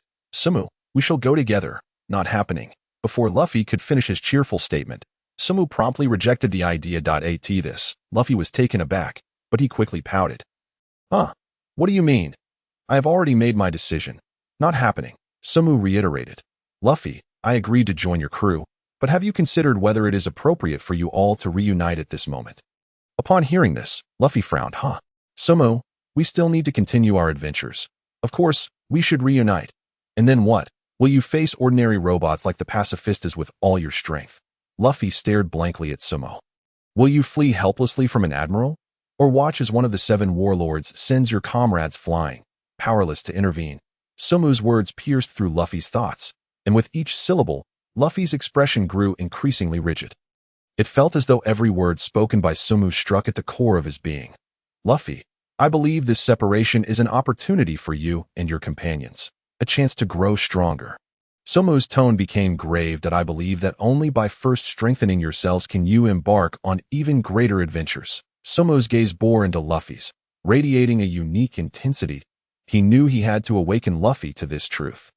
In the original narrative, it was Ace's death that ultimately catalyzed Luffy's awakening and self-realization, leading him to temporarily abandon sailing to grow stronger. Today, while he had saved Ace, he did not want Luffy to remain stubbornly intent on reuniting with his companions. "Indeed, Luffy, there is wisdom in what he says." Just then, a voice came from the other side of the ship, causing Sabo to turn. It was Jinbei. Jinbei approached slowly. "At your current level, you wouldn't even be able to harm a Logia fruit user. However, many individuals in the New World possess devil fruit abilities, and each one is exceptionally formidable. Should you recklessly venture into the New World like this, your fate will inevitably mirror that of the majority of pirates, meeting your demise in its treacherous depths. Let alone the thought of becoming the Pirate King." Jinbei's voice resonated deeply, his sharp gaze fixed intently upon Luffy. Upon hearing these words, Luffy's tightly clenched fists gradually relaxed, his previously stiff expression softening slightly. Indeed, he could not bear to witness his comrades vanish before his very eyes again. Nor did he wish to see the admirals fleeing in terror. The solution to their predicament was glaringly obvious. They must each grow stronger and reunite in 2 years' time. I understand. Luffy finally spoke, his tone somewhat subdued. The new world is filled with monsters. Thus it seems we must also grow stronger. Memories flooded his mind, recalling the day he was sent flying by Bartholomew Kuma. Images of each of his companions fading away replayed incessantly in his thoughts. They must become stronger. When next they encounter that bear-like man, they cannot afford to run away again. Suddenly, Luffy lifted his head sharply. One fist raised, a newfound determination gleaming in his eyes. Therefore, I have made my decision. I shall train for 2 years, and then meet them again at Sabaody Archipelago. Following this declaration, both Ace and Jinbei paused momentarily, their lips curving into faint smiles as they regarded Luffy with pride. Samuk, witnessing this, also allowed a small smile to grace his face. That it was uncertain whether Luffy had come to this realization on his own, or if it was fate guiding him. In any case, Luffy would indeed train for 2 years before reuniting with his friends. This meant that Samuk too would have to wait 2 years before seeing Zoro and the others. 2 years, a span that could be deemed neither too short nor too long. Samuk gazed up at the inky sky, a gentle smile gracing his lips if the story were to unfold as anticipated. Luffy's mentor would likely be Rayleigh. Therefore, during these 2 years, he intended to enjoy himself thoroughly. Perhaps he might even learn the true essence of Haki from Rayleigh. Let it all unfold naturally. With the conclusion of the Marineford War, Samuk needed to rest well. To be honest, he was quite looking forward to the events of 2 years hence. When would his bounty notice be issued? Lost in thought, Samuk drifted off to sleep. As the sun rose in the east, a chime echoed in his mind. Today's new ability is being extracted. Ability acquired. Doraemon's four-dimensional pocket, while Samuk lay on the deck. Still asleep, a crisp notification resonated in his mind. Congratulations to the host for acquiring today's new ability, Doraemon's four-dimensional pocket, and all its associated tools. What? Samuk's drowsy mind jolted awake. How is it possible that I extracted an ability while still asleep? This doesn't feel right. It hasn't even been 24 hours. Daily abilities are extracted for the host at 6 in the morning. Since the host arrived after 6, it has not yet been a complete 24 hours, the system explained. Samuk was momentarily taken aback. Never mind the 24-hour mark. What truly mattered was what he had drawn. Doraemon. He sprang upright, staring blankly at the vast sea before him. Had he really acquired Doraemon? This was a beloved anime from his childhood. Samuk recalled how he had often fantasized about possessing Doraemon's gadgets. Unashamedly, he even dreamt of using those peculiar tools at night. Please choose whether to exchange. That if you choose to exchange, you may select another ability from the pool. Samuk listened intently to the notification and, unable to contain his excitement, exclaimed, "No exchange. I want this one." The host is reminded that if the current selection is not exchanged, the next opportunity to do so will be after 6 o'clock tomorrow. And exchanges cannot occur midway. Fine, I understand. Samuk nodded vigorously. Not to mention 24 hours. Even if they asked him to refrain from exchanging for an entire month, he would have no qualms. After all, how delightful this ability would be. He was certain that with the gadgets of Doraemon, he would face no danger even in the pirate world. As he understood it, those gadgets were of a bug-level caliber. Just the time machine and the anywhere door, along with the devil passport, could turn the world upside down. Samuk also knew never to compare battle strength with characters from comedic worlds. They were akin to cheat codes. Ding. The host has chosen not to exchange and has acquired Doraemon's four-dimensional pocket. As the voice faded in his mind, Samuk felt something new on his abdomen. He lifted his shirt and discovered a white pocket had appeared on his skin, seeming to be integrated into his body. Unremovable. Gazing at this familiar pocket, Samuk's heart momentarily skipped a beat. Could he finally use those peculiar gadgets? This system is incredible. Shrink rays, anywhere doors, time machines, invisibility cloaks, timetable cloths, evasion cloaks, X-ray glasses, take-off propellers. There were simply too many gadgets to count. Moreover, Samuk had gained a thorough understanding of Doraemon's abilities, complete with instructions on how to use these tools. This meant he could swiftly retrieve whatever gadget he desired. How exhilarating! As Samuk gazed at the sky gradually illuminated by crimson light, he felt an overwhelming sense of beauty in the world. However, the accompanying weakness was equally apparent. His current body was that of an ordinary person. Truth be told, if someone were to suddenly unleash Conqueror as Haki, he might be in grave danger. Samuk swallowed hard, then glanced over at Luffy. letting out a sigh of relief. But it was all right. He had the most reliable captain, Luffy, who would ensure his safety no matter what. As long as he wasn't caught off guard. With his newfound proficiency, he could deftly whip out a gadget to catch his opponents off guard. With this thought in mind, Samuk eagerly rummaged through the four-dimensional pocket. Marveling at the dazzling array of gadgets before him, he quickly retrieved a takeoff propeller and placed it atop his head, lifting him gently into the air. However, having experienced the sensation of light speed, this propeller's pace was far from satisfactory. After a moment's reflection, he prepared to search for other entertaining gadgets. Just then, a pirate atop the lookout suddenly shouted down. Weave arrived. Weave reached Sphinx. At this announcement, the pirates below seemed to receive some command, immediately rousing from their slumber. Luffy and Ace dashed out of their quarters as they basked in the glow of the morning sun. Luffy couldn't help but smile. This island called Sphinx seemed truly beautiful. This is the hometown of Pops, Ace murmured, gazing at the island before them. Sphinx was none other than the birthplace of Whitebeard. Despite being the strongest man in the world, Whitebeard had never forgotten his roots. Every share of his spoils was anonymously sent back to his hometown. This place was Whitebeard's cherished home beyond his ship. Pops, we're bringing you home. Ace looked towards the ocean behind them, his eyes seemingly catching sight of Marco and the other ship. At the forefront of their vessel stood the world's strongest man. Resolute and unyielding, even in the face of countless wounds. Whitebeard, Edward Newgate. A ray of dawn from the east pierced through the clouds, casting its light upon the figure of Whitebeard. The golden hue tinged with crimson seemed to carry a hint of the victor's aura. Indeed, although Whitebeard had perished on the battlefield, he might very well be the true victor of this war. Not only did he exhaust his life's breath proclaiming one piece, but he also saved his son. Ace, compared to dying uselessly in a sickbed, it is likely that a death on the battlefield was precisely what he desired. As the waves gently rocked the ship, it gradually approached the shore. Sabo inhaled deeply, gazing at the island. This was the homeland of Whitebeard. It was here that Whitebeard and Ace were laid to rest, Sabo thought, casting a glance at Ace and offering a faint smile. He looked forward to Ace seeking out Sabo, but now, Ace must first conduct a proper funeral for Whitebeard. Reflecting on this, the ship slowly lowered its gangplank. The pirates disembarked, stepping onto the verdant grass. A gentle breeze caressed Sabo's face. No, he could not linger here any longer. Suddenly realizing this, Sabo swiftly turned his gaze toward the vast sea behind him. If his memory served him right, hadn't Shanks followed them here? If that were the case, he must avoid an encounter with Shanks. Previously, he had been formidable, but now he was merely an extraordinarily ordinary person. Approaching Shanks might result in him being overwhelmed by that domineering presence. Moreover, he was uncertain if the gadgets from Doryman could withstand such fantastical assaults. Regardless, he could not afford to take such reckless risks. The funeral for Whitebeard would be left to the Whitebeard pirates.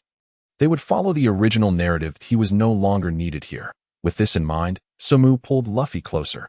Hey, Luffy, let us leave this place. Huh? Where to? Luffy paused at the words that the place where we should train. This place no longer requires our presence. But what about Ace and that uncle? Leave those matters to them.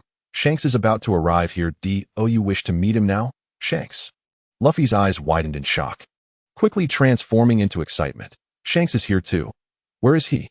I haven't seen him in ages. Observing Luffy's reaction softened Sabo's resolve to leave, leading him to sigh and continue persuading Luffy. That's not the point. Luffy, you're not ready to meet Shanks just yet. You must become stronger and meet him again when you stand at the pinnacle, ultimately returning the straw hat to him. Wouldn't that be wonderful? So, come with me now. Hearing this, Luffy hesitated momentarily before breaking into a wide grin, playfully patting Sabo on the back. You're quite amusing. You even know I want to return the straw hat to Shanks. Okay, you make a good point. It's not the time to meet Shanks, especially since I am a pirate now. Then let us go. By the way, are you planning to sneak away with their ship? Luffy whispered conspiratorially to Sabo. No, I possess a unique ability that allows me to reach a location swiftly. Sabo smiled faintly, a glimmer of mischief in his eyes as he looked at Luffy. There's no need for farewells. We will depart quietly, heading to Amazon Lily first. All right, but what about Ace and Sabo? Luffy nodded vigorously, glancing at Ace, his eyes revealing unspoken thoughts. Ace is safe now. It's time for us to bid farewell. Sabo gently tugged on Luffy, easily discerning his thoughts. As for Sabo, Luffy, I have a way for you to find Sabo shortly and help restore his memories. Really? Indeed. Then what are we waiting for? Let us hurry. Luffy exclaimed, pulling Sumu toward the ship. Be careful not to get discovered.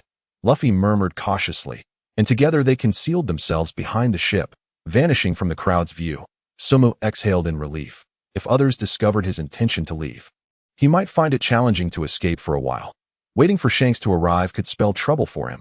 Sumu, what ability do you have to help us leave? Luffy inquired, looking at Sumu with curiosity.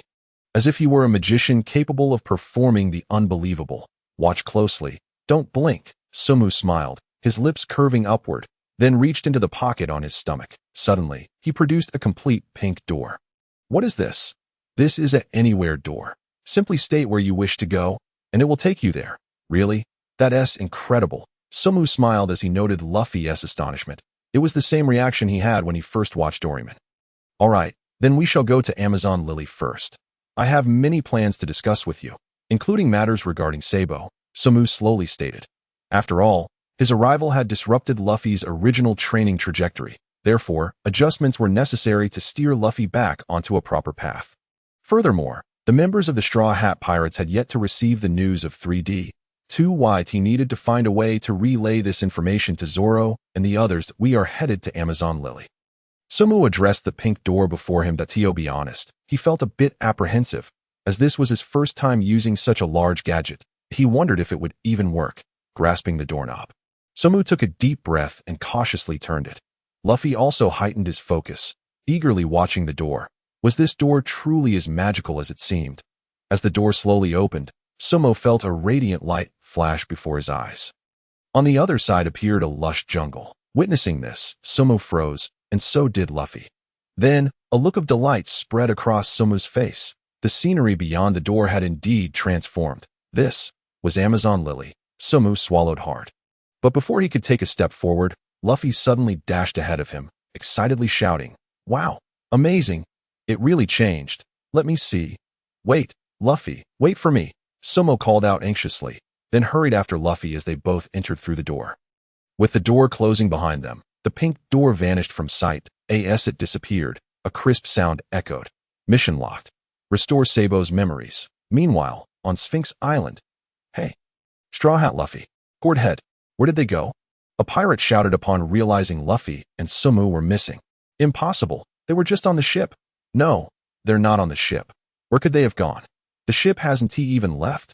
Luffy, Sumu, Ace, walking at the forefront, turned back upon hearing the commotion, scanning the crowd and finding no sign of the two. He furrowed his brow. Could they have left? Ace slowly spoke. Then, a smile crept onto his face. "Well, Luffy, congratulations on acquiring another excellent crewmate. It seems we won't see each other for quite some time. However, 2 years from now, when you set sail, I will definitely bring Sabo to see you off." Gag. The pink door slowly closed. Sumu gazed at the dense jungle before him, a smile unconsciously gracing his features. Indeed, it was Daughter Island. It seemed that this prop was truly effective. Wow, this is really that island.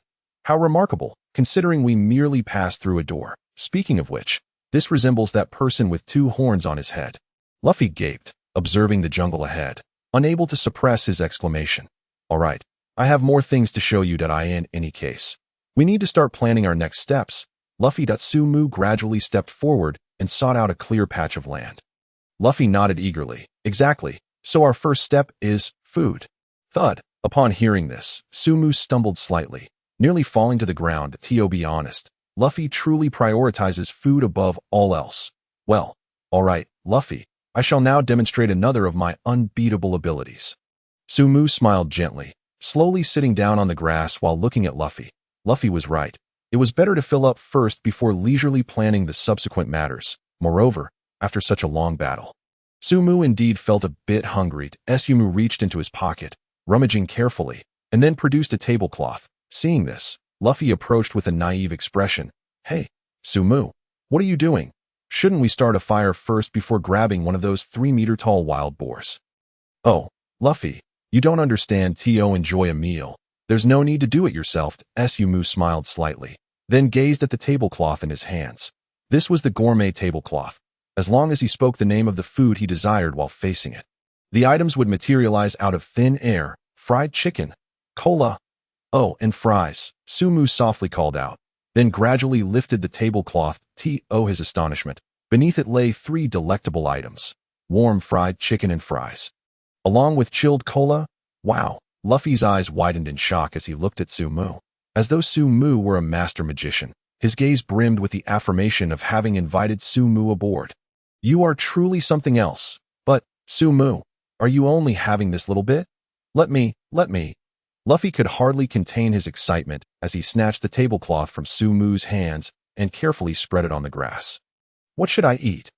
I want to eat the roasted pig that Sanji makes. It doesn't need to be too big, just 2 meters long will suffice. Luffy clasped his hands together, closing his eyes as he murmured in front of the tablecloth.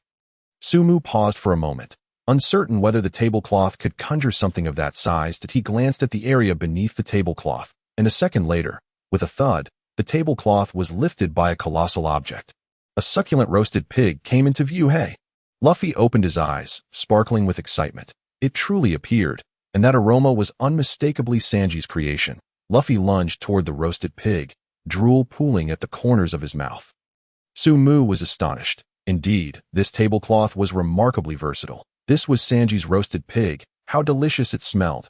Curiously, Sumu took a small piece to taste. Instantly, his eyes sparkled just like Luffy's. Delightful. There were no extravagant sauces to overshadow the flavor.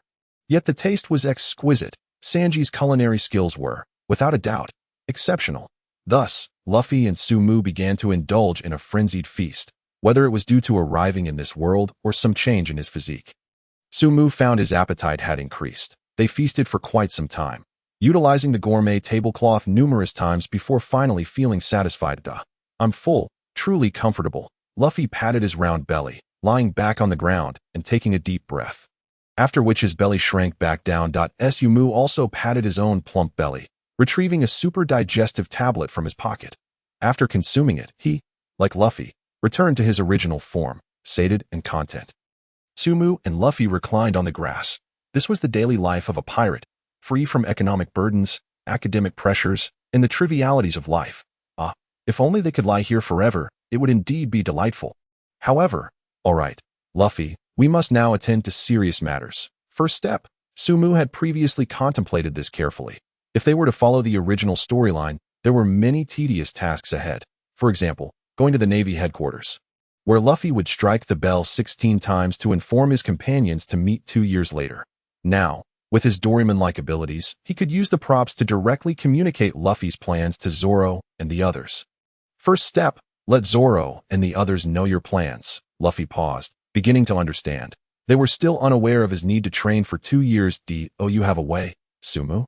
Sumu nodded, pondering which props could convey this information. Got it. Suddenly, a spark ignited in Sumu's eyes as he began rummaging through the white pocket on his belly. After a while, he produced a trumpet-like device. Wireless megaphone. Sumu smiled faintly. Whoa! Luffy exclaimed. Even though he had no idea what it was, he couldn't help but shout. Come here, Luffy. Just speak into this microphone, and your voice will reach the ears of those you designate. Sumu beckoned Luffy over. Okay, Luffy eagerly ran over. His curiosity piqued as he examined the megaphone like a child. All right, that would be Zoro, Chopper, Usopp, Nami, Robin, Sanji, Brook, and Frankie. Just those FEW. Sumu carefully adjusted the device and murmured. Wait a moment. It seems there's another item. As the words escaped his lips, Sumu suddenly recalled another prop that could display the current scenes of the Straw Hat Pirates. If there was a visual, he could confirm whether they had heard Luffy's message. With that thought, Sumu continued to rummage through his pocket, eventually pulling out a small television set and a satellite transmitter. What is this? It resembles the images projected by that bug. Luffy approached cautiously, inspecting the white, flickering display screen. It bore some resemblance to the images he had seen on Sabaody Archipelago. This is a mini-satellite. Sumu smirked. One must admit, Doraemon's props were genuinely comprehensive. As one could find the right tool for any task, as long as this device was launched into the sky, the images of Zoro and the others would appear on the television screen. Then, they could see what they were up to. Sumu took the small satellite transmitter, aimed it at the sky, and launched it. A flash of fire illuminated the sky as the satellite ascended, gradually vanishing from Sumu's view. Thus, The first satellite in the pirate world was created. With the satellite in position, Sumu slowly adjusted the display screen. Before long, 8 images appeared on the screen. The visuals closely mirrored what Sumu had seen in the anime, just more direct. Among the images, the Straw Hat Pirates were clearly depicted, currently embroiled in their ongoing adventures. Upon witnessing this scene, Luffy's previously carefree expression instantly turned serious. He approached the screen, eager to press his eyes against it, practically trying to burrow through. That's Zoro and Nami. Sanji. Luffy's eyes trembled uncontrollably, revealing the weight of nostalgia for his companions after the fierce battle at Marineford. Simultaneously, the sight of his friends thriving brought him immense joy. What a relief it was to see them all well. Now, Luffy, all you need to do is press this switch, and everything you say will be heard by them, murmured Samuk as he stepped forward and handed Luffy a microphone. Upon receiving the microphone, Luffy's expression turned grave. The carefree demeanor fading away. It was as if the monumental responsibility of captaincy had truly settled upon his shoulders. He pondered deeply about how to convey this message to his comrades, while Samuk stood quietly beside him. During such pivotal announcements, each member aboard the ship would attentively listen, understanding the gravity of the moment. Even if Luffy often acted foolishly, yet now, he was the captain. In moments of significant decisions, Luffy invariably assumed an essential role. Taking a deep breath, he began to speak. Hey, everyone! The sudden voice resonated in the minds of the Straw Hat Pirates, startling them. The images on the screen depicted their comrades scattered across various locations, visibly shaking. Samuk couldn't help but feel a surge of excitement. Clearly, they had all heard Luffy's voice. On Karaikika Island, Zoro, who had been running through a villa, suddenly halted. Wrapped in bandages, he furrowed his brow, his fierce gaze scanning the surroundings on the island of men and women. Sanji kicked a burly figure aside, his eyes quivering with curiosity. What is this voice in my head? Across the Broadcasting Islands, Visharia Sky Island, Barkamoya Island, the Impoverished Nation, and the Tino Kingdom, Chopper, Nami, Usopp, Frankie, Brook, and Robin were all momentarily stunned, bewildered as they sought to comprehend their surroundings. A voice? Is that? Everyone, are you all okay? It's me, Luffy.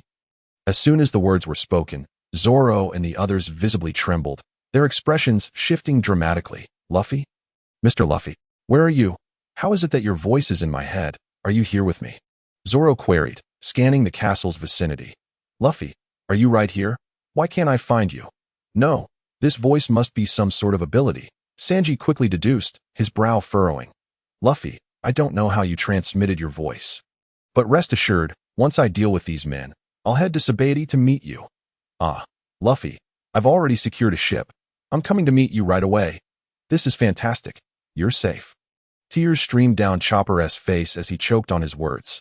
Luffy, are you okay? What's the latest from Marineford? How is your brother? Robin inquired anxiously in her mind, clearly aware of the events preceding the battle. Everyone, I actually came to tell you something, Luffy continued, interrupting the others. About our meeting in 3 days.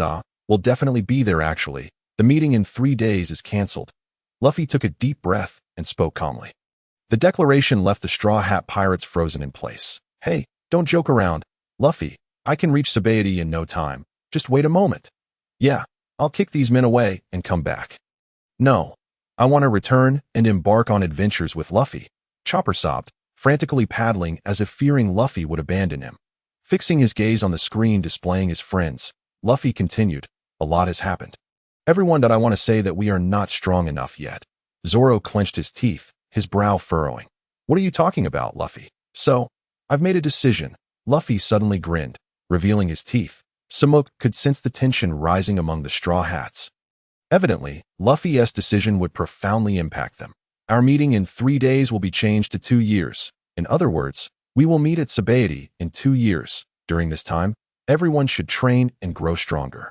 Then, we will head to the new world. Luffy's voice resonated with remarkable conviction, imbued with the essence of a captain, proving that in such moments, he was indeed reliable. Zoro, Sanji, Nami, Chopper, and the other Straw Hats stood in stunned silence, clearly taken aback by Luffy's decision. But Suno, so that means we have 2 years to train? Zoro smirked, slowly drawing his sword and plunging it into the ground with determination in his eyes. So, we need to get stronger, huh? I thought you were about to make some ridiculous decision again. Sanji leisurely pulled out a lighter, flicking it open and igniting a cigarette, exhaling a puff of smoke. A smile crept across his face as he simultaneously resonated with Zoro, their voices unwaveringly determined. Understood, Captain. We will meet again in 2 years. We will definitely become stronger. Sanji smiled faintly, gazing into the distance and murmuring. Just don't let me surpass you, green algae head. Witnessing this scene, Samuk smiled slightly. Luffy had successfully conveyed the news to his comrades. Now that they were aware, the next step was to find a master for Luffy. Just as Samuk prepared his search for suitable tools, Luffy spoke into the microphone once more. Oh, by the way, everyone, I forgot to mention, we have a new and interesting companion. That's right. His name is Samuk. This guy is quite amusing, and we must throw a feast for him in 2 years. He worked hard to save Ace. Samuk was taken aback momentarily, glancing at the screen. Luffy was already introducing him to his companions. Samuk? Nami frowned, rubbing her head, hoping this so-called Samuk was not some oddball.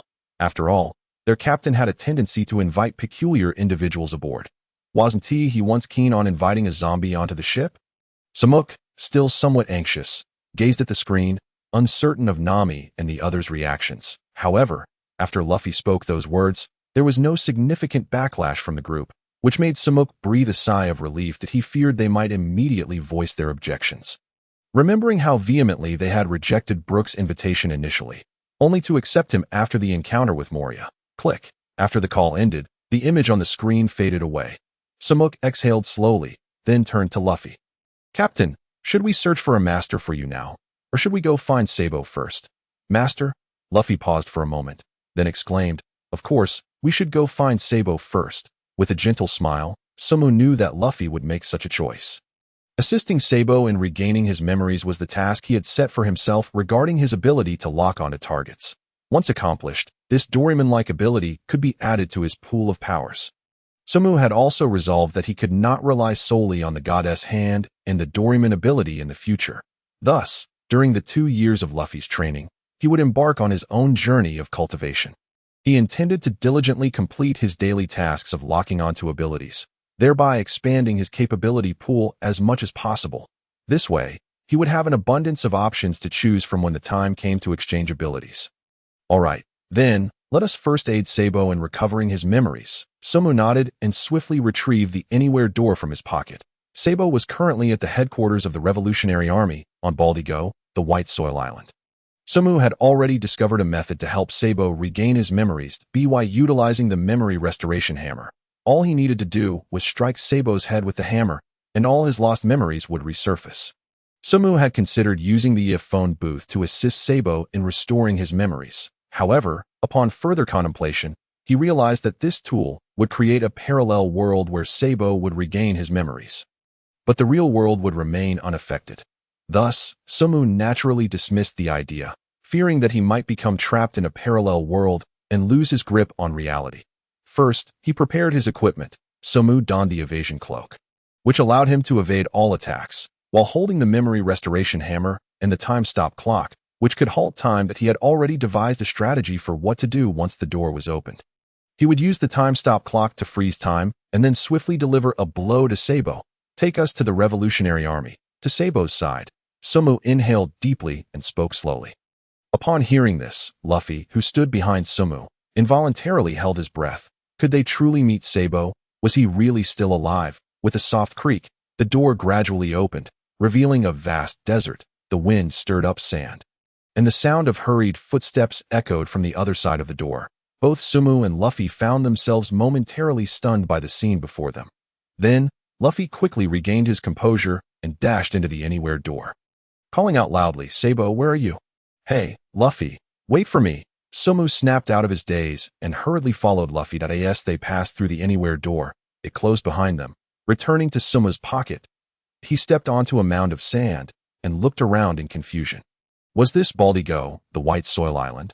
Where was Sabo? Sumu's gaze sharpened, remembering the footsteps he had heard just moments ago. How could Sabo have vanished so quickly? Wait, where on earth was Luffy? Sumu stood frozen in place, the swirling sands obscuring his vision, leaving him unaware of Luffy's whereabouts. Sabo, where are you? Fortunately, Luffy's voice was still quite loud, and Sumo quickly ran towards the sound. Luffy, don't rush ahead. As he ran, Sumo reached into his pocket for the locator device. Sabo was likely moving at high speed, causing them to lose track of him the moment they arrived. This meant he would have to resort to other tools. Sabo. Damn it, where could he be? I can't see him. Wait, sand got in my eyes. Damn it, where's Sumo? That guy really is a handful, always running off. Luffy's frantic sounds grew fainter, and Sumo's face darkened as he listened. Without hesitation, he took out the time stopper. With a decisive snap, an invisible wave of energy surged through the entire world in an instant. The winds and sands froze midair, and Luffy's voice fell silent. Sumo's expression grew grim as his gaze pierced through the haze of sand. Locking on a Luffy in the distance. With a scowl, he sprinted a few steps towards Luffy and promptly unleashed a punch with the Superman gloves on Luffy's head. Damn it. Now I understand why Nami hits you. Sumo couldn't help but exclaim, realizing that being a crewmate of Luffy indeed required a certain level of psychological resilience. Otherwise, one would inevitably be driven to frustration by this guy. He hadn't intended to use the time stopper so soon, as he was unsure of the potential repercussions of frequently employing such reality-altering tools within the pirate world. However, it seemed that not using it was not an option. Sumo sighed, and then took out the locator device. Please lead me to Sabo. He spoke softly to the device, but to his surprise, it did not respond. What is going on? Is it broken? Sumo furrowed his brows and crouched down to examine the device closely, only to suddenly realize that they were in a time-stopped state. Everything, except for him, had been frozen, including the locator. Release. Sumo sighed in exasperation and deactivated the time stopped at a SA result. Luffy, having been struck, suddenly plunged into a pile of sand. Luffy emerged, scratching his head in confusion. Did my head get heavier? It wasn't until he caught sight of Sumo's grim face that his eyes lit up. Oh, Sumo, I finally found you. Where's Sabo? Where is he? Sumo scoffed softly, then silently activated the locator device. Beep, beep. The device emitted a couple of beeps as Sumo calibrated it, murmuring, "This is a locator device. It can guide us to Sabo." Huh? Just this thing? Luffy leaned down, curiously inspecting the device, which resembled a lawn mower and was reasonably sized. Yes, as long as you call out. All right, take me to Sabo. Charge. Before Sumo could finish his sentence, Luffy suddenly lifted the locator device high and shouted. Charging forward, he then vanished into the swirling sands, leaving no trace behind, not even a sound, swallowed by the howling winds. All that remained was Sumo, standing there, dumbfounded and as still as a statue. Damn it. Sumo's face twitched in frustration as the sound of the wind continued to echo in his mind. The swirling sands left him gazing blankly ahead. Luffy had disappeared again. After this ordeal, Sumo felt like crying without tears. He suddenly realized that this situation was far more complicated than he had anticipated. Whether it was due to Luffy's foolishness or some unseen obstruction in the task itself, he couldn't tell. Sumo simply plopped down onto the ground.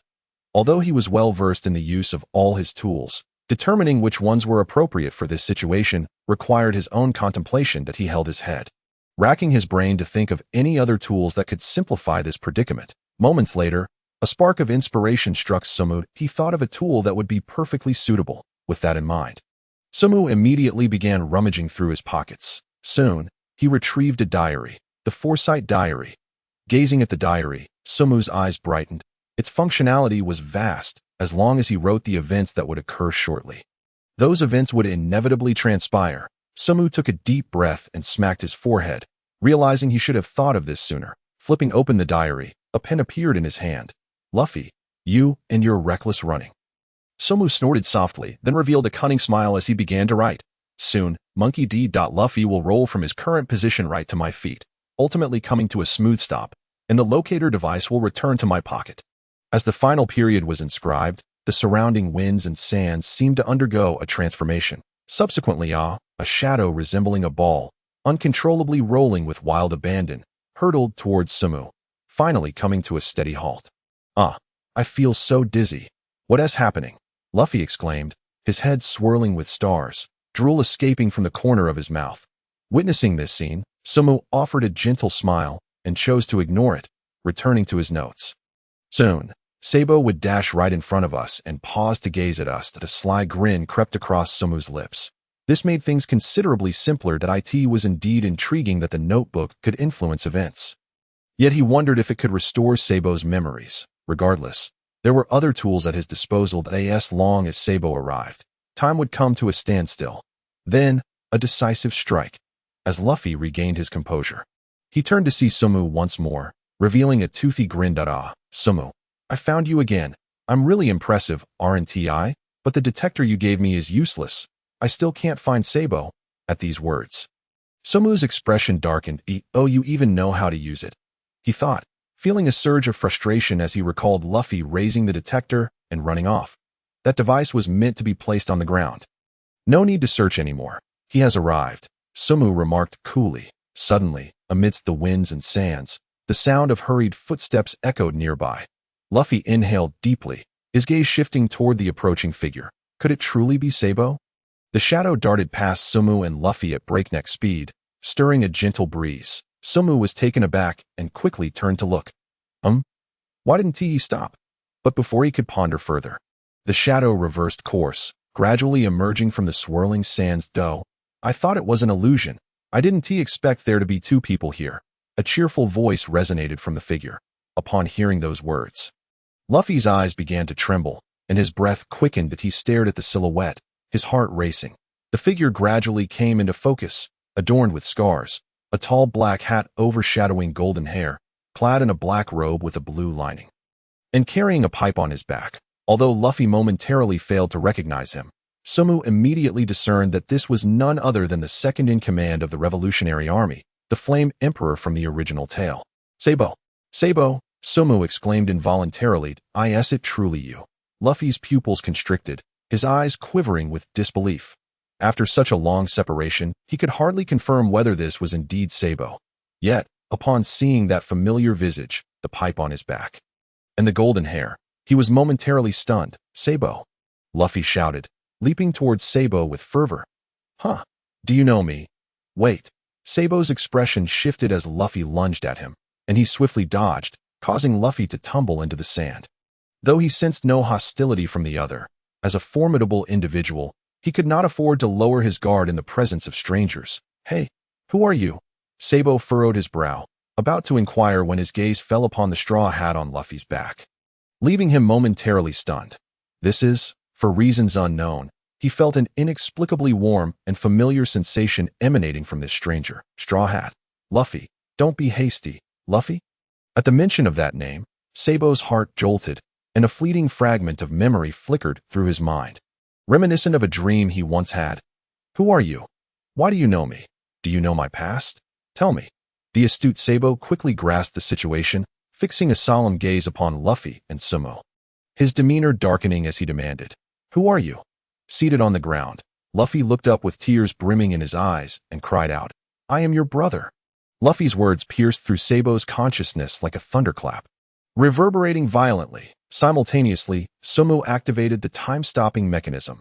In that instant, the winds and sands were once again suspended in midair. Sabo and Luffy found themselves ensnared in a state of stasis. Sumu exhaled slowly, realizing that if he refrained from using the memory-restoring hammer, Sabo would still be stirred by Luffy's name.